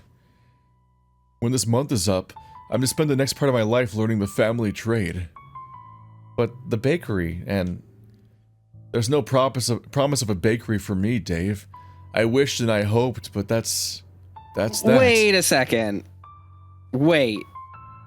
Orlando is going to learn the family trade, as in the mafia trade, except he's estranged from his father and not going to take up the family business. In fact, his father actively wants to kill him, so we are supposed to believe that Memphis is going to pass on the mafia business to Orlando, despite also literally wanting to murder him and Orlando living with his grandparents. Yeah. Because this doesn't square off with the rest of Memphis and Orlando's relationship. Because the time for him to become a part of the mafia has completely passed at this point. Memphis literally wants to kill Orlando on purpose. Yeah, no, it's, yep. No, they, seem to have not planned out what their actual dynamics are, and this is all contradicted when they feel like writing something else. Yep. Because Orlando doesn't even need to actively do anything wrong against Memphis to get killed by him. Also, he pretty much just kills him on sight half the time for fun. Actually, hold up. We have seen what happens after this vacation when Orlando lives. Even assuming he doesn't get shot by the Dragon Mafia, he does not pick up the family business. He moves in with his friends and doesn't go back to his family. Until he gets randomly killed by murdered the mafia. by his family. Yeah. weird. Yeah, this line doesn't really match up with basically anything. It's very strange. Huh. Whoops. It's a struggle because like it's literally like a multiple timelines, parallel universes thing. Like the whole point of these kinds of storylines and why they're satisfying is learning like the machine, essentially. Like you're supposed to slowly pick apart the Majora's Mask 3-day timeline and be like, oh, this always happens on this day and we're at that part, and like the cohesiveness is what makes that all make sense. So that you can then, like, when changes happen, they happen for a reason, and you can, like, unpack those directly. But yeah, just having, like, the basics being inconsistent, like how Tyson's backstory is clearly not written yet at the beginning, or, like, stuff like this, where it's like, Orlando has this fate that he's stuck with, apparently, even though it never comes up otherwise. Just makes it all, everything just breaks. It's rough. Womp womp.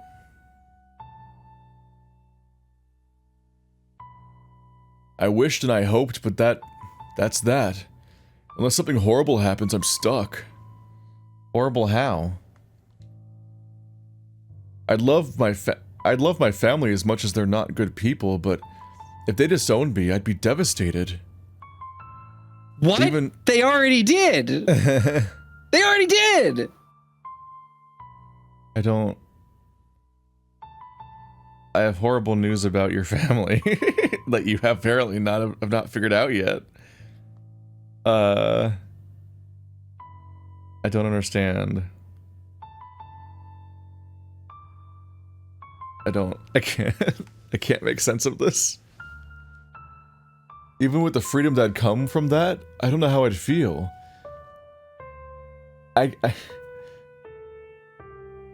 Given that isn't his closest family member his grandpa that died? I think so. There was like his uncle or grandpa was like kind of protecting him and hoping that he'd get his bakery one day, and that specific person I think died, or doesn't have the power or whatever. So it's basically just his evil dad that likes to murder him. That is who would be devastated if he was disowned by, which I mean, I guess there's something to be said there about how that happens with abuse and everything, but he's like a cartoonishly evil man that shoots him, so no, I think I'd be pretty devastated if I got shot, Orlando. I feel like getting disowned and getting to run a bakery is pretty sweet, actually. Your family seems to like actively ruin your life in every possible way, to the point where you don't even trust your own friends to be real because you think that they're like mafia stooges. Fuck that. But the family trade would mean... Right, you know what that means. You can't say no? You can't run away? Where? That means running away from the family that I love, too. It's just not an option. What? What about... us?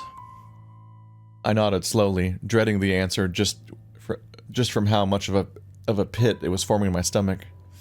Dave, I meant what I said by you being my best friend. I meant it when I said that I treasure you. So to keep you safe, when this month is up, you're not saying you're never going to see each other again, are you? My mouth felt dry and I whined as he looked me over. Never say never, but it'd probably be best if we didn't.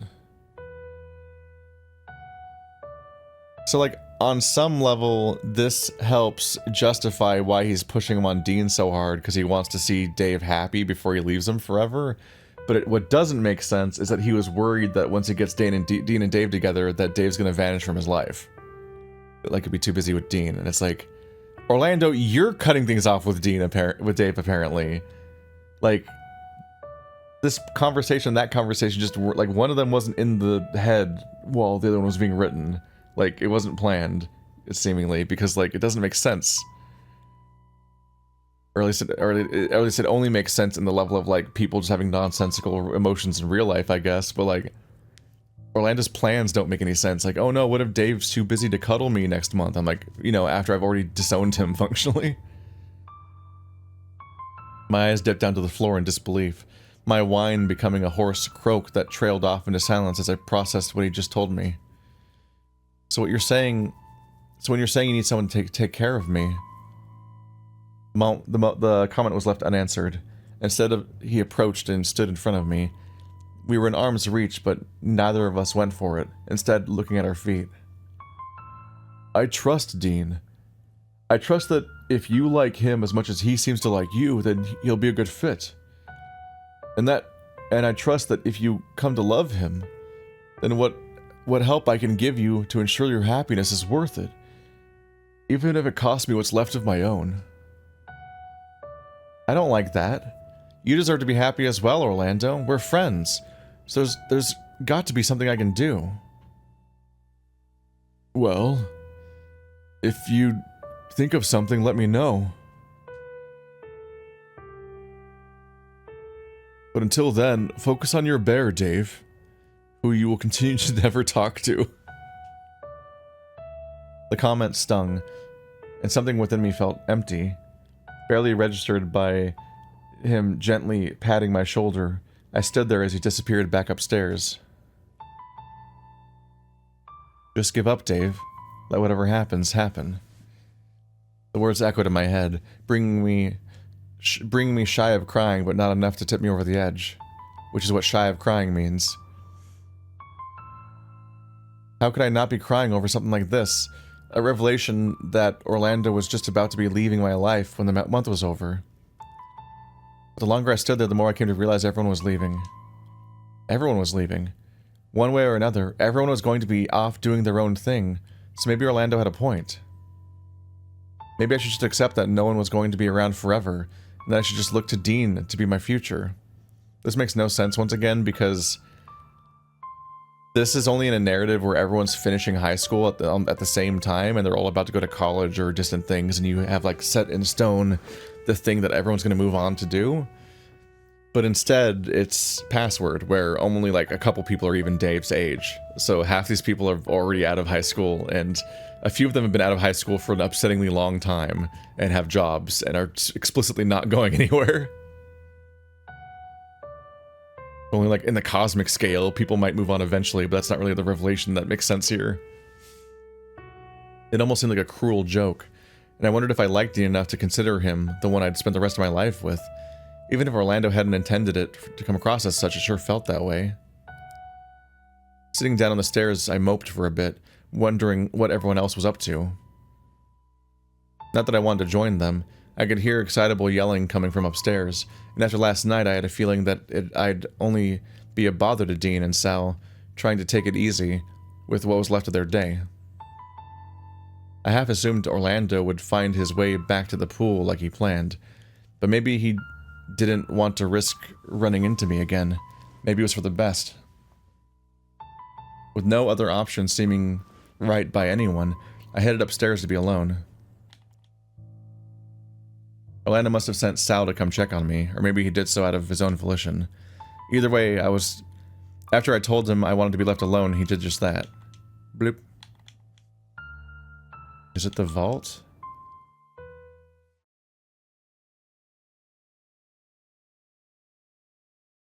I don't remember a day 11 password, though. Right after Massacre? It might just be like a placeholder or a cheat code or something. I don't know, I save periodically. Why not?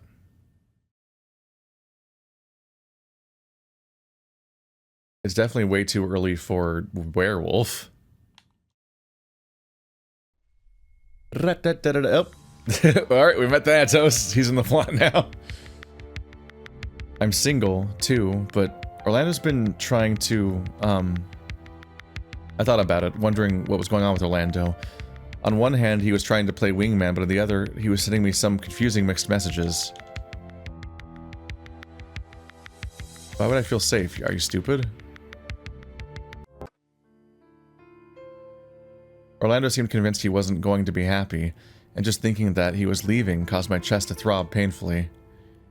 That's a condition you should check. Was he keeping it from me on purpose? When was he planning on telling me?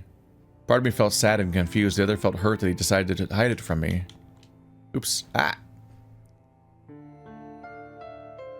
Maybe I should just leave too, or ask if I could just follow just so I wasn't left behind.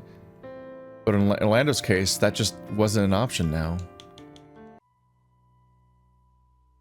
Skipping around a bit. This is one of the opportunities to see this very mysterious room that doesn't crop up for the first 10 days.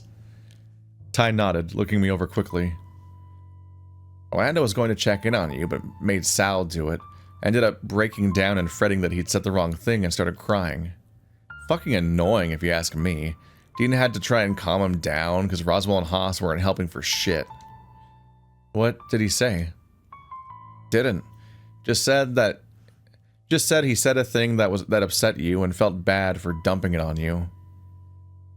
I don't think he meant to. I might have pushed him into it. Well, whatever it was, I don't care. If he's just gonna make you moat more, then I'll just pick you up. But in a way where I don't in any way acknowledge your feelings or engage with them. That's famously how people work. When I walked into the dining room, I felt everyone look up. Not quite staring, but it felt as if they were. Well, mostly everyone. Orlando was intently staring into a cereal bowl, almost as if not wanting to look at me. Uh-huh. Explicitly. Is it time to go into the woods and get stabbed? Oh, it's only day 12. I was dragging my feet as I made my way away from the house, a part of me feeling like I was already saying goodbye to Orlando after hearing the bombshell he dropped yesterday. My heart ached for him in a strange way. It's always chest pain. I had picked up along the way somewhere that he'd been keeping a secret from me, but even now I felt I only knew half of it. Wait. What do you not know, besides maybe the part where he's in love with you? He'd been good to me since the day we met, but now knowing everything that was going on made me wonder just how long he'd been worrying about the end of the month. Can I really not follow? I knew the truth now, that Orlando was involved in organized crime as much as he didn't want to be. But separate to all that, he was my friend. He wouldn't hurt a fly, so how did things end up this way? Well, when a man loves a woman, and they lay an egg together, naturally the thought circled back around to my dad. What he'd say. Would he approve that I'd stick by a friend, or would he keep me away from Orlando to keep me safe? Was it possible he knew this whole time? Maybe that was the reason I felt so close to Orlando. He's always looking out for me, just in different ways than most people. And he considers jumping off of a cliff. Maybe Orlando was just pretending. Now that I knew what his family was actually doing and what life was ahead of him, he'd have to know.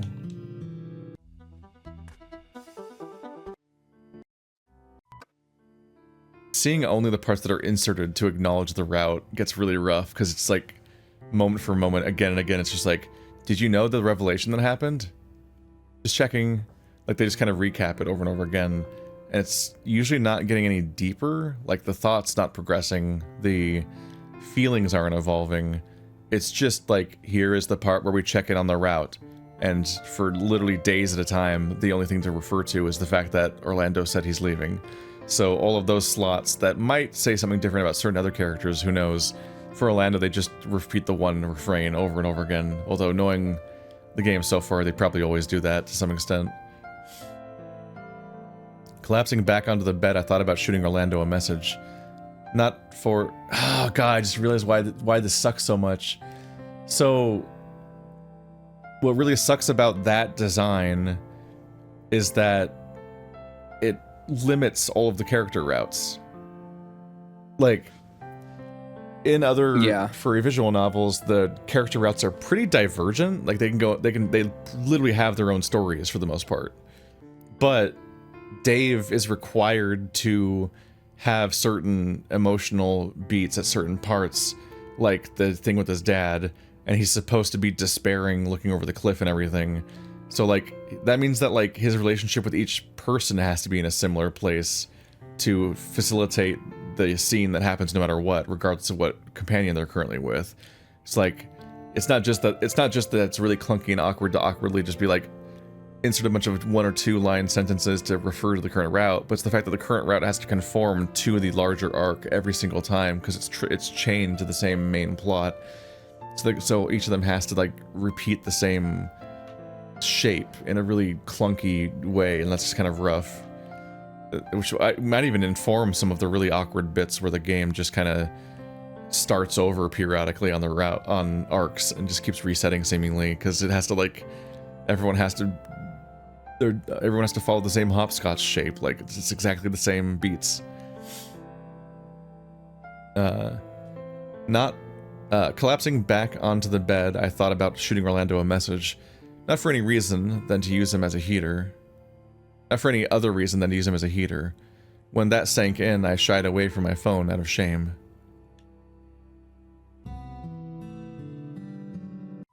Time to go into the woods and get stabbed. There's Jack. He's called Jack because he's a rabbit. Discord is like collapsing. Just as a heads up, so I'm gonna leave the call and come back. I just saw it go back. from. I just saw it go from red to green. Oh, it's back to red. Yeah. Womp womp. But I knew someone wouldn't be. There was also a very good chance I'd never see him again either. He'd been around ever since I started high school, and the only one that had been around longer was Tyson. And much like Tyson, I couldn't really imagine life without him around. Wait. What? Tyson's been around longer than Orlando, and also Tyson's been around longer than anyone else? But yeah, because Orlando and Roswell knew Dave in like middle school before Tyson. Like, yeah, like, what? I need a chart. I need a chart for all the timeline of this stuff. Tyson is like a relatively newer addition. Not as new as apparently Dave, Sal, and Haas, but like, isn't Roswell his oldest friend? Like a childhood friend? I guess it doesn't count if you break your streak. Is that the logic? Is that how Tyson's been around longer than Orlando, but counts as being around longer than Roswell's because Roswell left for a while? Maybe, I guess. But like it's the way it's phrased makes it sound like Tyson is literally Dave's oldest friend, which does not. I don't think that's the truth. I think that's not right, right? I don't know. I always thought that you just head off to culinary school and then I'd get to stop by your bakery or whatever. Doesn't seem like that's going to happen now, huh? I looked to my side and Orlando was standing there, playing with his hands nervously the same way I'd started to after seeing him do it so often. That's what I said, yeah. But a life of crime, really? I don't know, Dave. That's what family wants, right? But what about what you want? Wait. Why did you spring the news about what's going to happen after this month now? What's up? No, I was trying to process just visually what's happening here. I realized Dave is like not hallucinating, but I think it's being juxtaposed against the memory. Yeah, it's like Dave almost gets stabbed on day 13, spends like a day unconscious because he gets drugged by Oswin and or for some reason Tyson, who somehow got the same drugs as Oswin, which is its own weird thing, and also an upsetting violation of bodily autonomy from the rapist character. Whoops. Anyway, weird, upsetting to make Tyson do the drugging specifically. Dave loses a full day, and then I think on day 15, on every single route, he has a weird dream where he talks to his route character like they're there in his dream, couched in a memory, but he's talking to them, and it's one of those like, I'm a dream person, but we both know I'm not real trope conversations. Yeah. Why did you spring the news about what's going to happen after this month now? You're mad at me. Probably. Like, it was one thing to discover that your family is, like, the opposite of mine. Is it? Aren't they both organized crime families? It was another to hear that you're just going to up and leave because of it. If you just told me sooner, then maybe we could have thought something. Like what? I don't know. I just don't want you leaving if you're going to be that sad about it.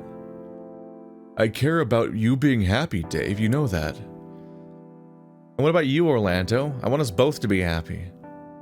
I knew it was a dream, and in my mind I was filling in the rest of this conversation based on things he'd said over the past week, things that started to grind on me. You have Dean. He'll make you happy. This is getting really repetitive, Jesus Christ. I growled, rearing my hand back before swatting it through the air towards him. Not that I found contact with anything, but I snarled at the same time in frustration. You make me happy. You asshole. Dave, that's a bad word. I don't care. Friends tell each other stuff. They care for each other. They love one another. Also, what fucking 19-year-old says that's a bad word out loud? Jesus Christ. You love me? I stopped in the middle of drawing my hand back again, stunned. Did I love him? Was this what this feeling was? Ooh. Maybe. I sighed out, unsure of how I should be feeling right now. What I would have give. I guess it's either what I wouldn't give or what I would have given, one of those, but not this one. What I would have give to just be able to talk to you about this stuff properly. Why don't you? I'm a little worried you just brush me off again, really. The least impactful, least consequential response possible. Okay. So you're worried about nothing. Got it. Shoot your fucking shot. You either try to be in a relationship or you just accept that he's gonna be gone in 2 weeks. Like, what are you losing? Would I really do that to you if it was something important, Dave? I'm kind of leaning towards yes, given you've sort of done that before, but I'd like it if we could just talk. Then try me come morning. You can do it.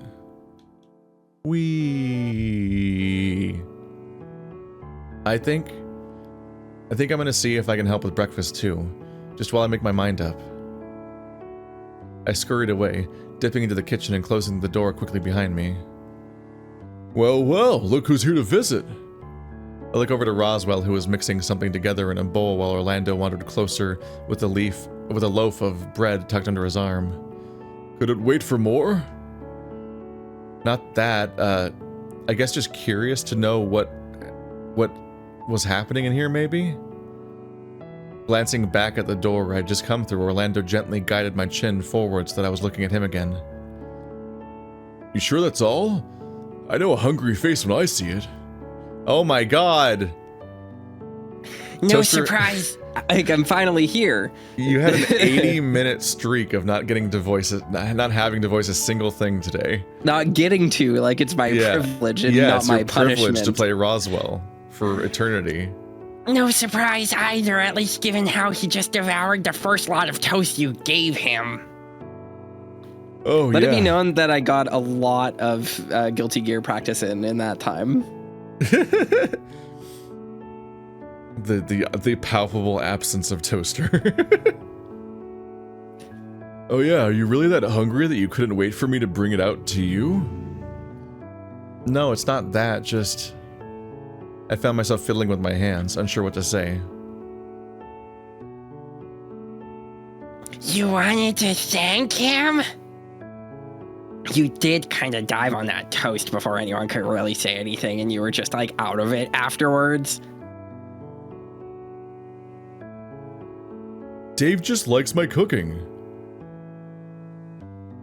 Everyone likes your cooking. Speaking of, I finished mixing the stuff. Oh, great. Hang right, Dave. Breakfast is on the way. It was a pointless scene, but it was a Roswell scene. What are you doing? The sound I made was a high-pitched shriek, although a lot of the sound itself petered out into a startled whine as I tried to catch my breath. What? A shriek, gasp, whine. Please, don't do that again, please. Sorry, I wasn't thinking. I nodded slowly, sighing out as I clutched my chest. It's fine, I'll be okay, just don't sneak up on me like that again. Easily done? I'm like 8 feet tall or something according to the other drawing. What are you doing anyway? Just thinking things over, realizing that I'm terrified about potentially going outside, you know? He placed his hands on my shoulders and looked me over. In turn, I flashed him a fleeting smile, but all he did was grimace back. Outside sucks anyway. We can have more fun inside. Yeah, about that. Did something happen? Looking around the foyer, I sighed out quietly before turning back to Orlando. Can we talk? Somewhere private for a bit? I would have said we could cuddle up with a video game, but I think a few of the guys are already using the space to watch a movie. I'd be fine with anywhere, really, just somewhere we can talk without worrying about others interrupting us. Alright, I think I know just the place. No one reads in this group. They'll never catch us in this public space, as opposed to our locking bedrooms. I have expected him to guide me by the hand, but he didn't. Instead, just leading me way up the stairs until we hit the museum. I suppose the only one that could possibly interrupt us would be Roswell if we're here, right? Everyone else's DNA locked out of this room. Yup. I think he had other plans today anyway. Orlando closed the door behind him and fiddled with the lock. There's a lock? Why? Why would someone need to lock themselves in the library museum? That's so strange. Stepping away with the nod before turning back to me. Ah. So, you want to talk? Yeah. This isn't gonna be a nice talk, is it? It never is, huh? You kinda left me with a bombshell, Orlando. I never meant for you to find out that way. You know that, right? From what I got, you never wanted me to find out at all. I just didn't want you to think any less of me, that's all. I already think a little less of you for deciding not to tell me. How was I meant to react instead of when, after this month, you'd never return any calls or want to hang out? Well, I was hoping that you and Dean would just work out. You'd be distracted? Even though I was explicitly worried you'd be distracted by him like 4 days ago. Like, the opposite emotion. That's another thing. It's not fair that you'd use Dean as an excuse to not want to talk to me anymore. Orlando's nostrils flared, smoke starting to waft from his corners of his mouth. Waft feels like a weird word as opposed to like emit or leak or something. Like, I don't know. That's not, I don't think that... Waft, yeah. Gotcha. I don't think it works. Like, I don't know. It's a word I basically never use, but every context I've ever heard it in doesn't really match well with the idea of smoke coming out of a dragon's mouth, like, but not openly, like, limitedly, like, as a lack of restraint. It's like, there's a lot of other words you could use, like leaking or emitting or, I don't know, escaping, but he consistently used waft, and I'm like, I don't know about that one. I never said I didn't want to talk to you again. It sure made me think that way after you told me what's going to happen next. He slumped, digging his hands into his pockets before collapsing into a chair. I'm sorry. It's alright. You didn't give me much to work with, given that was one of the last things you said before, well, everything started getting to me. Yeah, I don't think any of us could have really seen that coming either. If I'd known, I would have tried to keep a lid on it at least a little bit longer. That's a lie. Why is that a lie? What? I don't understand. Me What? either. I don't have answers. If I knew how bad it was gonna fuck you up to have that revelation right before you almost get murdered, I would have kept a lid on the revelation for longer to not have you deal with everything at once. That's a lie! What? Excuse me? You're upset about being forced into something you don't want. How could you not be falling apart now that we're halfway through this vacation? Don't remind me. Alright, so that we no clarification on how it's a lie. The more I think about it, the more I'm worried about, like, what it's really gonna be like. I can't imagine it's anything good, like, what, robbing banks and stuff? Is that what comes to mind when you think about what my parents do? I don't know. I just always think about banks. I associate dragons with banks. Don't worry about it.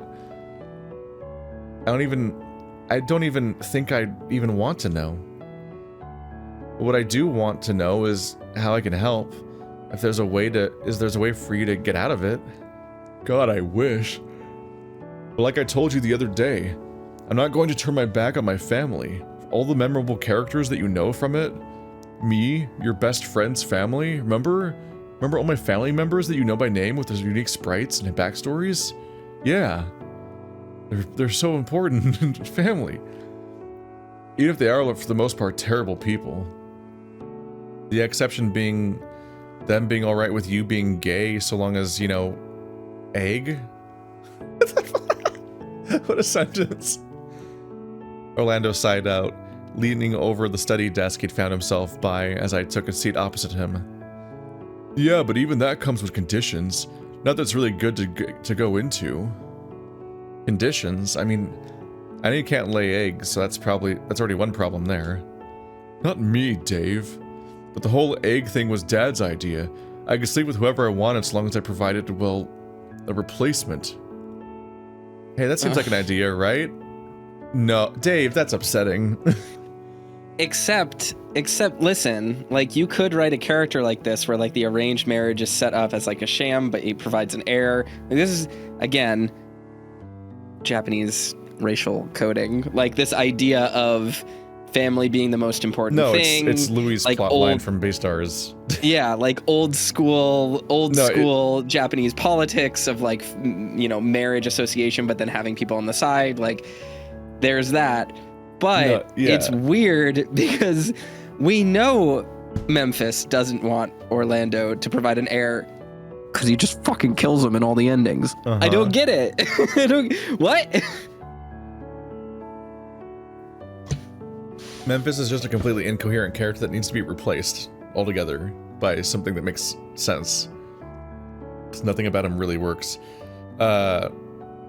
But no, my reaction was just Dave just being weirdly on board with, like, yeah, you just gotta sire a replacement baby and we'll doom him to a life of servitude in a horrible crime family.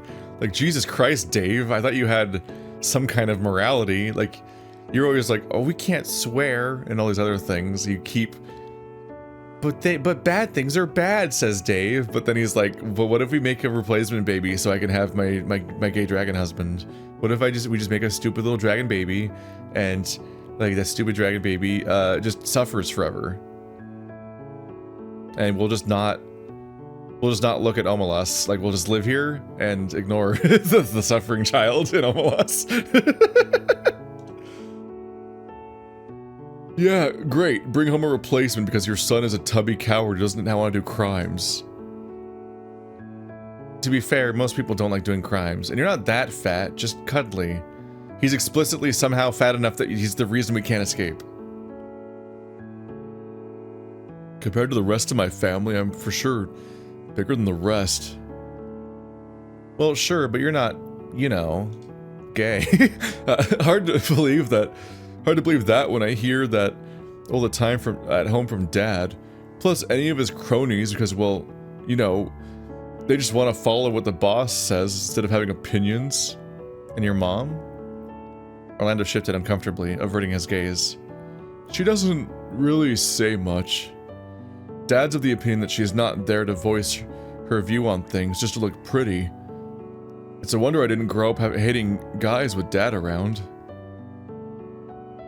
I was at a loss, unsure if there was anything I could even say to that.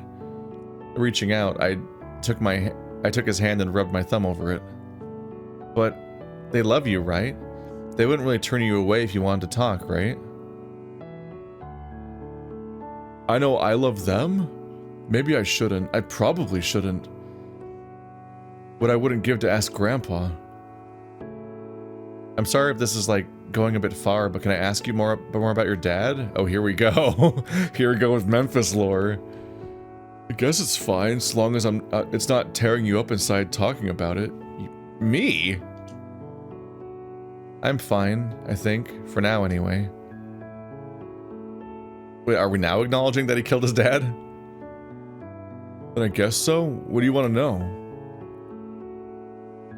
Back in the hedge maze, you talked about your dad being into puzzles, right? Was that something you and him got to bond over, or...? Not really, it was more Grandpa's thing. But my dad is his son, so I guess at some point he hoped it could be a bonding exercise? God, that line from before, I forgot that this route randomly introduces that Memphis likes puzzles, which is just incompatible with his entire image. I gave up getting magic cubes after he smashed the third one out of frustration. He stood up, sighing out. Dave, if this is what you want to talk about, can we just stop now? I don't think I want to talk about this anymore. What? They don't feel like people. It's so weird. It's like they were literally just like, can I ask if it's okay? Can I talk about your dad? Sure, as long as it's not hurting you. You said he was into puzzles? Okay, let's stop talking about this. That was the line? It's all, they didn't even, there wasn't even like a line of questioning or a series of discussions. It was literally just, he likes puzzles? More like my grandpa did. He kind of gets frustrated. We gotta change the subject. I just wanted to see if there was a way we could, you know, figure it out. There's nothing to figure out, Dave. What if I came with you? What? Yeah, like, what if you took me along? That way it wouldn't be so bad, right? Oh yeah, that's a great idea. Bring Dave along, who's so worried about shoplifting he once paid the cashier without taking what he wanted to buy with him. But stealing's against the law. See, Dave, that's your flinch reaction, yet here you are suggesting that I take you along with me? The best you could hope for is getting a nice suit and landing a boyfriend that's already working for the family. Would he be a dragon? I guess so. There's a couple lackeys that aren't, but for the most part, they're all dragon. I smirked, looking him over. Yeah, a couple lackeys, like exactly a couple. The only lackeys we meet. You're a dragon. I saw Orlando pale briefly as he struggled to piece together a reply to what I'd said. I mean, do you think I'd be able to find a guy like you if I wanted? I mean, maybe? Most of the guys that work for the family are built solid or chiseled, so you'd have options for sure. What? What a weird line. Like, do you think I could find a man like you from the family is a weird discussion to begin with? Well, I mean, I think he's trying to say, well, one, the family as in the mafia, and two, yeah, find someone like you. I think Orlando is misunderstanding that as like someone that looks like you.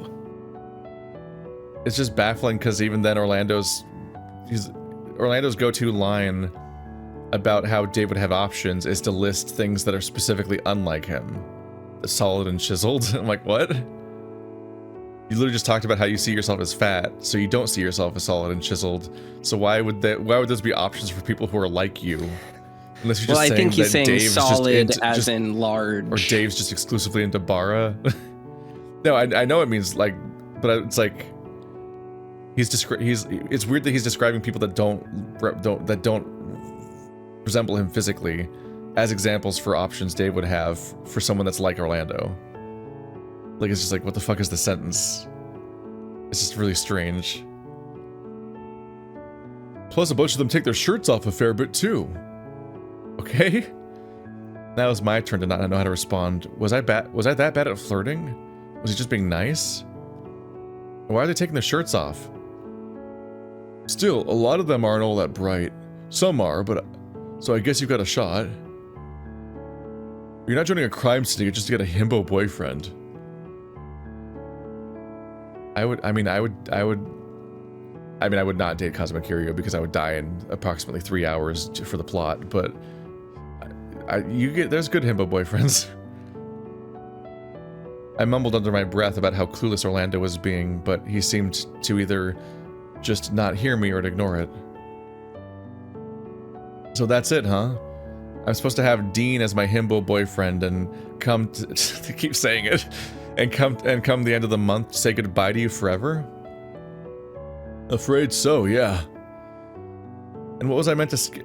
And when was I meant to get a say in this? I pulled Orlando back down to sit in the chair again and sighed out. Did you ever consider what it'd be like if we ever dated? Or is that why you've been weird lately? I have no idea what you're talking about. Bullshit, Orlando. That's it, isn't it? Why you've been so insistent that Dean and I hook up, as if we're the only thing that matters. But your happiness. That's another thing. Since when did I need a boyfriend to be happy? I was happy plenty of times without one when we got to hang out. You know what makes me feel worse? That made me want to... I was getting too worked up that I was claiming things that might not have even been true. Well, great, now I feel terrible. We're friends, right? Like actually friends, not just you saying we are because it's easier to leave it that way. To leave it that way come the end of the month? Yeah, of course we're friends. Then what's our plan to make sure you end up happy after this too? Oh, that. I swear, if you're about to say that it doesn't matter, I'm gonna hit you across the face like Tyson showed me. Why did he teach you that? Does it matter? If it'll knock you some sense into you, I'll do it. I don't know, it's not like it's my first choice, but I can't just turn my back on my family. If there was a way out, I'd take it in a heartbeat. Can we fake your death, or like, somehow make you go missing? That'd be no different than just running away. I don't want to have to choose between either, Dave. I want both. Well, let's spend what time we have figuring it out, right? Really? With all things considered, I would have thought you'd want to try and focus on, I don't know, happier things. I whopped Orlando lazily across the snout, making him jolt slightly. You count as a happier thing. Now let's, I don't know, do something together to get our minds off things. What, like joining the others for movie time? Nah, I'd rather just spend the time together for a bit rather than just, I don't know, having a whole bunch of people around. Orlando scratched his chin, a smile forming as he came up with an idea. We don't have reception, otherwise I'd say we could stream videos on my phone and we could just lounge out. Well, that sucks. That would have been awesome if we could do that. Well, you're in luck. I did download a couple things on my phone we could watch. Although you won't be able to get to choose given what else is on there. Orlando has nudes on his phone. Orlando, I don't care if I see your porn. I just want to do the thing and relax a bit. You want to watch porn? No, I mean, if I see what you have on your phone, I don't mind if it comes up while we're looking for the thing we're actually going to watch. There's so much additional specification. Oh, right, sure. In that case, why don't we head to my room and we get comfortable on bed rather than just sit at this table? The idea that he has downloaded movies, but they're just mixed in with his porn and not like in an app or some kind is its own strangeness. Just movies in his gallery app. Yeah, they're just in his gallery app, just entire feature-length films. After we settled in, we watched a whole movie on Orlando's phone before I ended up falling asleep. When I awoke, Orlando was just browsing his picture gallery, with me still curled up under his arm. Are we gonna see? How long was I out for? How? I just don't... How is every opportunity missed? You're writing a gay romance thing with you got dudes that cuddle naked together and are gonna end up together, and like you specifically set up that Orlando has stuff on his phone that he doesn't want Dave to see because it's inappropriate, and then specifically have Dave fall asleep then wake up to then see him browsing his picture gallery. Like, you could not have more specifically set up a specific scene to have happen there, and then Dave just talks out loud and gives away that he's awake immediately, and like he doesn't see anything at all. How do you not? It's like, why did you set it up then? Why did you set up that Orlando has stuff on his phone if you're not going to have Dave see it in that moment? Like, isn't that the whole point of that, all that setup? I don't understand. Couple hours, maybe? You just drifted off, and I figured you needed to rest after yesterday. Sorry, I guess I have a bit of sleep I still need to catch up on. Haven't you been asleep for most of the last 48 hours? As if you don't sleep enough already as it is. Hey, maybe I could do with hibernating like Dean does, or... Is that being racist? Bears aren't the only ones that hibernate, you know. They aren't? Nope, although I really only found out after talking to my goat when he hadn't had nearly enough sleep. I don't think I can accept the idea that living anthro bears hibernate for any reason. Like, why would you... There's no reason to do that. I'm guessing he wasn't a bear then. You probably don't remember, but you met him once. I did? I'm sorry. I don't really know who it'd be. Some kind of dragon, maybe? No! Watanuki Senpai was that really short guy that gave you mac and cheese that one time. Oh, the one you challenged to a comfort food duel? I totally would have won too if I didn't forget that comfort food went beyond just dessert. Or if you had Roswell judging instead of me. You can't beat a good mac and cheese. I swear, I'll make you mac and cheese someday soon, just so you can judge if I've gotten any better. I'm sure you have, but I don't think I got any of the pie. But I don't think I got any of that pie I could smell out in the woods. Is there any of that left? I don't understand. You said, I'll make you mac and cheese someday to see if I've gotten better, but the premise was that Watanuki gave him the pie. I gave him the mac and cheese, and that Orlando didn't realize that comfort food extends beyond dessert. So he wouldn't have made mac and cheese. What? So better than what? There's no improvement to measure. Probably. If not, I could just make more of that. Simple. The thought made our stomachs rumble, although while I chuckled in amusement over being hungry, Orlando sighed out. Is it bad that I'm considering making use of that gym downstairs? Why would that be a bad thing? God, I don't know. Maybe I wish sometimes I wasn't so round. You're not that round. You're just so round that we're all gonna die. We're all gonna die because you're round. But you're not round. Besides, I like that you're basically a big cushion I can rest on. To be clear to the audience, I'm obviously not in favor of fat shaming anybody or body shaming anyone or judging Orlando for his body weight. It's that the game narratively does. The game literally uses him as the excuse for why we can't leave, because it didn't make it successfully seal the environment. And even though they can leave, Orlando can leave. Yeah, but like they keep bringing up Orlando as a person who can't handle climbing some rocks for some reason. So the narrative fat shames him constantly. So it just makes it really funny when Dave's like, "You're not that round." It's like, I don't know, man. Apparently he's so round. It's a fucking like, it's a plot point. Like, I don't know why that was necessary. I know why it was necessary. It's because they keep not coming up with good enough ways to seal off the location narratively.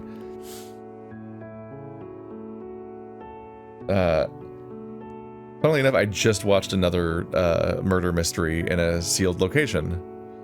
Because with Kaz Movie Night Group, we've been watching the Agatha Christie movie adaptations. Specifically, I've now seen the second and third one and not the first one because I joined late. The Kenneth Branagh ones? I think, the guy with the mustache. You're just describing the character. The modern ones? Yeah. Okay. Yeah, so I've seen the one on the yacht, and I've seen the one that's like The Haunting in Venice, I think it's called. And yeah, I worked on the first two of those movies. Hey. Fun fact. But like, lo and behold, the second movie takes place on a yacht in the middle of like the Nile, because Murder on the Nile. So people can't really come and go, obviously. And once the murder happens, you're like, no one can leave until I solve this. And then yeah, in Haunting of Venice, they're in a big old building, but immediately the detective gets a hold of the keys and locks everybody in and forces everyone to be in a locked room mystery while he figures out the thing again. It's like the most base assumption of the genre. It's so, granted, I'm literally looking at like the series genre defining. The blueprint essentially, but it's just like, yeah, it's right there. That's just how you do it. Just gotta do it that way, please. Man, it might be fun to write a mystery. It's intricate, so it's scary. Yeah, it's extremely fucking difficult. Yeah. Just as a heads up, as someone who's done it before, it's really fucking hard. Yeah. Let's see. I appreciate it trying to make me feel better about my weight, but I wouldn't mind being a bit more, I don't know. Orlando shifted his arms to flex his biceps, looking at me for confirmation. Why don't I ask Sal? I feel like I shouldn't lean on Sal so much for fitness. I know he probably doesn't mind, but it doesn't mean much if I don't actively want to do it myself, right? How strongly do you feel about getting fit right now? Well, it's something we could try anyway, right? Sal and Tyson would be off watching movies, so the gym could be empty for us to just give it a go. Wait, you're expecting me to go along with you? Well, maybe just there for emotional support? We made our way downstairs, and I paused when I heard other people down here with us. God. Oh, Dean's here. You fucked up. You fucked up bad. I can't get over the idea that, like, it's like I don't want to lean on Sal for fitness stuff. And it's like, Sal works at the gym. It's his job. Just go to his gym. It's easy. It's also like a big part of, from what I understand, of a lot of the workout stuff is like part of the value of a gym and so on, or a trainer, is like having accountability with somebody, and that makes you do it, because otherwise you'll just like put it off and just like break your streak and just kind of like fade out of doing it. That's why everyone's like New Year's resolutions always break. It's why my like attempts to like exercise always fall apart. Like you just feel too shitty one day, or not like you're feeling like you're making progress and blah blah blah, and then before you know it, it's been 3 weeks since you did it last did it, and you're like, oh shit, oh fuck, and then you're like, well, I guess I failed. And then you lose the will, essentially. Please, be careful. Mind over matter. I was muted. Mind over matter, Dean. Brains over brawn. Oh, you've been muted, that's why I can't ever hear you. Yeah, I keep muting myself. As we entered the gym, I was greeted with the sight of Dean trying to coax Roswell away from a large set of weights resting on the floor he was flailing to lift. Wait, no, I can do it. Don't go hurting yourself, Roswell. Dave, how long have you been standing there? Oh, Orlando and I just arrived. Hey guys. What brings you two down here? Didn't want to hang out with the others? Orlando decided he wanted to exercise. What about you then? Planning on doing anything as well, or just here to supervise? Given what I just walked in on, you might need it. Okay, you might have a point, but still! Once we were all settled, I looked around the room. There's something about being in a gym again, even just a personal one. Sure, I'd been in the room before, but it seemed different now. Maybe a reminder that the only reason I stepped foot in one in the first place was that my dad got me a job at the one a lot of the police force used in their downtime. But it wasn't a bad reminder. People use gyms to get stronger, healthier, so maybe it was time I did too. You know, I never thought about the four of us would be down in the gym together. Shirtless and rubbing bellies. Why not? I mean, sure, I'd much rather not exercise, but, you know, I'm trying to just imagine this lineup and then the Sprite for Dave. Just mixed in there. It's made funnier by the fact that every single one of these characters is, like, as wide as they are tall. They definitely fucked up the scale on the sprites, because, like, Orlando is supposed to be fucking huge. Dean's also supposed to be a big man.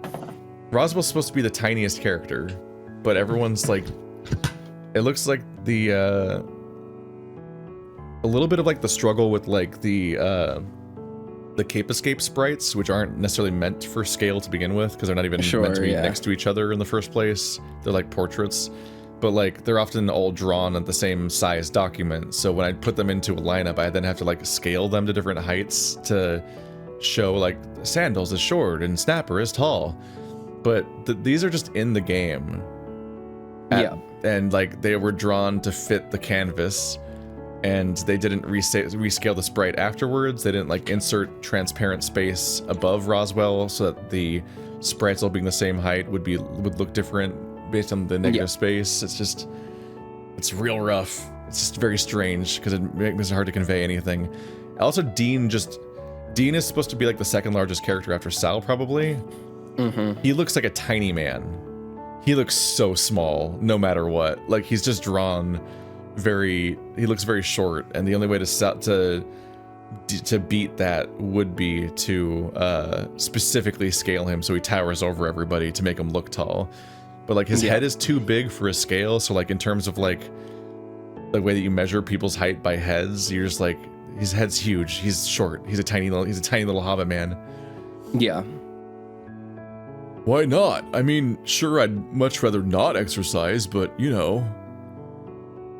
Maybe you just need the right incentive. If this were a video game, I'm sure you'd be all in on playing. I'll have you know that I'm not that bad. Did they really make video games like that? I thought they just had those square mat things with the arrows and the music. You could literally just say DDR.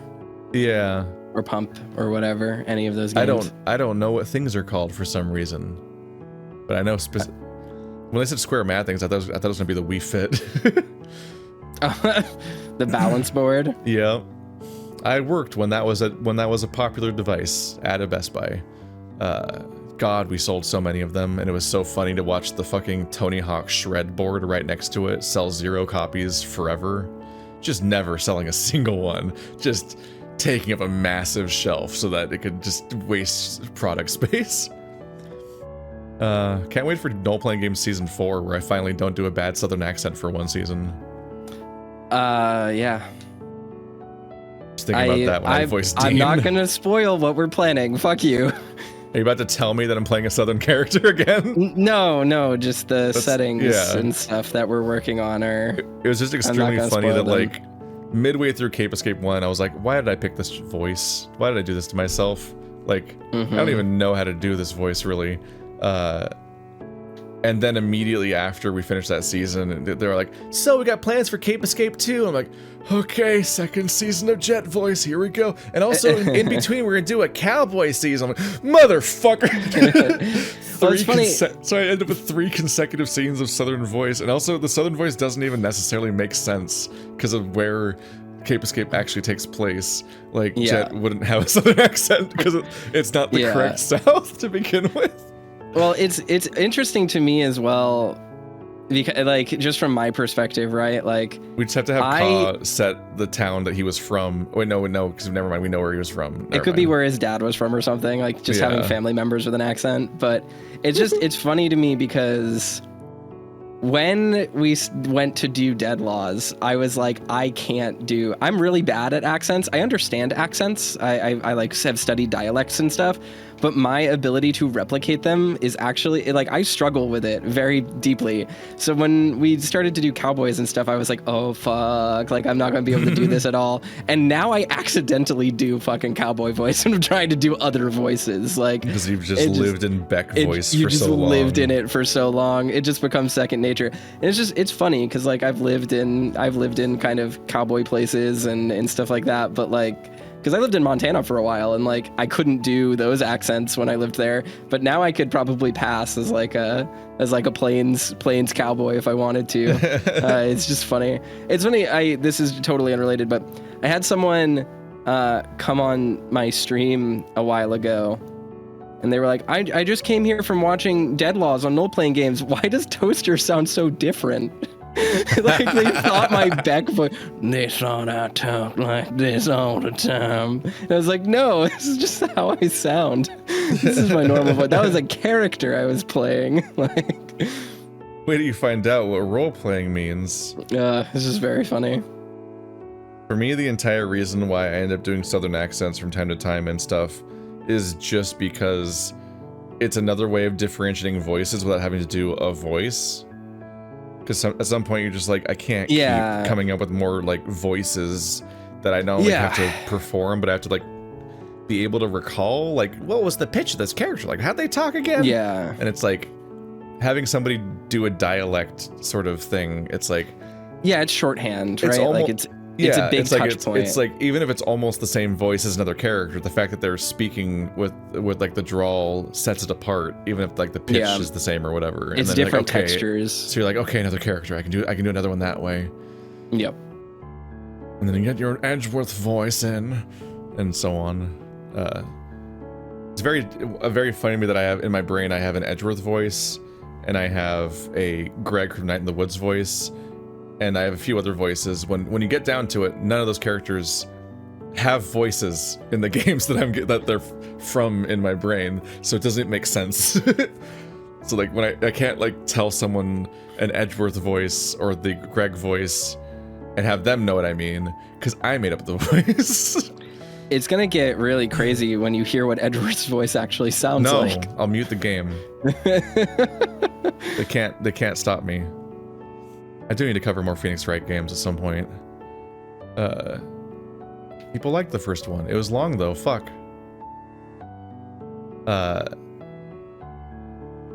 The music thing. That's all you know about video games? No, that's a video game he knows of. What are you talking about? I know more. I just remember getting exhausted as hell trying those out. Remember Well, the time maybe where we should. Oh, go on. Remember the time I did DDR at Las Vegas FurCon and Stephanie thought I was gonna die? It was like genuine. It was kind of like a health moment of like, do I need to do more about this? But it's just really fucking hard to do DDR when you're heavier, because like going on walks regularly and stuff did not in any way prepare me for doing it again. It just sucked. I mean, But DDR is just high intensity in general. What happened after that, I did like pick up running for a little while, and I like ruined my feet. Like I was trying to get into running, but like I literally was like destroying my ankles trying to do it because I'm like over 200 pounds, and like everything's concrete. It sucks. Like it's just actually like painful to try to ever, and that's happened every single time I've ever tried to get back into running, because I used to be good at it in middle school and high school, and every time I try to get into it as a fitness thing, I physically just cannot run. Like it like builds up. It gets bad real fast. But I did still beat Zek. That's the important thing. I almost died playing DDR, but I won again, like I always do. Hooray! No one else challenged me. You're not allowed to. No one who wants to face me in DDR is allowed to. Only people that are reluctant are allowed to fight me, because then I win.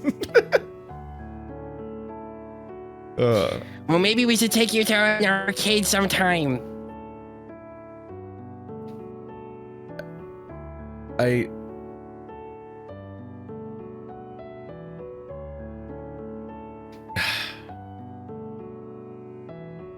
I'm cursed with the knowledge of password and my amazing encyclopedic wiki brain of how this game, all the knowledge this game has given me. So like, you're gonna try to act like Dean doesn't go to the arcade and isn't familiar with arcades at all? He and Sal were in the bowling league together. Well, you know, it's in every bowling alley. The other thing that's weird about this is that Dean goes, they have video games for fitness? What? The only one I'm aware of is a fitness game that I played once, and it was difficult to play and was a really big workout. And then Roswell goes, we should take you to an arcade sometime, as if that's a counterpoint to Dean's knowledge of fitness games, one of which is literally an arcade game. And then immediately after, I feel like we're just finding excuses not to do exercise, which is like, no.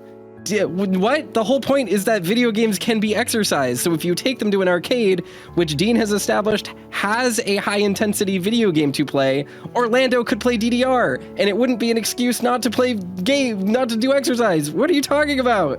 There's a lot of like there's a lot of brain skips throughout the whole thing where you're like, hang on a minute, it's just over and over and over again. I don't. It feels like at that point we're just finding excuses not to do exercise.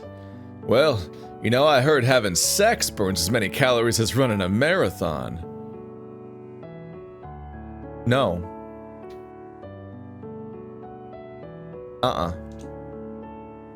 I groaned, rubbing my face but I couldn't help but smile. Wait, really? A whole marathon? That sounds a lot more fun than running on a treadmill. Let's find out right now. Well, I think it's more like running just a mile, but there's some accuracy in that. What the fuck are you talking about? First of all, sex is a very ambiguous term. Having very vigorous sex does, in fact, burn a lot of calories and exercise a lot of muscle groups.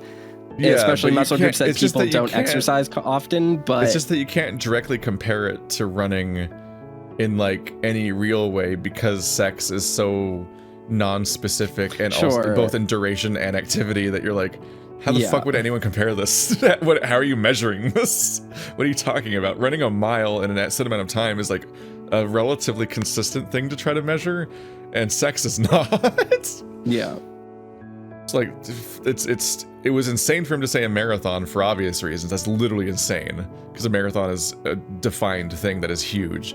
But then be like, Actually, it's more like a mile. like, don't actually, the extremely vague thing that you can't actually. What are you talking about? Doesn't make any sense. Wait, only a mile, but that's a lot of sex you need to have for a marathon. How long is a marathon anyway? Isn't it 7 miles? 26.2. That's a lot. Jesus Christ. Don't fucking quote me on this, guys. I don't know, but it is No, over get 20 him. miles. I think it's 26.2. Give me a moment. I'm gonna see if I'm right, and I'm gonna feel really smart. That's a lot of How sex you long need is to a have. They're like marathon? they're shell shocked looking over the Let's idea that it would take a lot of fucking sex to go. match a marathon. 26.2 miles. I'm so good. I'm so the- fucking good, guys. Didn't the original guy who ran a marathon and it was like based on what he did, didn't he just die of doing it? We don't know. I mean, the myth of it is that a dude ran from Marathon or to Marathon, which is a place in Greece. Greek Back Paul in- Revere. Yeah, and then he died from his wounds at the end of the thing.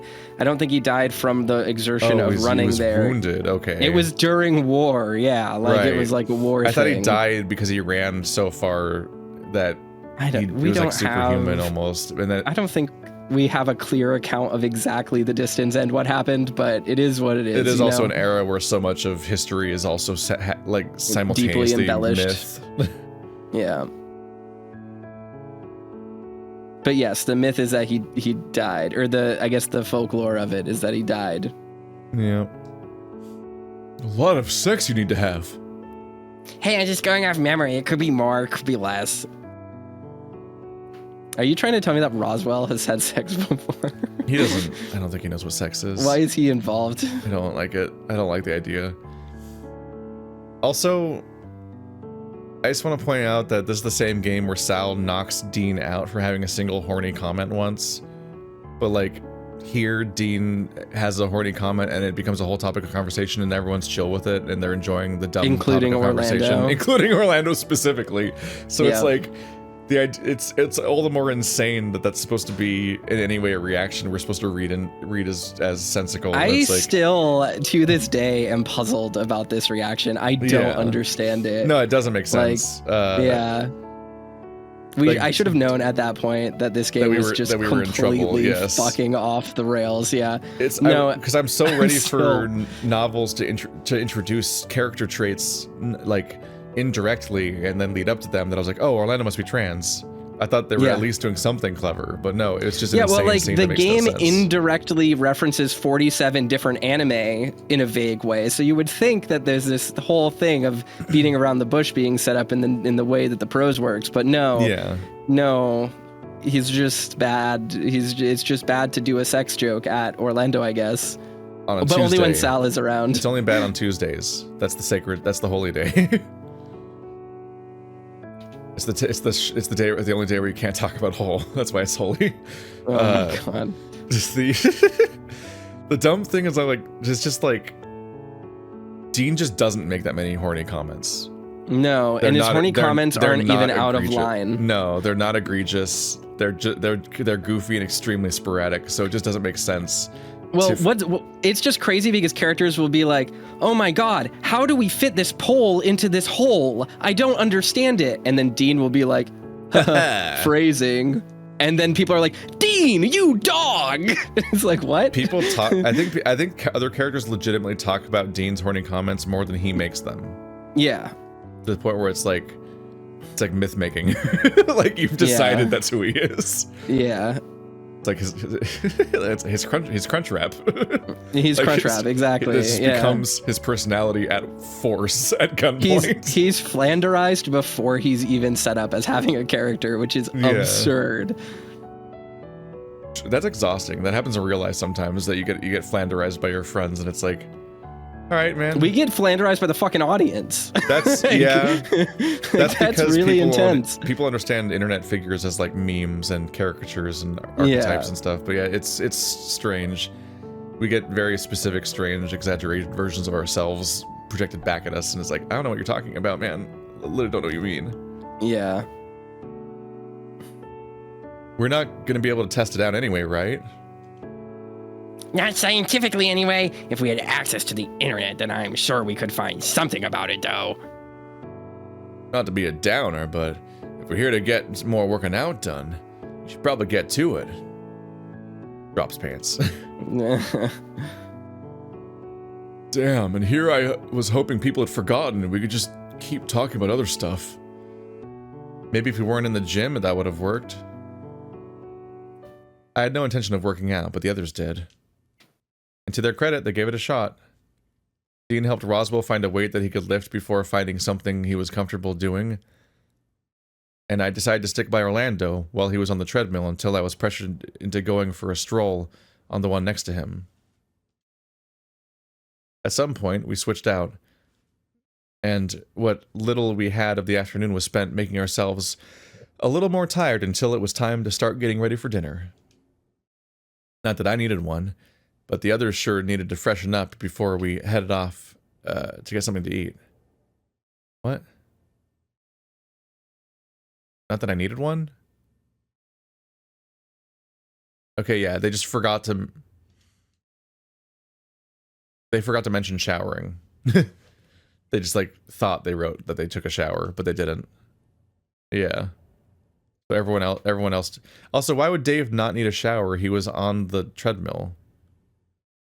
Even he's not like in shape, so even just being like walking on the treadmill is gonna like get him sweaty. But yeah, they just forgot to mention the shower they took. Whoops. Stinky yin. They forgot to mention the shower. Orlando, dead right outside the vault. Sentence. Alright. I looked to Orlando with a frown. If I didn't already know what his family that his family was the polar opposite of mine, I'd have been a bit more confused.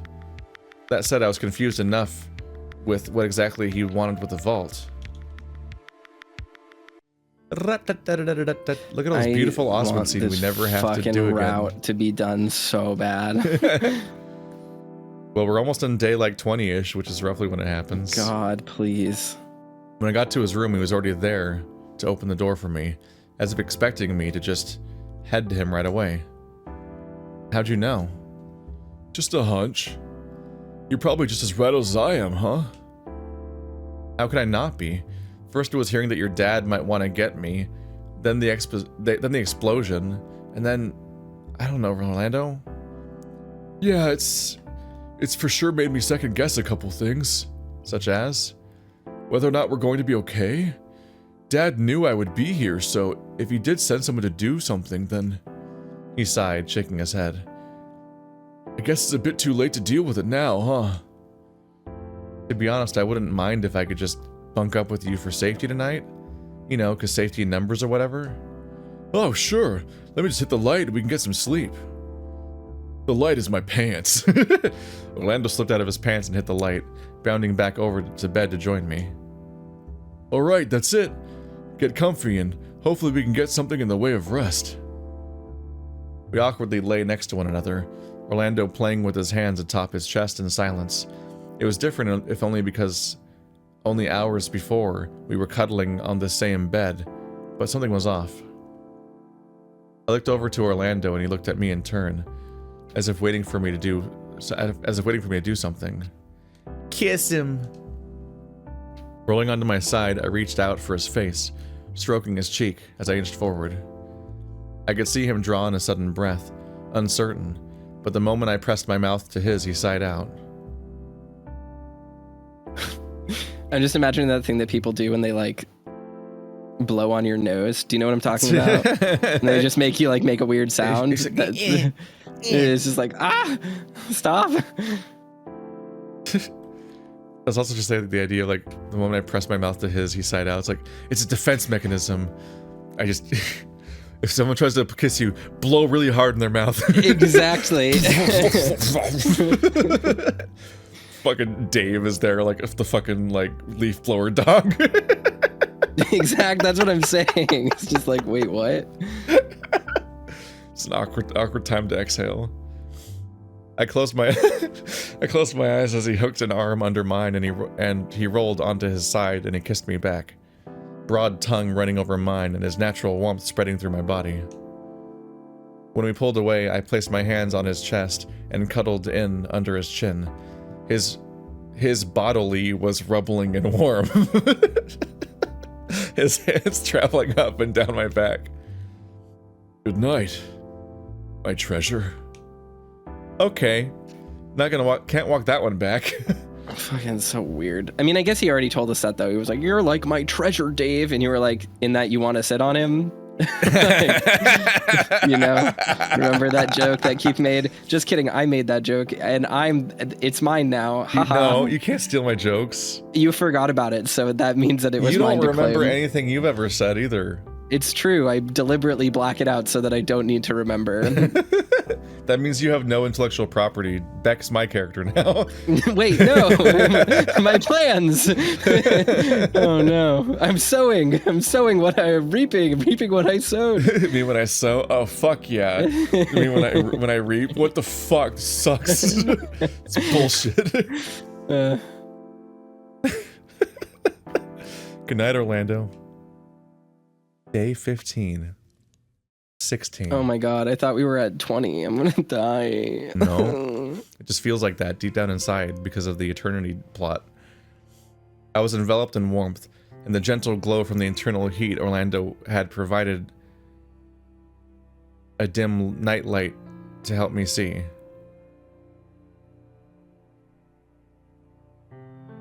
What? I don't know. There's a word missing somewhere in there, I'm pretty sure. Probably. All things considered, he seemed to be sleeping soundly, although as I shifted, he frowned and reached out for me to sleep. Also, are you implying that Orlando glows continuously? Oh my god, and I would hate to sleep in a room with that person if they just glowed. And he also consistently puts off rim heat, lighting. And he puts off heat and smoke. He wakes up next to someone who dies of carbon monoxide poisoning. It is like dangerous to sleep in the same room as him. Damn, he's like a barbecue grill. It's like they made dragons the worst thing somehow. Like, just, oh no, these are actually terrible series of traits. A gentle hand on his snout was enough to settle him. His hand falling limp to the bed, now content I was still around. But that was partially the problem. I wanted to be around, but he kept pushing me away. Even so far as leaving without telling me why, and in turn leaving me feeling brokenhearted. Leaving without telling you why? What is he talking about? I don't know. You're the one Don't that ask me what anyone's ever talking about in this game. Dave's the one that keeps getting up and leaving without telling anyone. That's his trait, because they need that so they don't have to write a morning scene every day. So he just gets up and leaves and then has a scene, and then people are like, oh, it's weird that you were gone. Unless he means leaving at the end of the month, in which case you already know why, so he didn't not tell you. We're past that, so it's really, really, really clunky. Rolling out of bed, I put on some clothes. He's about to leave without telling him again. Which he accuses him of doing. With everything going on, I needed to clear my head, and I hoped a walk would help. He's literally doing the thing that he says Orlando does! Ah! At least we didn't have to deal with Orlando being like, it's weird that you left without telling me again. My eyes went to Tyson, wondering where he'd go. Although I didn't have to worry long, the toss already moving towards him upon seeing him looked at Dean. Huh. Well, I guess even Tyson has a group. That works. Okay. Following breakfast, I found myself wandering upstairs with Orlando only to watch him collapse belly first onto a beanbag. Are you okay? I don't know, man. Dave, this is normal beanbag behavior. Can you stop questioning normal behaviors? Fine. It's my line. I wandered closer, and as I did, Orlando rolled over onto his back, sighing out. Well, I'm borrowing it for a bit. He stretched out, but made no effort to get up, staring up at the ceiling. Back to the medals again, huh? I mean, no, you won't. We know you won't look for them, so it's a waste of breath. Seems that way. Any idea on where we should start looking? If I'm being honest, I really don't care. Not anymore, at least. There's nothing that could be offered to me that would make me want to find them now. Back when it was a game, sure, but... For a brief moment, he clawed at the air, frustrated, then resolved to just groaning out, rubbing his face. I'm sorry, I shouldn't be a downer. There's enough going on as it is.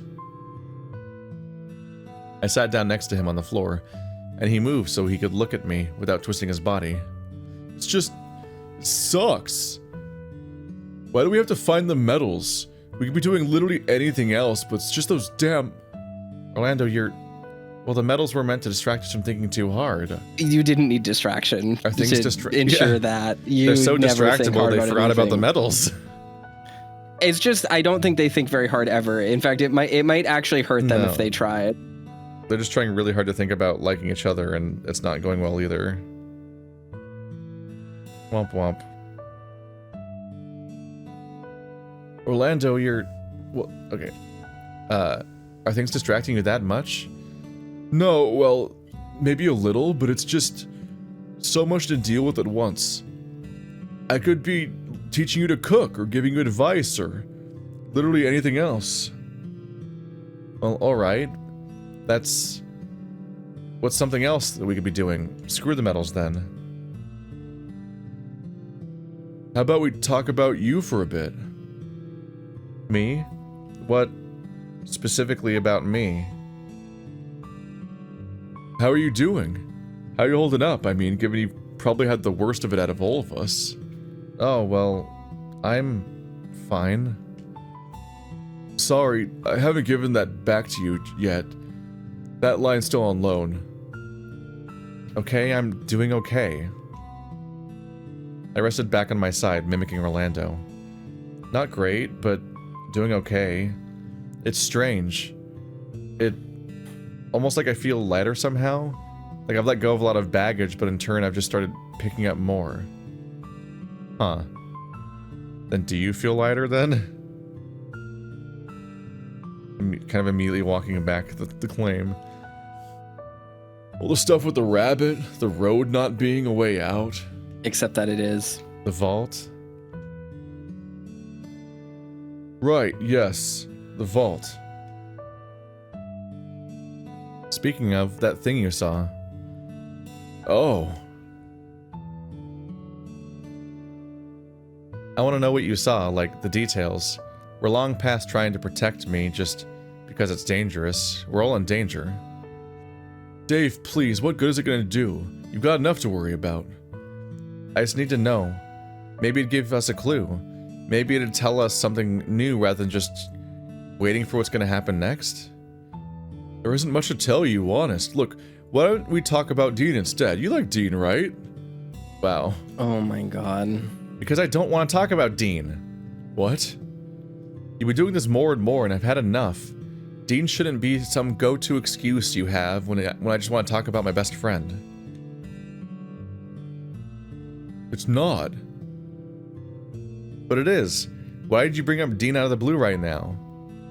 I don't know, it's just something to talk about. I'm definitely not a sleeper agent. I'm not Agent Coulson. And you're sure it's not just because you're so intent on us hooking up? What the hell, Dave? It's not about that at all. You're being crazy right now, Dave. Welcome back to the gaslighting route. I sat up and balled my fists on my knees, giving Orlando my best, most serious frown. That's immediately self-infantilizing to phrase it like that. But I think it is. I think you're just not wanting to talk about the serious stuff because you're too afraid of something. I'm not afraid of anything. Not even your dad? My dad could go to hell. Then if it's not him, there's only one other person it could be.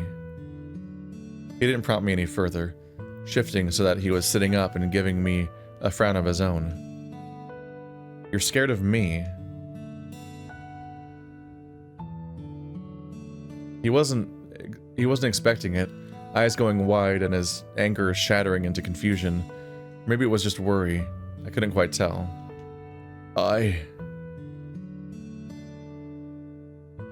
Your dad is the boss of the Mafia. You've probably seen stuff that my dad protected me from every time he went to work. It's not true. But the moment it comes to me, you start to change the subject or freeze. Why are you scared of me? I'm telling you, I'm not scared of you. Then what is it? It's because I love you.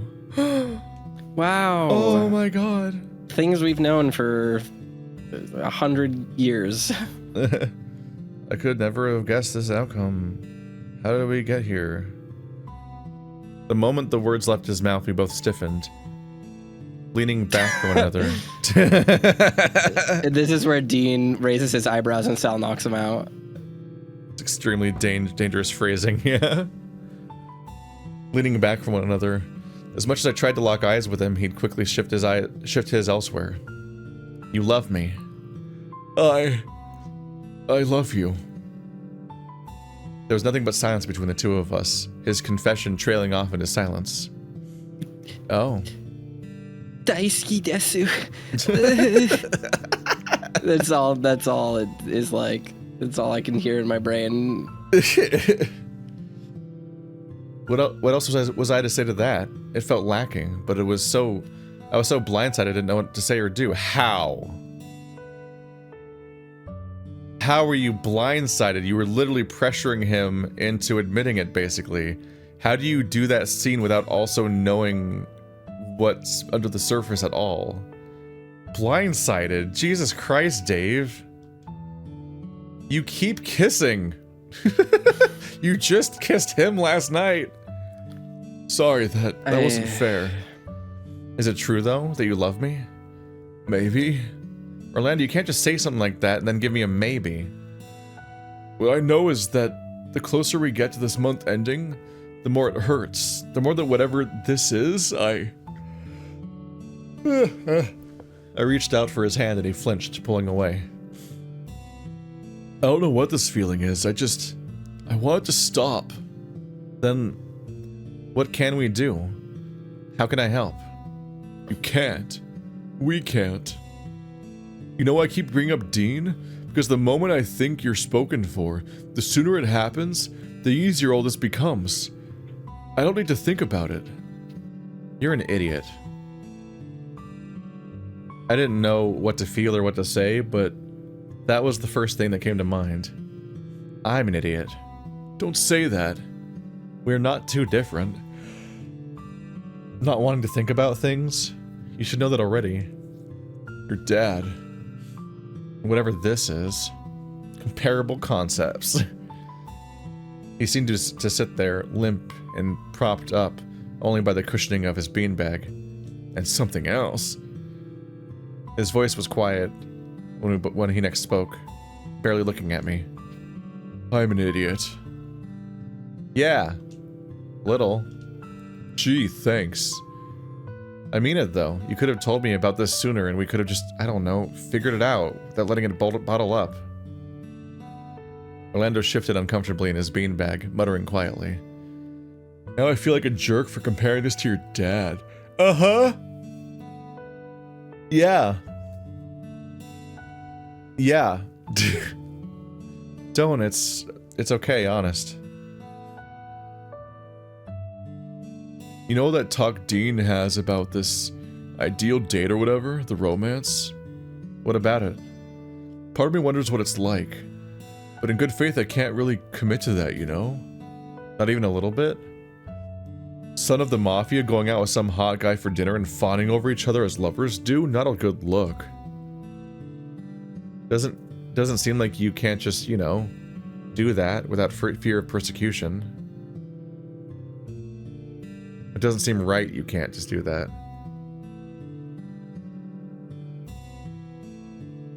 You could also just have a date in private. Yeah. Like, just not... I don't know if his fear is being seen by the Mafia or being seen by the public, but you could just do it anywhere else. This game is very... It's just... It's like feeling someone dump pudding on your head, and you're just waiting for it to slide off.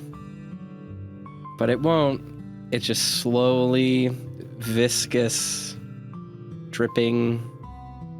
You can't even really reach up to try to slide it off because you'll just smush it more into your hair. It's just the worst. I feel like reading the dialogue in this game is like walking through mud. It's rough. It goes in circles. It's just not that engaging. The real struggle is that, like, better stories usually find other things to talk about that are laced with the subtext of where they are in their arc and what they're dealing with. What's so rough about Password, and it might be why its fans seem to all be like exactly 18, like they're extremely young. It's like Baby's first romance story and Baby's first like story in general half the time, where like they just literally talk about the exact thing. Always, all the time. So like they just keep talking about like, oh, but I'm gonna have to leave and be disappeared and become the Mafia, so I'm doomed, and I'm gonna, and like I don't know where we are, and we should be Dean, and like they keep hitting the same notes over and over again. And the reason it's so repetitive is that they literally just talk about the exact topic over and over again with the same terms, and it's not like the background stressor or anything. It's not subtext. It's not like. It's just all they talk about. Yeah. And like they don't really progress the needle most of the time, so they kind of just have the same conversation again. But even when they do progress the needle, they just like talk about the exact thing in the most frank and exact terms possible, which is a struggle because it's also supposed to be a story about people that don't really communicate, but like they are communicating, like.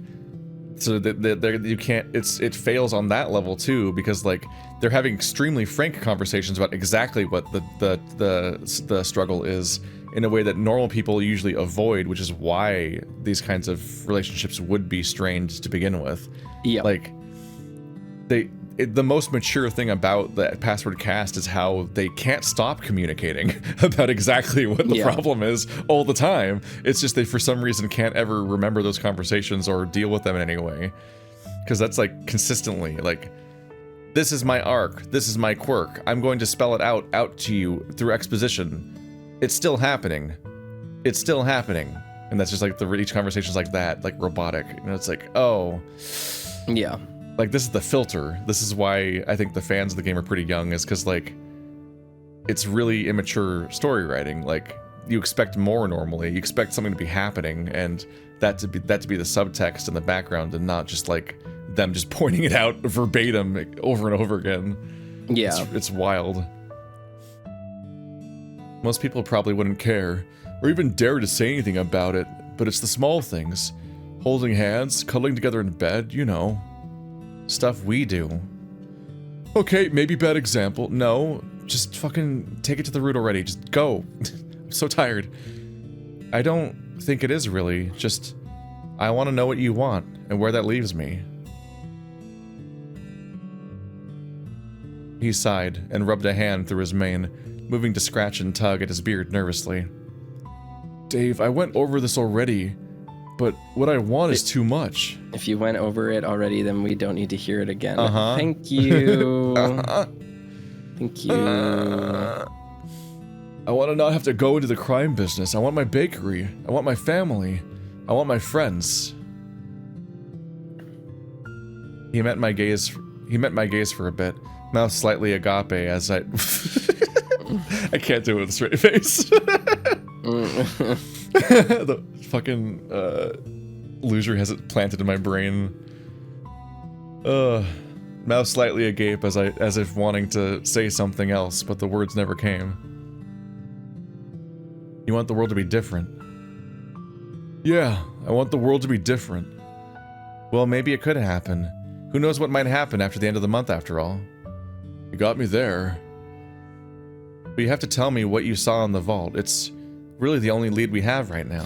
Why haven't they been talking about this? The fucking main plot of the game. I'm also thrown, like, did Orlando have another vision? I guess so. We already know that it was Dave hanging from a noose in the previous vision. Yeah. They already did talk about it. I don't really care. I don't really care at this point. Orlando lay back, placing his hands on his chest and playing with his fingers. The way that his tail twitched hinted that he was bothered, but if anything, I took it as an indication that he was thinking about it. I'm just like... I really miss the not-so-subtle subtlety of, like... Remember when Leo was trying to control Chase and get everyone away from him in his route and trying to get... Like, he's using a vacation to specifically get time with Chase, but he's framing it as trying to have a good a vacation for everybody, but he's lying. Like, so like... Yeah. Like, he forces a birthday party for Carl, but it's really just so that he can have a party that Chase goes to, and it's a good vacation, and like, Chase will like him more, basically. So it's bad for Carl. It gives Carl an anxiety attack. It's also not Carl's birthday. It's like a month off, so he doesn't know what's happening. And he goes so far as to, like, break into Carl's house in various routes to make sure the plans go according to plan, because he's so committed to this thing, because he selfishly just wants to do this thing for Chase. And then other details, like how they're all in the car together, coming home from, like, soccer, I think, and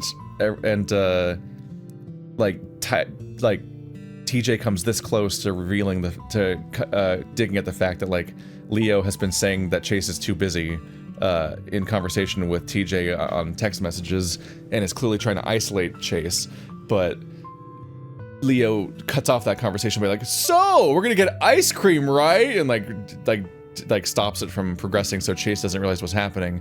But, like, these all cumulatively point out what Leo's issues are, and they're also, like, they're subtext. The game doesn't say, you threw the party just to get at me, you never cared about Carl, and, like, there's a lot of things that don't get exposed, and, like, that's what I mean. Like, storytelling is normally, like, there's other shit going on, and this stuff is the subtext instead of just being the really repetitive text. But then I think back, and tragically, when I pointed out in the Echo Discord that Leo's intentionally isolating Chase, and that's why he cuts off TJ in that conversation by yelling about ice cream, the people in the Echo Discord were like, whoa, that's crazy, I never noticed that. Like, I'm like, oh. Yeah. The target demographic doesn't get what's happening in the story. Yeah. And it's like, that moment with Leo's not subtle. Yeah. So I'm just like, how closely are like furry visual novel fans reading? And I'm like, oh no. I think it's almost like you're not. It's like it would make you worried about whether or not you're allowed to be subtle. And maybe that's why you get people that are fans of this stuff, where you're just like, I am just yelling the topic at you continuously and stuff. It's like, it's rough. Admittedly, I have a really big bone to pick with the way that adventure mode visual novels present text. I think that while I do agree with the subject matter at hand here, I think part of the reason why the literacy on this is really poor is that adventure mode visual novels just stick sprites on screen, and text progresses in such a way that you don't really have a text history when people are speaking. So you don't get to see what you would see in a book, where it's like, TJ piped up, hey, whatever, we tried to decide what to do with Chase, but Leo said ... Leo interjected, so guys, are we gonna go get ice cream? Leo eyed the rest of us in the car. You don't have the prose, you just have film script. But the thing is that because visual novel sprites are just snapshots in time, you don't get the added benefit of, like, body language and acting and nuances and facial expressions in order to understand that. So this is, I think, and this is not defending people who don't have media literacy, because you're right, it isn't subtle what's happening there. It is a problem with the format. It is a very direct problem with the way that text is presented and dialogue is presented in script form, especially utilizing a format that isn't actually very well adapted to being written in the form of a screenplay because it isn't sequential. So visual novel storytelling isn't like sequential art unless you have a ton of CGs, because individual sprites with expressions are time locked. It's not like you can do panels like you do in a comic book where you can have multiple snapshots of time all represented on the page at once so the viewer's passage of time can be easily understood. It all just depends on the audience's understanding that each line of dialogue comes after the last. So there's a major issue in with the lack of prose that makes it very difficult to understand the exact intentionality and movement and nuance of what is happening on screen at any given point, because people are just represented with sprites that exist in the now permanently. Like how Orlando is permanently trapped watching us. Yeah. Just chilling out. I wonder how often furry visual novels are written like books instead of scripts. Very not often. Very not often. Because no one's making them. Everyone could just break formats, and some people do. Yeah. There's like unofficial rules, but no one can actually enforce them because like it's just pattern recognition. I mean, and this to be honest, this isn't just an issue with furry visual novels. It's an issue with visual novels in general. I mean, and there is a reason why so many beloved visual novels are more prose oriented. Like things, even visual novels that have adapted into adventure mode, things like 999. I was about to say 999. It's bizarre two alternate modes. The games like that, Umineko got a re-release that has everything in a text box at the bottom. It goes to very great lengths to preserve the prose. Umineko wasn't rewritten, it just presents the prose at the bottom of the text field like, Password is doing right now. But the issue with very heavy dialogue-driven VNs is that you don't have book-like presentation. Compare this to something like and this is a visual novel that I don't even really like that much, but like Fate Stay Night, which is presented as a novel. It's a just world of difference in how textured and easily understood the text is.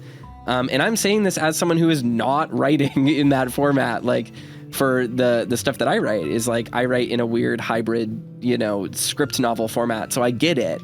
I get the issues, but I specifically am modifying the presentation because there is a actual problem here with the presentation. And I think that it's a big issue that a lot of visual novels have with how text is presented. I really wish more visual novels presented their text like something like Disco Elysium. I think that would solve 95% of the issues with this genre and with this medium. You just need to make a new engine, essentially. You don't need to. You can do all of this in RenPy. It's very easy. I guess maybe not this. Maybe the history doesn't work the same way. No, you can do it. I don't think you can make a flowing feed the way that Disco Elysium does, like a bunch of discrete entities that float upward. Because that's how I would like to make the text show up on mine, because it'd just be cool.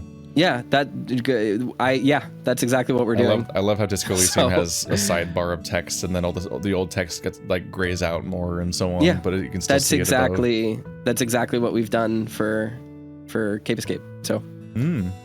Yeah, it's very easy, very simple.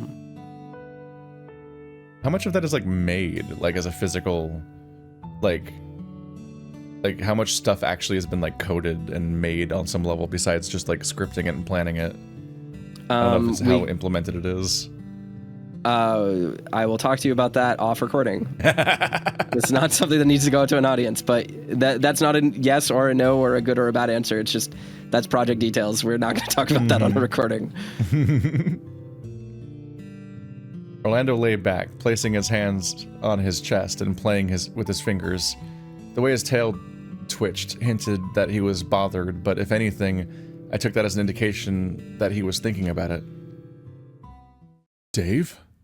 Yeah? I don't know what it was like for you, but it was scary. Almost like I was there. Really? At first I thought it was some kind of VR thing, or like one of those sci-fi rooms you thought were neat, where it makes stuff real. That's different from what I had. For me, it was just like a vague recollection. Well, this was a lot closer to like lucid dreaming. The floor was dirty, the place was dark, wooden walls, a high ceiling. The place looked abandoned. Okay, that doesn't sound like anywhere in the house so far. I don't think it was this house at all. Benson keeps the place too tidy, plus those hooks. What specifically about them? Right, it was a meat hook, not a noose. Dave, are you sure you need to know about this? It's kind of making me sick a little. He already Please, knows about it. What just the a fuck are little you more? talking about? I mean, we already know that he's on a meat hook. Like, what else is there to reveal? And specifically, I don't know why Dave's interrogating him, because I don't know what indicated to Dave that there was more to learn. He already knows that he was dead on a meat hook. I told you there was a bear there, I think, right? You said you weren't sure if it was Dean or not. Right, well, it was so dark I couldn't tell, but he seemed to be chuckling or laughing about something. Standing nearby to where you were, just there, hanging. He was dressed like Dean? Aside from being a bear, what reason do you have to think it would be Dean? Pretty much. Hard to miss that flannel shirt, but it was torn up a whole bunch. A fight, maybe? If it's Dom, though, Dom doesn't wear a flannel shirt ever. What? Yeah, he wears a wife beater. You against Dean? I don't think you'd fare too well if you were to use his full strength. You're only a hyena. Hey, hyenas can do stuff, but I guess you're right. Was there anything else? It was dark. Let me think. So you have we believe that this thing has visions of the future and that people die. Mm-hmm. And you have a vision where you think Dean might be the one who killed Dave. And that just doesn't affect the plot? Like, that's come up multiple times now. We already knew that part. You have to fall in love with Dean, Dave. It will prevent your murder by Dean. Like, it's just, that's the thing, is like they're not reconciling those two separate things, just like how they're not reconciling there's so much drama that should be taking up more time in this route instead of repeating itself, because like Memphis killed Dave's dad, and Orlando thinks Dean, the person he's setting up to date Dave, is going to kill him on a meat hook, or has a vision suggesting that, and that's not a lingering doubt or changing his thought process. He still wants to make him date Dean. Like, that's insane. It's insane that that's happening. What the fuck? I got fucking nothing. I don't understand. He sat up suddenly, looking about the room before stating quietly one word. Roswell, he was with me. Wait, really? I think we discovered you together, maybe? He was behind me, so that'd be my guess. This isn't giving me much. I told you there's not much here to really help us. Well, it's given me something at least. It has? What? When I was out in the woods, when I ran to the rabbit, I found a watermill. Really run down, but mostly stone. Then underground there were large machines, metal and more stone, concrete maybe. That doesn't sound safe. Maybe not, but it wasn't wood. There weren't any hooks. It almost felt like something else, like whatever it was long since abandoned, I think. And if there's no wood, then that's not the place your vision took place, yeah. But the other thing that worries me is, like, where was Jack? Jack, the rabbit? Yeah, he wanted me dead, or at least made an attempt at it. Why wasn't he there? I don't know. Maybe he killed you already, then left you there for us to find? And then Dean went mad? If that even was Dean? Orlando shrugged, and I found myself trembling a little. Maybe it was the talk of my death finally sinking in now that we'd hit another roadblock. Dean wouldn't hurt me, I know that. But then the only reasonable explanation would be... I don't mean to be a downer, but are you sure he wouldn't? He's a big guy, and this whole situation is making us stressed out. Anyway, you should date him in 2 days. I'm sure. Besides, there's something in my gut telling me that there's one guy in the woods, well, Would your dad send in just one guy to do a job? You got me there. There was one thing Dad listened to Grandpa about, at least going into a job with someone else covering your back. Why would you think that is? I would have thought, like, dragons could just do whatever they wanted with fire and stuff. We're not indestructible, Dave. We're just basically indestructible. It might be harder to do harm, but it's not impossible. Even then, not everyone in the family is a dragon. A fair few, but not all. Would your dad send a dragon with a rabbit all the way out here? I honestly don't know. He might have. He might not have. Maybe he sent a bear because of the woods? A wolf because Osmond is a boar? Who knows? What? The natural enemy of boars, wolves, even when they're anthro. He sent a bear into the woods, you know, because that's where they shit. Anyway. They're natural. They're very stealthy. No, people still can't tell if they ever poop. I thought he went. I thought he went a rabbit because of Oswald. What?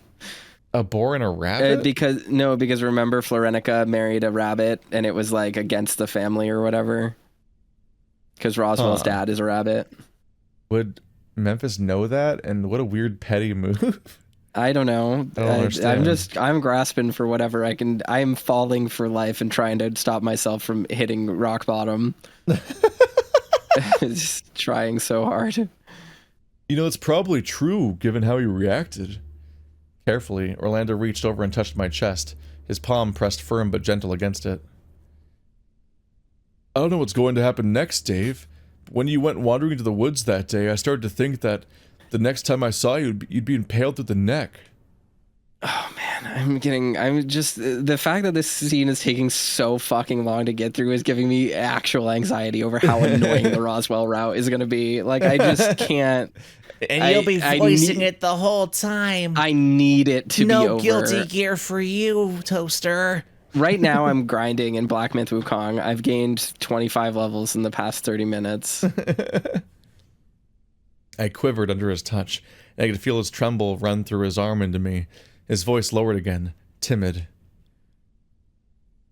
It's not the watermill, and it's not his house, then... It's somewhere we haven't been yet. That almost sounds like you're planning on finding it. No, just if we're in the house, we can relax a little. If we're just in the surrounding area, the only thing we need to worry about is that the rabbit and nothing else for now. Well, that's... Orlando pulled his hand away and rubbed his eyes, a smile slowly forming on his face. Well, surely we can find a bit of peace in a little bit. Yeah, don't get me wrong, this whole thing still has me terrified, but it's something, right?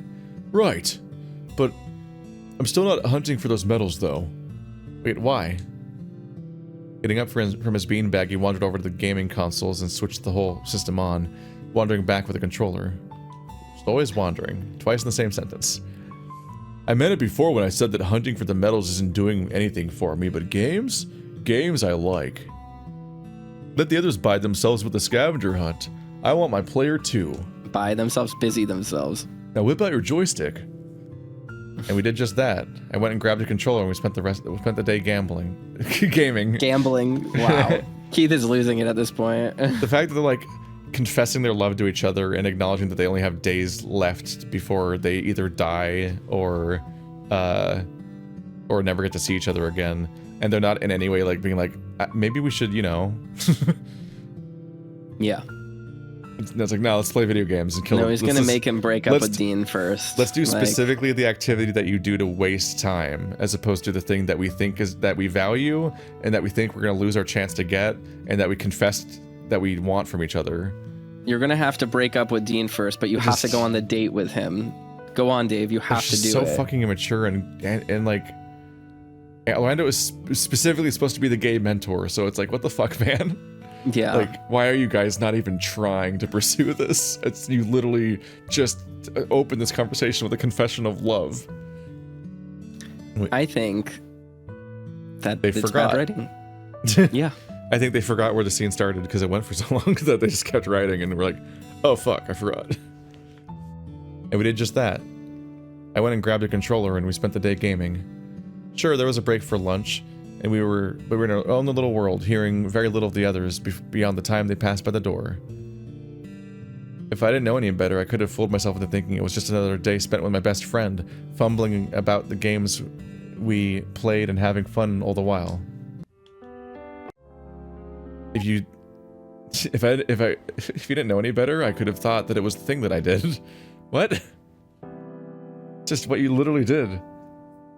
Rolling onto my bed, I found myself staring at the ceiling. I was focused, but likely on the wrong thing. It wasn't about survival, but about the day I had in general. I got to spend an actual enjoyable day with someone I cared about, which made me feel somewhat more relaxed despite everything going on. Reaching over, I pulled out my phone and started to look through the various things I had recorded of Orlando and I spending time together. Places we've been, food he'd made me to try. I went through our conversations. Most of the time it was just us excitedly yelling at each other over random things. New paint I'd gotten. Because Dave's an artist. Dave's an artist. It's a Everyone thing that he remember, cares about Dave's a lot and an talks artist. to He people loves about. art. He thinks about art so much. And he definitely draws stuff in the game at some point on his vacation. His relaxing time of chilling out. He totally goes like, He draws all the do my half-finished hobby. CGs for this finished game. It's That's just like, his art style. It's just so startling whenever certain traits come up because they're so poorly implemented. Yeah. Or a new cookbook he'd found. Contrasting those two is the funniest part because like the most enforced trait in the entire game is Orlando's cooking. So having that be right next to Dave's painting is like, oh yeah, right. He's supposed to like that. Mm-hmm. Then various pictures swapped back and forth of us just being us. When I switched off the light, I had a stupid smile on my face. I was happy. In that moment, I felt a sense of peace that I relished, but something was still missing. Maybe I just didn't want the feeling to end, but all I could think about was Orlando right there with me. Plugging in my phone, I rolled over and tried to get some sleep. I was going to need it the next couple of days, if the feeling in my gut was correct. After all these days of them sleeping together, they confess love for each other, spend the whole day together, and then don't. They just split up. Yeah. And then no boundary was set because there would have been dialogue about it. So like, they just like forgot to spend time together, I guess. Orlando had led me here once. Right where you're standing was where we found the Aquarius medal. Oh, I forgot that I do Thanatos. Oh yeah, Florencia having a bit of a laugh with where she hid those medals. You know where she hid them? No, lots of things. She didn't hide this one though. That was Benson. Explains why he gave us the clue then. Thank I wonder why God. that. Oh, it's because Orlando was in the scene. It's time to unlock the werewolf ending, or the werewolf password, by fast forwarding through this scene. Wait, did Orlando? I think Orlando said it. Orlando said it. Yeah. Werewolf. Ra-ta-ta-ta! Also, none of that scene plays out any differently because you're in Orlando's route. So that's a classic. Passwordism. Yeah, you're in the middle of the love confession era of Orlando's route, and you hit the werewolf route, and Orlando has no unique dialogue. Granted, half the time unique dialogue happens, it's like, I'm in the Orlando route. Cues, Yeah. and that's it. I look over at Orlando and see him shifting on his heels, and then you skip for another 6 days. Yeah. But like, you would think at this moment, at the height of their relationship, it's almost day 20, so it's like we're reaching like the ending of romance routes. You think that he'd have something of a different reaction with you, but no. Orlando was next to me on my left. I spent the better part of breakfast rubbing his face in an attempt to wake up. Or maybe it was just to cover the mistake he'd made in greeting Tyson. I followed my gut on where he'd be, and about halfway up the stairs I just had to follow the sound of video games coming from the rec room. Orlando? He didn't look up, still focused on his game. Part of me wondered if he even knew I was there as I slowly approached. Orlando, can we talk? Just a sec. His reply surprised me. Mostly in that his eyes never left the screen.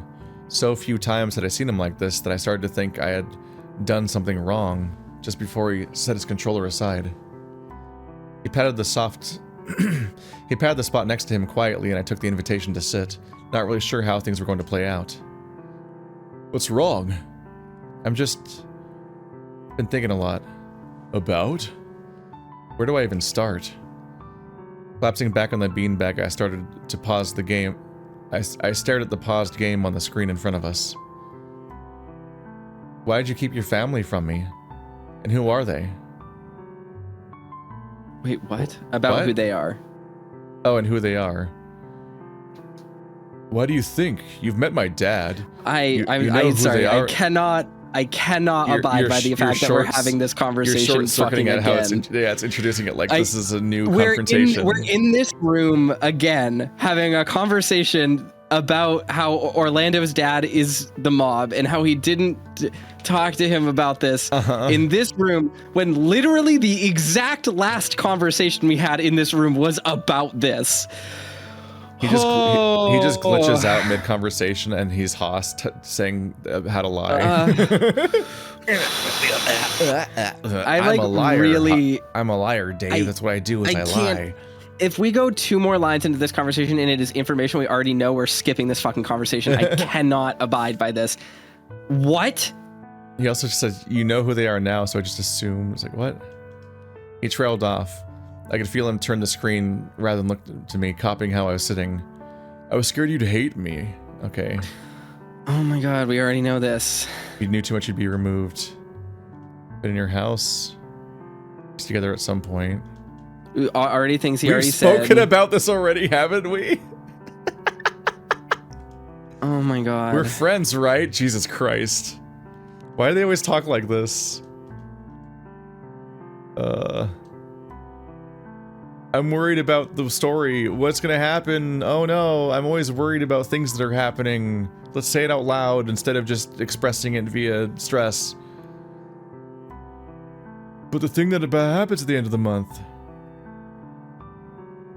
I haven't changed. What do you mean? What? You literally have stated to us already through the development of this relationship that you are going to push us away at the end. What? What do you mean you haven't changed? Your whole character arc is about how things are going to irreparably change for you, and you haven't gone off that. What are you talking about?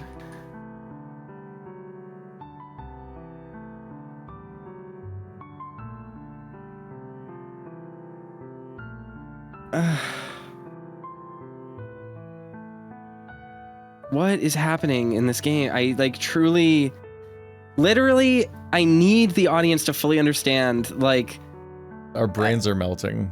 it's not even that my brain is melting.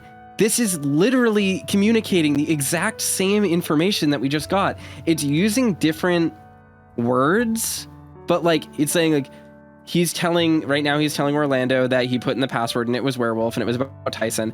This is all information we as the readers know. So yes, there needs to be some functional logistics in the game where characters tell other characters about things the readers already know. But this conversation is presented here to once us again to talk about the exact thing. The exact thing, exactly. About a verbatim and not like it's not coloring a different scene because there are no Exactly. scenes. They just talk about the plot over and over again. Exactly. And oh my god, what if we investigated your death, again? You don't need to That'd be like set the up a fourth scene that's time. already been set up. Oh god, Like they're this- doing it. It's like, fine, okay, have them do this. You can literally just skip to this by saying right after, I filled Orlando in on everything I did about the vault, about how he told me about the password, and how now I think that it is a good idea to reinvestigate his murder now that we have more context. Right, I remember, I'm here with a knife. The context is completely fucking established. You don't need to do this again. This is like a 30-minute fucking conversation if we were reading it one line at a time. Like, it does not need to be this laborious. I don't understand how they're investigating Orlando's death for like the 6th time when in they a timeline where it didn't fucking happen. Yeah, when they can't observe it, and none of them are forensic experts, they can't even really come up with much. And also, Fucking the only unfathomable how much of a person that waste this is. the only person that observed it is Dave, who has no skills with which to observe it, so he has nothing to provide about what he saw. He's just like, I'm a man, no struggle. He's died. I mean, Weird. The thing here about this that's like really weird too, though, is like this last line of dialogue we just got, if you look at it, was like, well, you know, we can't rule out poisoning. It could have been like, you know, I can still get drunk, but it's going to take a lot given how fast I burn off the alcohol internally, blah, blah, blah. Yep. Why isn't this information that we didn't get the first fucking time we investigated? Yeah. Like, either you're just reiterating stuff we already one know of the several pieces of drama I've mentioned instead of reiterating this somehow. with one new detail that doesn't change the outcome Yeah. or alter our understanding of the fucking Yeah, murder this is investigation. technically new. I can still get drunk, but it's going to take a lot given how fast I burn off the alcohol internally. But it's not the only reason we can rule out poisoning. What's the other reason? With a thumb, Orlando flicked his necklace. Something Grandpa left me, just in case something like that happens, given I'm the son of a crime family. How is the necklace going to save you from poisoning? By eating it! Yeah, but that would require you to know that you're poisoned. Yeah. I look it over from where I stood in front of him. It looked like some kind of crystal, maybe even rock candy if the person in front of me was Roswell instead of Orlando. Gross, it'd be sticky. Eat your jerk-off crystal, Orlando. You have to charge it up by JOing, and then when it glows, you swallow it, and it cures cancer. It's crazy. I just don't fucking understand this game's useless waste Remember when of I explained fucking JO time. crystals like a year ago to you in this fucking playthrough? We're still I here. mean, yeah. I'm very Trust me, frustrated. it'd help. How? It's just a rock, isn't it? Nope, it's a special, I guess rock isn't really the right word for it, but, have you ever heard of a bezoar? Bezor? I don't know how to pronounce this one. Bezoar? I think, yeah. Bless you. Come on, Dave, be serious. But what is it? Nothing I've heard of before anyway. Go with me on this, because this is going to be a little gross, but it's a rock-like thing that gets grown in your stomach. Ew. Like a vulture, I think. I said go with me on this. That came out of your belly? Grandpa's, actually. And that's better how? Look, sometimes things crystallize in your stomach, and it's almost like eating charcoal or whatever for other kinds of poisoning. Grandpa had his removed, and then figured it was a way to keep me safe in an unassuming way. Okay, but like, that was in someone's stomach and you'd eat it? If I had to choose between dying of poison or eating something potentially gross, then yeah, I'd eat it. I don't see what the big deal is. This is old medicine after all. I scratched my neck. Not convinced, but at least I understood. Old medicine. Okay. Okay, so we can roll out poison. That leaves... Because it'll cure all poisons, somehow. All of them. Or else there's something about an injection, right? Okay, blah, blah, blah. And Sal. This is, of course, a dead end because they will not solve it.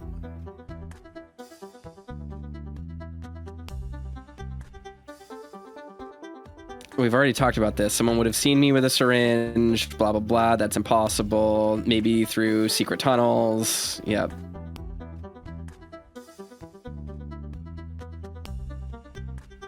Secret passage. Didn't we to literally Oswald's talk lab. about Oswin's lab last time as well? I'm not sure. I don't. It's just... We've talked about everything so many times at this point that, like, Jesus. Let's see. It's so frustrating how much time is just like vastly disrespected in this novel. And that's not something I normally care about. I think things take as long as they take. I will sit my ass down and watch an 8-hour-long movie. I do not mind. But like, fucking A. Let's see. There's such thing as pacing, and then there's such thing as being wasteful. And this is wasteful and redundant. And it's frustrating. It's just writing for the sake of it. It really is just like a victim of like the monthly Patreon model of like, I gotta write a thing this month, and you just kind of write a bunch because you need, like, it's become a homework assignment. Yeah. If we had reception, I'd just try to call Grandpa. He might know what to do about Dad at least. Wait, what? Didn't you say he was dead? I did, yes. You can't call ghosts, Orlando. I might have over-exaggerated or lied. And this hasn't happened 40... Oh my It's time for God. a retcon, probably. Not for bad reasons, just it's complicated. Complicated how? Grandpa's old, very old, even by dragon standards. But he's, well, not there anymore. Not all the time, anyway. I don't think I quite understand. He's considered dead by family standards. I think as far as family position is concerned, he's still in an advisory role, but only on formality. That's not how... Most of the time he doesn't act like himself. Dementia, I think? Oh, so he's, very rarely do I get to talk to the grandpa I remember. Probably might not ever again. Last night he was loose. You think this shit would have come up? Like, you think that this, and it's one of those things where it's like they've bared their souls and talked about this enough, so it's really hard to buy that Orlando was just like lying this whole time about the circumstance, and not that they just decided to make this a thing in this moment, and that's also why they dropped the Bezoar stuff right now as well. It feels like it's all retcons. Yep. Like the game's written linearly, and instead of updating an old episode and just saying, hey, here's this part was updated by the way, or something, it's like, no, just gonna walk it back and say Orlando just lied about his grandpa being dead for some reason. Also, this is actually something that's pissing me off, but like the Japanese aesthetics and like the family culture aesthetics of this are just like really bizarre, because this game can't really decide between whether or not these characters are Japanese or they're not, and it keeps hearkening back to Japanese culture like it's a shorthand that can be dismissed. But I want you to understand that, like, just like in other cultural mafias and organized crime, typically don't matter if the leader has dementia. He's the leader until he dies, and he might be puppeted by other people, but it sure as hell ain't gonna happen that person isn't the actual titled figurehead of the family until they're fucking gone. That's like, it's like a really weird thing. So like, how true to Japanese culture are we being with Orlando and the rest of his racial and ethnic coding and like the weird shorthand the rest of this story uses, if it's also just gonna like pull weird retcons like this out and then try to explain them away? Like, it just causes more problems than it solves to have this be based on some sort of hierarchy that already exists and retrofitting furry crap into it, when like, you could have just written that they're the mafia and just say like, oh, they are an organized crime family and this is how it works. But that's not what they did. They used shorthand elsewhere, and then now they're having to walk it back. Yeah, it's a mess to make them, yeah. Because having them be a Japanese mafia implies a lot of things, and then you start contradicting those rules, and it's like, well, then why did you reference Why'd you exactly in the first place? Yeah. Because we know that like the family line is hereditary and it's really important, and that's why Orlando has to produce an heir. But like, do you really need to produce an heir if you can also just like usurp the current leader without even having to kill them? Is it a fucking democratically elected position? How the fuck does this work?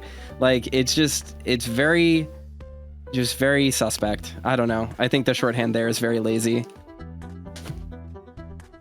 Last time he was lucid, he gave me his Bezoar and told me to stay safe. Huh. I thought back to what was behind the vault. What Osmond had told me the first time he'd spoken. Some miracle cure-all that could fix everything. Maybe your dad wants what's behind the vault? Behind it? Not the thing itself? Well, what if there's something inside that was really valuable, something that could fix your grandpa? Orlando tensed up, looking back at the door leading to the vault and bunching the bottom of his shirt up in his fists. I'm just saying, maybe your dad wants to fix your grandpa? Or as an assurance that grandpa can't get better, dad is the head of the family now. If grandpa was suddenly better, I imagine things might get heated and quickly. We can't just tell your dad no, can he? He can't just tell your dad no, can he? Well, not really, but he commands enough respect that he alone could probably cause a rift in the family. But I don't know how that'd change much. At least he's not dead, right? That's a good thing. I suppose. Sometimes I think it might be better if he was. Otherwise, it's just like seeing someone else wearing his body and taking his spot in the world. At least that doesn't happen. I think the one thing I'm grateful for is Grandpa releasing Watanuki-senpai from service. The author's self-insert was in the Mafia. That's more information that we didn't know. And was his gay coach in the Mafia. Which again is weird that fucking Memphis hates gay people, but the whole Mafia and every character that's introduced in it is gay except Memphis is a little odd. did Watsunuki Senpai lose a pinky? Like, how did he get exiled from the, like, are you even allowed to do that most of the time? I mean, you can dismiss someone can get Yeah. out without having to give up if they're released, but I mean, Yeah. again, this is just like, this is a made up organized crime organization that doesn't actually follow the rules of any like real, there's no point in actually applying real world logic to it because it is that kind of tokusatsu fucking insanely hyperbolic Japanese Yakuza from the Ryu Gotoku series. Like, again, like, it's not actually representative of how things work. Yeah. I'm torn on the... I don't want to know what Dad would do with a Tanuki that could actually transform into other people. All of the fucking... The just like random magic that's interspersed is like a little Yeah. crazy. Because it's not No. interspersed like it's a plot element that is central No, to the 'cause, setting. like, It's none all of it just like, this is a happens. thing that can be. But it's also just like... To get into like some of the weird like Orientalism happening, it's just like there's a billion different species in the setting and none of them have particularly unique traits. But all of the Japanese species have magic, basically. Yeah, Like yeah. you have Eastern dragons that are invulnerable and breathe fire, and you have Tanukis that can transform, and that's just a thing you put in your setting? Yeah. I don't know. What? I'm not here for it. I don't know. I don't... Like, there's It's no like, fine. there's no like Western cryptids in this setting, as far as I know. Like, Dean It's just- isn't related to Bigfoot. Like, yeah, like you're not randomly slipping in weird other mythology. It's just that random Japanese mythological creatures exist, and only them. Yeah. Seemingly. Yeah. And like, the mystery. I hesitate to call it grounded, but in the Zero Escape way, it's grounded in that they're just supposed to be people for the most Yeah. part. Yeah. So like, it's really weird to mix these in and have to reconcile that, and it bounces right off my brain. I can't incorporate that into my understanding of the story. Yeah, I'm gonna say something really mean, and this is just sort of mean-spirited, but I think that this game is aesthetically tacky.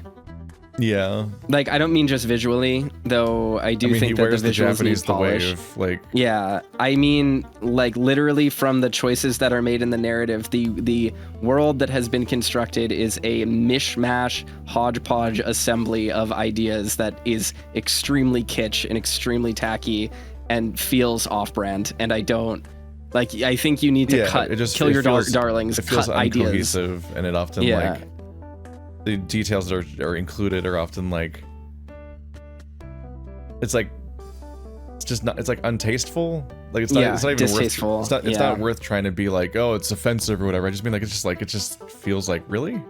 Yeah, It's just that It's a level. little bit like putting chocolate syrup on chicken breast. Like, it just these things don't combine for a reason.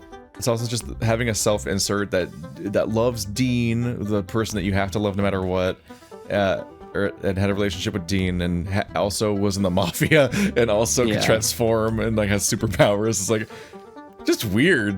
Just it gets weirder the longer it goes that that character exists. Because every time you, it's like hearing about, it's like existing in the same setting as the original Mary Sue. Yeah, And you just periodically hear about Mary Sue, but she never shows up. But Yeah, you keep hearing yeah. the Mary Sue type descriptions of the actual literal Mary Sue self-insert character from Star Trek. And just get more confused the more they don't appear in the game. Yeah. But keep having bizarre adventures like, oh yeah, and then she made out with Batman, and like, what the fuck are you talking about? yeah. I mean, it's just really complicated because it's establishing a general level of understanding of a setting. Like, there's a certain point in this world where characters being naive about how the world works feels antithetical to the way and the ease with which other characters are describing and talking about things. So it's like, oh yeah, and there's like Tanuki that exist and then walk around and can literally disguise themselves as other people magically, and no one thinks about that. Not once has any person in this group considered the fact that there might be a fucking imposter here masquerading as our friends and killing us. Yeah. It's just never going to come up That's a even good as a point. possibility, In which a is just literal like, murder mystery where they keep introducing that we don't trust our friends. Multiple people in the friend group know not only that Tanukis exist, but they know a specific Tanuki which hates one of the people in the party. Yeah, and could literally just be masquerading as them with ease because it is an established power that people just have with seemingly no downside. We specifically have introduced a Tanuki who hates Dean, so there's some level of motive there potentially, and worked for the mafia that is trying to kill them. Yeah. So you're like, your wacky little jokey reference to something that's completely pointless on purpose is accidentally too unpointless because it's too connected to actual stuff that makes them a genuine potential plot point, but you don't even mean them to be a red herring. Like, yeah. Because they're never going to come up. I doubt Watanuki's a sprite in this game. But like, the more you reference this character, the more it starts to feel like they genuinely could be in the narrative because they're too closely connected to things that actually matter to the narrative. Like, he's not just like some random guy that like fucking was in Dean and Sal's bowling league they met once. It's like, he's in the fucking mafia now? Yeah. You added that to the character? This is getting so much messier. It's very strange. It's just tacky again. It's just like it's an incohesive macaroni art on a plate that's been had glitter thrown at it in terms of like a cohesive world. And now it's time to return to our murder mystery story where we just ignore the information that people can transform in this setting and that no one ever mentions that. Yeah. Whoops. I started to chuckle, assuming it was a joke before noticing Orlando's expression hadn't changed. Wait, those exist? The gene is rare, but yeah. Made sure that even if Dad wanted to use him, he couldn't by giving him scars on his face. Those scars would be a dead giveaway if you tried to transform into someone else. Can't shift without them, apparently. You can change your entire body makeup, but the scars can't move. But scars can't change. Okay. Again, this is all writing that you wouldn't need to do. Like, this is the thing that introduce this character for if no you just reason. Didn't introduce this character or this concept for no reason. Like, it just doesn't need immediately have to be walk part back of it. how this character can't be in the story because it's immediately a huge problem. Yeah, the solution here is not to write a reason why. The solution here is to not include the fucking character because it doesn't, it's like, it being rare doesn't make it not possible for there to also just be another fucking Tanuki here. Like, I'm imagining the poor audience member who doesn't understand that it's just the author self-insert and doesn't know that, and I played Orlando first and doesn't know how this is going to end. And like, oh man, now I gotta keep an eye out for scars. It's gonna come up later. Cause like, when you introduce something like this, oh my god, is the scar on Thanatos' chest just Watanuki Senpai the whole time? Oh my god, that's the scar character. It's all coming together. And they go like to the password Discord and bring it up. They're like, no, what? That's stupid. Yeah, exactly. Like, what do you mean? They never established that passwords appear in all uppercase after letters coming in the text. You're crazy. I just like fucking. The poor audience member that thinks they're gonna piece together something in a mystery because they think they're solving a mystery and will get punished for paying attention. It's like, I feel bad for that. What's crazy to me is that I think that this mystery is unsolvable if you're trying to pay attention to it, but it is counteracted by the fact that we solved the mystery in literally the first episode of the show where I went, oh, Roswell seems sus. He's fucking annoying. He probably did it. And then that's actually what happened. Like, it's just so stupid. It's so fucking dumb. The mystery is largely solvable based on vibes, but not based on the text. And not text. actual, like, the mystery being solved and, like, acclimating to clues. So I suppose if we see someone with face scars, we might need to be worried, but otherwise we're all right. Oh, no, I don't think you need to worry about that. I think Rami had his across the bridge of his nose and his cheek. If you see those, then, well, let me know and I'll be able to tell you if it's a Tanuki in disguise or not. Those specific scars. I mean, first of all, now that we've opened the Pandora's box, there just are other Tanuki, so you can't rule them out based on one specific No, I think Tanuki's Rami is scars. Watanuki, but yes. I know it's Rami Watanuki. I'm saying that you can't rule out old Tanukis like that because that's one specific Tanuki. This is one specific Tanuki, them as a concept now. Nodding slowly, I sighed, scratching the back of my head. All right, well, next we have... We're not done? Well, not really. There's the password to sort out. Oh my god. Let's see, I think we're back to nonsense again. Tyson goes feral. Yeah, Tyson goes talking about feral. Tyson. Yeah. I'm only here for the new Orlando lore. I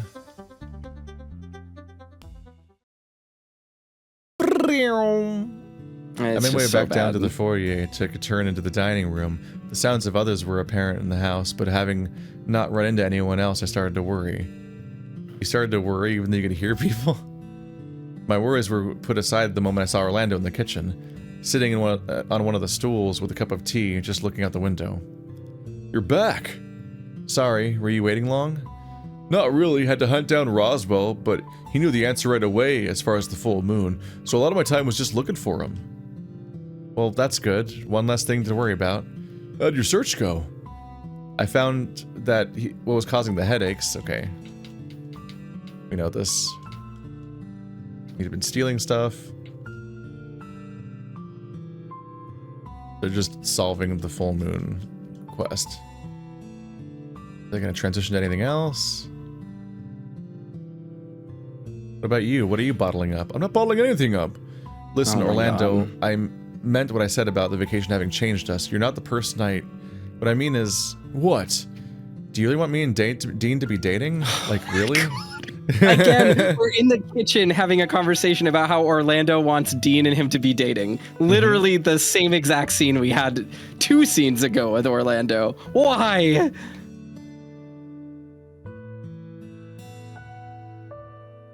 Yeah, I want someone to take my place, reiterating the same fucking conversation we just had. Like, you have to realize that we are playing this game. And he's like, well, what about Tyson? And he's like, I don't. It's like, what if I'm lonely? I won't be lonely. I have Tyson. It's like, no, bad. And he's like, what? You're in a crime family. It's like, okay, fair. It's what's crazy to me is that, like, you have to understand that at some point when you create a visual novel that doesn't have a flowchart, this is the way people are going to consume the tale. So like skipping the text is intentional. That's how these games are designed. Otherwise they'd have to read it all every time. Yeah, exactly. And it's all useless information. So what the structure of this route becomes is scene with... Yeah, you have to be really conscious of how each romance route reads when it's all that you're getting. Yeah, so what we get is scene with Orlando and Sal at pool or whatever, then scene in bedroom where they kiss, scene in kitchen where Orlando says he doesn't want Dave to be alone and wants him to be with Dean and they argue about being with Dean, scene where they investigate his murder, scene where they talk about his family, scene where they talk about his family, scene where they argue in the kitchen about whether or not he should be with Dean and how he wants him to be lonely. Like, it's literally just the same 4 scenes that are just reiterated on 7 times over the course of, like, what is our progression, what is like maybe a grand total of 15 minutes of content spread out over the course of 8 hours. Like, I truly cannot express how fucking repetitive and redundant it is. Just cut these days. This game should be 7 days long, if that. It's just so much. All right, well, they slept together again, but not actually slept together. It's just the update is that he did the part where he swaps beds with Tyson, and so he's now going to be sleeping with Orlando. And Orlando was like, the one little line was like, he's like, are you sure you're okay with me sleeping in my underwear? It's like, you could sleep with nothing at all. Not that I want you, not that I'm asking you to. And then they cuddled again. Yeah. It still went nowhere. Part of me was wondering just how much Orlando knew about putting on something like this, given he'd never really talked about dating, or if he dated anyone. What? Getting how little he talked about dating? He's the goach. He's literally the only thing he's done about dating.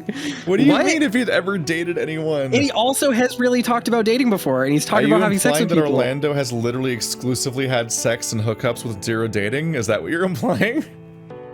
I don't understand, because literally it's all he talks about is his entire personality. I never thought to even ask. He's your best friend, and you've never even thought to ask if he's been on a date before. I think he has explicitly said he has. It's also, God. Just in a vacuum, it's insane to write the idea that you don't know if your best friend's ever dated before. It's just insanity. I don't know what the fuck you're talking about. My Can't wait for hurts. the Dean date. It's day 19. I just desperately need all of this to end. It's day 19. It is day 19. As I got back inside, I looked around, rocking backwards on my heels and not really sure if I was going to be able... what I was going to do now to fill the time. Breathing in, I caught the scent of something coming from the kitchen, pleasant and roasty. Orlando? God damn it. He seemed to be angrily peeling potatoes, doing a double take when he saw me peeking around the door. Dave? Am I interrupting something? Not at all. Come in. He set the peeler aside and what potato he just finished into a bowl of water before wiping off his hands. What's up? Nothing, really. Just spoke with Dean in the greenhouse and he's busy today. Looks like you're already busy too, huh? A little. Mostly just stuff for tonight? Right. Yeah. Okay. I'll go see what the others are doing then. No, please, stay. It'll be nicer? Nice? Why nice? Just gonna get my date in real quick. Gee, thanks. So exhausted. The weird pre-Dean date conversation, because we're still committed to this somehow. It's insane to me that Orlando is not one of the routes where the Dean date gets called off. Yeah. That's not what I meant. That's not what I meant. I meant more, aren't I gonna be in the way? I can't exactly help with whatever it is you're making. What are you making anyway? Dinner? Lunch, I mean. Well, my lunch. Well, it's not really, it's more of a snack at this point, I guess. Potatoes for lunch? I'll have you know nothing cheers people up like a fried potato. So fries. Croquettes, actually. Croquettes? Croquets? Never ate this before. Huh. Okay. Not gonna say bless you? No, not this time. Oh, okay, cool, I guess. Who needs yes-anding? No, shut up. The end. The silence stretches for a few moments before he picks up another potato and starts peeling. I took my cue to take a seat. I just watched him for a bit quietly, but the longer he spent peeling the same potato, the more I realized more of it had ended up peeled in one ribbon now coiled over the countertop. Most of it had been peeled in a ribbon. How do you... Wait, he's peeling the potato itself in a continuous ribbon? Orlando, you should stop peeling that. I think I know what... Oh. Why are you angry? I'm not angry. You looked angry when I walked in. Are you sure you're not angry? With a sigh, he dusted off his hands and rinsed his hands. God damn it. I don't know, maybe? Maybe I'm just, you know, in a rut. No? He gestured frantically in the air, giving me a look. You know, gay problems. Specifically gay problems, or like, does it look like I know? I'm just here peeling potatoes like a chump and just... Another sigh and he clutched his head, slumping. Sorry, I feel so off my game today. Did you want to talk about it? I guess I'm just nervous about tonight, hoping it'll go well or whatever. What do you have to be nervous about? It's just like a nice thing, right? What if I screw it up? What if something happens and it causes you and Dean to just start fighting or not be into each other or like... But isn't that between me and Dean? True, but I want it to go well. I want you to be happy. I think I'm happy enough. Confused maybe, but I'm happy. It'll be nice. You can only say something will be nice so many times before you start sounding very unconvincing. What am I meant to say? I haven't been on a date like this before, so it's exciting, I guess? I don't really know what to expect, but like, it should be fun, right? Right. It'll be fun. Exactly. Yeah. I watched as his smile faded and he held onto mine, hoping it would be contagious. It wasn't. You don't think it'll be fun? Well, it's work, right? I want to do a good job, do my best, all that good stuff. I think you're putting too much pressure on yourself, maybe. Like, it's not your date, right? No, I guess not. I watched as he transferred what potatoes he'd peeled into a pot and shifted to work on the stove, setting them to boil. You know, I figured I'd, like, pull all the stops for tonight, too. Well, that's exciting. Your food is great even when you aren't trying, so if you're putting in all the effort, well... He nodded slowly, eyes fixated on the pot. dug deep for some recipes that I have saved on my phone. I figured I'd use a pocket ace to try and seal the deal. What's a pocket ace? Oh, like card metaphor, not a cooking device. A what? What deal? I said, I'm trying to get you laid, Dave. Oh. I chuckled, scratching my face, then neck. Then I started to feel a little hot under my fur. You think it'd go that far? That, you know, it'd be right to bed? If I do my job right, he probably won't keep his hands off you after dinner. What are you putting in his food? That doesn't sound right. You don't want Dean touching you all over? Not that part, the other, like, about you doing your job right. I mean it though, a lot is riding on this, to me anyway. This is such an uncomfortable dynamic actually, like I hate this.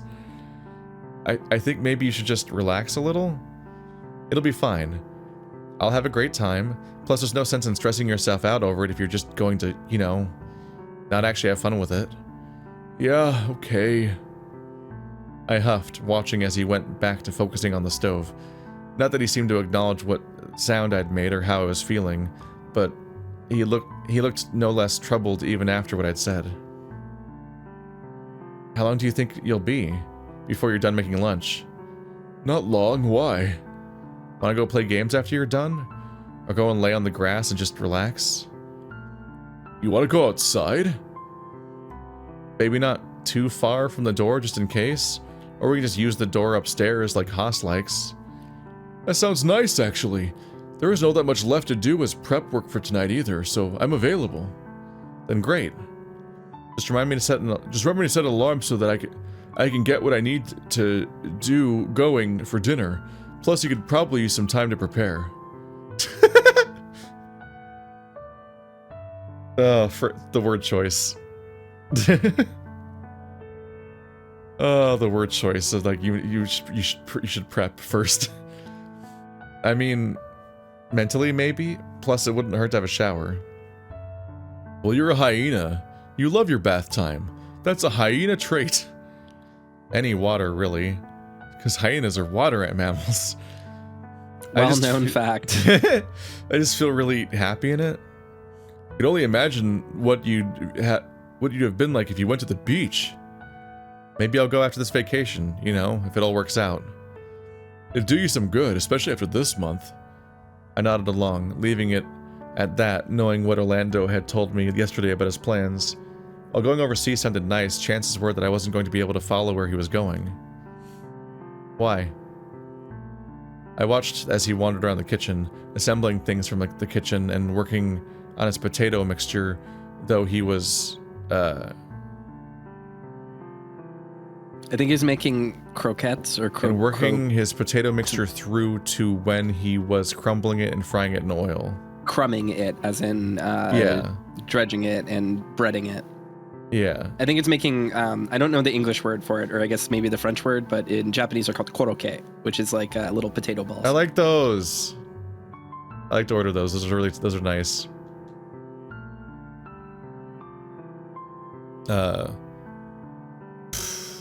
And then there's like the similar thing you can get at stores here, or the latkes.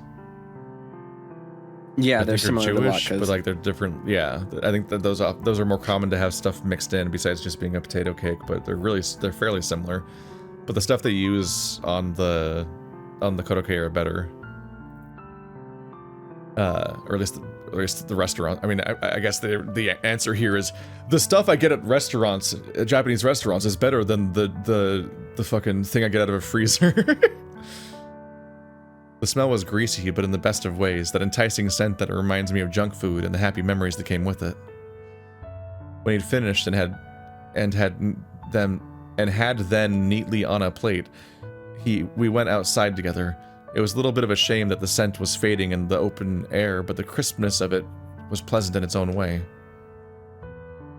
All right, this should be close enough to the door.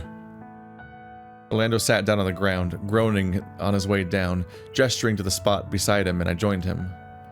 Here, I made way more than I thought. I made way more than what I should be eating by myself anyway. Should be. Croquettes are good, but normally, like with other things, and as a Fucking meal, knew but it. I should probably eat everything here.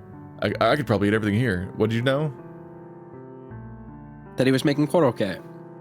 Yeah, but he already said that.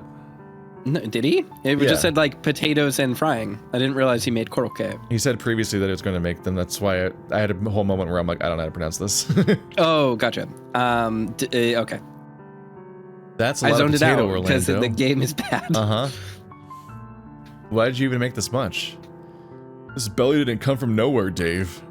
Can you just talk about your problems instead?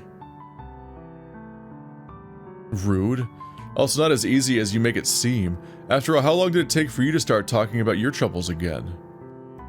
I chuckled, rocking back as Orlando offered me a korokke. Looks like crochet. It's definitely not I think spelled they're that called way. croquettes. Yeah, I think it's croquette or something. It's French. They're French Yeah. food technically. It's just they're really popular in Japan. Yeah. Here, help me finish these. They were still warm, and I bit into the crisp yet pillowy snack. Flavors of potato and cheese filled my mouth and made me smile. I've never had one with cheese before. I caught Orlando just watching me with a smile, and I flashed him one back, turning my head to the clouds. Weather's nice, huh? He snorted, then started to laugh, falling over while he tried to catch his breath. What's so funny? Just... That's your icebreaker, talking about the weather? What's wrong with the weather? It's nice. Not too cold or hot, no rain, although I guess rain would be nice if we weren't outside. Just, yeah, I guess you're right, but still. Hey, what would you have come out with then? I don't know, maybe thinking about the nice things we've done that I hold dear? Like? Way too fucking sentimental for an icebreaker. Yeah, what the fuck do you mean icebreaker? Any of them, really. I can't express enough just how great of a friend you are to me, that's all. I was smiling at him, still recovering from his laughter. He seemed to be happy, but what he said next gave me a lump in my throat from just how sad it made me feel. Just a shame that after this vacation, it's all over, right? Uh-huh.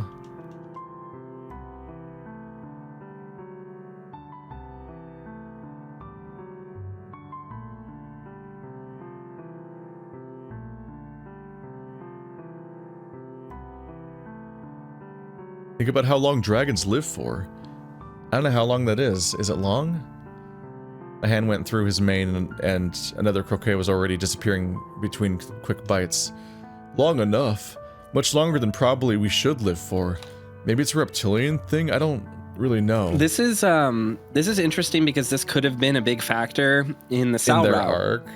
Yeah, Yeah. where it's like Sal tells Orlando that he thinks of him more as a brother than as a lover, which again, if Orlando confessed to Sal and Sal was like, should that not bring up the question, like, it's okay to be in love with someone who has a shorter lifespan than you, but the second that they accept you as family, that's weird and not a replacement, which is a little bit odd and bizarre.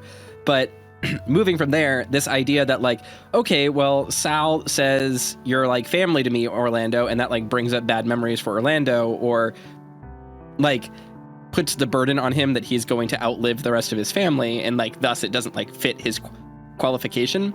That could have been a cool moment in this arc, but this seemingly is not represented at all in Orlando in Sal's arc. It's just, oh, but I loved you and now I'm sad that you don't love me back. Mm-hmm. It also feels like it might be a thing that was just made up now. Like, oh yeah, dragons live forever, I guess. Just gonna keep adding more mythology to the dragons when everybody else is just like a dude. Wait, so how much longer are we talking? Are you gonna be living until you're like 1,000,000 years old? It's not that bad, no, but it's a really long time. Okay, but how long? Let's just put it this way,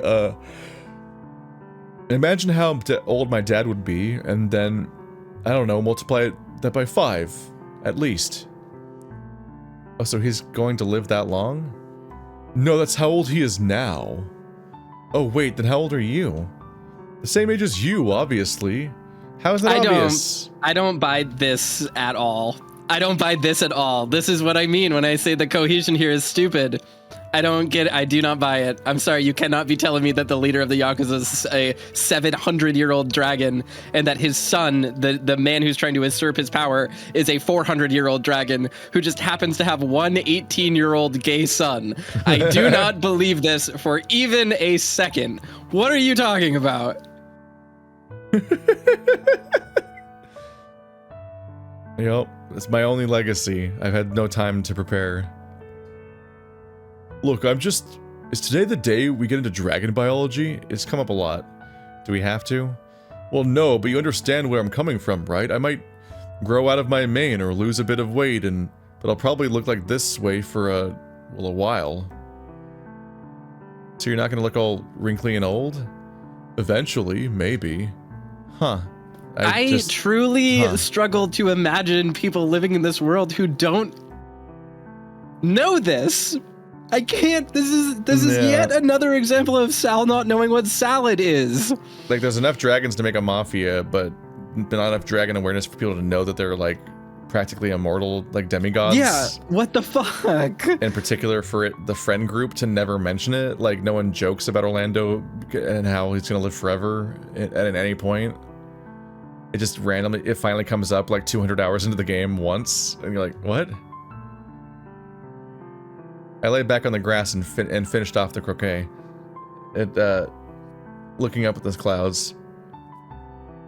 That just sounds like such a long time. I felt Orlando lay down next to me. I could hear him bite into another croquet. The cat. How is he this old and this stupid then? Like, Memphis isn't even like 40, he's like 300. It's a long time, yeah. So, like, what's gonna happen? It's just how things go, I guess. I guess that at some point I'll be the last one standing of our friends, maybe? Oh, I didn't think that. How did you not? How is that not the topic, Dave? I snuck a peek at his expression, but he seemed fine. Isn't that just sad? A little. My options are to let that get me down and stop me living my life, or just enjoy life where I can. He sighed, looking over to me. The worst of it is knowing that I'll likely be in the family business for as long as at least Dad lives. But how long will that be? What kind of person will I be? You'll be Orlando, won't you? What do you mean? Well, you're kind, funny, a great cook, you like watching anime, although not as much as Haas, and you're great at games to boot. I suppose. Oh, and gay. Very gay. He nudged me with an elbow and started snickering, rubbing his belly, but we forgot to change his expression for that moment. Yeah, I don't think that's changing. Who knows? Maybe you can have a whole mafia of gay guys when you're in charge. That could be neat. I mean, as far as we know, that is in fact what the mafia is right now. Yeah, they're all suspiciously taking off their clothes, and the only two mafia characters we meet are gay, and the third character we don't meet is also gay. What makes you say that? I just remember the slogan, "Be gay, do crimes," and that seems kind of funny. Makes the mafia seem less scary when you think about it that way. This sounds like a child. Jesus Christ. I can't. It harms me that the game that's like fairly propaganda-y would quote "Be gay, do crimes," because that is not being quoted with any level of understanding, is it? Like, it's just... I played Night in the Wood once, and I don't know what it was saying, kind of moment. Like, There's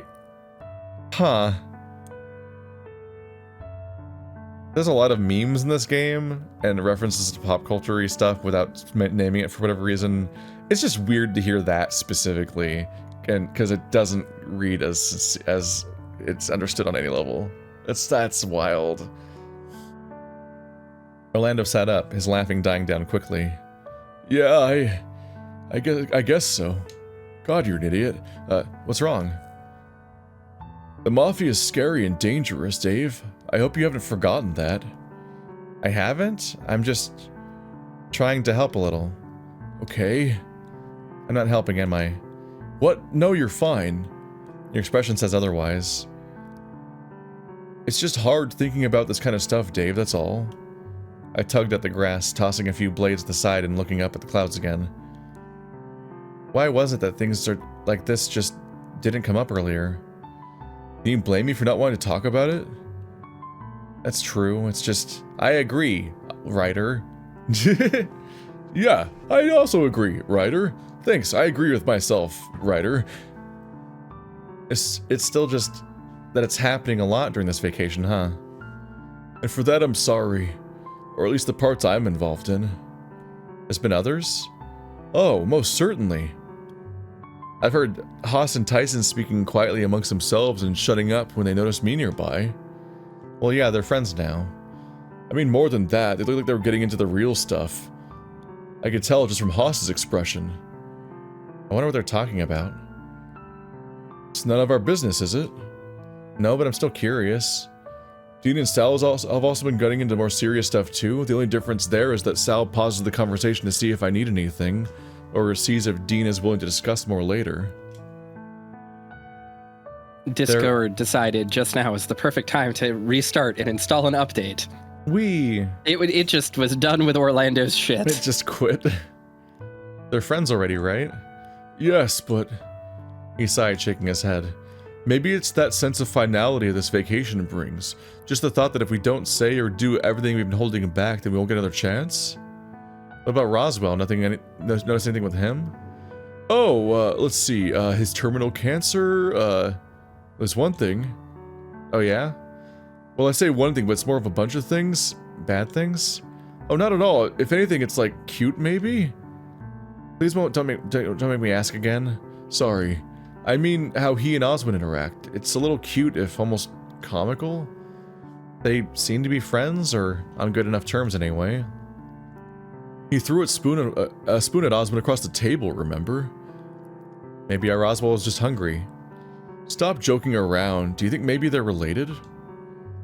Because they're boars? Dave, come on, please, try harder. Don't you think they look the same? Because they're boars? Oh, like, I guess, like, their eyes are the same color? Granted, Roswell's pretty short, but he could have been unfortunate in that sense. So, because they have the same eye color in both boars, they're related? No, just other things. Similar fur color, very headstrong. Don't tell either of them I said this, but very good at being difficult? So what, Haas was right? Osmond's his dad? Of course not. But I could buy an uncle, yes. Maybe. Except yes, that is... Also yes. Guess that's possible. Roswell's mom and dad organized this whole thing, and it'd be easier if it was a relative, right? That's what I was thinking, but it's not as if all boars are related, mind you. Yeah. Orlando stood up, bringing the plate up with him and taking the last croquette for himself, before wiping his hand off his shorts and offering it to me to help me up. Come on, let's go play games until it's time for dinner. You sure? Are you feeling better at least? Like I said before, nothing cheers people up like fried potato. What? I guess so, but sure, I can play games. The two of us headed upstairs and Orlando booted up a game. At first something cooperative, before we swapped into something a little more competitive. It was fun, sort of, but I noticed something different in the time we were playing. At some point Orlando just stopped smiling.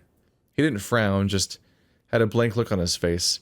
He was staring at the screen as if he was more interested in what was behind it instead. At some point he flashed me a smile and said he had to go prepare prepared dinner. Oops. I took it as my cue to return to my room and took a shower. After all, if I was going to go on a date, I might as well be fresh and clean, but knowing what to expect was a little bit exciting, and I was ready for pretty much anything to happen. Maybe I took a little longer in the shower as a result, but I stepped out from the bathroom fresh. Hello? Anyone home? The faint knocks on the bedroom door almost made me jump, and I went over to open the door.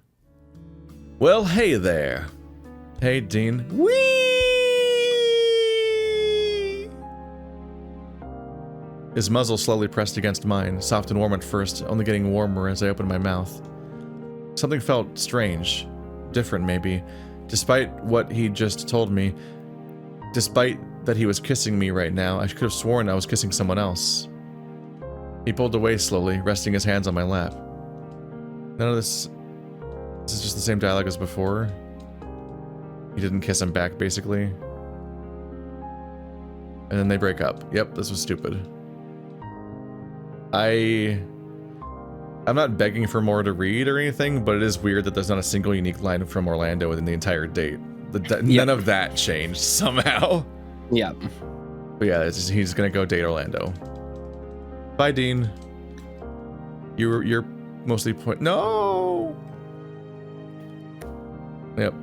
So we're moving in. We're fighting Orlando like this now. This is a more finished scene than usual. It's not sketchy. It's just not colored. I can't relate to that. I feel like that's the part that's the easiest. Like, it's so hard to get out of the sketch phase whenever I draw because I'm bad at it, I guess. But once it's lined, I'm like, oh, now I might as well just finish it. It'll be quick. I don't have anything to say. When I wandered into the kitchen, Orlando was there crying, hands shaking as he struggled to shovel the ice cream in front of him into his mouth. But I want ice cream. Orlando? He flinched but said nothing, trembling as I came to stand next to him, unsure. The moment he couldn't play off he hadn't heard me, he quickly got up, wiping his eyes and flashing me a quick smile. Dave, what are you doing here? God, he's a completely different character in this drawing. Yeah. It's because he's actually a 9,000-year-old dragon. His makeup fell off. No, I think I more or less got it confirmed that he started using the 3D models for to draw the characters, and here it does look like the actual 3D model, like posed around and then drawn over. I don't. Before care. that, are you okay? I mean, it's not a criticism of the model use. It's just noticeable how he just looks like a different character from before. That's not what I meant. I just meant more along the lines of like at this point with the CGs, it's just like whatever he's using to do this, like it makes no difference on the final product for me. It's just like it's just finish the fucking CGs, dude. Just finish the game, please. They should be finished. Yeah, it's strange to just leave them incomplete and move on. Supposedly there was a vote at some point to prioritize the story over the art or something, but weird. Just do both. Yeah, just finish it. Like, don't make half measures and say, "Oh, the story is finished. You can play it now. It's just the other stuff that needs to get finished." People to play a game full of like weird unfinished drawings everywhere. Well, I mean, it's more strange. like psychologically what you're doing to yourself is giving yourself an out. Because you're like, oh, the game is finished. You can play the whole story the CGs now. Just permanently stopped being finished. They just always turned into just these drawings. Also, like, the CGs do like actively elevate the game. The game is CGs better are a big deal. Like any game would presumably, but like this game specifically does read better when CGs pop up. Yeah, like the fucking like the Tyson kiss CGs and stuff were like actually cute. Like. Dave teasing Tyson and having the body language and everything, you're like, oh, they exist as characters. It like reads better than the rest of their entire route. Me? Yeah, I'm fine. What happened with Dean? I thought you'd be, about that. I chuckled, the smile fading from my face soon after. It didn't spark? Or that was what he said anyway. That he was meant to feel something but didn't, and that was it really. It's just so much melodrama for such a fucking non-date, non-payoff, one attempt at a kiss, and that's it. Yeah, it's just we spent so much time talking about the upcoming date, and then we knew it was coming, and then Orlando doesn't even have a different version of Dean's date, so it's just the same one as before, where fucking nothing happens. I just mean in general, in every route, even if it's the first route you do, this idea of like, oh my god, the Dean date is coming up, we have to work up to it, and then the ending is just like, And then they're like, we can be together now, I can be with you. It's like, no, the you realizing you can be with them is the climax of the relationship. So you just do that, and then you stand Dean up. That's what you do, is you go like, as I walk into the room to see Dean, I looked through the door and saw him sitting at the table so excited, and I just can't do this. And then you run back into the kitchen and you make out with Orlando and you say, no, I don't need this. This is what I want. Like, that's how you do the romantic. So much drama is lost because every character is basically written to be like almost flawless. Yeah. It's like no one is ever the bad guy and no one ever does anything wrong in basically any scene except for when they're like getting specifically like brain blasted by Thanatos to become a murderer or something. Or so, like, when they say a bad nice joke to Orlando and get punched in the face. Yeah. Like, I'm sorry to always bring up Echo, but it's just really hard not to think about it because of the fact that, like, it's specifically the template for exactly this plot, this like plot element and how to handle it. Like, not only does Echo specifically set up Leo before the route split, so you already understand what's going on there on some level, and it's not confusing or poorly established, but like, there are developing elements of the toxicity and worrying elements between Leo and Chase throughout all of the routes and throughout their story and throughout his route and so on. And so it's all going there, and both characters are kind of nasty and up to bad shit and like are bad for each other, and you learn that over the course of it. And like when they, in the various ways that they break up or move past each other, it feels like that was earned by the events of like of the story so far and what they went through. Yeah. In this game, they set up that Dean is your OTP for some reason. Never really established why. Never established your history with Dean. Just everyone just keeps telling you that you have to date him. They continually set it up over the course of like 19 days. They constantly bring it up. Dean and Dave have no chemistry. Dean has no real attempts to like even make approaches on Dave or in any way like try to go towards this. And then the date itself is just nothing. Like, like all this build up to what is basically the most climax. It's the climax of the romance part of the entire storyline of this game. Like that half. There's the murder half and there's the romance part. Basically, it all climaxes at the Dean date, where there was no ideas for a scene. They just politely have dinner and talk about nothing, and nothing goes wrong, and then they kiss and they just don't have sparks, I guess, and so they just immediately amicably move on and never talk about it again. It's just like there's there was never a story to tell. Yeah, this could have been solved 8 months ago by just fucking Dave like kissing Dean one day, like he drives him home and gives him a goodnight kiss and then goes nah, and then they go okay, well, oh well. Like that's literally the whole relationship is that. And it's like, it's whatever. Because like you can write, I mean, people not feeling a spark and like growing distant, stuff like that can be a plot arc. That's okay. But they that don't can be interact, really interesting. So they can't even develop that. Exactly. So there's just nothing here. And presumably we're going to get a Dean route where suddenly the romance between Dean and Dave is super romantic and sparky. So it just reads as insincere strange that this could happen. I can't wait to see whether or not it's any good or if it's a disaster. I just all don't... I know is that if you look at this stuff and you're like, this is my favorite, it's just like, okay, I get it. You don't read. Yeah. You've like never read a thing before. Like anything really. Like you're brand new to the concept of media and storylines and you've never seen the template before, and that's good enough somehow, I guess. I just like, because there's nothing, they don't do anything with any of it. They had so much time. I don't know. I don't have anything to say. I don't have anything to say about that. It's just bad. It's brutal. Just poorly written. It's fine. You could delete Dean from the game and not affect the story. It would not make a difference. Yeah. The big thing with this, I think, is also structural. You need there to be multiple routes so that you can justify getting all the medals so that you can have a branching story, because that's apparently the premise of this game somehow. But this game should not have been... They for some reason didn't just recreate the actual template of Zero Escape, which is that you gain vital information in each ending, and they're bespoke narrative endings, and then you use that information via psychic powers to solve the true ending. It's just, man, there's some medals. There's like a collectathon. They're just completely arbitrarily scattered.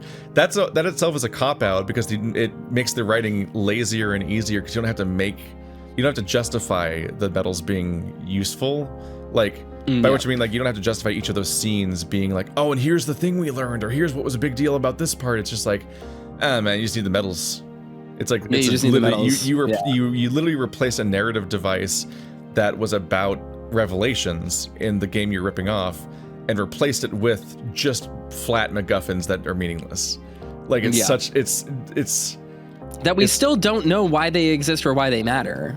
We still don't know. It'll We just still don't magically actually. cause It's the gonna true give ending somehow. give But us access to the vault or something because Yeah. of a promise someone made. Like right. it doesn't. Textually it's been contradicted because they're supposed to open the vault, but the vault's been open anyway without the medals. That's not so clearly. That's like kind of out the window. But we just infer that it's the true ending and how you get it without even really having the most clear answer there either. I mean, I think the other thing here is that this game just shouldn't be a dating sim. Like, there's No. zero reason for it to be a dating sim. It doesn't really make any sense why it is one. Structurally, it fails to be one. So it's just like, because you just can't. You looked at one of the most complicated visual novel layouts ever made and are like, what if I layered a dating sim onto it? And then it's like, it's no wonder that the zero escape part is so badly done then. Yeah. You made it because having to slot everything in across 6 storylines means that the whole storyline in the normal plot that's static can't go anywhere because it has to facilitate all of these plots simultaneously. So it ends up not being able to be a zero escape either. So it fails at both goals at once. It's just an extremely weak narrative. It's just a mess. Oh, I'm so sorry. Are you okay? What about you? You're the one crying. I'm not. I gave him a look and he broke down again, sobbing. Dave, listen, what I'm trying to say is... He was holding back from saying something, trying to pick his words, but from what he had seen, what had happened earlier in this moment, things had started to click.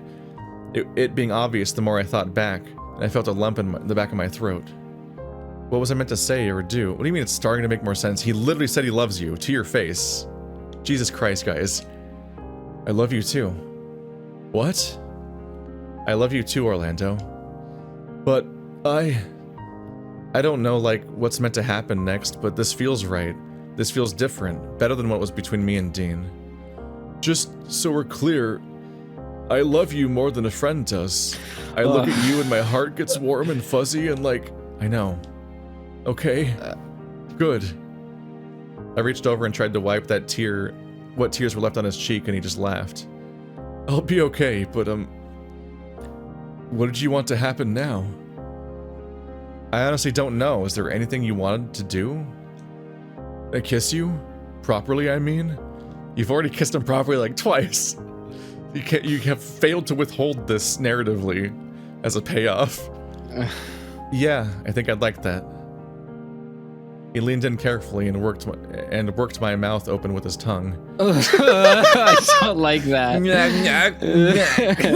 I don't like that description at all. No. He was gentle, warm, and held me tight as he was afraid I'd suddenly leave. Pulling back for just a second to make sure I was still there, he pulled me in for a second kiss, and I tried my best to mimic what he was doing to me.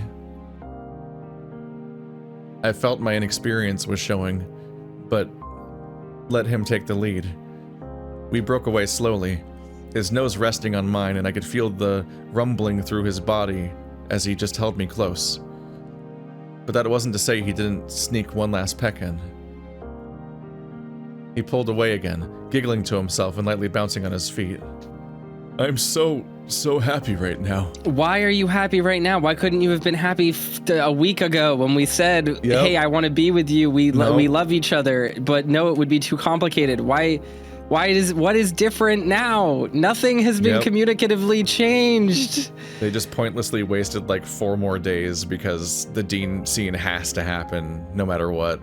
And any scene and that means that every route is like tied to the Dean scene narratively. They have to pass the Dean scene to then reconcile who they actually love.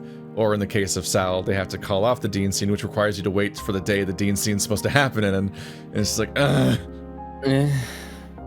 Yeah? It's just really sloppy fucking work. It's a bad plan poorly executed. You have no idea. He put his hands on my sides and lifted me up a little before setting me down. It's just so hard to reconcile why Orlando is reacting positively to this right now when literally we had this conversation with him. He just gets the token gesture that Dean and him are not working out, and then immediately it's just, now he's over it. Now he's like, yeah, let's do this. I'm so happy to be making out with you, even though nothing has changed about like how we won't, the conditions of us not seeing each other at the end of the month or something. Okay. I have you. I finally can call you mine. Yeah. Once again, he lifted me up and hugged me tight against his front, keeping me barely off the floor. Orlando, put me down. It's also really hard to imagine that he's tall enough to pick up Dave, because his sprite never looks that way. It was accompanied with laughter. He was laughing alongside me before kissing me quickly again on the muzzle. Come on, you. Let's go upstairs. What's upstairs? It's time for them to 69. Viciously. Sloppily 69. Yep. Time for Dave to get cum bloated. What about the dishes? Fuck the dishes. There, that's a good line. How flatly he'd spoken caught me off guard, and I felt his hand take mine again. Fuck the dishes, I guess. Oh, shut up, Dave. I loathe this. I loathe it with every ounce of my being. I feel like we were doing something forbidden, scurrying off to Orlando's room, much like we'd just gotten back home after picking up a new game. What a strange comparison. Wow, Smash is out. You want to smash? He was giddy, his tail barely clearing the door before snapping it shut. Once we were both inside. Then off came his shirt, and once again I felt his hands on my body. God, there's so many things I've wanted to do and try, and now? Then just fucking do this is so poorly justified. His smile quickly fades as he noticed his hands ready to grab me again. Am I going too fast? A little? Sorry, I guess I'm just excited? Not nervous? Nervous was leading up to this point, but I'm guessing this is maybe a bit much? Honestly, I don't know. Oh my god, just move on. You've done all this stuff before, I haven't, and it's exciting? Should we stop? Well, I took my shirt off and then threw it to the floor, grinning with my hands on my hips. I am doing like a fucking pose. This is so cringe. I'm dying. Help. Maybe we can try a few things? Orlando had me quickly in his arms again, and soon enough we'd made our way over to the bed. He doted on me and handled me with such care as I was a precious gem or that I'd break at any moment. Still, above all else, I felt loved, and with his hand in mine we spent an intimate time together. Out of breath, we lay side by side on the bed. The dumb smile on Orlando's face was only rivaled by mine, and didn't fade for a moment. That was amazing. Yeah, that was great. He rolled over to face me, cupping my cheek and kissing me again sweetly. You're probably gonna want to have another shower before bed. I'm just sorry I'm making you have a second one. It's worth it, I promise. You know, it does make me wonder if, you know, what? If we should tell Dean where things ended up? Oh, right. I don't know, It's maybe? probably just because there's a fucking scene written that's independent of all the arcs of you trying to talk to Dean with like, Yeah. or they need a reason to write Dean out of the next day or whatever because he's so depressed in all arcs. Him being depressed is so fucking funny because he's the one that broke up with us. Yeah. For what it's worth, I think it's the right thing to do. So you go clean up, so you can go fill him in, and I'll clean up when you're done. It just Good. feels like No, Dean... don't tell him now. the night of the breakup. Oh, I fucked Orlando. Time to go take a shower and then go tell Dean immediately that we had sex. I'm cream filled, Dean. Yo, It's just like don't hug me Orlando too. Don't hug me too hard, Dean. It's just fucking stupid. I hate this shit so much. Why? Honestly, Dean reads like a character, like a parody character that Paul Rudd would play, parodying himself. And for people who have seen like Wet Hot American Summer or Only Murders in the Building, you know exactly what I am talking about. I need to watch that. So Is that the thing that just came out that's ridiculous. good? Only Murders in the Building? Only Murders in Yeah. the Building is fucking great. It's a great show. I need to watch but- that, and I need to watch the new movie from the Green Room guy. Oh, I heard just that gotta- that came out. Yeah. I don't know anything about I it. need to watch things. But Only Murders in the Building is 4 seasons long, so be aware of that. Well, I'll finish it. I'll do it after my completion of Star Wars. Yeah, Of all it's a of good show Star though. Wars. It's actually a more well-written murder mystery with colorful, goofy, wacky characters than this whole fucking game. But go figure. Yeah, I don't know, man. This is rough. I'm losing it. What about after? Well, I see no reason why this can't be our room now, right? After I'd cleaned up, I'd wandered downstairs to give Orlando the shower to clean himself up. Wait, just shower together. What the fuck? You weirdos. I don't understand. So many people shower together and you guys literally just fucked. Like, that's like the natural follow-up. Yeah. Apparently, while the option to shower together was there, he figured that there'd be something to do, that could be something to do another night, and there was no need to do everything all in one go. What? Like, you're gonna spoil it? What? That's fair, I suppose. I followed Sal's voice out to the backyard, and the two of them looked up as they noticed the door move. Ah, Dave. Everything all right? Two best friends right outside. Yeah, 6 feet Both- apart because they're both gay. With other murderous people. tendencies. We're about to tell them that we swept off their love interests and fucked both- off ourselves. It's awkward for both of them, yeah. Yeah, things are good, I guess. Did you need us for something? No, just wanted to check how Dean was doing, really. Plus, I have news, I guess? Don't do this, Dave! I've just been talking to Sal about it, so things are going all right. How are you holding up, Dave? Good, I think. Legs are a little wobbly. I'm holding in right now, actually. Uh-huh. Yep. That's good. Where does this leave the two of you in general, however? Well, one of us can trust a fart right now, the other one can't. I just can't deal with this shit. It's unbelievable. I can't believe this scene exists. I think Dean and I are good, maybe? I'd say so. We'll be tender for a few days on both sides, I imagine. Yeah, I'm feeling tender, Dean. I think we'll be all right. This game is a parody of itself to the point that I can't fucking take it. I'm so close to just ending the Discord call. I'm so ready for this to be over. Oh, that's actually another thing. I spoke to Orlando and, Did he finally tell you he loves you? I'm sorry, what? He did, yeah. Then good. I'm glad things worked out. Or that you two are giving it a go, maybe. Wait! How can this be Dean's reaction in this route, but in like the Tyson route or whatever, the other routes that we've done, he's like, Dave, I can hardly look at you right now. I have to be out there to console Dean, my best friend. I guess it's just like Orlando. It's just like, I can't understand why Dave would tell Dean. It's like an hour after they broke up. He's like, by the way, I'm stuffed. I'm pregnant. It's just, I can't do it, guys. This is so bad. We haven't had so that talk bad. yet, but soon probably. Then I'm glad, I think. It's so opposite to the way that he feels about this in every other route. Just make sure you two talk. Orlando needs it about as much as you do, I think. We will, I mean. Heading back upstairs to do that now? Yeah, I think so. You knew we were upstairs? This is so fucking awkward, Jesus Christ. Dean and I will stay here then and see you in the morning, perhaps.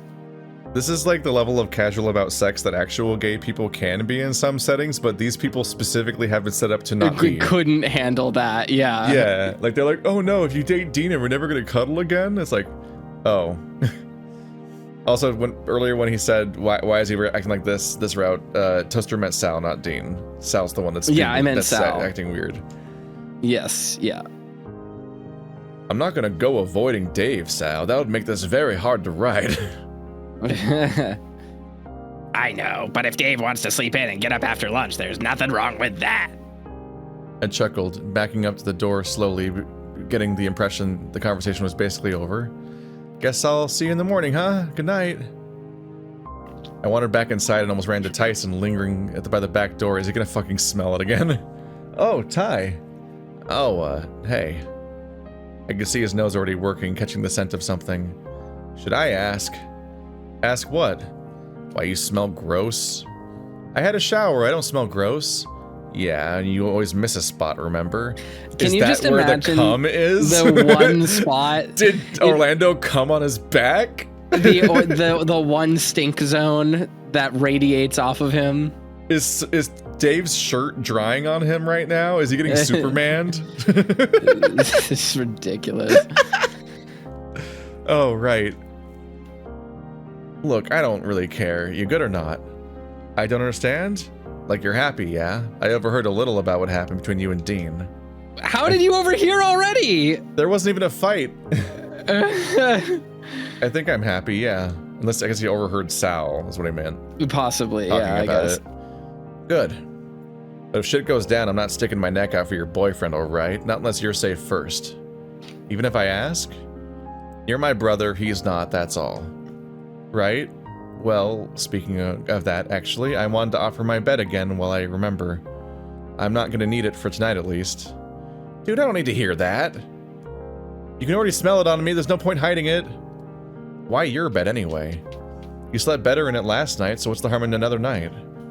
He scratched his chin, rolling his eyes. Why not just say what's causing it? Fine, but only for tonight. We can sort out who's sleeping where tomorrow. Alright, cool. You heading back upstairs now? Yeah, I think so. I'd offer to give you a hug, but we'll save it for when you don't smell of dragon. How do you know that specifically? Yeah, well, maybe I should hug you anyway, just to make you put up with it. Embrace my post-sex musk. As I went to move forward, Ty flicked me on the nose, making me jolt. Go to bed, dork. I'll see you later, once the routes converge again. He then headed upstairs, quicker than I'd assumed he'd move. Once he was out of sight, I tried to smell my fur to get a whiff of whatever Tyson detected. It was there, faint, but it was likely my excitement distracted me that I hadn't noticed sooner. Maybe it was just because Tyson had been focusing hard on me lately. Either way, another shower would fix that, but that was a job for the morning. By the time I got back to the bedroom, Orlando wasn't there, or at least that's what I assumed at first before I heard the shower going. I sat down on the bed and waited, ears perking up when I heard the water shut off. You're back! And you put on underwear? Well, I'd call it a habit, which is only partially true. It was mostly in case I had to go looking for you. He joined me on the bed and put an arm around my shoulder. But you're back. How'd it go? Fine enough. Sal was talking to him and he's, well, asked if you'd finally confessed your feelings. Oh, you did he? Last time I tell him anything. Still, they were happy for us, or? Did they say something?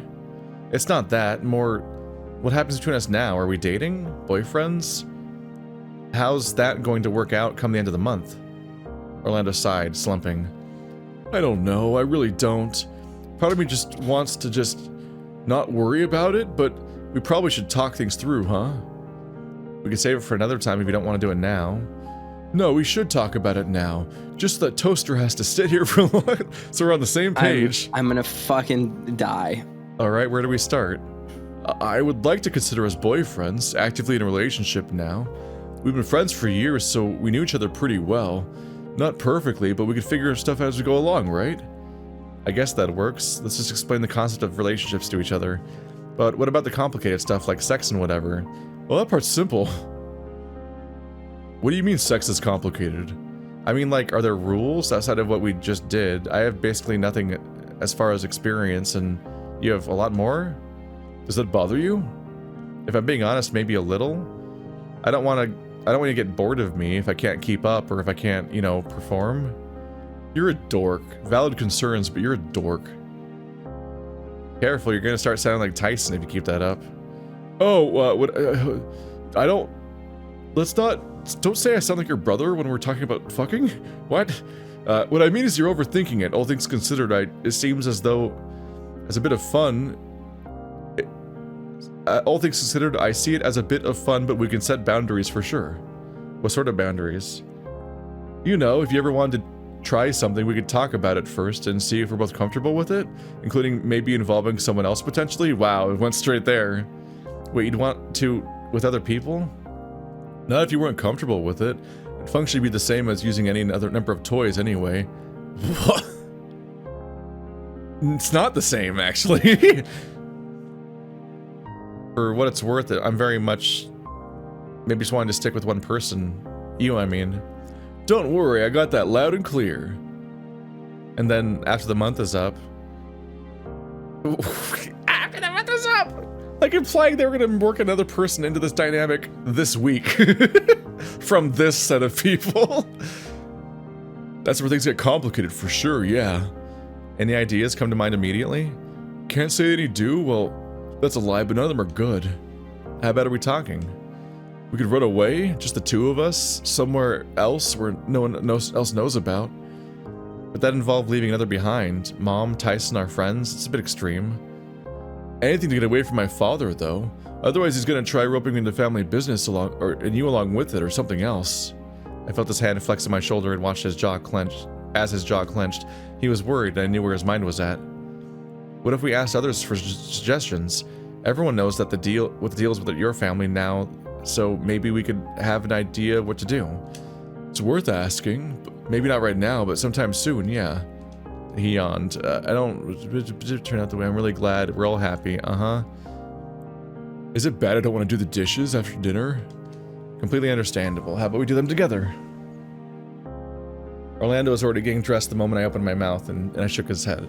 Whatever happened to fuck the dishes? Fuck the dishes. Except, I made the mess, so I'll clean it up. It would be unfair to Benson to be cleaning up after the mess, even as the butler, the explicit job of the butler. Then I'll come give you some help. Better idea. You keep the bed warm for me so I have something nice to return to. Shouldn't be long when I fall, but if you fall asleep, don't worry yourself over it. I'm not even that tired. You say that now, but blah blah. Okay, who cares? My head felt funny. I caught myself yawning and sinking into one of the pillows to wake up. He sleeps. What a perfect place to end the recording for today. This bad game I do not want to play anymore. No, we're so close. It's gonna be like 3 more hours and I gotta do shit. Oh I god, can't. it can't be, can it? I think the It's relationship's gonna be. basically over, so it's basically like some logistical moments and then it's fast forwards to like the funeral, I think. Fine, just skip as much shit. Like, I just can't. Orlando? Good morning. I wasn't dreaming. It just feels like a dream. It's the same dialogue that magical. everyone has every time they Boyfriend. wake up. God, I like the sound of that. Sex, Dave. Sex. We have sex here. We're sex havers. Did you know that? I take a shower. Bathing in public? You're training?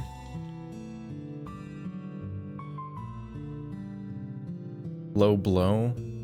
Wouldn't be much of a boyfriend if I didn't find a solution.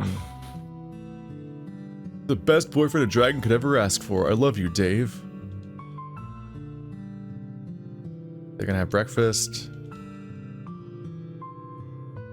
Oop. He's already doting on me. Oops.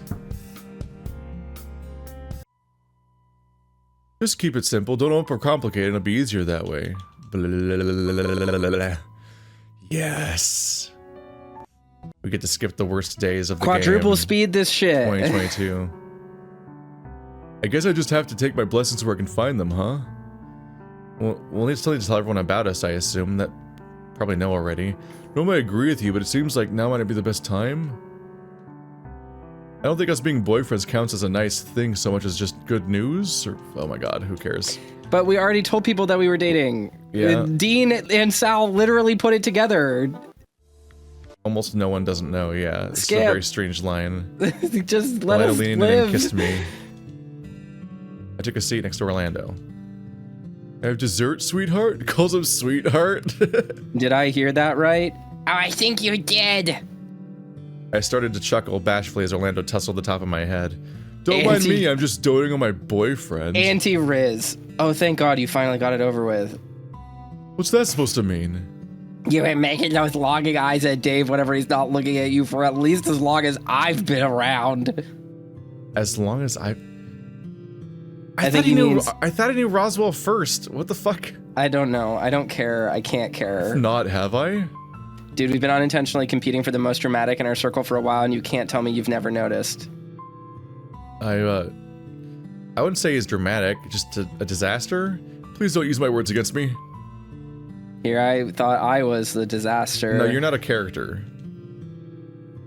I'm gonna throw up. They're being on cute. purpose. Everyone's cute. Look how cute they are. Oh, they're explaining the date now. They're hooked up. Any questions? This is around the time in Sal's route where we first learned that Tyson is a homophobe. Yeah. But here he's like, they hooked up. Are we fucking over it yet? Great. Like he's the one saying it. Like what? Fun? You mean you know it? Oh yeah, okay, great. In a flash, Orlando shifted over one of the bags and began to rummage while I started to undress. All right, time to have some fun? I was right about to remove my underwear and looked at him and the 2 game consoles in his hand. When you said fun, I thought, I mean, I'm not going to say no, but... He wiggled the handheld consoles in the air before staring, the red tint on his face coming back. He has a blush sprite, but they're not using it. Yeah. They very occasionally change the sprites. I should go have a shower, huh? Sorry, I didn't mean to, I mean, at least you've seen me naked before. It's not as awkward as it could have been. Well, why don't you get clean and then we can have some fun after? What kind? How about I let you pick?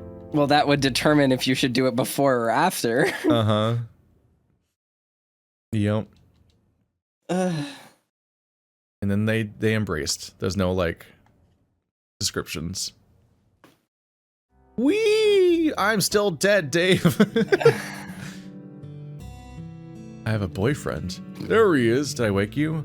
Probably. All I knew is came to and they weren't in bed because you were showering and then still got some in your mane? Ew.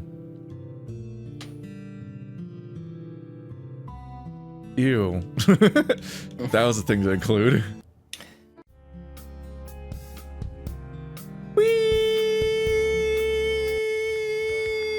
Why aren't you using the triple skip? Save us time, Keith. It's good to just like digest how much we're skipping. No, it's not. It's the time in my life that's disappearing from me. You're awake. How often is that gonna happen? Treasure. You were unconscious on the floor in front of the vault. Treasure. The rat, he came looking for you. Dean, actually. So they found him after getting knocked out. He calls him Treasure now. Oh, man. Pet names? Another shower. Kill me. Truly kill me. Don't have any good options. This is gonna go eat now. Day 22.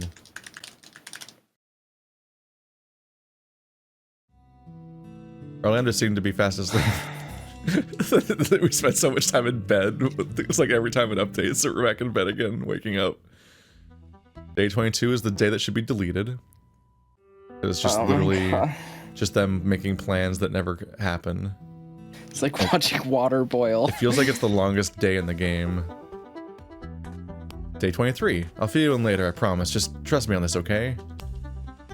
Yeah, okay. I have to remove Orlando from the scene so that we can have the scene. Treasure! Yeah.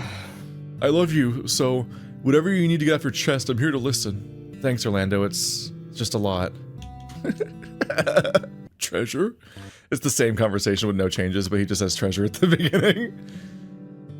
That's because he's a good boyfriend. That's because he's a good boyfriend. I don't know why I started to get the Anto's voice. Well, great boyfriend. A bit of a disaster. It's just one line about Orlando every now and then.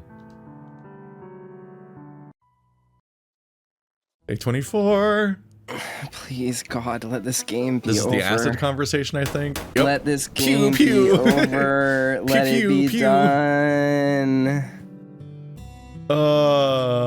So now it's time for me to talk bad shit about this game again for a moment. Not much, just putting out. The entire confrontation with Memphis does not change when you do the Orlando route. There, that's the rant. What the fuck? How... I don't, like, for Toaster's sake, we don't want more new dialogue, but holy fuck, really? No new developments based on knowing Orlando affect the entire ending with Memphis. No conversations with Memphis, nothing. Nothing whatsoever with Memphis or any of his followers. Literally, it only affects minor scenes with when you're talking to Haas and stuff. But I think we're past the ending now. Orlando spent a lot of time laying on his back on the floor, staring at the ceiling, not a smile or crying, but with a worried frown. Eventually, we just turned into him being quiet, playing a video game. Not that he ignored me, but he kept me huddled next to him with his tail. Any time I made to move, he'd look my way with a worried grimace before going back to where he was doing. It gave me a chance to rest, but I wondered what was going to happen next. Oop. Oh no, Roswell's dead. Orlando, are you still hiding behind the tree? No. I looked over with a smile to see him awkwardly stepping away from behind one of the trees nearby. Even with his dad gone, he was still a bit flighty. It's alright, no one's gonna come looking for you. You don't know that. It's what you told me yesterday? Hey, things are crazy back home. People still aren't even sure he's gone. Didn't they ever, go get the body, confirm it? Oh, they did, but him dying wasn't something anyone really expected. Right. Sorry, it's nice to be out. Even here. Have you thought at all about what comes next? What's happening with the family?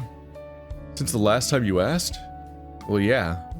Funnily enough, there have been some developments. Without Dad around, they've been quick to ask Grandpa for advice, but he's not all there, so the direction things are taking, even over the past week, has been crazy. Crazy good? Let's just say I'm happy I've been able to crash at your place. We can head back soon, I'm almost done here. Orlando made a sound somewhere between a yelp and a squeak, which was enough to draw me up from tending to Dad's grave. I followed the direction he was pointing and stood up, watching as two familiar figures approached. Greetings. So nice to see you again. Yep, it's just the same conversation each time, but we have a different date each time. Whee! I cannot express how badly I need this game to be over. Yeah, Atlanta's Rut's gonna be over. This is so that was something. rough. I'm not a kid. I don't need things explained to me using video games. But did it actually help, though? His expression said it all, though I shook my head and looked around the graveyard as I thought. Still, I really wish I would have helped somehow. At least things are turning out alright, with or without the medals? I'd like to think so. We're going to try at least, are we? Listen to me, treasure. It's not a matter of try. I promise they will. Someday at the very least. And he was right. Well, not immediately, things seemed to start to settle in with his family, and settle hard. Apparently, a lot of them moved back overseas in order to continue the family business, while Orlando stepped up to lead who was left of the family. But rather than crime, it was bread and every manner of baked goods. Single-handedly or so, he claimed he converted those who were left into honest working folk, made a bunch of money too. He just stops the mafia. No. He's like, no, it's not a mafia anymore. Now now it's a bakery. Everyone will adjust well to this lifestyle and level of income. They'll be fine. So much so that he helped fund a cafe for Dean, and they entered some sort of business arrangement. Congratulations, Dean, you're now in league with the mafia. I helped out at the cafe, if only because I wanted to, not that we need the money. Plus, it was nice to spend time around my friends. Tyson stopped by every now and again, once he'd gotten back from his trip, and the two of them made sure to have dinner once a week as brothers. Of us. After all, he ended up singing the prayers. After all, he ended up signing the papers to make the adoption official. We saw Sal a fair bit too. He decided to become a cop just to make sure things stayed safe. Just things, as a concept. Not even because he wants to help people, which is his real reason he gave in his own route. Even if Orlando constantly reassured him things were doing alright. Like, he became a cop because the ghost of Memphis will come back? That was the implication of that paragraph? Haas ended up meeting a tiger at a convention or something, and they started making online content. Last I heard, they were going to get married, but we're still deciding what the theme should be. Much to Tyson's annoyance, it looks like it was going to be decided on stream. The gender of the Tyson is not specified. Whatever that means. As for Oswin and Florencia, I never saw them again. As far as I could tell, they vanished entirely. Not that I made the effort to go looking. It was something best left in my past.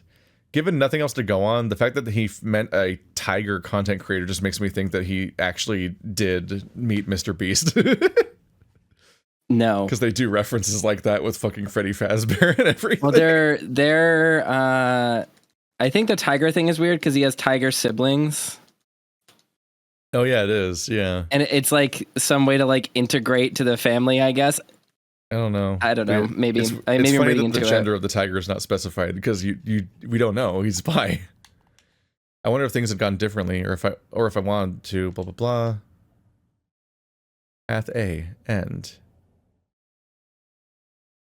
And then Thanatos shows up to be like, "You stupid loser." All the controls disappear for this part of the game. Whee! And they summarize all of the things again. But yeah, the entire epilogue is unskippable because it's all, the controls disappear. We did it! Look, Dave's alone again. Evil is dead. We killed it. This fucking game. Next And up, this means Toaster the next voices Roswell a for an toaster entire route. No, thank you. Please, God, I'm begging. Please. It's bad. All my friends hate me because I do this to them. I can't. I'm dying. I put Andrew through all the 3D Sonic games and the Zero Escape games. I put Stephanie through Yick, and I put Toaster through Password, and I've done unspeakable things to Bird.